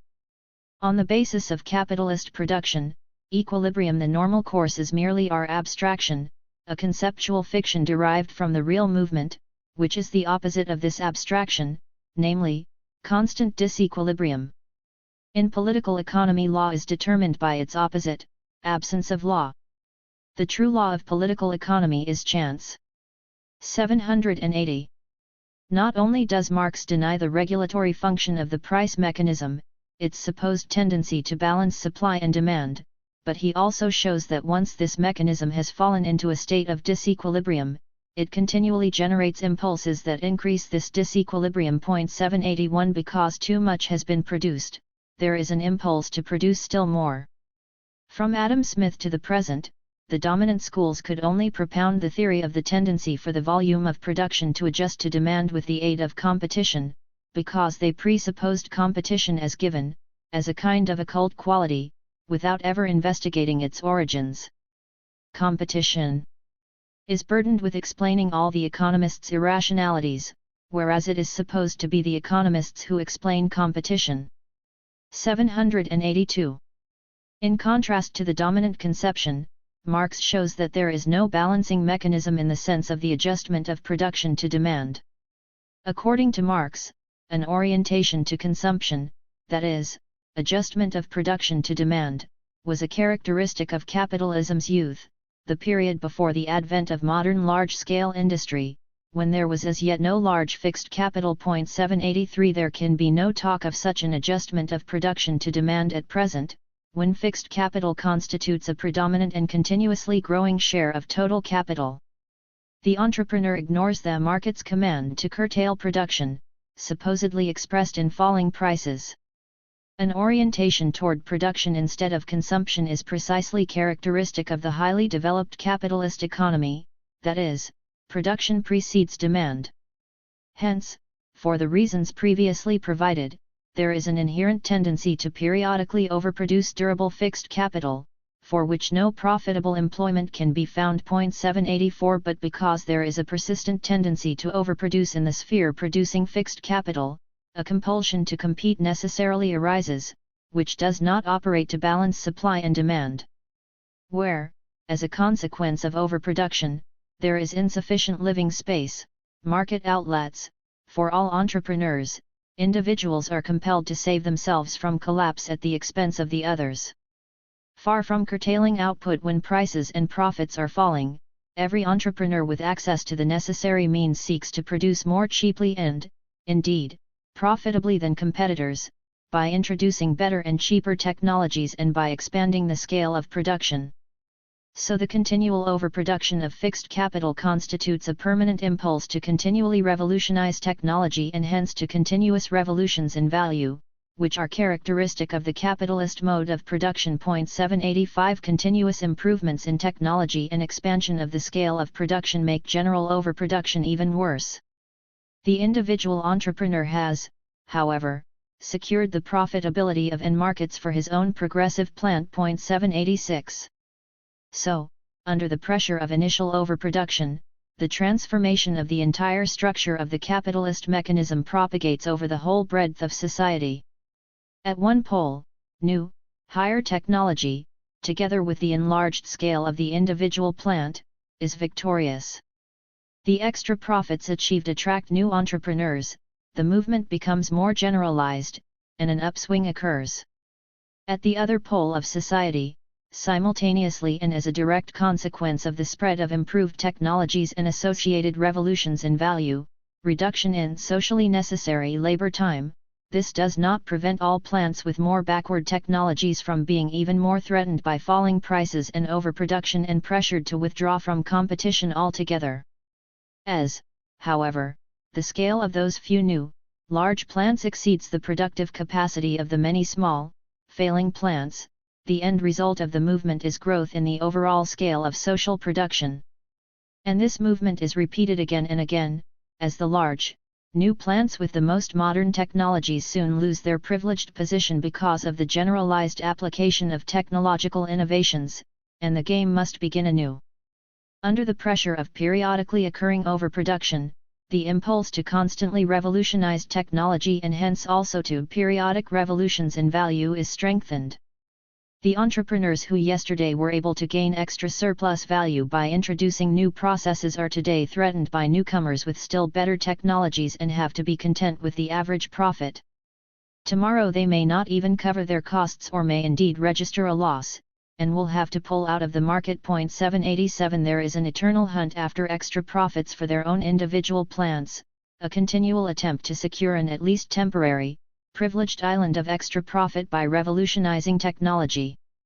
The real movement, presented above, shows that there can be no talk of an adjustment of production to demand, rather, production constantly outpaces demand, and the regulatory function of the price mechanism does not exist at all. Far from leading to the curtailment of production, periods of falling prices were in the past and still are today periods of the greatest technological progress and expansion of production. In the face of this now self-evident failure in the construction of the existing economic mechanism, the dominant theory also begins to discover that instead of the alleged tendency toward equilibrium, there is perpetual motion of change, a tendency toward disequilibrium. 788 That instead of the regulatory function of the price mechanism balancing supply and demand, situations can arise in which once destroyed, equilibrium is lost forever. 789 A theory of dynamic movement must not only point out individual dynamic factors but also make the disequilibrating movement of the system as a whole and its causes intelligible. Beyond that, it has to show the consequences of the dynamic movement for the whole system. In a self-contained theory, Marx sought to grasp not only the sequence of the economic cycle but also the structural changes in the whole system that were its result. Only thus could he show the direction of the overall course of the economic system, its developmental tendencies. This is not contradicted by the fact that, at a particular level of development, the indicated direction of this course encounters a limit and approaches its end. The validity of the theory is not put in question if it is shown that this limit to the capitalist dynamic is conditioned by and derived from the basic conditions of the system, the dual character of labor. 790 We have seen how, with the development of the capitalist mode of production, a tendency toward growth in the minimum size of plants prevails. 791 Hence also growth in the capitals required to run a business under normal conditions. 792 It follows that, at a given moment, the scale of production, the size of plant, does not depend on the free will of the entrepreneur. The actual degree of development of the productive forces compels him to produce on such and such a scale. 793 This is, therefore, something given by the technology. It is self-evident that this makes accord between the technical proportions and the required value proportions more difficult. In the course of capitalist development, the tendency toward growth in the organic composition of capital prevails. An ever larger part of a given capital is transformed into means of production, MP, and an ever smaller part into labor power, LP. 794 Looked at from the value side, the ratio CV does grow, however, because of the slower pace of technological progress, cheapening, in value terms, of the means of production, than the quantitative growth in the ratio of MP to LP. The difference between capital's rates of growth in terms of the quantity of commodities and value makes the congruence of value and physical proportions even more difficult than previously. Further, the analysis of the technical labor process yields the law of the uneven development of the individual branches of production. 795 It is precisely the example of this disproportionality in development that best illustrates the distinction between Marx's conception and that of the dominant theory. The latter represents uneven development as capital accumulation in different branches as being different in value terms, for example, 20% in one, 35% in another, and so on, and disturbances as arising from such value disproportions. According to Marx, this can happen, but does not have to, and does not get to the essence of the problem. Even if all spheres were to have accumulated evenly in value terms, for example, by 1%, disturbances must nevertheless arise if the expansion in material terms is not proportionally the same in all branches of production. For with the same percentage growth in capital in all branches, the material expansion in the various branches can vary in size and amount, for example, to 5% in one sphere and 20% in another. This is conditioned by the specific technological character of each sphere, and according to Marx, it is these characteristics that underlie leaps in technological development. 796. The contradiction, in the abstract, between possible, continuous accumulation of value and the fact of discontinuous, jerky material expansion is related to, but not identical with, the above law.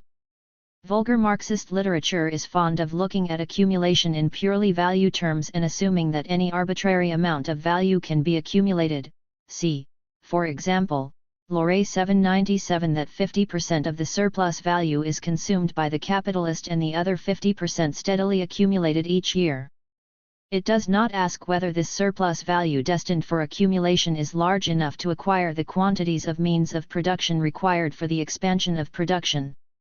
The assumption that any small increase in profit can correspond to an equally small growth in the technological apparatus of production, that is, the presupposition of the infinite divisibility of goods, underpins this conception. In contrast, Marx emphasizes that such a parallel relation between value accumulation and material accumulation does not exist, because not every dollar earned is accumulated, that is, can be converted into the material elements of production. For the expansion of the scale of production, a certain minimum amount of capital is usually required, to buy a whole set of technically connected machines making up a unit. For example, in the textile industry, 798 expansion can only take place, therefore, by this unit, or multiples of it. 799 Such material relations and consequently also the value relations they bear consequently determine the minimum amount of money capital necessary for expansion and vary from industry to industry. 800 In short, according to Marx, the proportions in which the productive process can be expanded are not arbitrary, but are prescribed by technical factors. 801 While, for example, the entire surplus value, or even part of it, suffices and is employed for the expansion of production in one branch, in others the surplus value is saved up for several years until it reaches the minimum size necessary for real accumulation. 802 Consequently, while one branch of production may be expanded every year, expansion in others only occurs at intervals of several years. The incongruence between the value side and the material side of the process of reproduction, which we have examined from the side of production, is increased still more by impulses that come from the demand side. An even, proportional expansion of all the spheres of production rests on the tacit assumption that demand, consumption, can be expanded just as evenly and proportionally. In contrast, Marx emphasizes that the individual or productive use of certain commodities is constrained, inelastic, which must likewise result in an uneven material expansion of production in various spheres. No one who finds 2 tractors sufficient for the cultivation of their land will buy 4 simply because their price has fallen by half. Demand for tractors is, all other things being equal, not dependent on their price alone but is rather determined by the area to be cultivated, that is, quantitatively. But the use-value consumption depends not on value, but on the quantity. It is quite unintelligible why I should buy 6 knives because I can now get them for the same price that I previously paid for one. 803. All these moments exclude symmetry in technical and value movements, consequently, they impede the doubly proportional expansion of the productive apparatus, in both value and quantitative terms, that theory postulates as the condition for equilibrium. The realization of this equilibrium cannot be an enduring rule. With the constant impulse to revolutionize technology and values, the coordination of the value and material sides of the productive apparatus must become more and more difficult and their incongruence constantly grow. The two sides of the productive apparatus move in opposite directions. Following technological change and the development of the productive forces, the values of individual commodities have a tendency to fall, while the mass of material goods increases. Under such circumstances, equilibrium, the rule presupposed by political economy, can only occur, as it were, by chance within the general irregularity, as a momentary point of transition in the midst of constant disequilibrium. 804. The Evolutionist Revolt against Classical Economics. 805. 1. In France, Condorcet, Saint-Simon, Simon de Sismondi. Any theoretical analysis of a contemporary economic system must lead to the formulation of a standard with which to evaluate the existing level of development.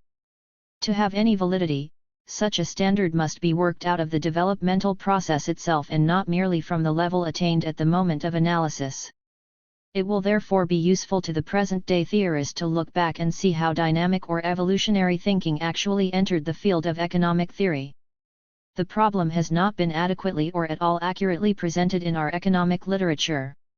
Thus, Richard T. Ely writes, "It is probably due to Herbert Spencer more than to any other person that we have come to recognize the applicability of evolution to the various departments of the social life of man." 806. But the essay of Spencer to which he refers did not appear until 1857, decades after others were already using evolutionary notions in the social sciences. 807. John Bagnall Berry, to cite a more recent example, wrote a whole book on the idea of progress without even mentioning Jean Charles Leonard Simon de Sismondi or Richard Jones, the two men who first worked out the idea of the historical succession of ever more advanced economic stages. 808. In German economic literature, either the problem is not discussed at all, as in Karl Bucher's widely known study of the rise of national economy. 809, which does not once mention feudalism or capitalism. Or else the sole responsibility for what they call the sociologizing of economics is falsely attributed to George Wilhelm Friedrich Hegel and his school. 810. Edmund Whittaker, too, in a recent book, makes the mistake of overestimating the German representatives of historicism, the German historical school and Hegel. At the same time, speaking of the French and English, he mentions the economic views of Henri Saint-Simon, Sismondi, James Stoyart, and Richard Jones, but not their ideas on evolution. Marie-Jean Nicolas de Condorcet is not mentioned at all. 811. The purpose of the present study is to show the decisive role of French and English economists in laying the basis for modern evolutionary theories of economics, and particularly for the work of Karl Marx. It is fully consistent with the general neglect of our problem that Marx's contribution to the sociologizing of economics is also widely misconstrued. According to Werner Sombart, for example, the importance of Marx lies not so much in the field of economic theory as in the field of sociology. Marx, he writes, applied evolutionary thinking to the social process. 812. He gives us an insight into the historical character of the economy, into its constant changeability in the course of history. He first created the concept of the economic system and made it the subject of economic science. 813. Sombart thus arbitrarily gives Marx credit for accomplishments he never claimed and thereby conceals and distorts the picture of Marx's real work. 814. Unfortunately, Sombart's view has been widely echoed, even in socialist circles. Eduard Heimann, for example, repeats that Marx's decisive contribution to the growth of economics, his truly Copernican significance, does not lie in specific theories, such as the theory of surplus value, the theory of concentration, or the theory of crisis, but in his having for the first time historicized or sociologized economics. It was Marx, he writes, who first conceived capitalism to be historical, and therefore time-bound, transformable and transitory. Marx was able to discover this insight because he was the heir and executor of Hegel's thinking and because he possessed the political will to attack static capitalism. 815. We can easily dispose of the allegedly Hegelian basis for the historicizing of economics.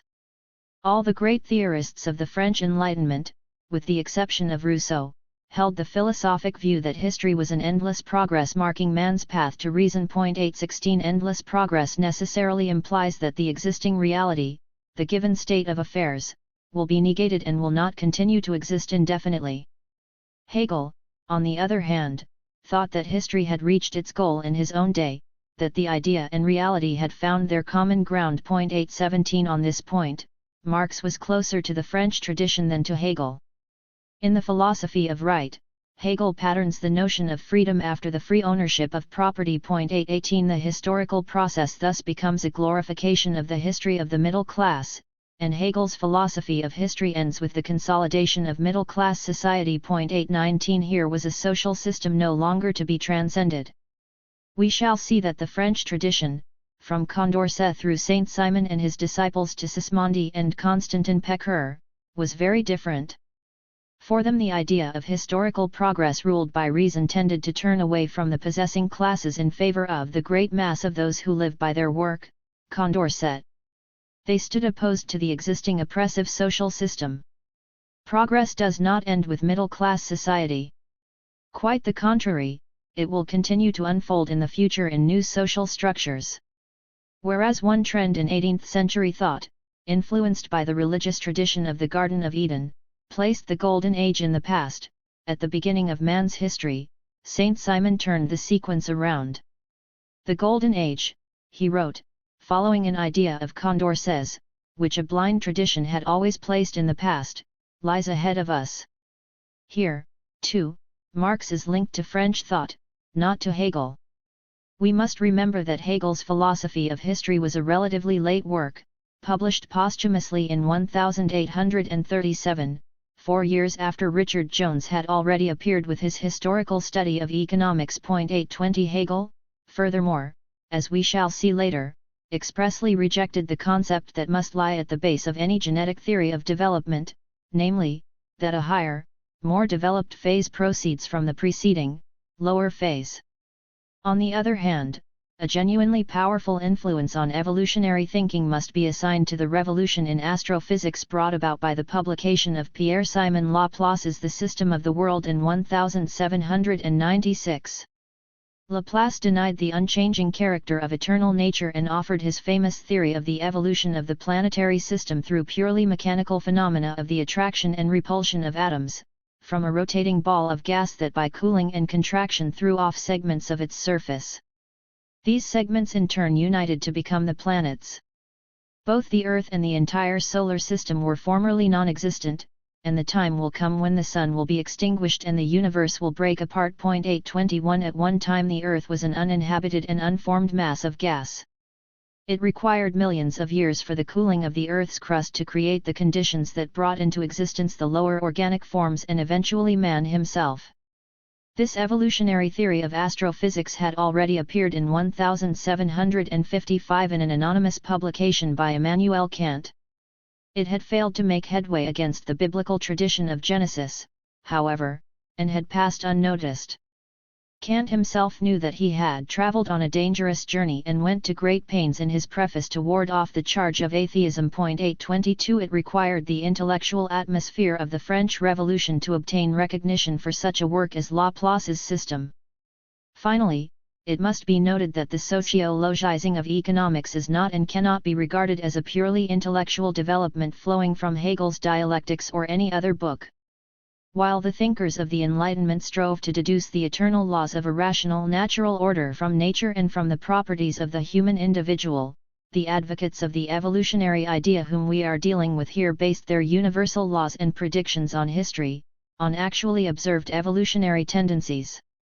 Their ideas are the theoretical reflection of such great historical phenomena as the French and American revolutions and the Industrial Revolution in England. 823 Above all, it was the outbreak of the French Revolution that, like the eruption of a volcano, exposed the weaknesses of 18th-century rationalism.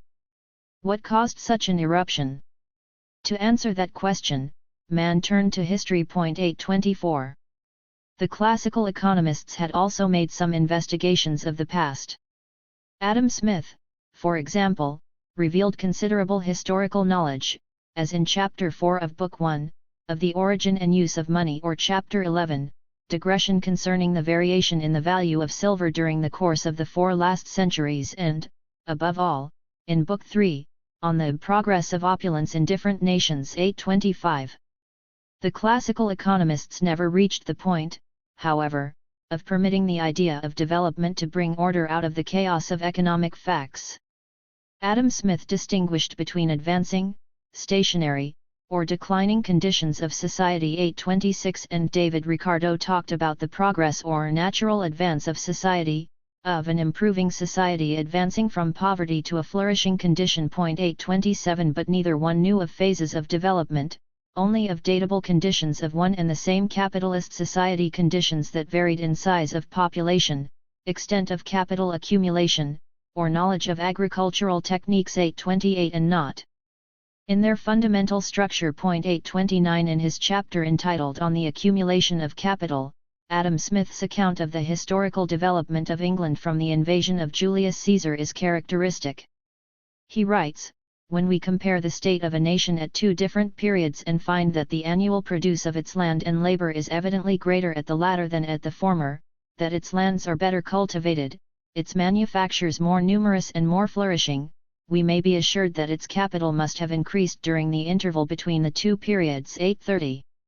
In different stages of society, wrote Ricardo in a similar vein, the accumulation of capital is more or less rapid, so that in new settlements with little capital, for example, it is very slow. 831. The different stages are thus nothing but levels of the same capitalist system of economy. Marx commented sarcastically that the bourgeois form of labor is regarded by Ricardo as the eternal natural form of social labor. Ricardo's primitive fisherman and primitive hunter are from the outset owners of commodities who exchange their fish and game in proportion to the labor time which is objectified in these exchange values. 832.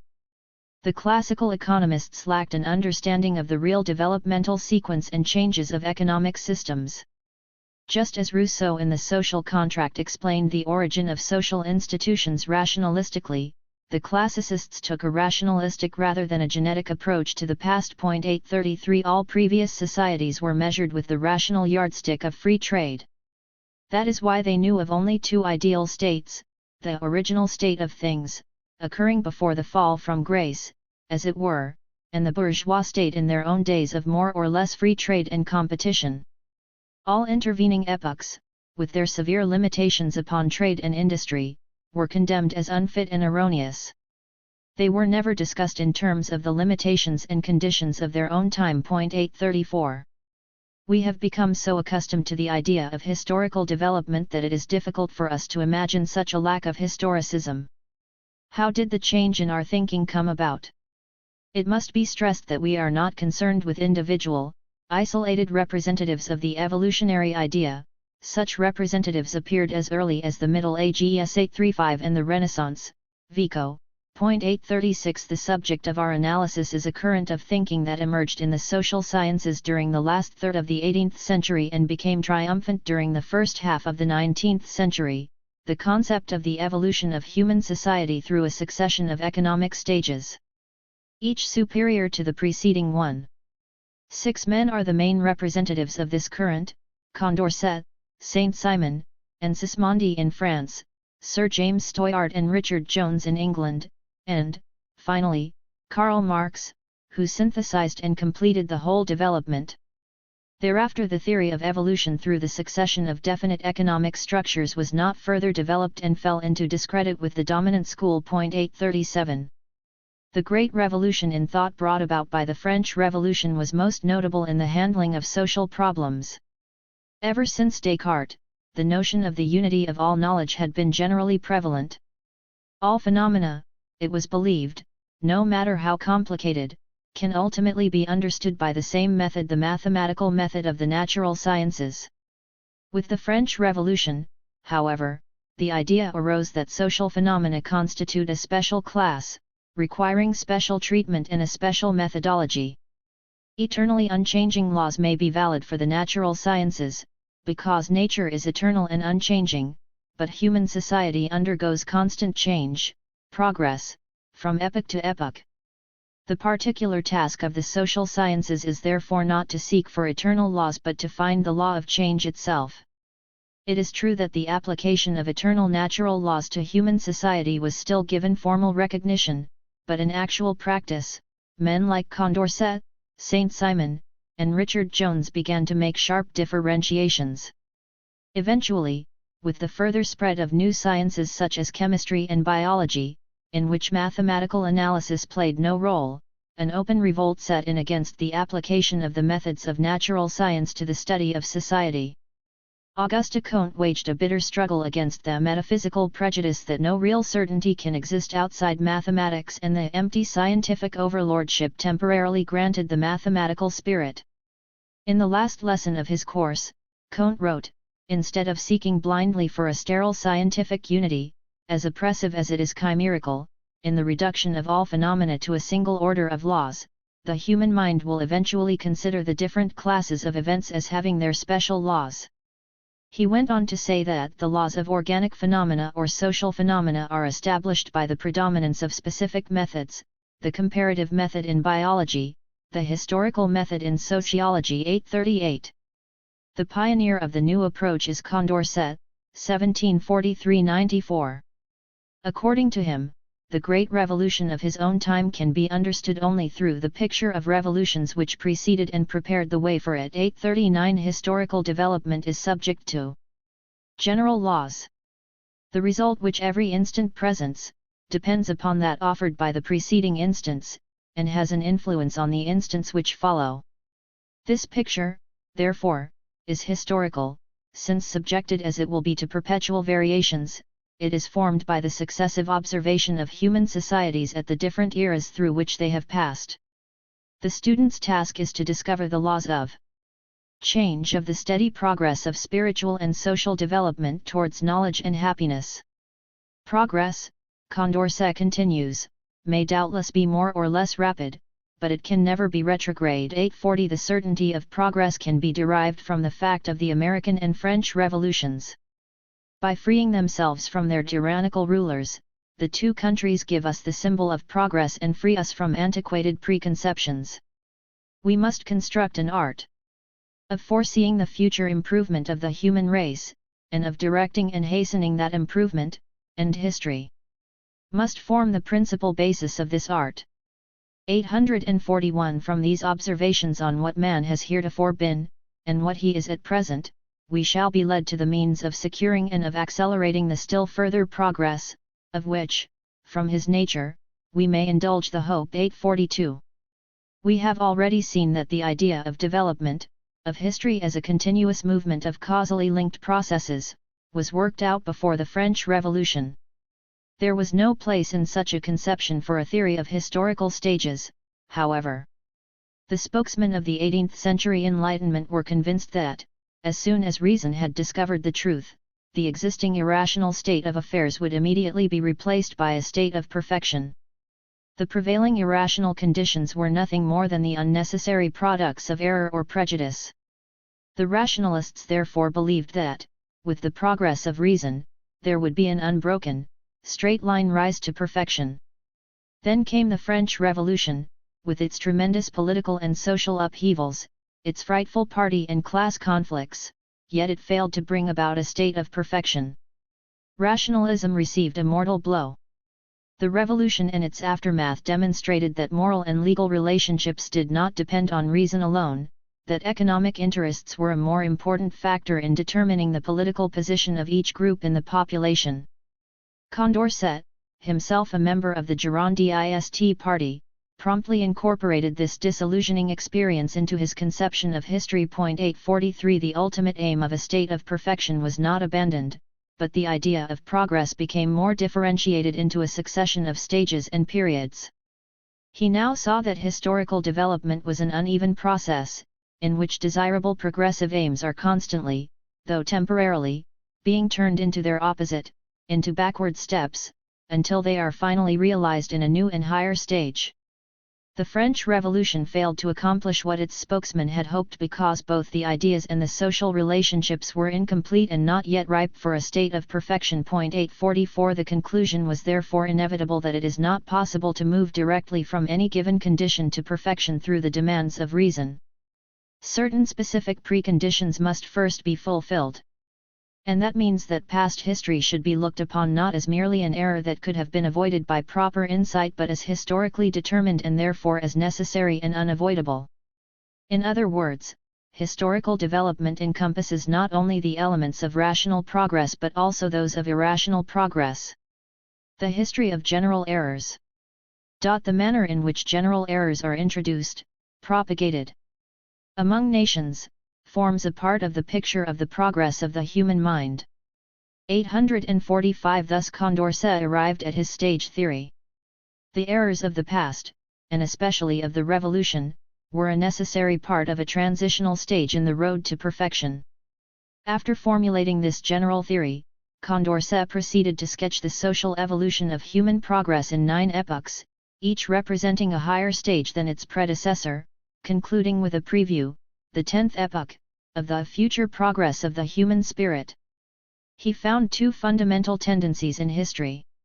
1. There is a certain regularity in the development of mankind, so that the backward nations will eventually go through the same process of growth that the most advanced nations have already traversed. 846 Condorcet was therefore convinced that the immense distance that separates these people, the most enlightened, from the slavery of countries subjected to kings, the barbarity of African tribes, and the ignorance of savages will gradually vanish, until historical development has accomplished the destruction of inequality between different nations. Every nation will one day arrive at the state of civilization attained by those people who are most enlightened. As the French, for instance, and the Anglo-Americans. 847 This goal is realizable because the march of these people will be less slow and more sure than ours has been, because they will derive from us that light which we have been obliged to discover, and because for them to acquire the simple truths we have obtained after long wandering in the mazes of error, it will be sufficient to seize upon proofs in our publications. 848. 2. The development of social progress is uneven as compared with the progress of knowledge. We perceive, he wrote, that the exertions of these last ages have done much for the progress of the human mind, but little for the perfection of the human species. We behold vast countries groaning under slavery. In a few directions, our eyes are struck with a dazzling light, while the great mass of mankind is consigned over to ignorance and prejudice. 849. What is responsible for this lag? Up until now history was the history of individuals instead of being the history of the masses. The mind of the philosopher reposes with satisfaction upon a small number of objects and forgets the spectacle of the stupidity, the slavery, the extravagance, and the barbarity that characterizes the great majority of people. 850 Hitherto, history has been merely the history of a few men. That which forms in truth the human species, the mass of families, which subsist almost entirely upon their labor, has been forgotten. The chiefs only have fixed the attention of historians. This is all wrong. Whether we are concerned with a discovery or an important theory, a legal system or a political revolution, we must always examine its effects on the largest section of each society, the true object of philosophy. Until now, that is precisely the part of the history of the human species that is the most obscure, the most neglected. 851 Condorcet proceeded to explain this neglect in a purely intellectual way, as the failure of science and knowledge to pay sufficient attention to the social condition of the great mass of working people, who, during the 2 revolutions, had taken their first active role on the stage of history and thereby demonstrated their importance. Behind the intellectual explanation, however, there was an important insight into historical development, which necessarily brought the economic factor into the foreground. With Condorcet, the idea of natural laws of historical development and the collectivist view of history as a history of the masses were born. 852. Leaning heavily on Condorcet. 853 Saint-Simon, 1760–1825, sought to give history the strictly scientific character and certainty that marked astronomy and chemistry. 854 as his starting point, Saint-Simon takes the fact of the French Revolution, which he seeks to fit into the whole sequence of historical changes. By this method he hopes to discover the basic forces of history. His ultimate purpose is to found a politique scientifique, based on systematized historical observations and destined to replace the hitherto current politique métaphysique based on abstract hypotheses, which in reality is only a kind of theology. 855 History, Saint-Simon thinks, can be made into a science only if the student learns from historical experience and laws how to predict the future on the basis of the past. The wise or knowing man is the man who foresees. 856. Saint-Simon's philosophy of history has a history of its own. Originally he too accepted a purely intellectual theory and considered the growth of knowledge to be the determining factor in the historical transformations of society. After 1814, however, he turned to an economic conception. Retaining the formal framework of his earlier view, that is, the idea of the progressive development of historical phenomena causally determined by some basic force, Saint-Simon substituted the economic factor for intellectual enlightenment as the driving force.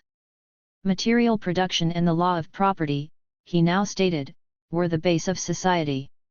In all social changes the strongest determining factor is not the spiritual element but the organization of property. The national character is powerless against objective developments. There is no change in the social order without a change in property.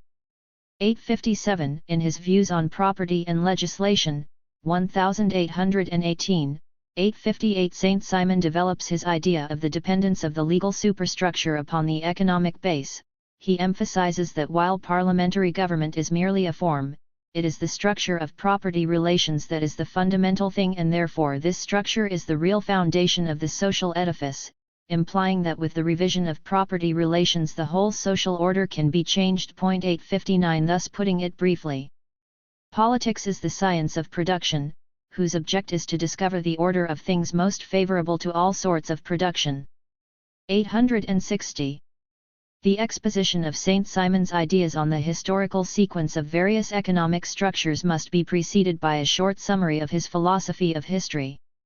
The universe, says Saint-Simon, is ruled by a single immutable law, and the science of man is part of physical science. 861 The study of history enables us to demonstrate the sequence of organic and critical epochs in the life of nations. 862 In the organic epochs mankind moved with regularity under the sway of common beliefs, as well as common institutions, whereas during the critical epochs all forces were engaged in destroying the principles and institutions which had guided the preceding society.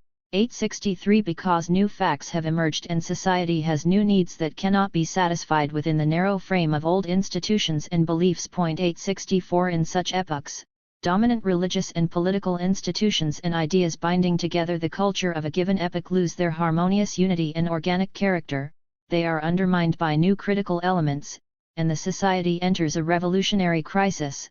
The old creeds and institutions become the targets of attack. At first weak, the new elements, by repeated assault, shake the old order to its foundations and in the end overthrow it. Thus a fundamental change in the basic factor of a given period destroys the superstructure, and society is driven into anarchy. The crisis is overcome only after a reconstruction of the foundations has created the conditions for the development of new cultural elements, common institutions, and beliefs, then a new organic period begins. Thus the historical process does not follow a straight and continuous line but is interrupted by periodic setbacks. Nevertheless, Saint-Simon regards this succession of progressive and regressive periods as useful and necessary. For each setback is only the expression of new forces facilitating the transition from the existing to a more advanced social system. 865. Particularly interesting are the concrete illustrations of this theory given by Saint Simon and further developed by Saint Amand Bazard. Pre-Socratic Greece, dominated by polytheism, constituted an organic period. This was followed by a long critical period, from Socrates to the barbarian invasions, during which ancient religion suffered a slow process of disintegration. The Middle Ages, says Saint Simon, are generally regarded as a period of barbarism and ignorance. What is overlooked is that with the Middle Ages mankind entered a new organic period, after Charlemagne had created the social organization and Pope Gregory VII the spiritual organization that gave European society a homogeneous character for centuries to come. 866 These institutions proved advantageous as a whole. This was the period of splendor of the feudal system, during which Europe waged few wars, and these unimportant. 867 The modern critical period began with Copernicus, who destroyed the scientific armor of the Christian religion, and with Luther, who undermined the political power of the papacy, thus breaking the bond that united all the European countries. Carried further by Francis Bacon, René Descartes, Galileo Galilei, Isaac Newton, and John Locke, this spiritual revolution led finally to the French Revolution, the peak of critical dissolution, the collapse of the power of Catholicism. 868 Simultaneously with that dissolution of European unity there began the struggle of the European powers for the domination of the world, from Charles V through Philip II and Louis XIV until Napoleon. 869. It is against the background of this succession of organic and critical epochs that Saint Simon shows us the sequence of the various socio-economic systems, his most brilliant contribution. In contrast to the theoretical individualism of the classical economists and the 18th century Enlightenment, Saint Simon regards history as an objective process, as the slow, century-long maturation of successive, ever more advanced social systems.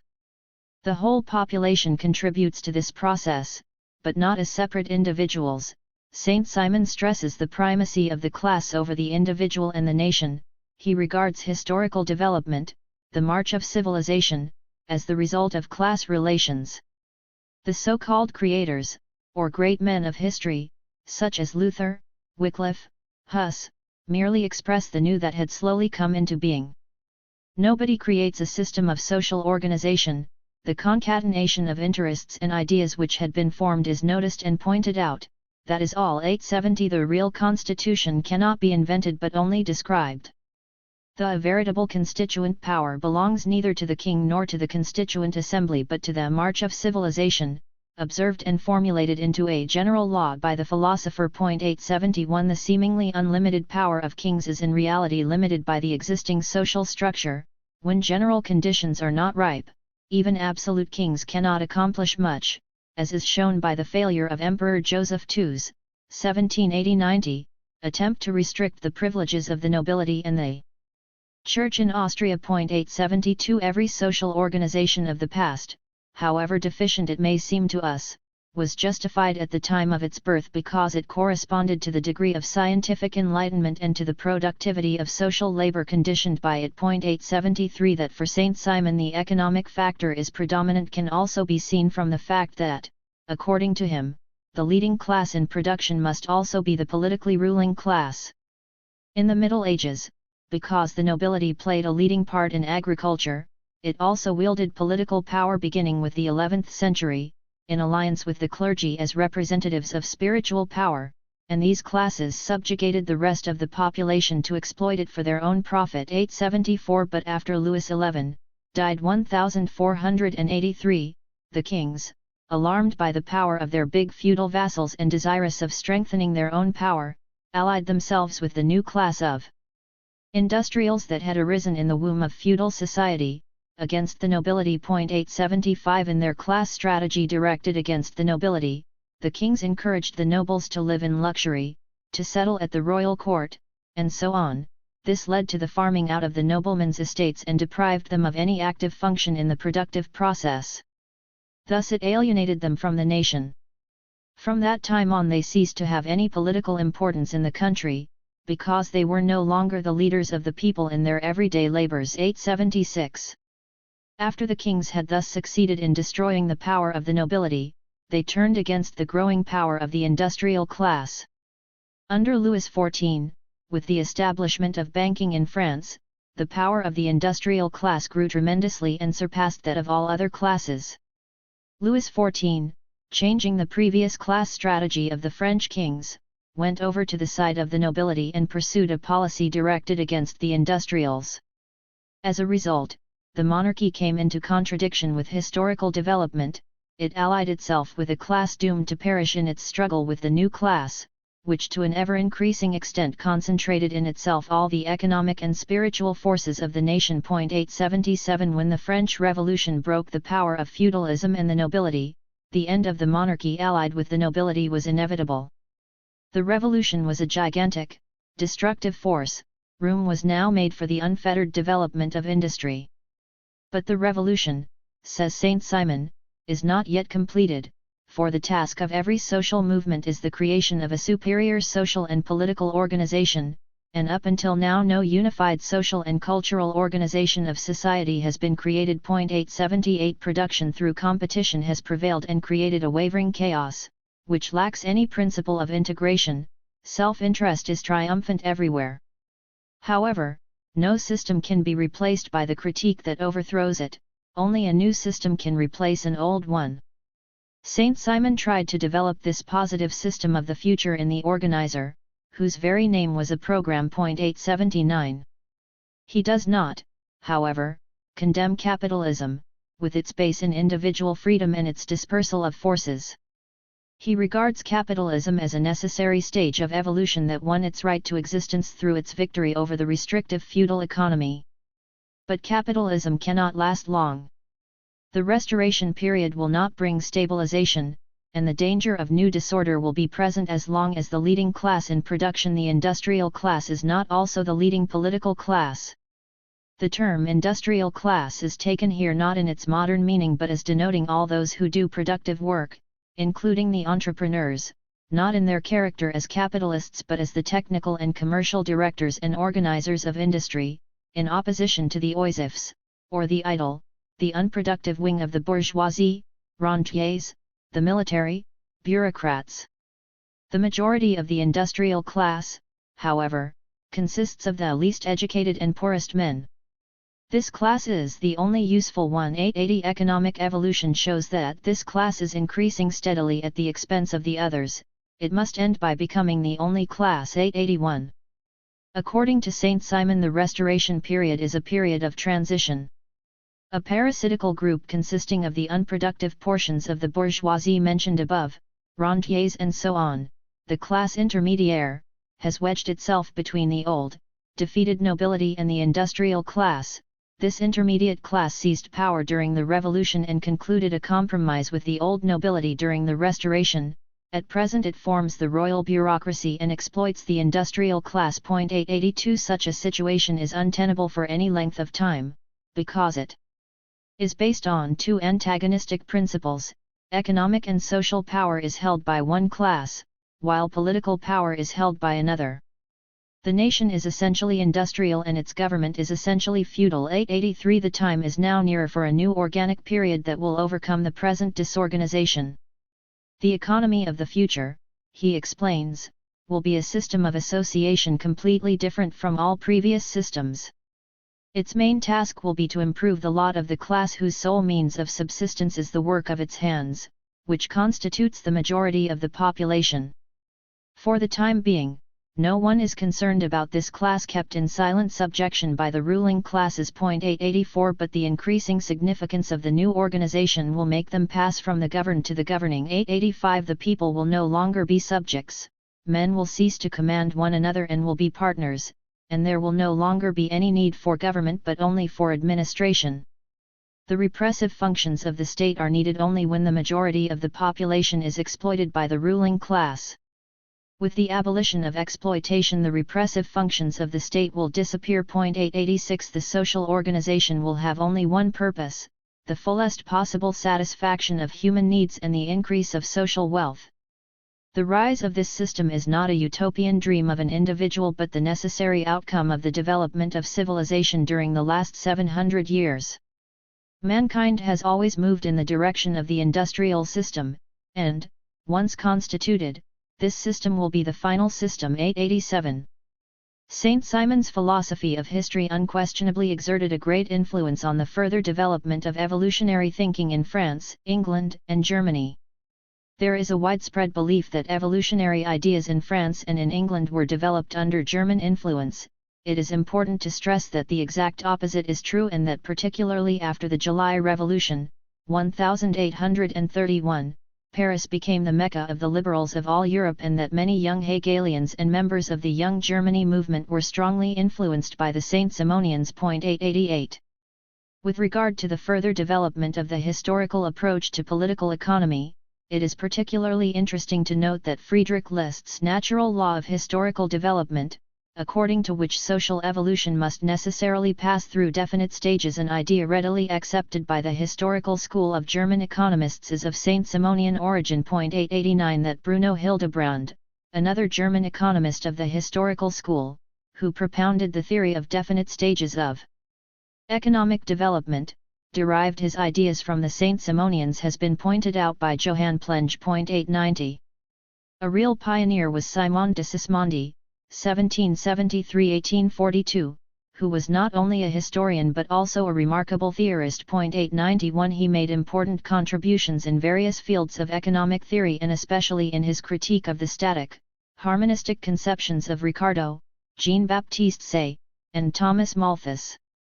Against their abstract, deductive method, he insists upon experience, history, and observation. 892. Rejecting the prevailing glorification of free competition, Sismondi points to the crises of 1814 and 1818, the transformations in England during the first 2 decades of the 19th century, the poverty of the working class that grew out of free competition, the concentration of masses of workers in the new industrial centres, the flight from the soil, the growth of the slums, and the creation of the modern proletariat. This dark picture is very different from the rosy pictures painted by his contemporaries. More than that, Sismondi draws an equally dark view of the future in his first theory of crises. Crises, he argues, are not something accidental, the product of non-economic factors such as drought or war, as Ricardo taught, but are storms necessarily resulting from the very nature of capitalism. They will become increasingly severe with the future development of capitalism. Since the purchasing power of the working class is never large enough to take all of one year's production, and since the productive power of industry grows more rapidly than the limited purchasing power of the workers, this gap must grow wider as capitalism develops. 893. This is the point at which Sismondi's theory merges with his sociologizing of economics. Just as he gave a preview of future developments, so he also examined the past systematically, and in 1819 he offered the first general explanation of the development of the existing economic system of the most advanced countries, England and France, out of the conditions of the past, conditions that had by no means disappeared from the world. Modern capitalism is thus conceived as a sort of island in a sea of other, older forms of economy. Sismondi traced the history of agriculture, for example, from patriarchal exploitation at the dawn of cultural history through slave exploitation in antiquity, serfdom in the Middle Ages, métayer system, share farming, and corvée labor in the early modern period to modern capitalism, in which large-scale exploitation, bail-off reveals its tremendous superiority over small-scale exploitation because the former can substitute capital for human forces. 894. This superiority means that small-scale production will ultimately disappear. Sismondi then traces industrial production from the guild organization in the towns of the Middle Ages to the development of capitalism. He shows how the capitalist system follows from the separation of the independent handworker from the means of production. In its pure form, this system would involve the coexistence of but two classes, the wage earners and the owners of the means of production. In actual fact, however, there still remains a third group held over from the earlier stage, the peasants and craftsmen. 895. Underlying Sismondi's account of the historical development of agricultural and industrial production is his notion of the difference between dominant and subordinate economic forms. When specific institutions are carried over into a new system, their relation to the whole is altered, and a decisive change occurs in their function. Thus the once dominant role of the peasant and craftsman has disappeared. What remains is merely a fragment of the past, occupying a subordinate role in the new capitalist economy. Sismondi was also a pioneer historian. Before his work appeared, the history of medieval Italy was virtually unknown. To the 18th century rationalists, the Middle Ages appeared as an era of barbarism and darkness, of interest to none but antiquarians. Sismondi was one of the first to understand that the liberation of the medieval Italian towns prepared the foundation of bourgeois society in Italy earlier than anywhere else. 896 Sweeping aside the classical evaluation of these earlier economies as irrational, he showed the historical justification for their existence. Each of these earlier systems grew spontaneously out of contemporary conditions, spread without compulsion, and eventually became a dominant form because, from the standpoint of the development of liberty, it represented an economic and social advance over its immediate predecessor. Only when the dominant system passed the peak of its development and creativity did it degenerate and become a hindrance to further progress.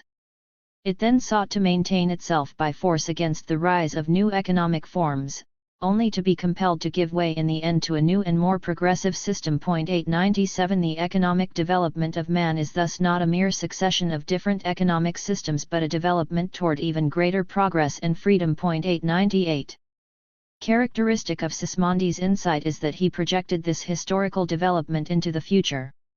In view of the long process of the rise and decline of economic systems, he argues, we cannot assume that the existing bourgeois wage-labor system represents the final form of society. 899 On the contrary, we must assume that our actual organization, the dependency of the worker, will also be transcended and replaced by a better system in the future.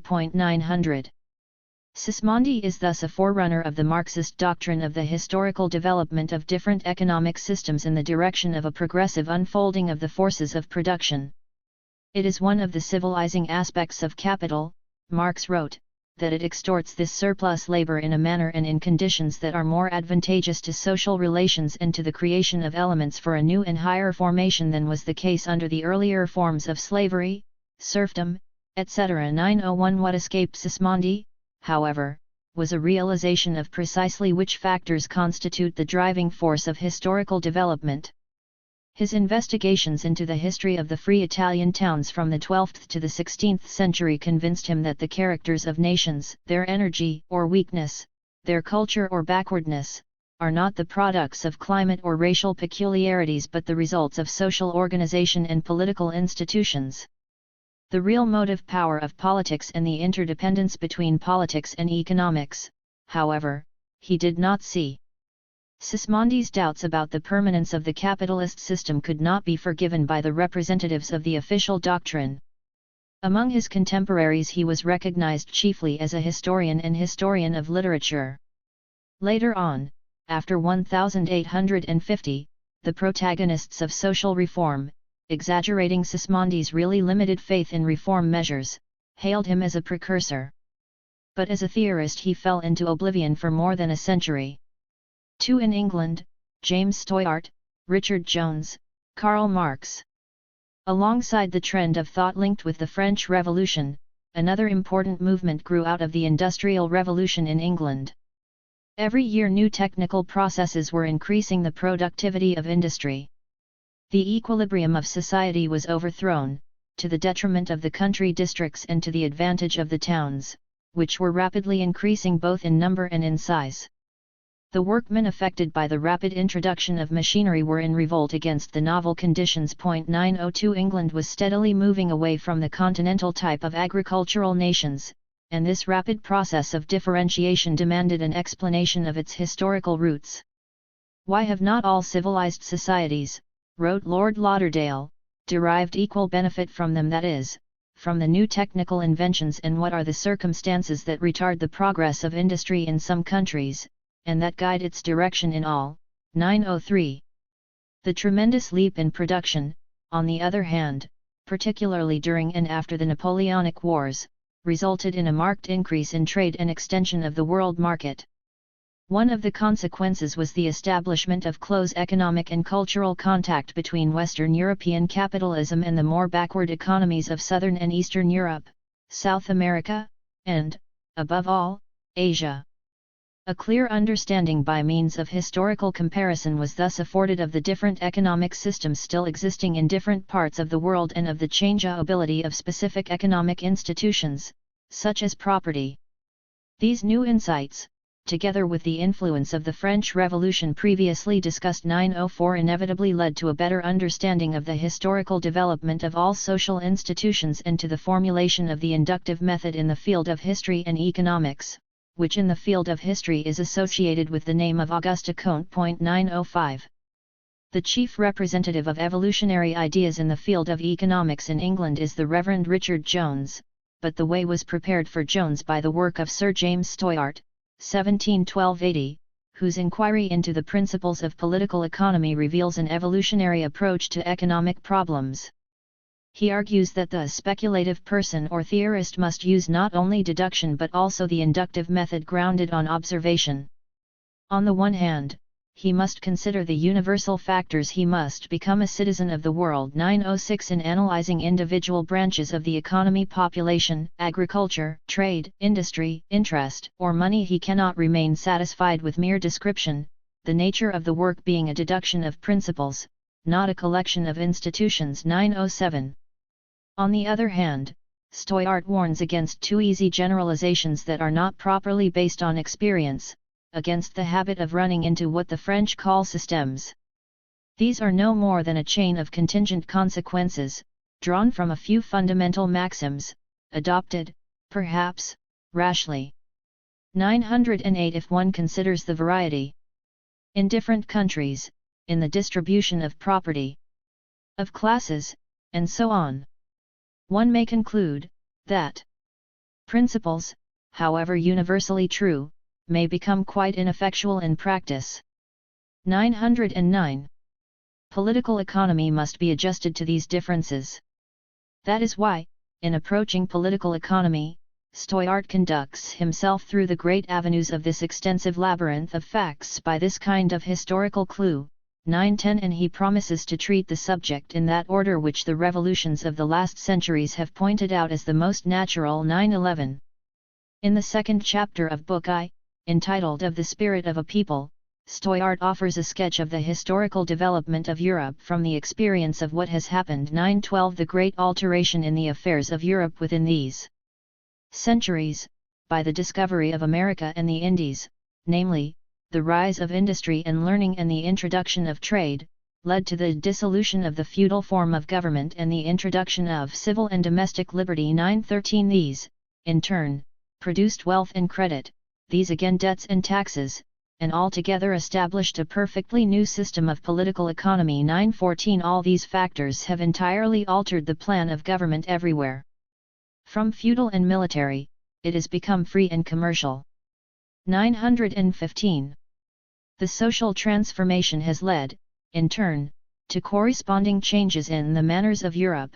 916. And the two together are changing the spirit of the people, slowly, to be sure, but nonetheless unmistakably, when we compare any two succeeding generations. 917. The sociologizing of economic categories and institutions was carried through still more penetratingly and systematically by the Reverend Richard Jones, 1790–1855, a man who has not been properly appreciated except by Marx. 918. Jones was the first Englishman to criticize the classical economists from the standpoint of the historical school.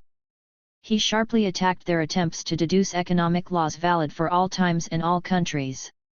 He wrote, "We must get comprehensive views of facts, that we may arrive at principles which are truly comprehensive. If we determine to know as much as we can of the world as it has been, and of the world as it is, before we lay down general laws as to the economical habits and fortunes of mankind or of classes of men, there are open to us two sources of knowledge: history and statistics, the story of the past, and a detail of the present condition of the nations of the earth. On the other hand, if we take a different method, if we snatch at general principles, and content ourselves with confined observations, two things will happen to us. First, what we call general principles will often be found to have no generality. At every step of our further progress, we shall be obliged to confess that they are frequently false, and secondly, 919. Jones was especially sharp in his criticism of the supposed universality of Ricardo's laws.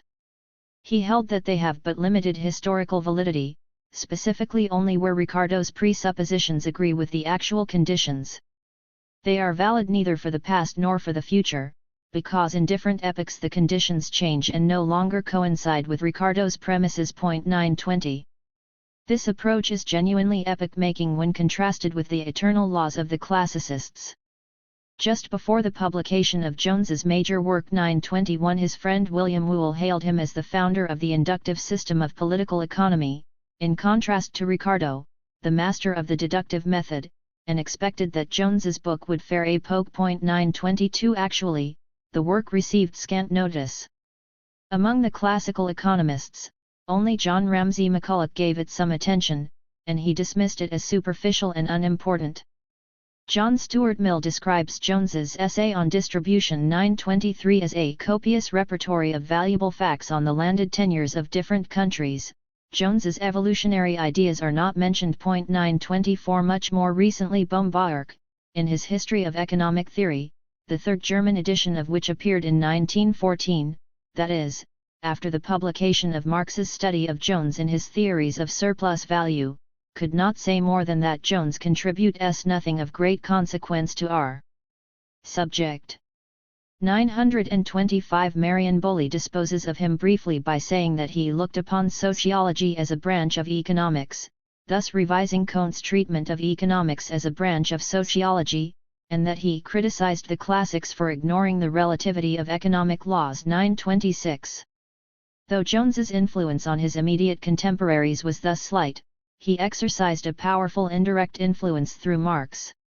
He is one of the few economists of whom Marx speaks with deep acknowledgement, despite the fact that Jones, a friend of Malthus, was very conservative in his political thinking and rejected Ricardo's doctrine of the opposition of class interests in favor of a faith in class harmony. 927. Marx recognized the limited, bourgeois character of Jones's horizon but called him the last representative of the true science of political economy. 928. And made a special analysis of each of his major works.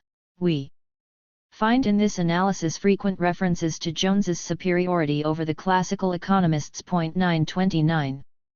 Jones was not a theorist in the classical sense of developing categorical concepts by sharp, logical deduction from a given set of presuppositions.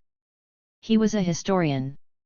But unlike the discredited school of Wilhelm Roscher, who substituted for theoretical laws an unthinking, chronological accumulation of unanalyzed descriptive material, Jones considered it his function to test and correct the prevalent theories against actual historical developments and to formulate concrete experience into new theoretical viewpoints and categories.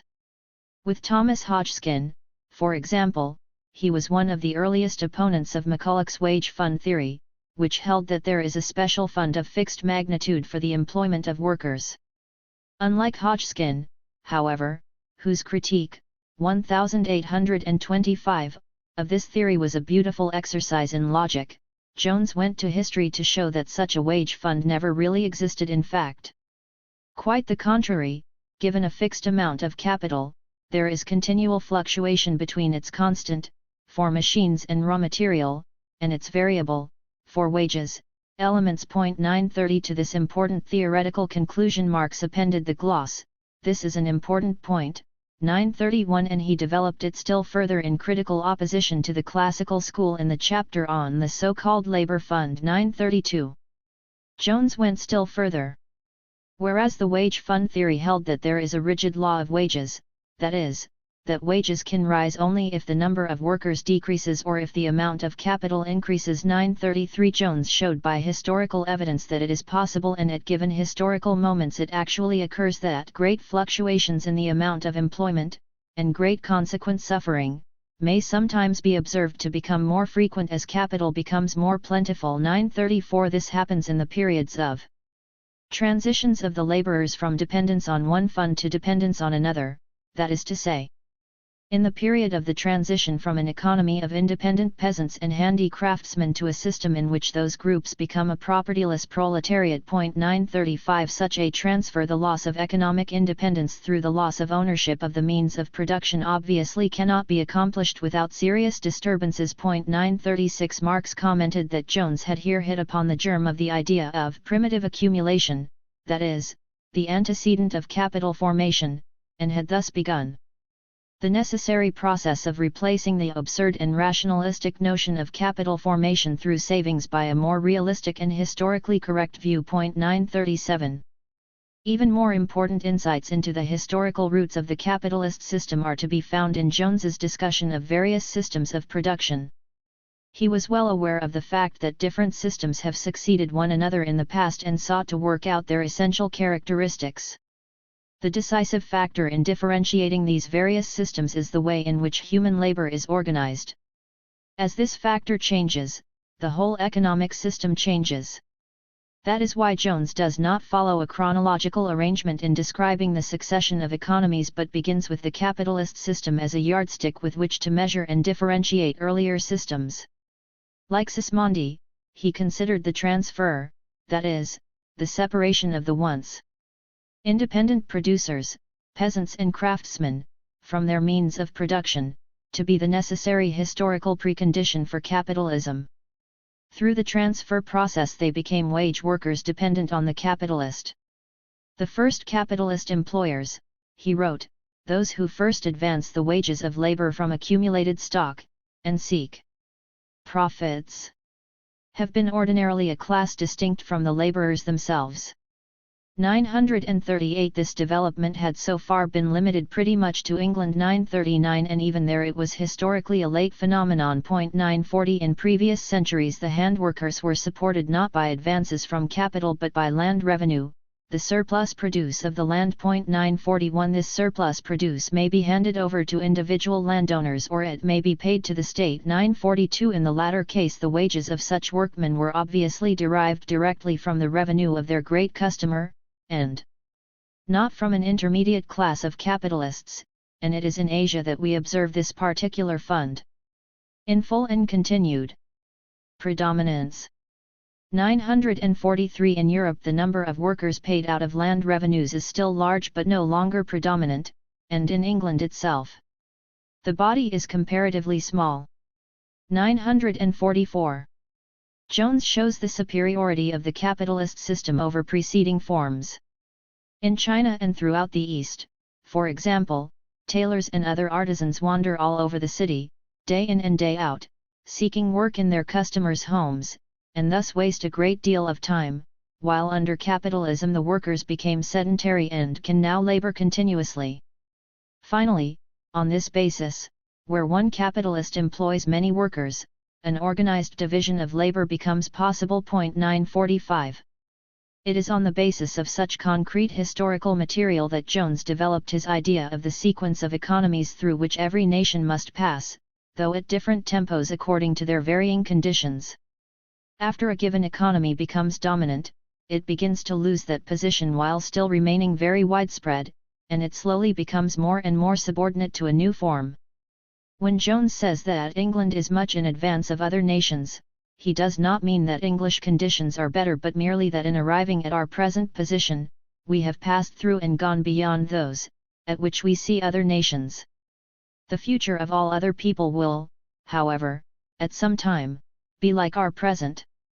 This succession theory has exceedingly broad implications, as he himself recognized. The prophecy is bold. 946 Following Condorcet, he sees an easier road ahead for the younger nations. They have better hopes for the future because if they assume our economic organization and power, they may escape many of the evils that have afflicted our progress, or from which we suffer now. 947. Jones goes still further. Not only does he predict that every nation must ultimately attain the highest economic form so far developed capitalism, but he sees the possibility of still further development in the future to a socialized form of production in which the separation of the wage worker from the means of production will be ended. Capitalism is thus a historical and transitory, though necessary, stage on the road to a more advanced economy of the future.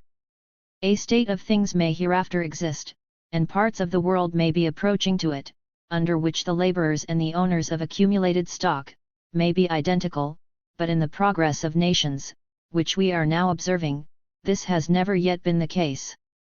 The present system in which a body of employers pay the workers by advances of capital may not be as desirable a state of things as that in which laborers and capitalists are identified, but we must still accept it as constituting a stage in the march of industry, which has hitherto marked the progress of advancing nations. 948.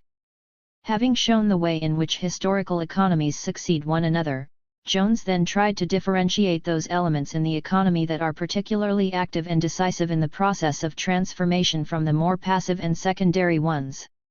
He was not interested in the traditional categories of political economy, profit, rent, wages, and so on, but in the changes in production insofar as they influence the growth of productive power and the character of the economy itself. His study of history led him to the conclusion that changes in the economical structure of nations teach us to understand the secrets of ancient and of modern history. 949. On the other hand, that changes in the structure of the economy are closely linked with changes in the institution of property, and that the differing property relations correspond to different stages in the development of productive power. 950. For Jones, therefore, the economical structure of nations is made up of relations between the different classes which are established in the first instance by the institution of property in the soil, and by the distribution of its surplus produce, afterwards modified and changed, to a greater or lesser extent, by the introduction of capitalists, as agents in feeding and employing the laboring population. An accurate knowledge of that structure can alone give us the key to the past fortunes of the different people of the earth, by displaying their economical anatomy, and showing thus, the most deeply seated sources of their strength, the elements of their institutions, and causes of their habits and character. It is thus we must learn the circumstances which divide them into classes. 951. In other words, the economic structure, as thus defined, is the key to social relationships. There is a close connection between the economical and social organization of nations. Great political, social, moral, and intellectual changes accompany changes in the economical organization of communities. These changes necessarily exercise a commanding influence over the different political and social elements to be found in the populations where they take place. That influence extends to the intellectual character, to the habits, manners, morals, and happiness of nations. 952. As communities change their powers of production, they necessarily change their habits too. During their progress in advance, all the different classes of the community find that they are connected with other classes by new relations, are assuming new positions, and are surrounded by new moral and social dangers, and new conditions of social and political excellence. 953. This superstructure, in turn, reacts on the productive capacities of the body. 954. Only after he has shown the historical relationship of capitalism to earlier systems does Jones turn to the problem of modern land rent.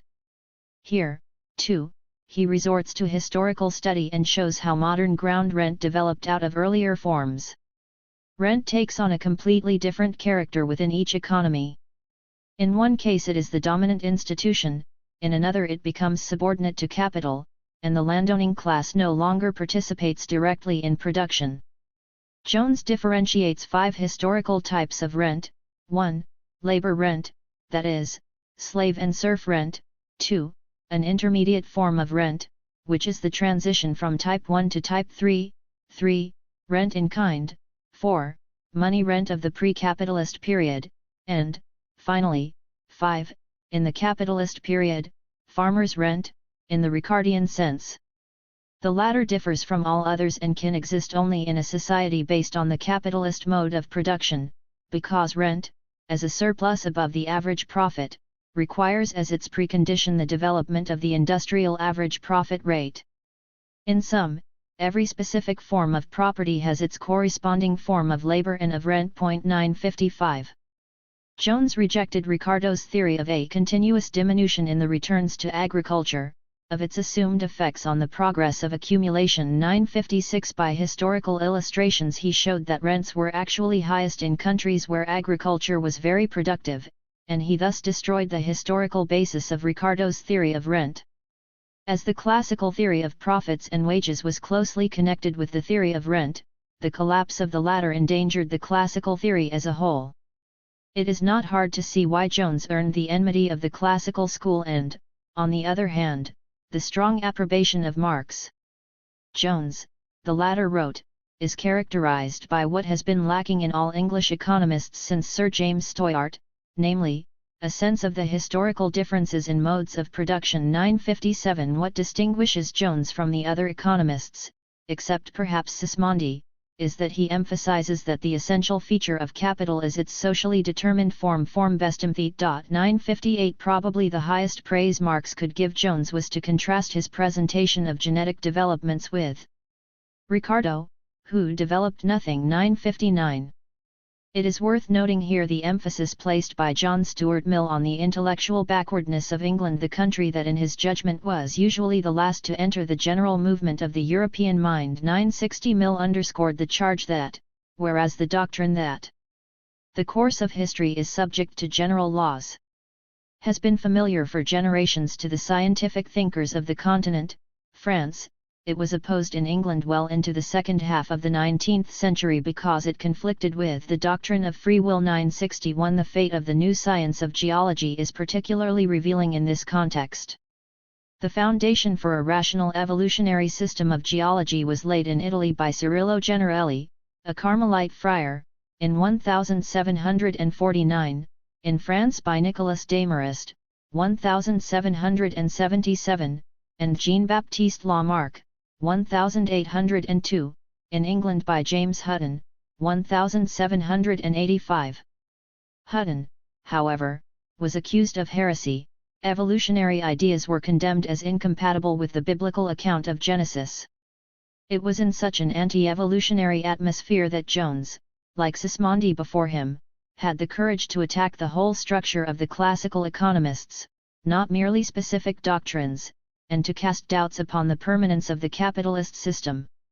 Their critique of the existing economic order, their emphasis upon its historical, transitory character, was considered a heresy, which could not be forgiven. As theorists, both men were ignored by the representatives of the dominant school and left in oblivion for nearly a century. It is apparent that by the time Karl Marx, 1818-83, began his work in the 40s of the last century, the application of evolutionary concepts to economic institutions and the formulation of the doctrine that economic systems are historical in character had been basically accomplished. Marx himself pointed that out repeatedly, though it was left to him to complete and sharpen the analysis.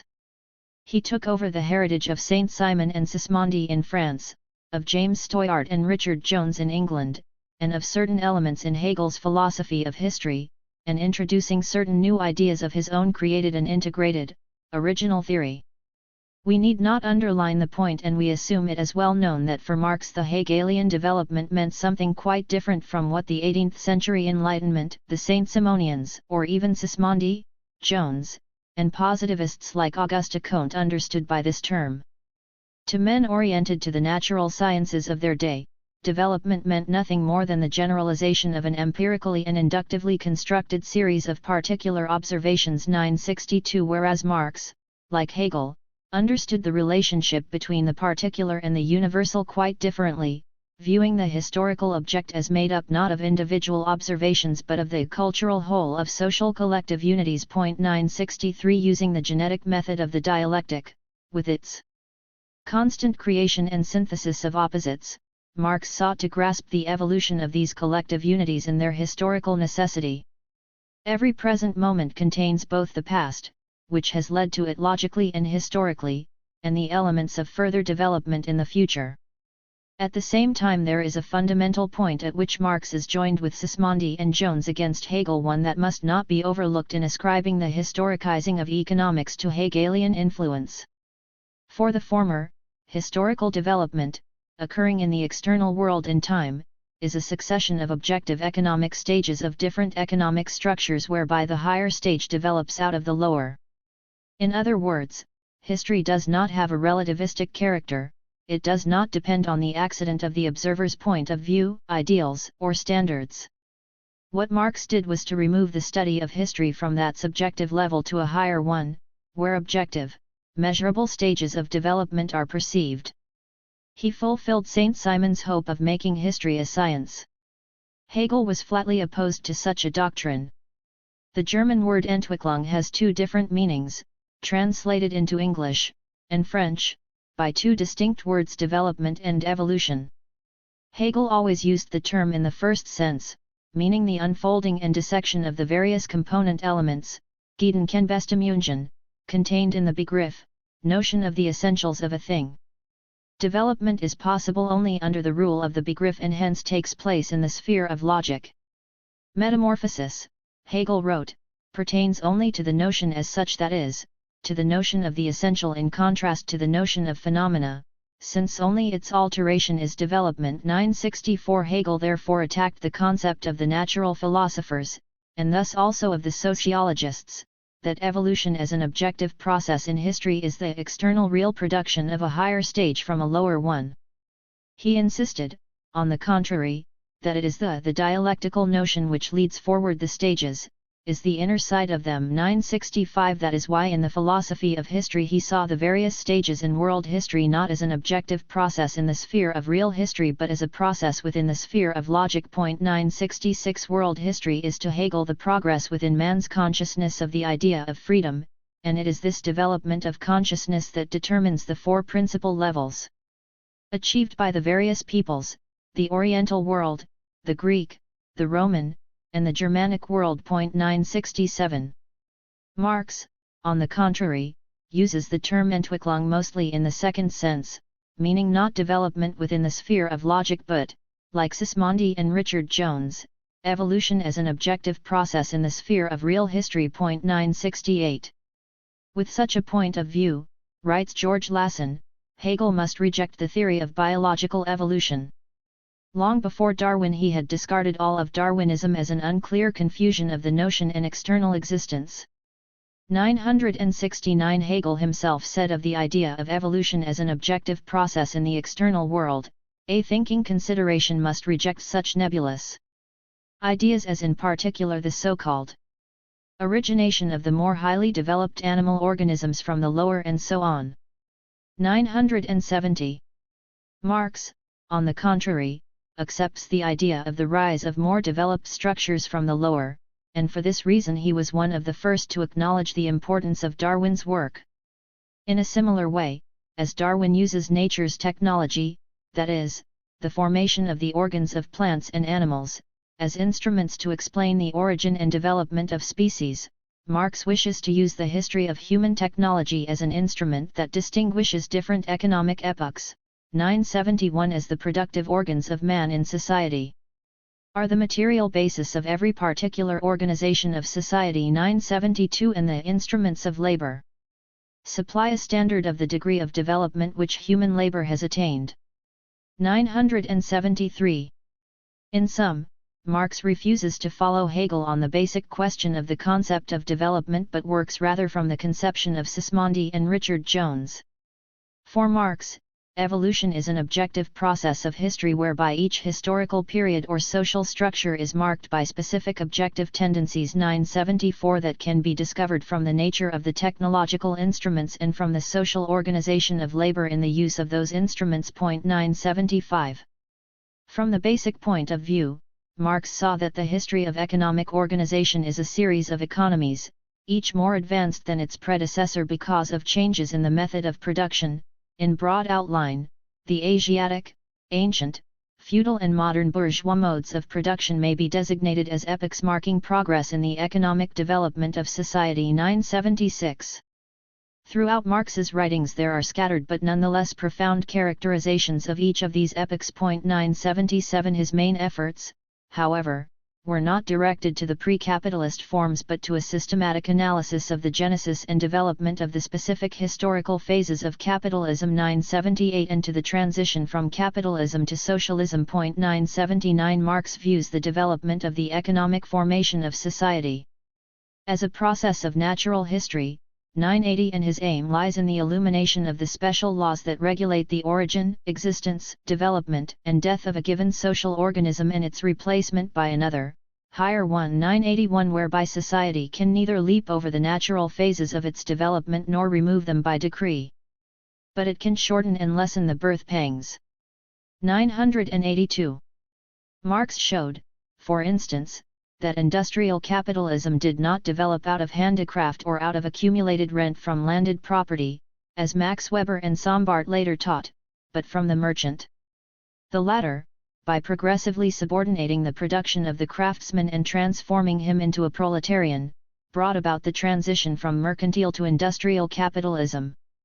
Starting with the decentralized workshop under the command of the merchant capitalist, domestic system, production moved into the various phases of the period of manufacture, cooperative, heterogeneous, and organic manufactures, and finally into modern large-scale industry based on the machine. Marx did not stop with the delineation of the broad lines of historical development, however. He continued the application of the genetic method to the individual organs, institutions, and functions of the capitalist mechanism. We cannot go into the details of Marx's historical analysis.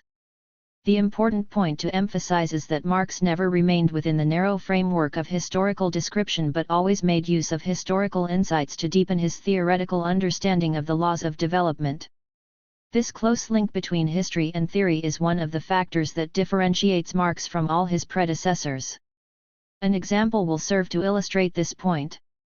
A study of the demography of antiquity, the Middle Ages, and the modern world led Marx to the insight that there is no universally valid law of population, as Malthus had taught, but that the modern trend toward the creation of a relatively surplus population is a law of population peculiar to the capitalist mode of production, and in fact every particular historical mode of production has its own special laws of population, which are historically valid within that particular sphere. 983. This type of historical analysis also led to important conclusions in economic theory. When Sombart raises the accusation that Marx hardly ever defines his concepts, such as capital, factory, plant, accumulation, he shows that he misses the true sense of Marx's historicism and even of Marxist terminology. He uses the word Begriff in the sense of definition. The word concept or notion, however, is used by Marx in the specifically Hegelian sense as the notion of the essence of a thing, as contrasted with the definition as merely the notion of the phenomena. 984. Marx rejects the view that knowledge consists in classifying and defining and that the task of science is simply to discover a rational criterion for classification. This is the static approach of the classicists, looking upon social phenomena as unchangeable structures.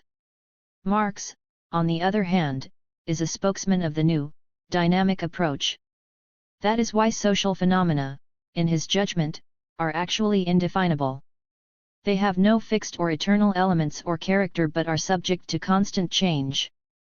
A definition fixes the superficial attributes of a thing at any given moment or period and thus transforms these attributes into something permanent and unchanging. 985. To understand things it is necessary to grasp them genetically, in their successive transformations, and thus to discover their essence, their notion, Begriff.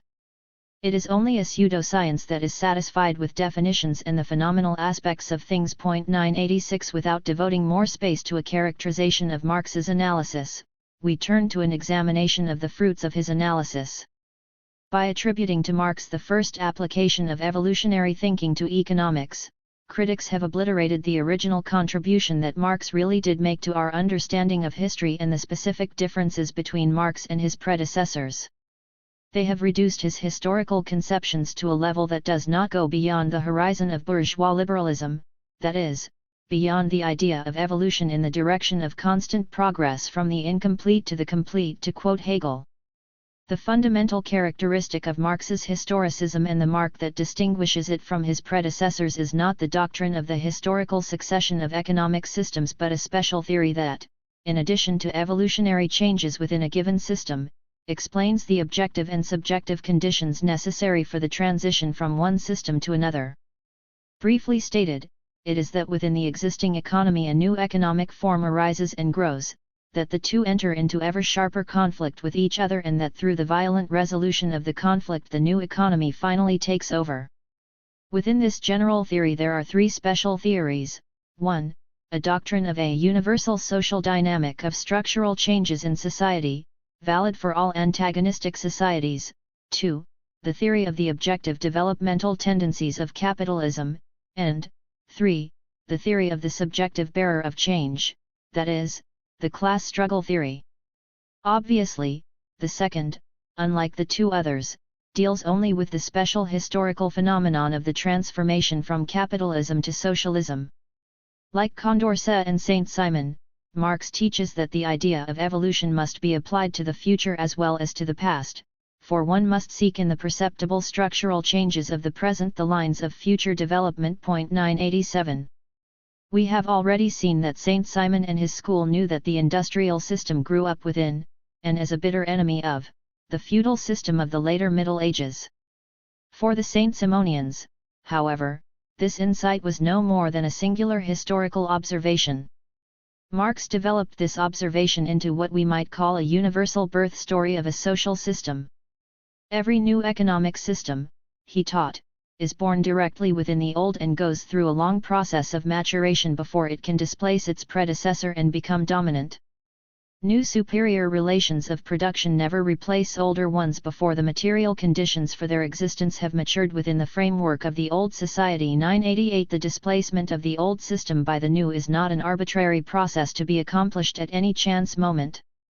It requires the existence and slow maturation of certain necessary subjective and objective factors. 989. For the first time in the history of ideas we encounter a theory that combines the evolutionary and revolutionary elements in an original manner to form a meaningful unit.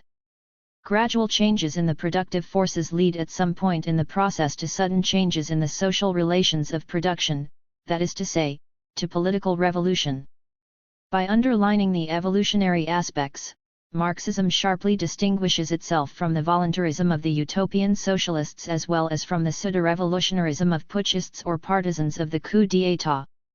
At the same time, Marxism does not give up the idea of revolution but regards it as the necessary conclusion of the evolutionary process and as the instrument for achieving the transition to a new economic structure. This theory rests primarily on the fact that productive forces, legal property relations, and political power are subject to the law of uneven development. Changes in the productive forces release a relatively rapid and dynamic element, out of which grows the assault against the structure of the old society as a whole. Legal property relations, on the other hand, and political power, which rests upon them, constitute the passive, conservative, static element, guarding the existing society against change. The latter element changes slowly, long after the changes in the productive forces and as the result of those changes. The new economic forces thus clash with the antiquated political and property relations, which no longer correspond to the new needs and fetter further progress. Then begins an era of social revolution, in which the antiquated legal and political relations are broken and replaced by new ones that are appropriate to the new economic forces. 990 Since the antiquated laws express only the vested interests of their creators, and since these will never voluntarily renounce their privileges, the disappearance of the old laws entails the disappearance of their creators, the former ruling classes. In his second special theory, dealing with the objective developmental trends within capitalism, the natural laws of its movement, Marx tries to show that there is a limit to the development of capitalism, that it must reach a peak after which a declining phase will set in, and that at a certain point the further functioning of the system will become impossible and its collapse inevitable. 991 The system must be transformed not only because the working people reject it but also because the ruling classes cannot find any way out. During this critical period, despite progress in restricted sectors, technology, chemistry, the system as a whole loses its progressive character, and the symptoms of its disintegration grow more and more numerous. The system becomes a fetter on further development and can preserve itself only by violence and increasingly severe repression of the newly emerging social forces. In the end, however, it must be defeated in the conflict with these forces and yield to them. Thus progress is achieved only at the price of the misery and humiliation of individuals and entire peoples. No predecessor of Marx had a similar theory. It is true that the Saint-Simonians wanted to make history an exact science and conceived the future to be a necessary product of the past, but they never got beyond the mere postulate and never attempted to work out a theory of the future tendencies of capitalism. Nor did Sismondi or Richard Jones. Their prediction that capitalism would be replaced by a higher form of economy did not rest upon theoretical arguments but merely on historical analogy, since all previous economic systems were transitory, they argued, we must assume the same to be true of capitalism. Marx undertook to demonstrate the historical necessity of the decline and final disintegration of capitalism. When the process of accumulation reaches a certain point, he shows, there will be a transformation of quantity into quality. A condition of oversaturation with capital will arise, and no adequate new possibility for capital investment will be available. All further accumulation of capital will become impossible, and society will enter a permanent period of growing accumulation of idle capital, on the one hand, and of large-scale permanent unemployment on the other. Thus the process of disintegration will begin. The property owners' fear of losing their privileges gives the spiritual and political life of this period a reactionary character. In short, the whole structure of capitalism will be shaken to its roots, and the basis will have been laid for great political and economic transformations. 992 It is true, of course, that Bazard and later Pecker, following Sismondi, foresaw the crises, the misery, and the uncertainty of the working class. These insights remained mere particular observations with them, however, and not, as with Marx, elements of a steadily worsening disease of the system from epoch to epoch that would lead to ultimate paralysis. The third element in Marx's general theory is that no economic system, no matter how weakened, collapses by itself in automatic fashion. It must be overthrown. The theoretical analysis of the objective trends leading to a paralysis of the system serves to discover the weak links and to fix them in time as a sort of barometer indicating when the system becomes ripe for change. Even when that point is reached, change will come about only through active operation of the subjective factors. This part of the theory Marx developed in his study of the class struggle. Marx has frequently been charged with a fatalistic theory of the historical necessity of social development in some given direction. Such a charge rests on a serious misunderstanding of the theory of the class struggle. In all his writings, Marx characteristically emphasizes the unity of theory and practice. This so-called historical necessity does not operate automatically but requires the active participation of the working class in the historical process. This participation, however, is itself not something arbitrary but follows from the pressure of the objective factors. The student of history and the forward-looking practical politician must therefore consider this subjective factor as in fact another objective condition of the historical process. 993. While, for instance, Saint Simon and his school do not give the working class any political role in the transformation of society, the main result of Marx's doctrine is the clarification of the historical role of the proletariat as the carrier of the transformative principle and the creator of the socialist society. To Marx, activity is an integral part of thinking, and truth cannot be discovered by a merely contemplative attitude but only by action.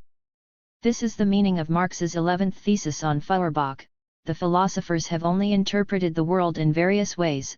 The point is to change it. 994 If philosophers from Montesquieu to Feuerbach taught that man is a product of his natural and social environment, Marx observes that to an even greater extent man is influenced by his action on his environment. In changing the historical object, the subject changes himself. 995 Thus the education of the working class to its historical mission must be achieved not through theories brought in from outside but by the everyday practice of the class struggle. This is not a doctrine but a practical process of existing conflicts of interests in which doctrines are tested and accepted or discarded. Only through these struggles does the working class change and re-educate itself and become conscious of itself. Marx's attack on the fatalist economists 996 is only an illustration of the fact that his dialectical concept of history has a twofold significance. In this he follows Hegel, for whom history has both an objective and a subjective meaning, the history of human activity, historia rerum gestarum, and human activity itself, residential gestas. 997 The dialectical concept of history is not merely an instrument with which to explain history but also an instrument with which to make history. Men make their own history, but they do not make it under circumstances chosen by themselves, but under circumstances directly encountered, given, and transmitted from the past. 998. It is in this double sense that the Marxist theory of the class struggle is to be understood. On the one hand, it is an expression of the existing conflict of interests between classes.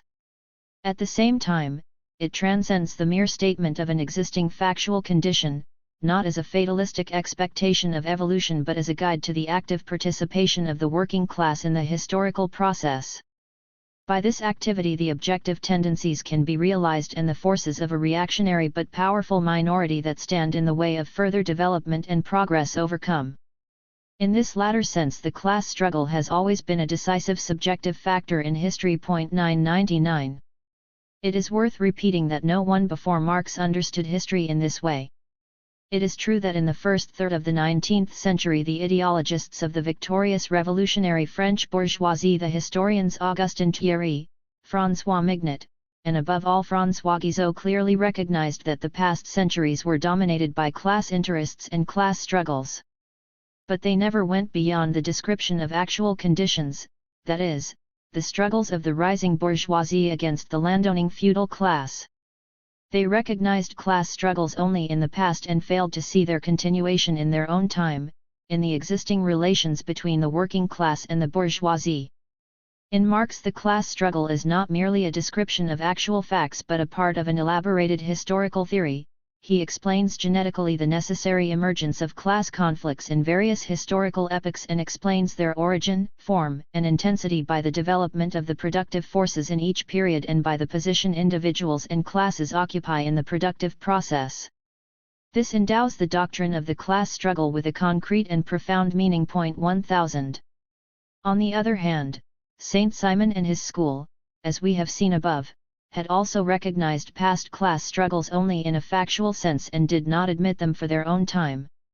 The Saint-Simonians feared to arouse the hopes of the proletariat, and, convinced that progress must come through the elite of the upper classes, they wanted above all to win these upper classes over to their views. 1001. Though the writings of Bazard, Barthélemy Prosper Enfantin, and later Pecker contain references to the struggle of the working class against the dehumanizing effects of capitalism, these remain isolated statements of fact. 1002. In principle, the Saint-Simonians accepted the idea that progress was a continuous transition from antagonism to peaceful association. Thus Pecker regards class struggle as an evil, like every other form of struggle, and compares it to war. He expects that in the future all forms of struggle will be less violent and that peaceful methods of production and distribution will develop. There is a wide gap between this view and the overpowering generalization of the Communist Manifesto. The history of all hitherto existing society is the history of class struggles. Here, class struggle is not regarded as an evil but as a dynamic force, the lever of history. By fighting for its rights against the ruling class, the exploited and oppressed class creates a new historical situation. New rights are wrested from the ruling class, and the whole of society is thereby raised to a new and higher level. In this conception, class struggle does not end with the abolition of feudalism by the bourgeoisie, it is also typical of the relations between the bourgeoisie and the working class. According to Marx, the process of history on the road of progress, far from becoming increasingly peaceful, increases in violence with the development of capitalism, and class conflicts become the decisive instrument in the transition from capitalism to collectivism. W. Playfair, the earliest theorist of capitalist development. 1003.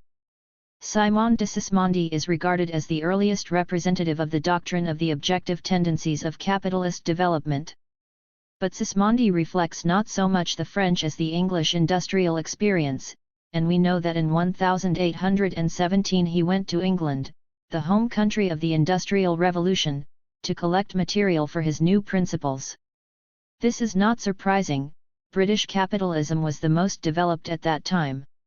It would be surprising, however, if the basic trends of capitalism, which manifested themselves in early 19th century England more clearly than anywhere else, had not left any trace in English economic literature. In Playfair we rediscover a missing link. It shows that the English industrial experience found its expression not only indirectly, via Sismondi in France, but also directly in England. Trend spotting, or discovery of the objective developmental trends of capitalism, is the primary aim of modern economic science. It is also one of the essential elements of Marxian economics. Nevertheless, there prevails great confusion about the genesis of this important doctrine. Some writers attribute the first formulation of the fundamental tendencies of capitalism to Karl Marx, others maintain that Marx borrowed them from his forerunners, particularly Sismondi. Can one agree with Professor Charles Rist, who declares that of all the ideas that Marx took over from Sismondi, the most fertile idea borrowed by Marx was that which deals with the concentration of wealth in the hands of a few powerful capitalists, which results in the increasing dependence of the working classes. This conception forms a part of the very foundation of Marxian collectivism, 1004. Nothing is more contrary to truth than this assertion. The concentration of wealth, the trend toward large-scale production, and the growing proletarianization of the working classes in the first half of the 19th century were not theoretical conceptions but statements of empirically observable facts. Marx did not have to borrow from Sismondi facts that could be easily ascertained from contemporary English industrial statistics and that served as the common starting point for all critiques of capitalism by the leaders of the working class movement in France in the middle of the 19th century. Who was the first to discover and to establish these objective tendencies?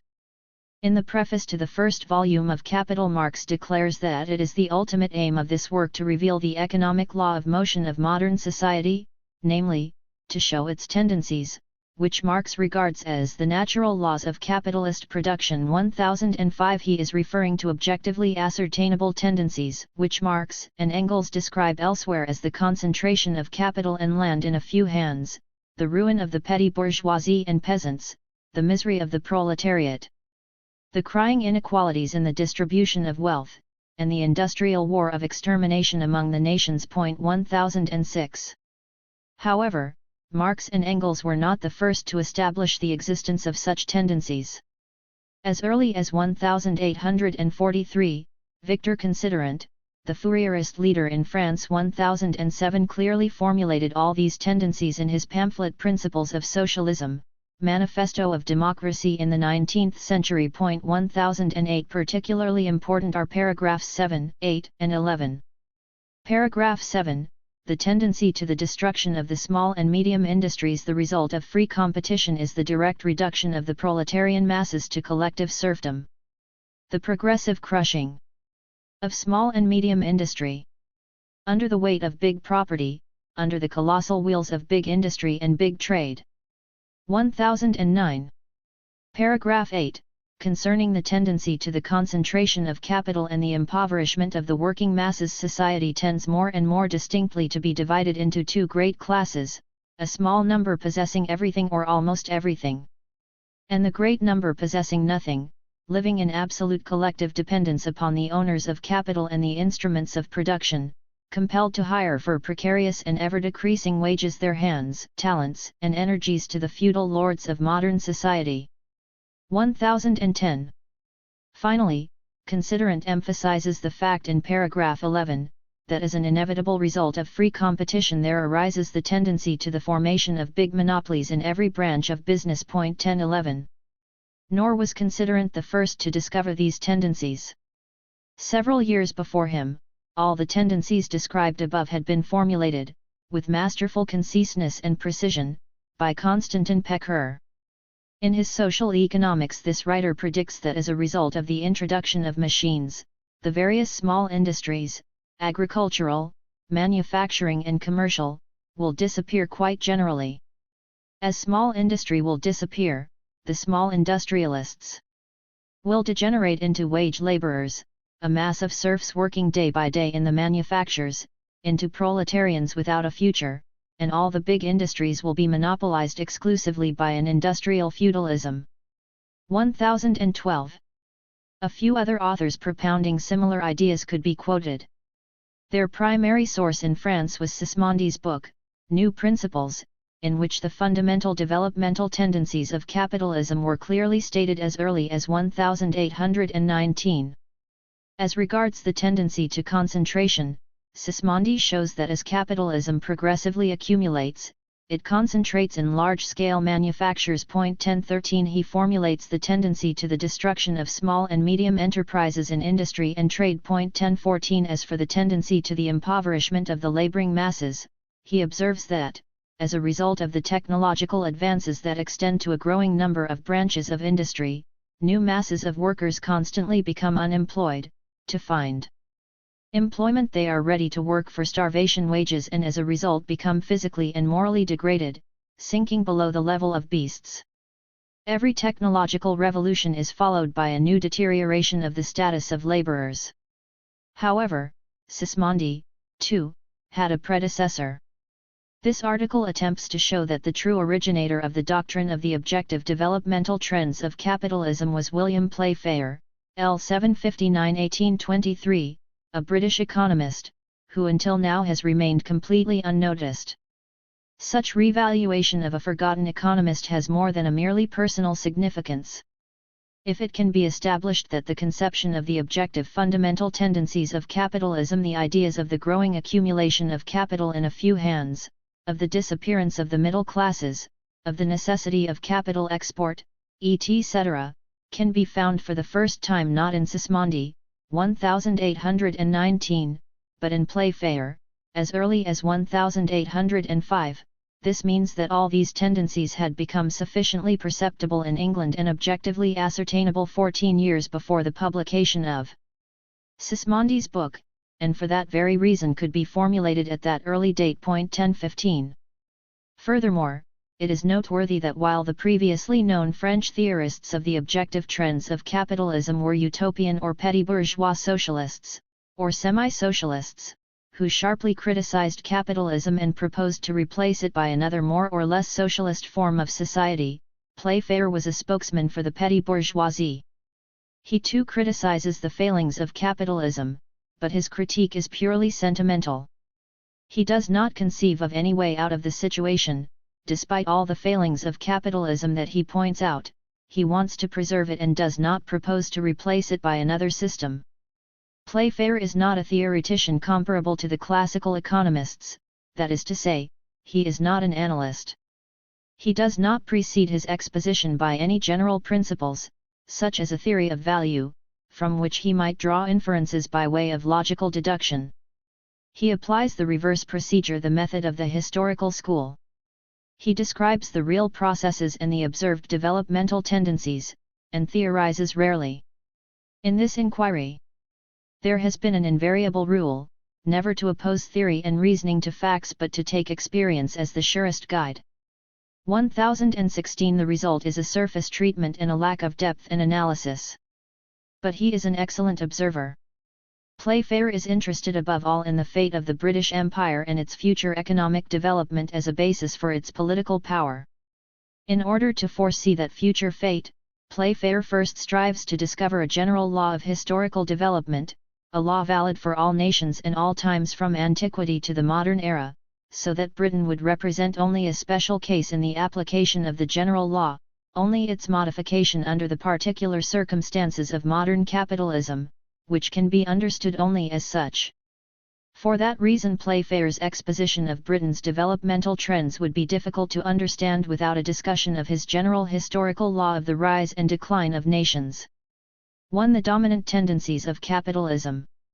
While contemporary French evolutionists such as Anne-Robert Jacques Turgot, 1750, Marie-Jean-Antoine Nicolas de Condorcet, 1795, and Count Henri Saint-Simon, first publication in 1802, assumed the existence of a law of continuous cultural and economic progress, Playfair rejects such an idea. 1017 His law of the rise and decline of nations is based on the idea that mankind marks time without moving forward, that states, just like individuals, go necessarily through periods of infancy, manhood and decrepitude and then die, that all of them begin with their original state of poverty, 1018 that they subsequently gradually develop into centers of wealth and power, and that in the end, after reaching the climax of their wealth, through the operation of the same general law, inevitably relapse into barbarism and poverty, their place is then taken by other, culturally and economically backward nations, so that the greatness of nations is but of short duration. 1019. To prove the existence of such a historical law, Playfair briefly outlines the rise and fall of all the civilizations he knows for a period of more than 3,000 years, covering antiquity, the Middle Ages, and modern times. Under the pressure of necessity. 1020. The poor countries with superior energy attack the wealthy nations either by peaceful methods or by war, producing always the same effect, the triumph of poverty over wealth. 1021. The effeminacy and luxury of the rich. 1022. Operating persistently from generation to generation. 1023. Undermines the energy and activity of the wealthy. This general law of historical development works in modern, that is, capitalist, industrial countries only with some modifications, because of the presence of some particular causes that operate in some modern nations. 1024. One of these particular causes is the tremendous development of modern military technique and mechanical warfare. In the past, the triumph of poverty over wealth was possible because the backward nations under the pressure of necessity were energetic, martial, and brave. In modern times, however, wars no longer favor poor nations, as bodily strength has but little effect, while the engines of war can only be procured by those resources which wealth affords. To constitute and equip an army with modern engines, a very considerable degree of wealth is necessary. 1025. Courage and bravery, the fighting qualities of the poor nations, no longer prevail against modern weapons. While in the past wealth and luxury led to the decline of the wealthy nations, in modern times the situation is reversed. Victory is decided not by martial virtues but by wealth. Therefore, the main task of the government is now to preserve wealth and prosperity. Having formulated the general law in Book 1, Playfair confines his analyses in Books 2 and 3 to the modern, i.e., capitalist nations, inquiring into the specific causes that determine the rise and fall of such nations. He eliminates a variety of local or accidental causes, for example, wars, and attempts to deal only with fundamental causes operating in all of them, namely, the interior causes of the decline of wealthy nations, arising from the wealth itself, that is, from the degree of accumulation of capital achieved in a given period. 1026. Playfair distinguishes three phases of such accumulation. In the first, less capital is available than can be invested. In the second, there is sufficient capital. In the third, on which he concentrates almost exclusively, there is more available capital than can be profitably invested. Therefore, capital reaches insuperable limits, its bounds to further accumulation. 1027. All nations begin their development as agrarian countries, then become manufacturing countries, and finally change into creditor nations that must export the available surplus capital. 1028. According to Playfair, Britain has entered, or is about to enter, this third phase, and he analyzes it in the light both of arguments drawn from observation of contemporary conditions in Britain and of arguments drawn from the experience of previous centuries, particularly from the history of Holland, Genoa, and Venice. In the course of this analysis he attempts, and he is the first economist to do so, to formulate the developmental trends of capitalist accumulation. During the whole period embracing the first two phases of capital accumulation, which is identical with the period of progressive industrialization, Playfair observes three fundamental tendencies of development. 1. The tendency of capital to concentrate in a few hands. 2. The tendency of the productive classes to become poorer.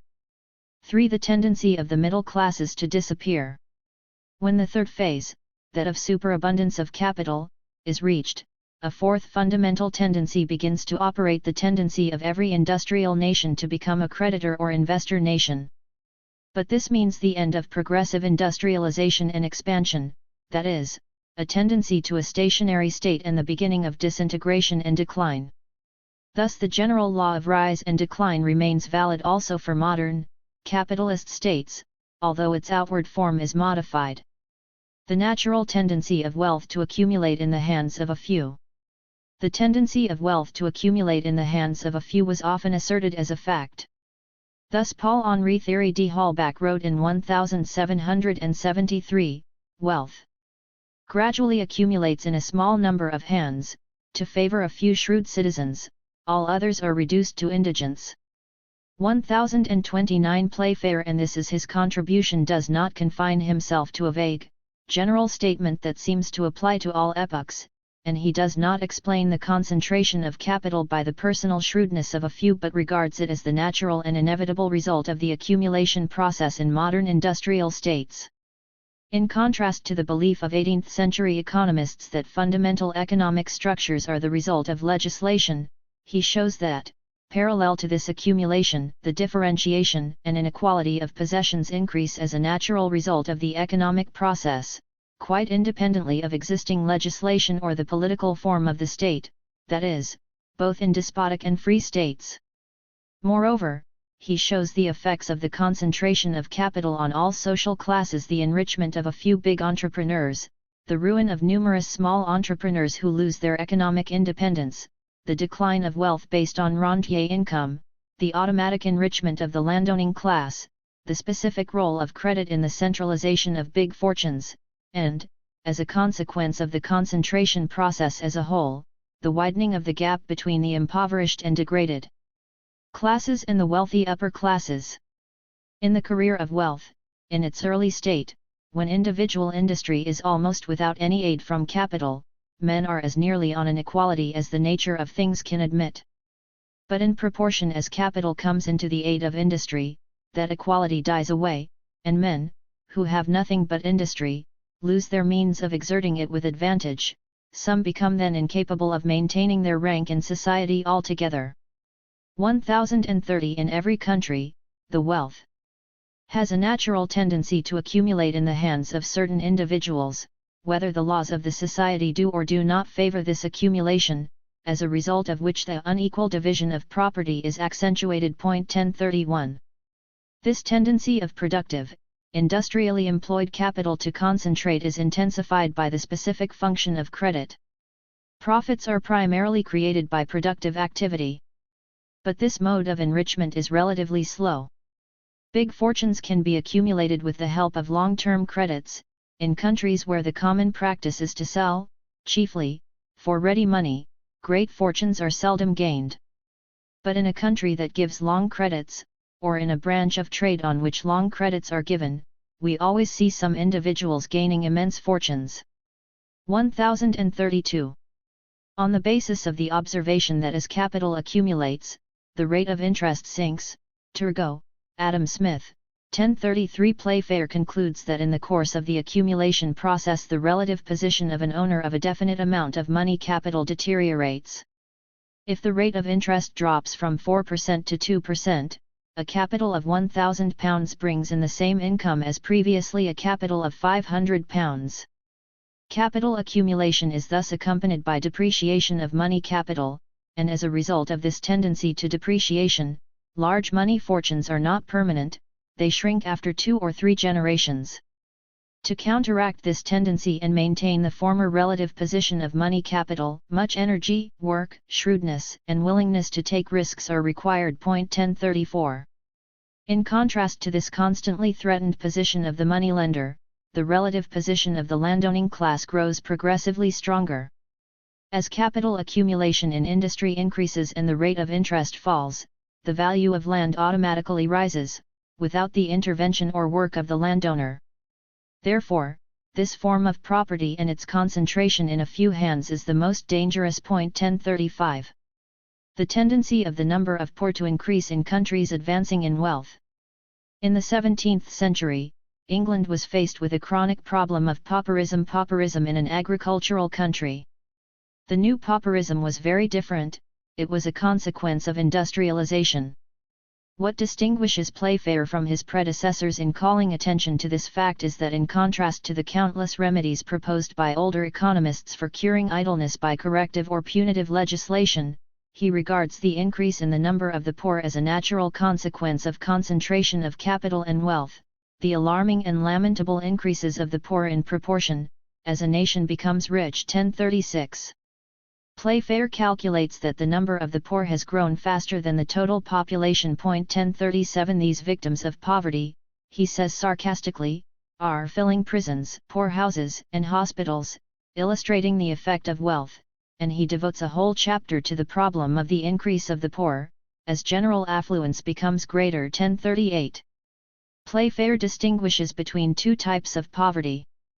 The first, which exists in every nation, comprises people who are poor for general, demographic, natural reasons, such as the lame, the sick, the infirm, the aged, or children unprovided for. The number of those in proportion to the total number of inhabitants will be pretty nearly the same at all times, for it is nature that produces this species of helpless poverty. There is another species of poverty, not of nature's creation. That new species of poverty is occasioned by the general wealth, since it increases in proportion to it. As this tendency is uniformly felt over the whole country when it advances in wealth, it must operate, in length of time, in producing the decline of the whole nation. 1039. For even though the enrichment of some and the impoverishment of others takes place in such a way that they change places gradually and without noise, the final result is nevertheless that such changes are attended with violent commotion. The lower classes become degraded and discouraged, as is universally found to be the case in nations that have passed their meridian. While some men remain idle because of their wealth, others, who are depressed below the natural situation of men, are bringing them their children up to feel the extreme pressure of want. Neither the powers of their body, nor of their mind, arrive at maturity.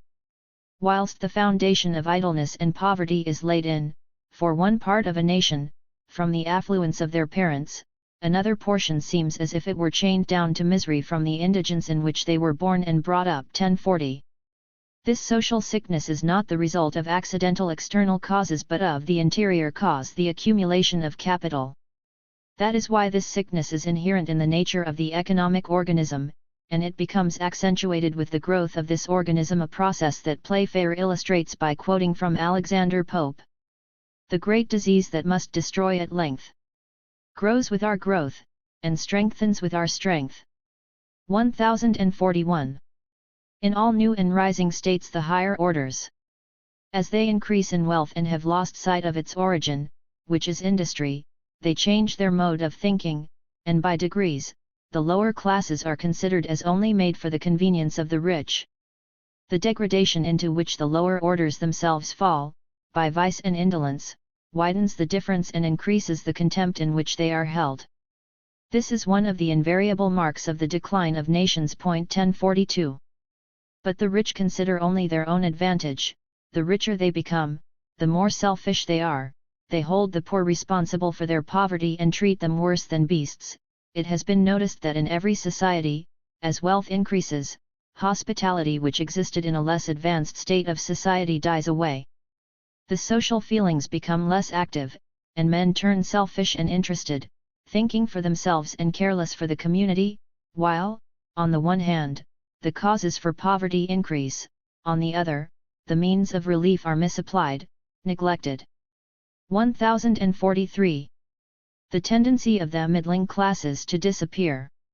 Concentration of wealth, on the one hand, and the growing number of impoverished masses, on the other, take place at the expense of the middle classes, that is, those immediately above the inferior classes. 1044. These middle classes gradually disappear. The consequence of great fortunes, and the unequal division of property, are that the lower ranks become degraded, disorderly and uncomfortable, while the middling classes disappear by degrees. Such an exasperation of economic antagonisms as a result of the unequal division of property is dangerous and leads the nation to inevitable ruin. 1045. Playfair is not a radical. He praises the middle class and believes in their great task of assuring economic and political progress, the material and spiritual elements of which are concentrated in that class. The rich have always managed to shift burdens to the others. As for the large masses of the productive workers, they have neither the leisure nor the resources to steer the ship of state. Nor has Playfair a high opinion of the landowners, rentiers, and all those who receive a fixed, unearned income. He contrasts the most useful class, that is, those whose income is regulated by their efforts. That is to say, the productive laborers of the country with those whose incomes are fixed, that is principally the unproductive laborers. The drones of society. 1046 Where there is no regular gradation of rank and division of property, emulation, which is the spur to action, is destroyed. 1047 The higher classes can never be made to contribute their share towards the prosperity of a state. The higher class can never be very numerous, and being above the feeling of want, there is nothing to be expected of them towards the general good. From the working and laborious classes, again, little is to be expected. They have neither leisure, nor other means of contributing to general prosperity as public men. They, indeed, pay more than their share of taxes in almost every country, but they cannot directly, even by election, participate in the government of the country. It is in the middling classes that the freedom, the intelligence, and the industry of a country reside. Where there are no middling classes to connect the higher and lower orders, a state must gradually decline. 1048. The rapid disappearance of the middle class is particularly dangerous because this increases the distance between the mass of the poor and the class of the wealthy, and the contrasts between want and riches are brought into sharp focus. The strongest bond of society is thereby broken, the bond that consists in the attachment of the inferior classes to those immediately above them. Where the distance is great there is but little connection. The whole society becomes, as it were, disjointed. 1049. Despite Playfair's sympathy for the middle classes, he has no illusions about the actual development of capitalism. He knows that the wheel of history cannot be stopped. The middle classes are disappearing and social inequality operates permanently, even in the opening stages of capital accumulation when the nation is still poor in capital, but it operates with particular intensity at the higher stages of accumulation and capital saturation. The tendency to inequality increases very rapidly of late years.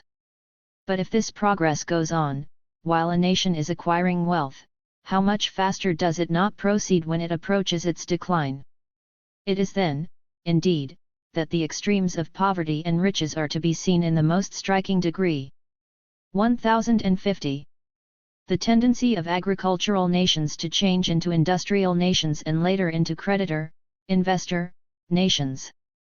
Superabundance of capital and lack of investment opportunities in old industrial countries as factors of disintegration and decay.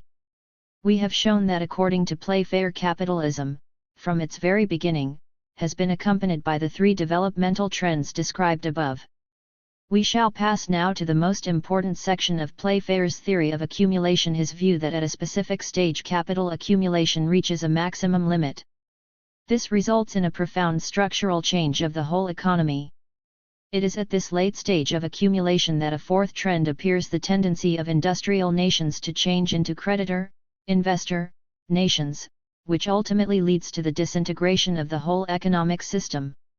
For if capital accumulation reaches the third phase, characterized by superabundance of capital, the profits earned in the existing enterprises cannot be profitably absorbed at home, they become surplus capital and must therefore be exported. When capital becomes overabundant, 1051 if there is not sufficient means of employing capital within a nation or country, there are plenty of opportunities furnished by poorer nations. 1052. In other words, the surplus capital that cannot be invested at home must be exported to other, economically undeveloped countries. If the surplus capital is nevertheless invested in the home country and the manufactures are expanded, an unsaleable surplus of commodities is inevitably produced, which again can be marketed only in undeveloped countries. Such countries afford us much reason for hope, and do away with one of the causes for fearing a decline that has been stated, namely, by not having a market for our increasing manufactures. 1053 The United States promise to support the industry of England now, far more than both the Indies. A market for British manufactures will be ensured for ages to come. 1054. Here we have in germ a formulation of a specific underconsumption theory deriving from surplus capital, a theory that was later developed by Sismondi, 1819, and Hegel, 1820, and that was popularized in the 20th century by J. A. Hobson, 1911, and Rosa Luxemburg, 1913, 1055. David Ricardo, in 1817, criticized such a surplus theory. According to him, there can be no surplus capital in a country, because any amount of capital can always find profitable investment. 1056. Unlike Ricardo, Adam Smith explicitly defended the theory of overabundance of capital inherited from his predecessors John Locke and David Hume. 1057. This theory of Adam Smith of a possible saturation of capital, that is, of a mature economy that has acquired its full complement of riches, was quite current in Playfair's lifetime. Locke, 1692, and Hume, 1752, had advanced it before Smith in England.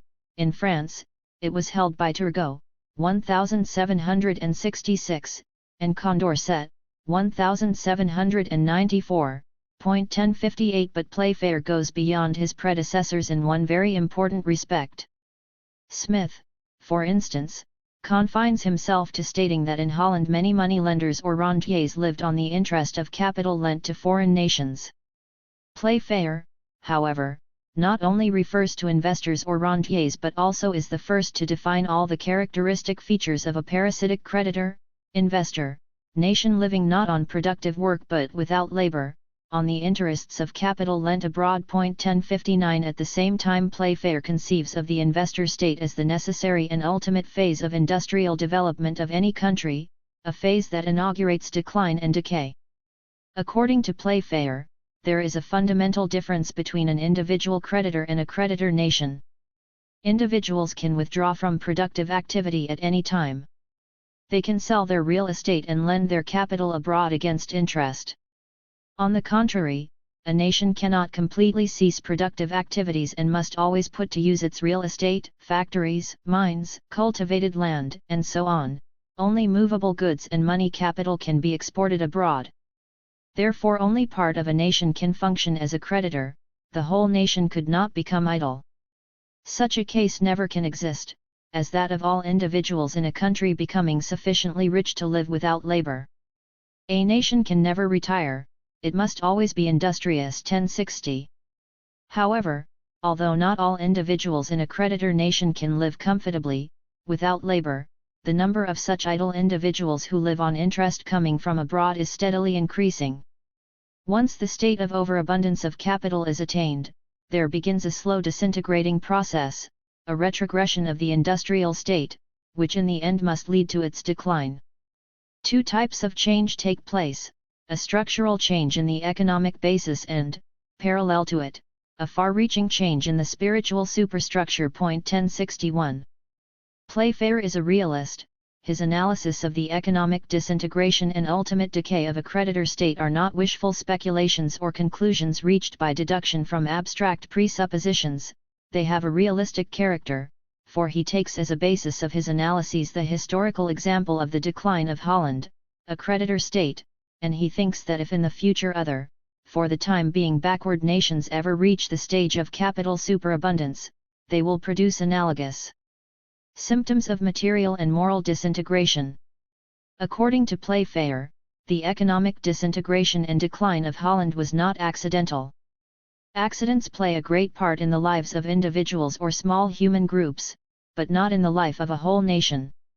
Playfair obviously has in view the statistical law of big numbers, which he was the first to apply to history. The accidental forces inclining in different directions cancel one another, and only the fundamental forces common to the total mass of the nation assert themselves and can be considered the dominant trends.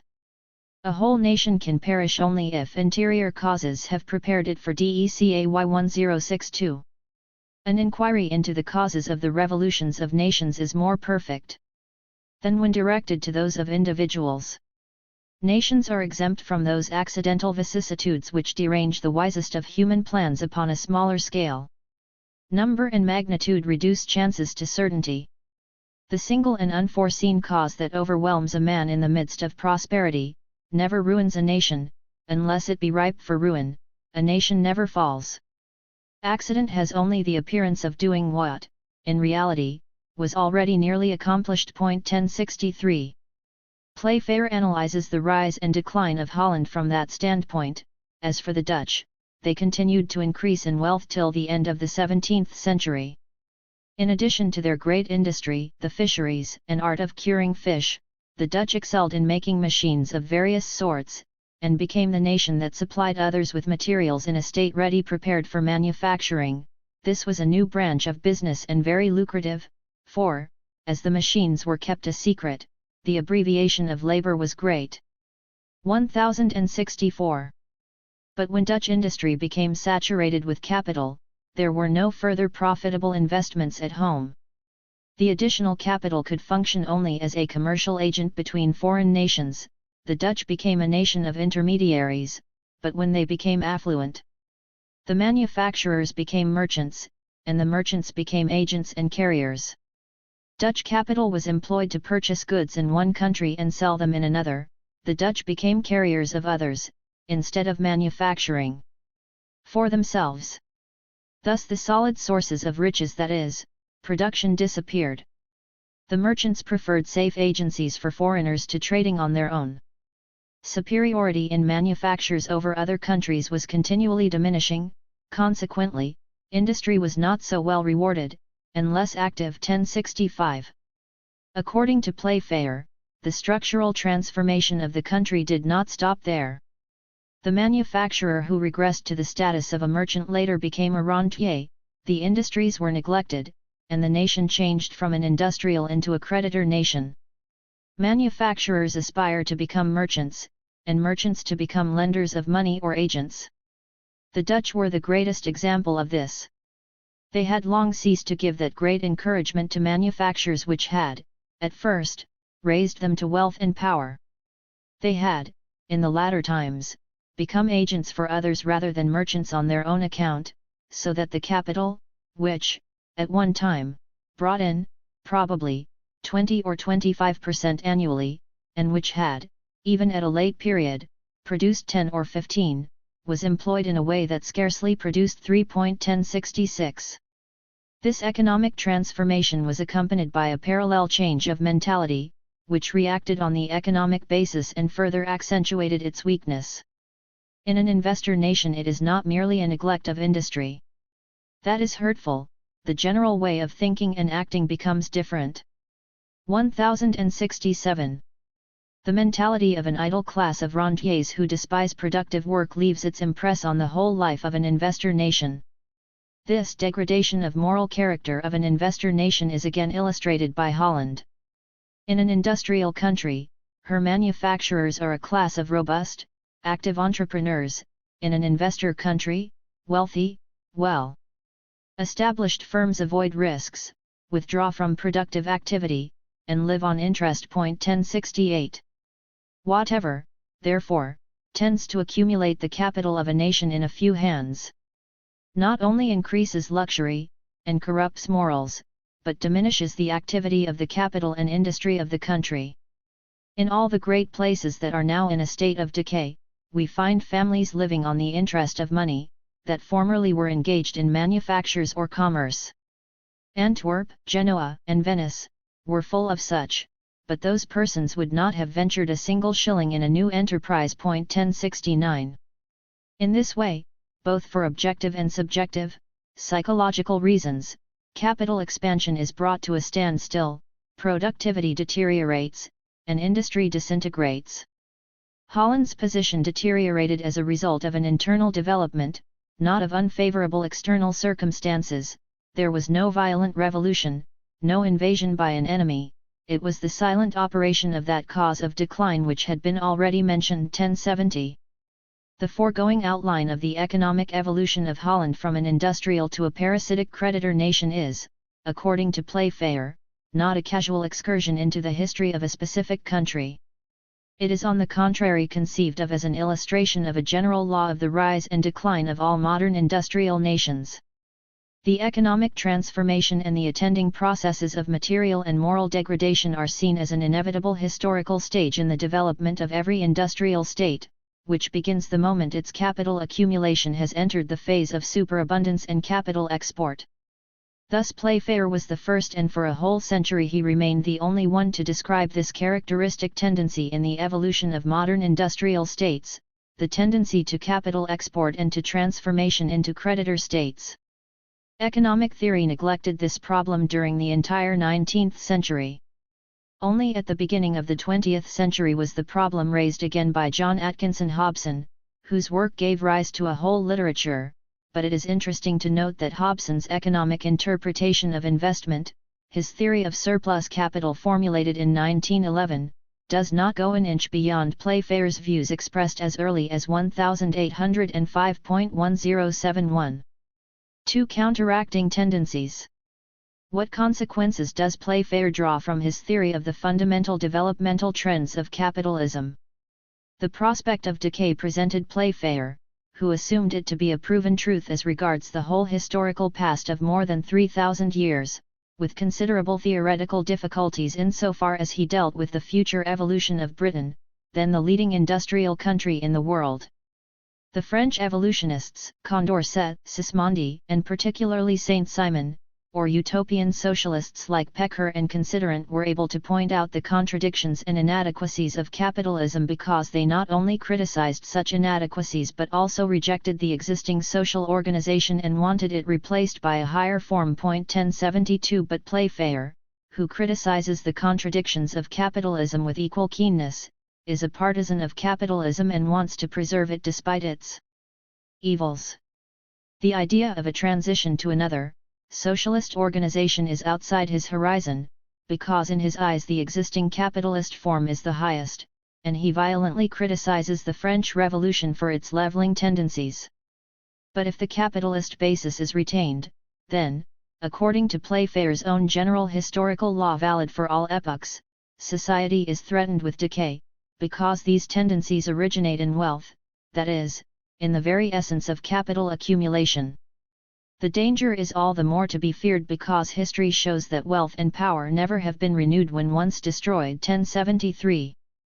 Thus the theoretical problem has a practical implication, and Playfair raises the question whether England cannot avert such a tragic end.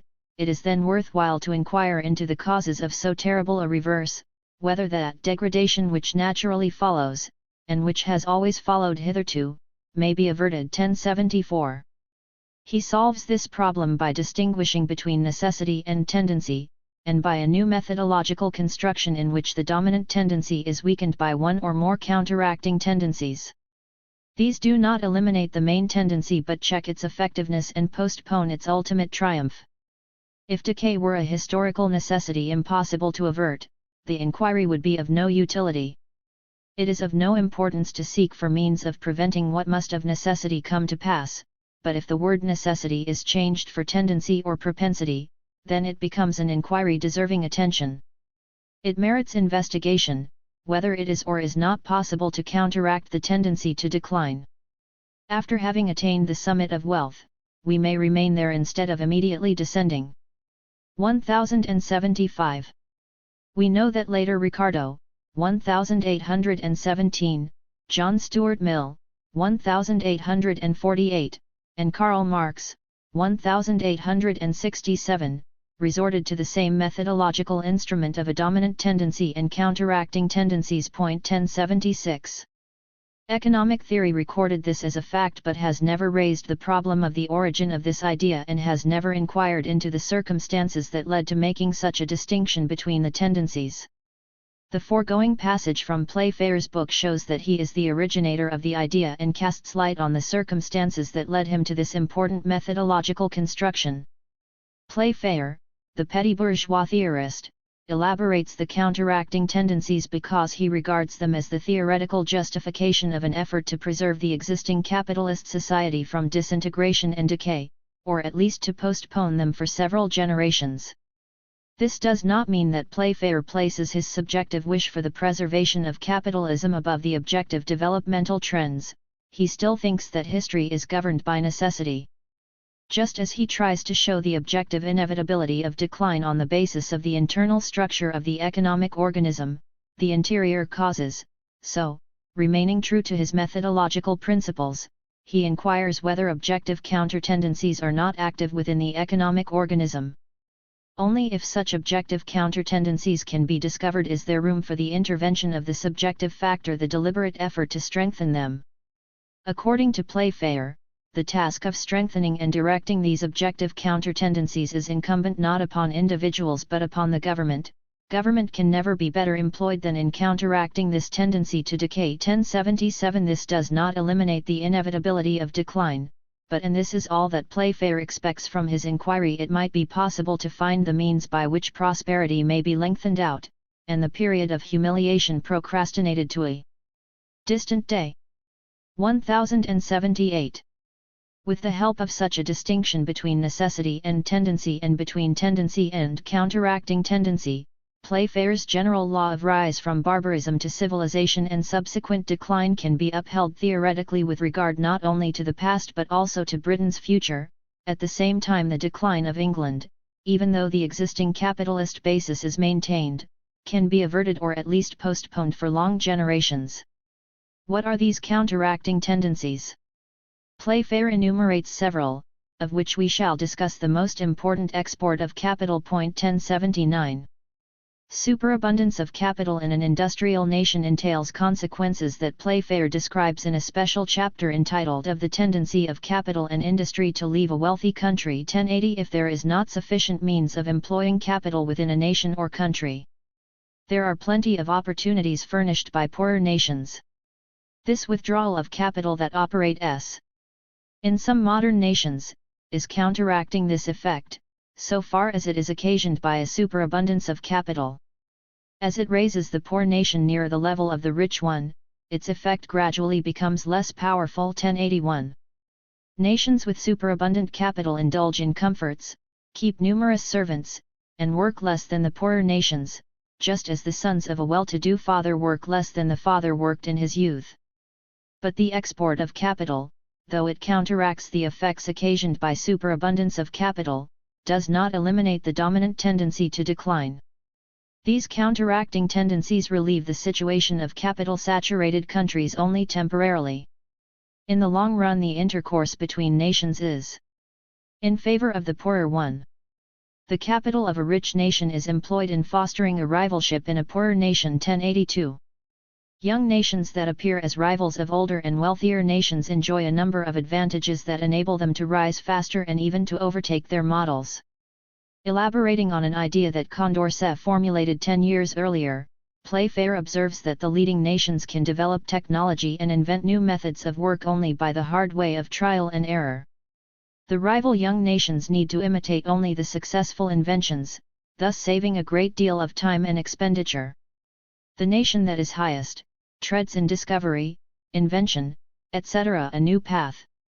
Those who follow have, in general, but to copy, and in doing that, it is generally pretty easy to improve. So far as method of working and machinery are concerned, the imitating nation has the advantage. It copies the best sort of machine and the best manners of working at once. 1083. This, according to Playfair, explains the fact that whereas the old industrial nations that improved their technique step by step are burdened with many obsolete machines, the nations that have improved in manufactures the latest have always carried them to the greatest perfection. 1084. In this manner, the relief experienced by capital-saturated nations through export of capital to backward nations is of short duration. Their economic and technical advantage is only temporary, it disappears by degrees, and England cannot be expected long to maintain its superiority over others. 1085. It is of little avail to possess a legal or factual monopoly in order to secure superiority. Holland, Flanders, and France were all originally superior, in the arts of manufacturing most goods, to England. 1086. Nevertheless, these countries lost their superiority to England, because while the rising nation's industrialization is stimulated by high profits, the low profits earned by the advanced nation which is about being rivaled produces a sort of discouragement and dismay. 1087. Such nations with superabundant capital cease accumulating, they tend to a stationary state in which no capital investments take place. At all events, a day must arrive when the nation that is highest, ceasing to proceed, the others must overtake it. 1088. From this it is very evident, that the nation the farthest advanced in inventions has only to remain stationary a few years, and it will soon be overtaken, and perhaps surpassed. 1089. Thus the export of capital, which brought temporary relief and advantage to the industrial country exporting capital, in time undermines its long-range interests, because the exported capital helps in the industrialization of the rival country. In this manner it is, that the capital of a rich country supplies the want of it in poorer ones, and that, by degrees, a nation saps the foundation of its own wealth and greatness, and gives encouragement to them in others. 1090. Playfair illustrates this development by the example of Holland. The Dutch, for the last century, employed their capital in this manner, and, at one time, were the chief carriers. Giving credit largely, they ruined many of their own manufactures in this manner. There are many manufactures in England that originally rose by means of Dutch capital. 1091. Thus Playfair shows that there is an insoluble antagonism of interest between the industrial and merchant capital of a country. At first the Dutch merchants ruined many of their own manufactures by giving large credits to foreigners, earned large profits as merchants and carriers of raw materials and finished commodities, but later they sunk both as a commercial and manufacturing people. 1092. However, Playfair does not reproach the Dutch merchants with lack of patriotism. He considers their conduct inevitable in a nation that has reached the creditor stage. Every merchant is under pressure of competition and must take the constantly changing circumstances into account. He cannot stop to consider whether he serves or harms his nation. He is guided and driven by the profit incentive, the principle on which the system of private enterprise rests. Should he allow himself to be guided by other motives, he would soon be ruined. The transfer of capital and industry abroad is not the result of the merchant's personal decision but of an objective tendency of industry in a nation that has reached the creditor stage. The counteracting tendencies, therefore, bring only temporary relief. In the long run, the backward agricultural and colonial countries are industrialized with the help of exported capital and attain the level of the wealthy countries. They, too, enter a stage at which they have accumulated sufficient capital of their own or even have begun to suffer from superabundance of capital. At such a future stage of development, all international credit operations will inevitably stop, if the time should ever come that capital should be abundant in all nations. Obtaining credit will not be an object. 1093. For despite the operation of all counteracting trends, the dominant trend, if the changes and rebounds caused by wars are disregarded, asserts itself in the end. All nations will ultimately reach the state of capital saturation, or the stationary state. The fact that as early as the first half of the 19th century, before Karl Marx, a number of authors such as Playfair, 1805, Sismondi, 1819, Pecker, 1837, and Victor Considerant, 1843, described the objective developmental trends of capitalism raises the question of Marx's relation to his forerunners. 1094. If he is not the originator of the idea, what is Marx's contribution to that doctrine? Marx approached the problem of the developmental tendencies of capitalism not as a historian but as a theoretician. His purpose was not once again to describe these tendencies that had repeatedly been described in contemporary French literature but to explain them. Marx's Capital does not contain a single chapter or section in which the above-mentioned developmental trends are described as is the case with Sismondi, Pecker, or Considerant as empirical facts. In Chapter 32, the historical tendency of capitalist accumulation, and in Chapter 25, general law of capitalist accumulation, Marx strives to show why the trend to concentration, and the associated trends to centralization and to the destruction of the small and medium industries, is the inevitable result of capitalist accumulation on the basis of the law of value. His purpose is to show that all these trends are dominated and explainable by the law of accumulation. 1095. At the same time Marx developed an idea that was completely alien to all his forerunners, and that is the focal point of Marx's theory of the developmental trends of capitalism, the idea that the trends to concentration and centralization, as well as the disappearance of small industry, follow one direction, and that they are only the outward expression of the slow, gradual, long process of socialization of labor even under capitalism, a process that paves the way for the socialized economy of the future. This process begins with the scattered private property resting on the personal labor of individuals, it continues with the centralization of the means of production and socialization of labor, and it ends with the transformation of capitalist private property, which in fact already rests on the carrying on of production by society, into social property, a result that looms only at the end of a long historical transformation of social labor. 1096 What Playfair, Sismondi, Pecker, and Considerant could not see were the far-reaching implications of this historic process. It is true that many writers before Marx referred to the regularity of crises and the precarious condition of the working class.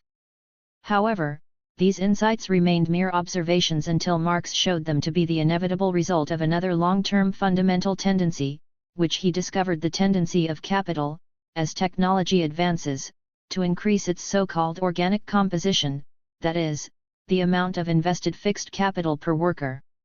New York City. Significant writings on historical materialism in particular countries. France. Sorel, Georges.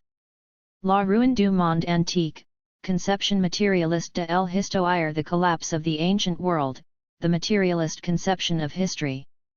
Paris, M. Rivière, 1925–1901. Rappaport, Charles. La philosophie de l'histoire comme science de l'évolution, the philosophy of history as an evolutionary science. Paris, M. Rivière, 1925–1901. Italy. Croce, Benedetto. Historical Materialism and the Economics of Karl Marx. London, Allen and Unwin, 1915–1901. Philosophy of the Practical, Economic and Ethic. London, Macmillan, 1913–1909. Mondolfo, Rodolfo. Il materialismo storico in Federico Engels, the historical materialism of Friedrich Engels. Genova, Formigoni, 1912. Il concetto marxistico della Umweltend praxis e suoi germi in Bruno e Spinoza. The Marxist concept of revolutionary praxis and its origins in Bruno and Spinoza. In Festschrift für Karl Grunberg, Zum 70. Geburtstag, 366–376. Leipzig, Hirschfeld, 1932. Labriola, Antonio. Essays on the Materialist Conception of History. Chicago, Kerr, 1908–1896. Socialism and Philosophy. Chicago, Kerr, 1912–1898. Poland. Brzozowski, Stanislaw. Ide, Duszt p du Filozofii do Jerzalo Sigijawaj Ideas, Introduction to the Philosophy of Historical Maturity. Krakow W., Widonik Two Literaki, 1990–1910. Russia. Bukharin, Nikolai. Historical Materialism. New York, International Publishers, 1925–1921. Deborin, Abram. Vedeni v Filosofiae Dialecticiscogo Materialisma, An Introduction to the Philosophy of Dialectical Materialism. Moscow, Librocom, 2012–1916. Plekhanov, Georgy. Preface to Vedeni v Filosofiae Dialecticiscogo Materialisma, by Abram Deborin. In Selected Philosophical Works, Vol.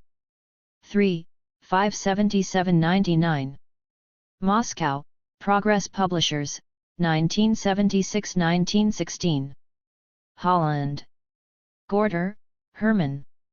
De Historische Materialismus, Historical Materialism. With a foreword by Karl Kautsky. Stuttgart, Dietz, 1919. Writings about particular areas of application of historical materialism. Law. Pashakanis, Evgeny. Law and Marxism, A General Theory. New Brunswick, New Jersey, Transaction, 2002. 1924. Stuschka, Peterus. Das Problem des Klassenrechts und der Klassenjustiz, the problem of class law and class justice. In Eugen Pascucanis, Allgemeine Rechtslehre und Marxismus, edited by Hermann Klein and Leonid Mamet, 233-68. Freiburg, Rudolf Hauf Verlag, 1991-1922. Compare with Kelsen, Hans. Allgemeine Rechtslehre im Licht, the general theory of law in the light of the materialist conception of history, Archiv für Sozialwissenschaft und Sozialpolitik, 66, No. 3, 1931 449 521. Zend, Paul. Nationales Recht und Klassenrecht, Beiträge aus der Ungarischen Rechts- und Wirtschaftsgeschichte, National Law and Class Law, Contributions from Hungarian Legal and Economic History. In Max Adler et al., Festschrift für Karl Grunberg Zum 70. Geburtstag, 445-78.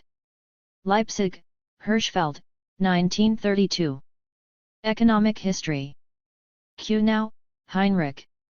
Allgemeine Wirtschaftsgeschichte, von der primitiven Sammelwirtschaft bis zum Hochkapitalismus, General Economic History, from the primitive gatherer economy to advanced capitalism. 4 vols. Berlin, Dietz, 1926-31. The process of transition from the feudal state of the 18th century to the modern capitalist state, using the examples of Austria and Poland in Grossman, Henryk.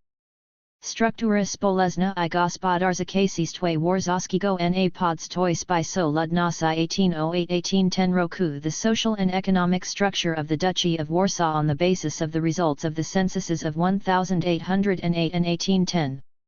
Kwartalnik Statistyczny 2, 1925-1108. Grossman, Henryk. Erster Reichshandelspolitik mit Bezug auf Gallien in der Reformperiode 1772-1790. Austria's trade policy with regard to Galicia in the Reform period 1772-1790. Vienna, Konigen, 1914. Die Anfang und die geschichtliche Entwicklung der amtlichen Statistik in Österreich. The beginnings and historical development of official statistics in Austria. Statistische Monatsschrift, NS, 21, 1916 331 423. Hartmann, Ludo Moritz. Römische Geschichte, Roman History. Gotha, Pertas, 1919. Der Untergang der antiken Welt, the fall of the ancient world. Vienna, Heller, 1910-1903. Wittfogel, Karl August. Wirtschaft und Gesellschaft, China's economy and society.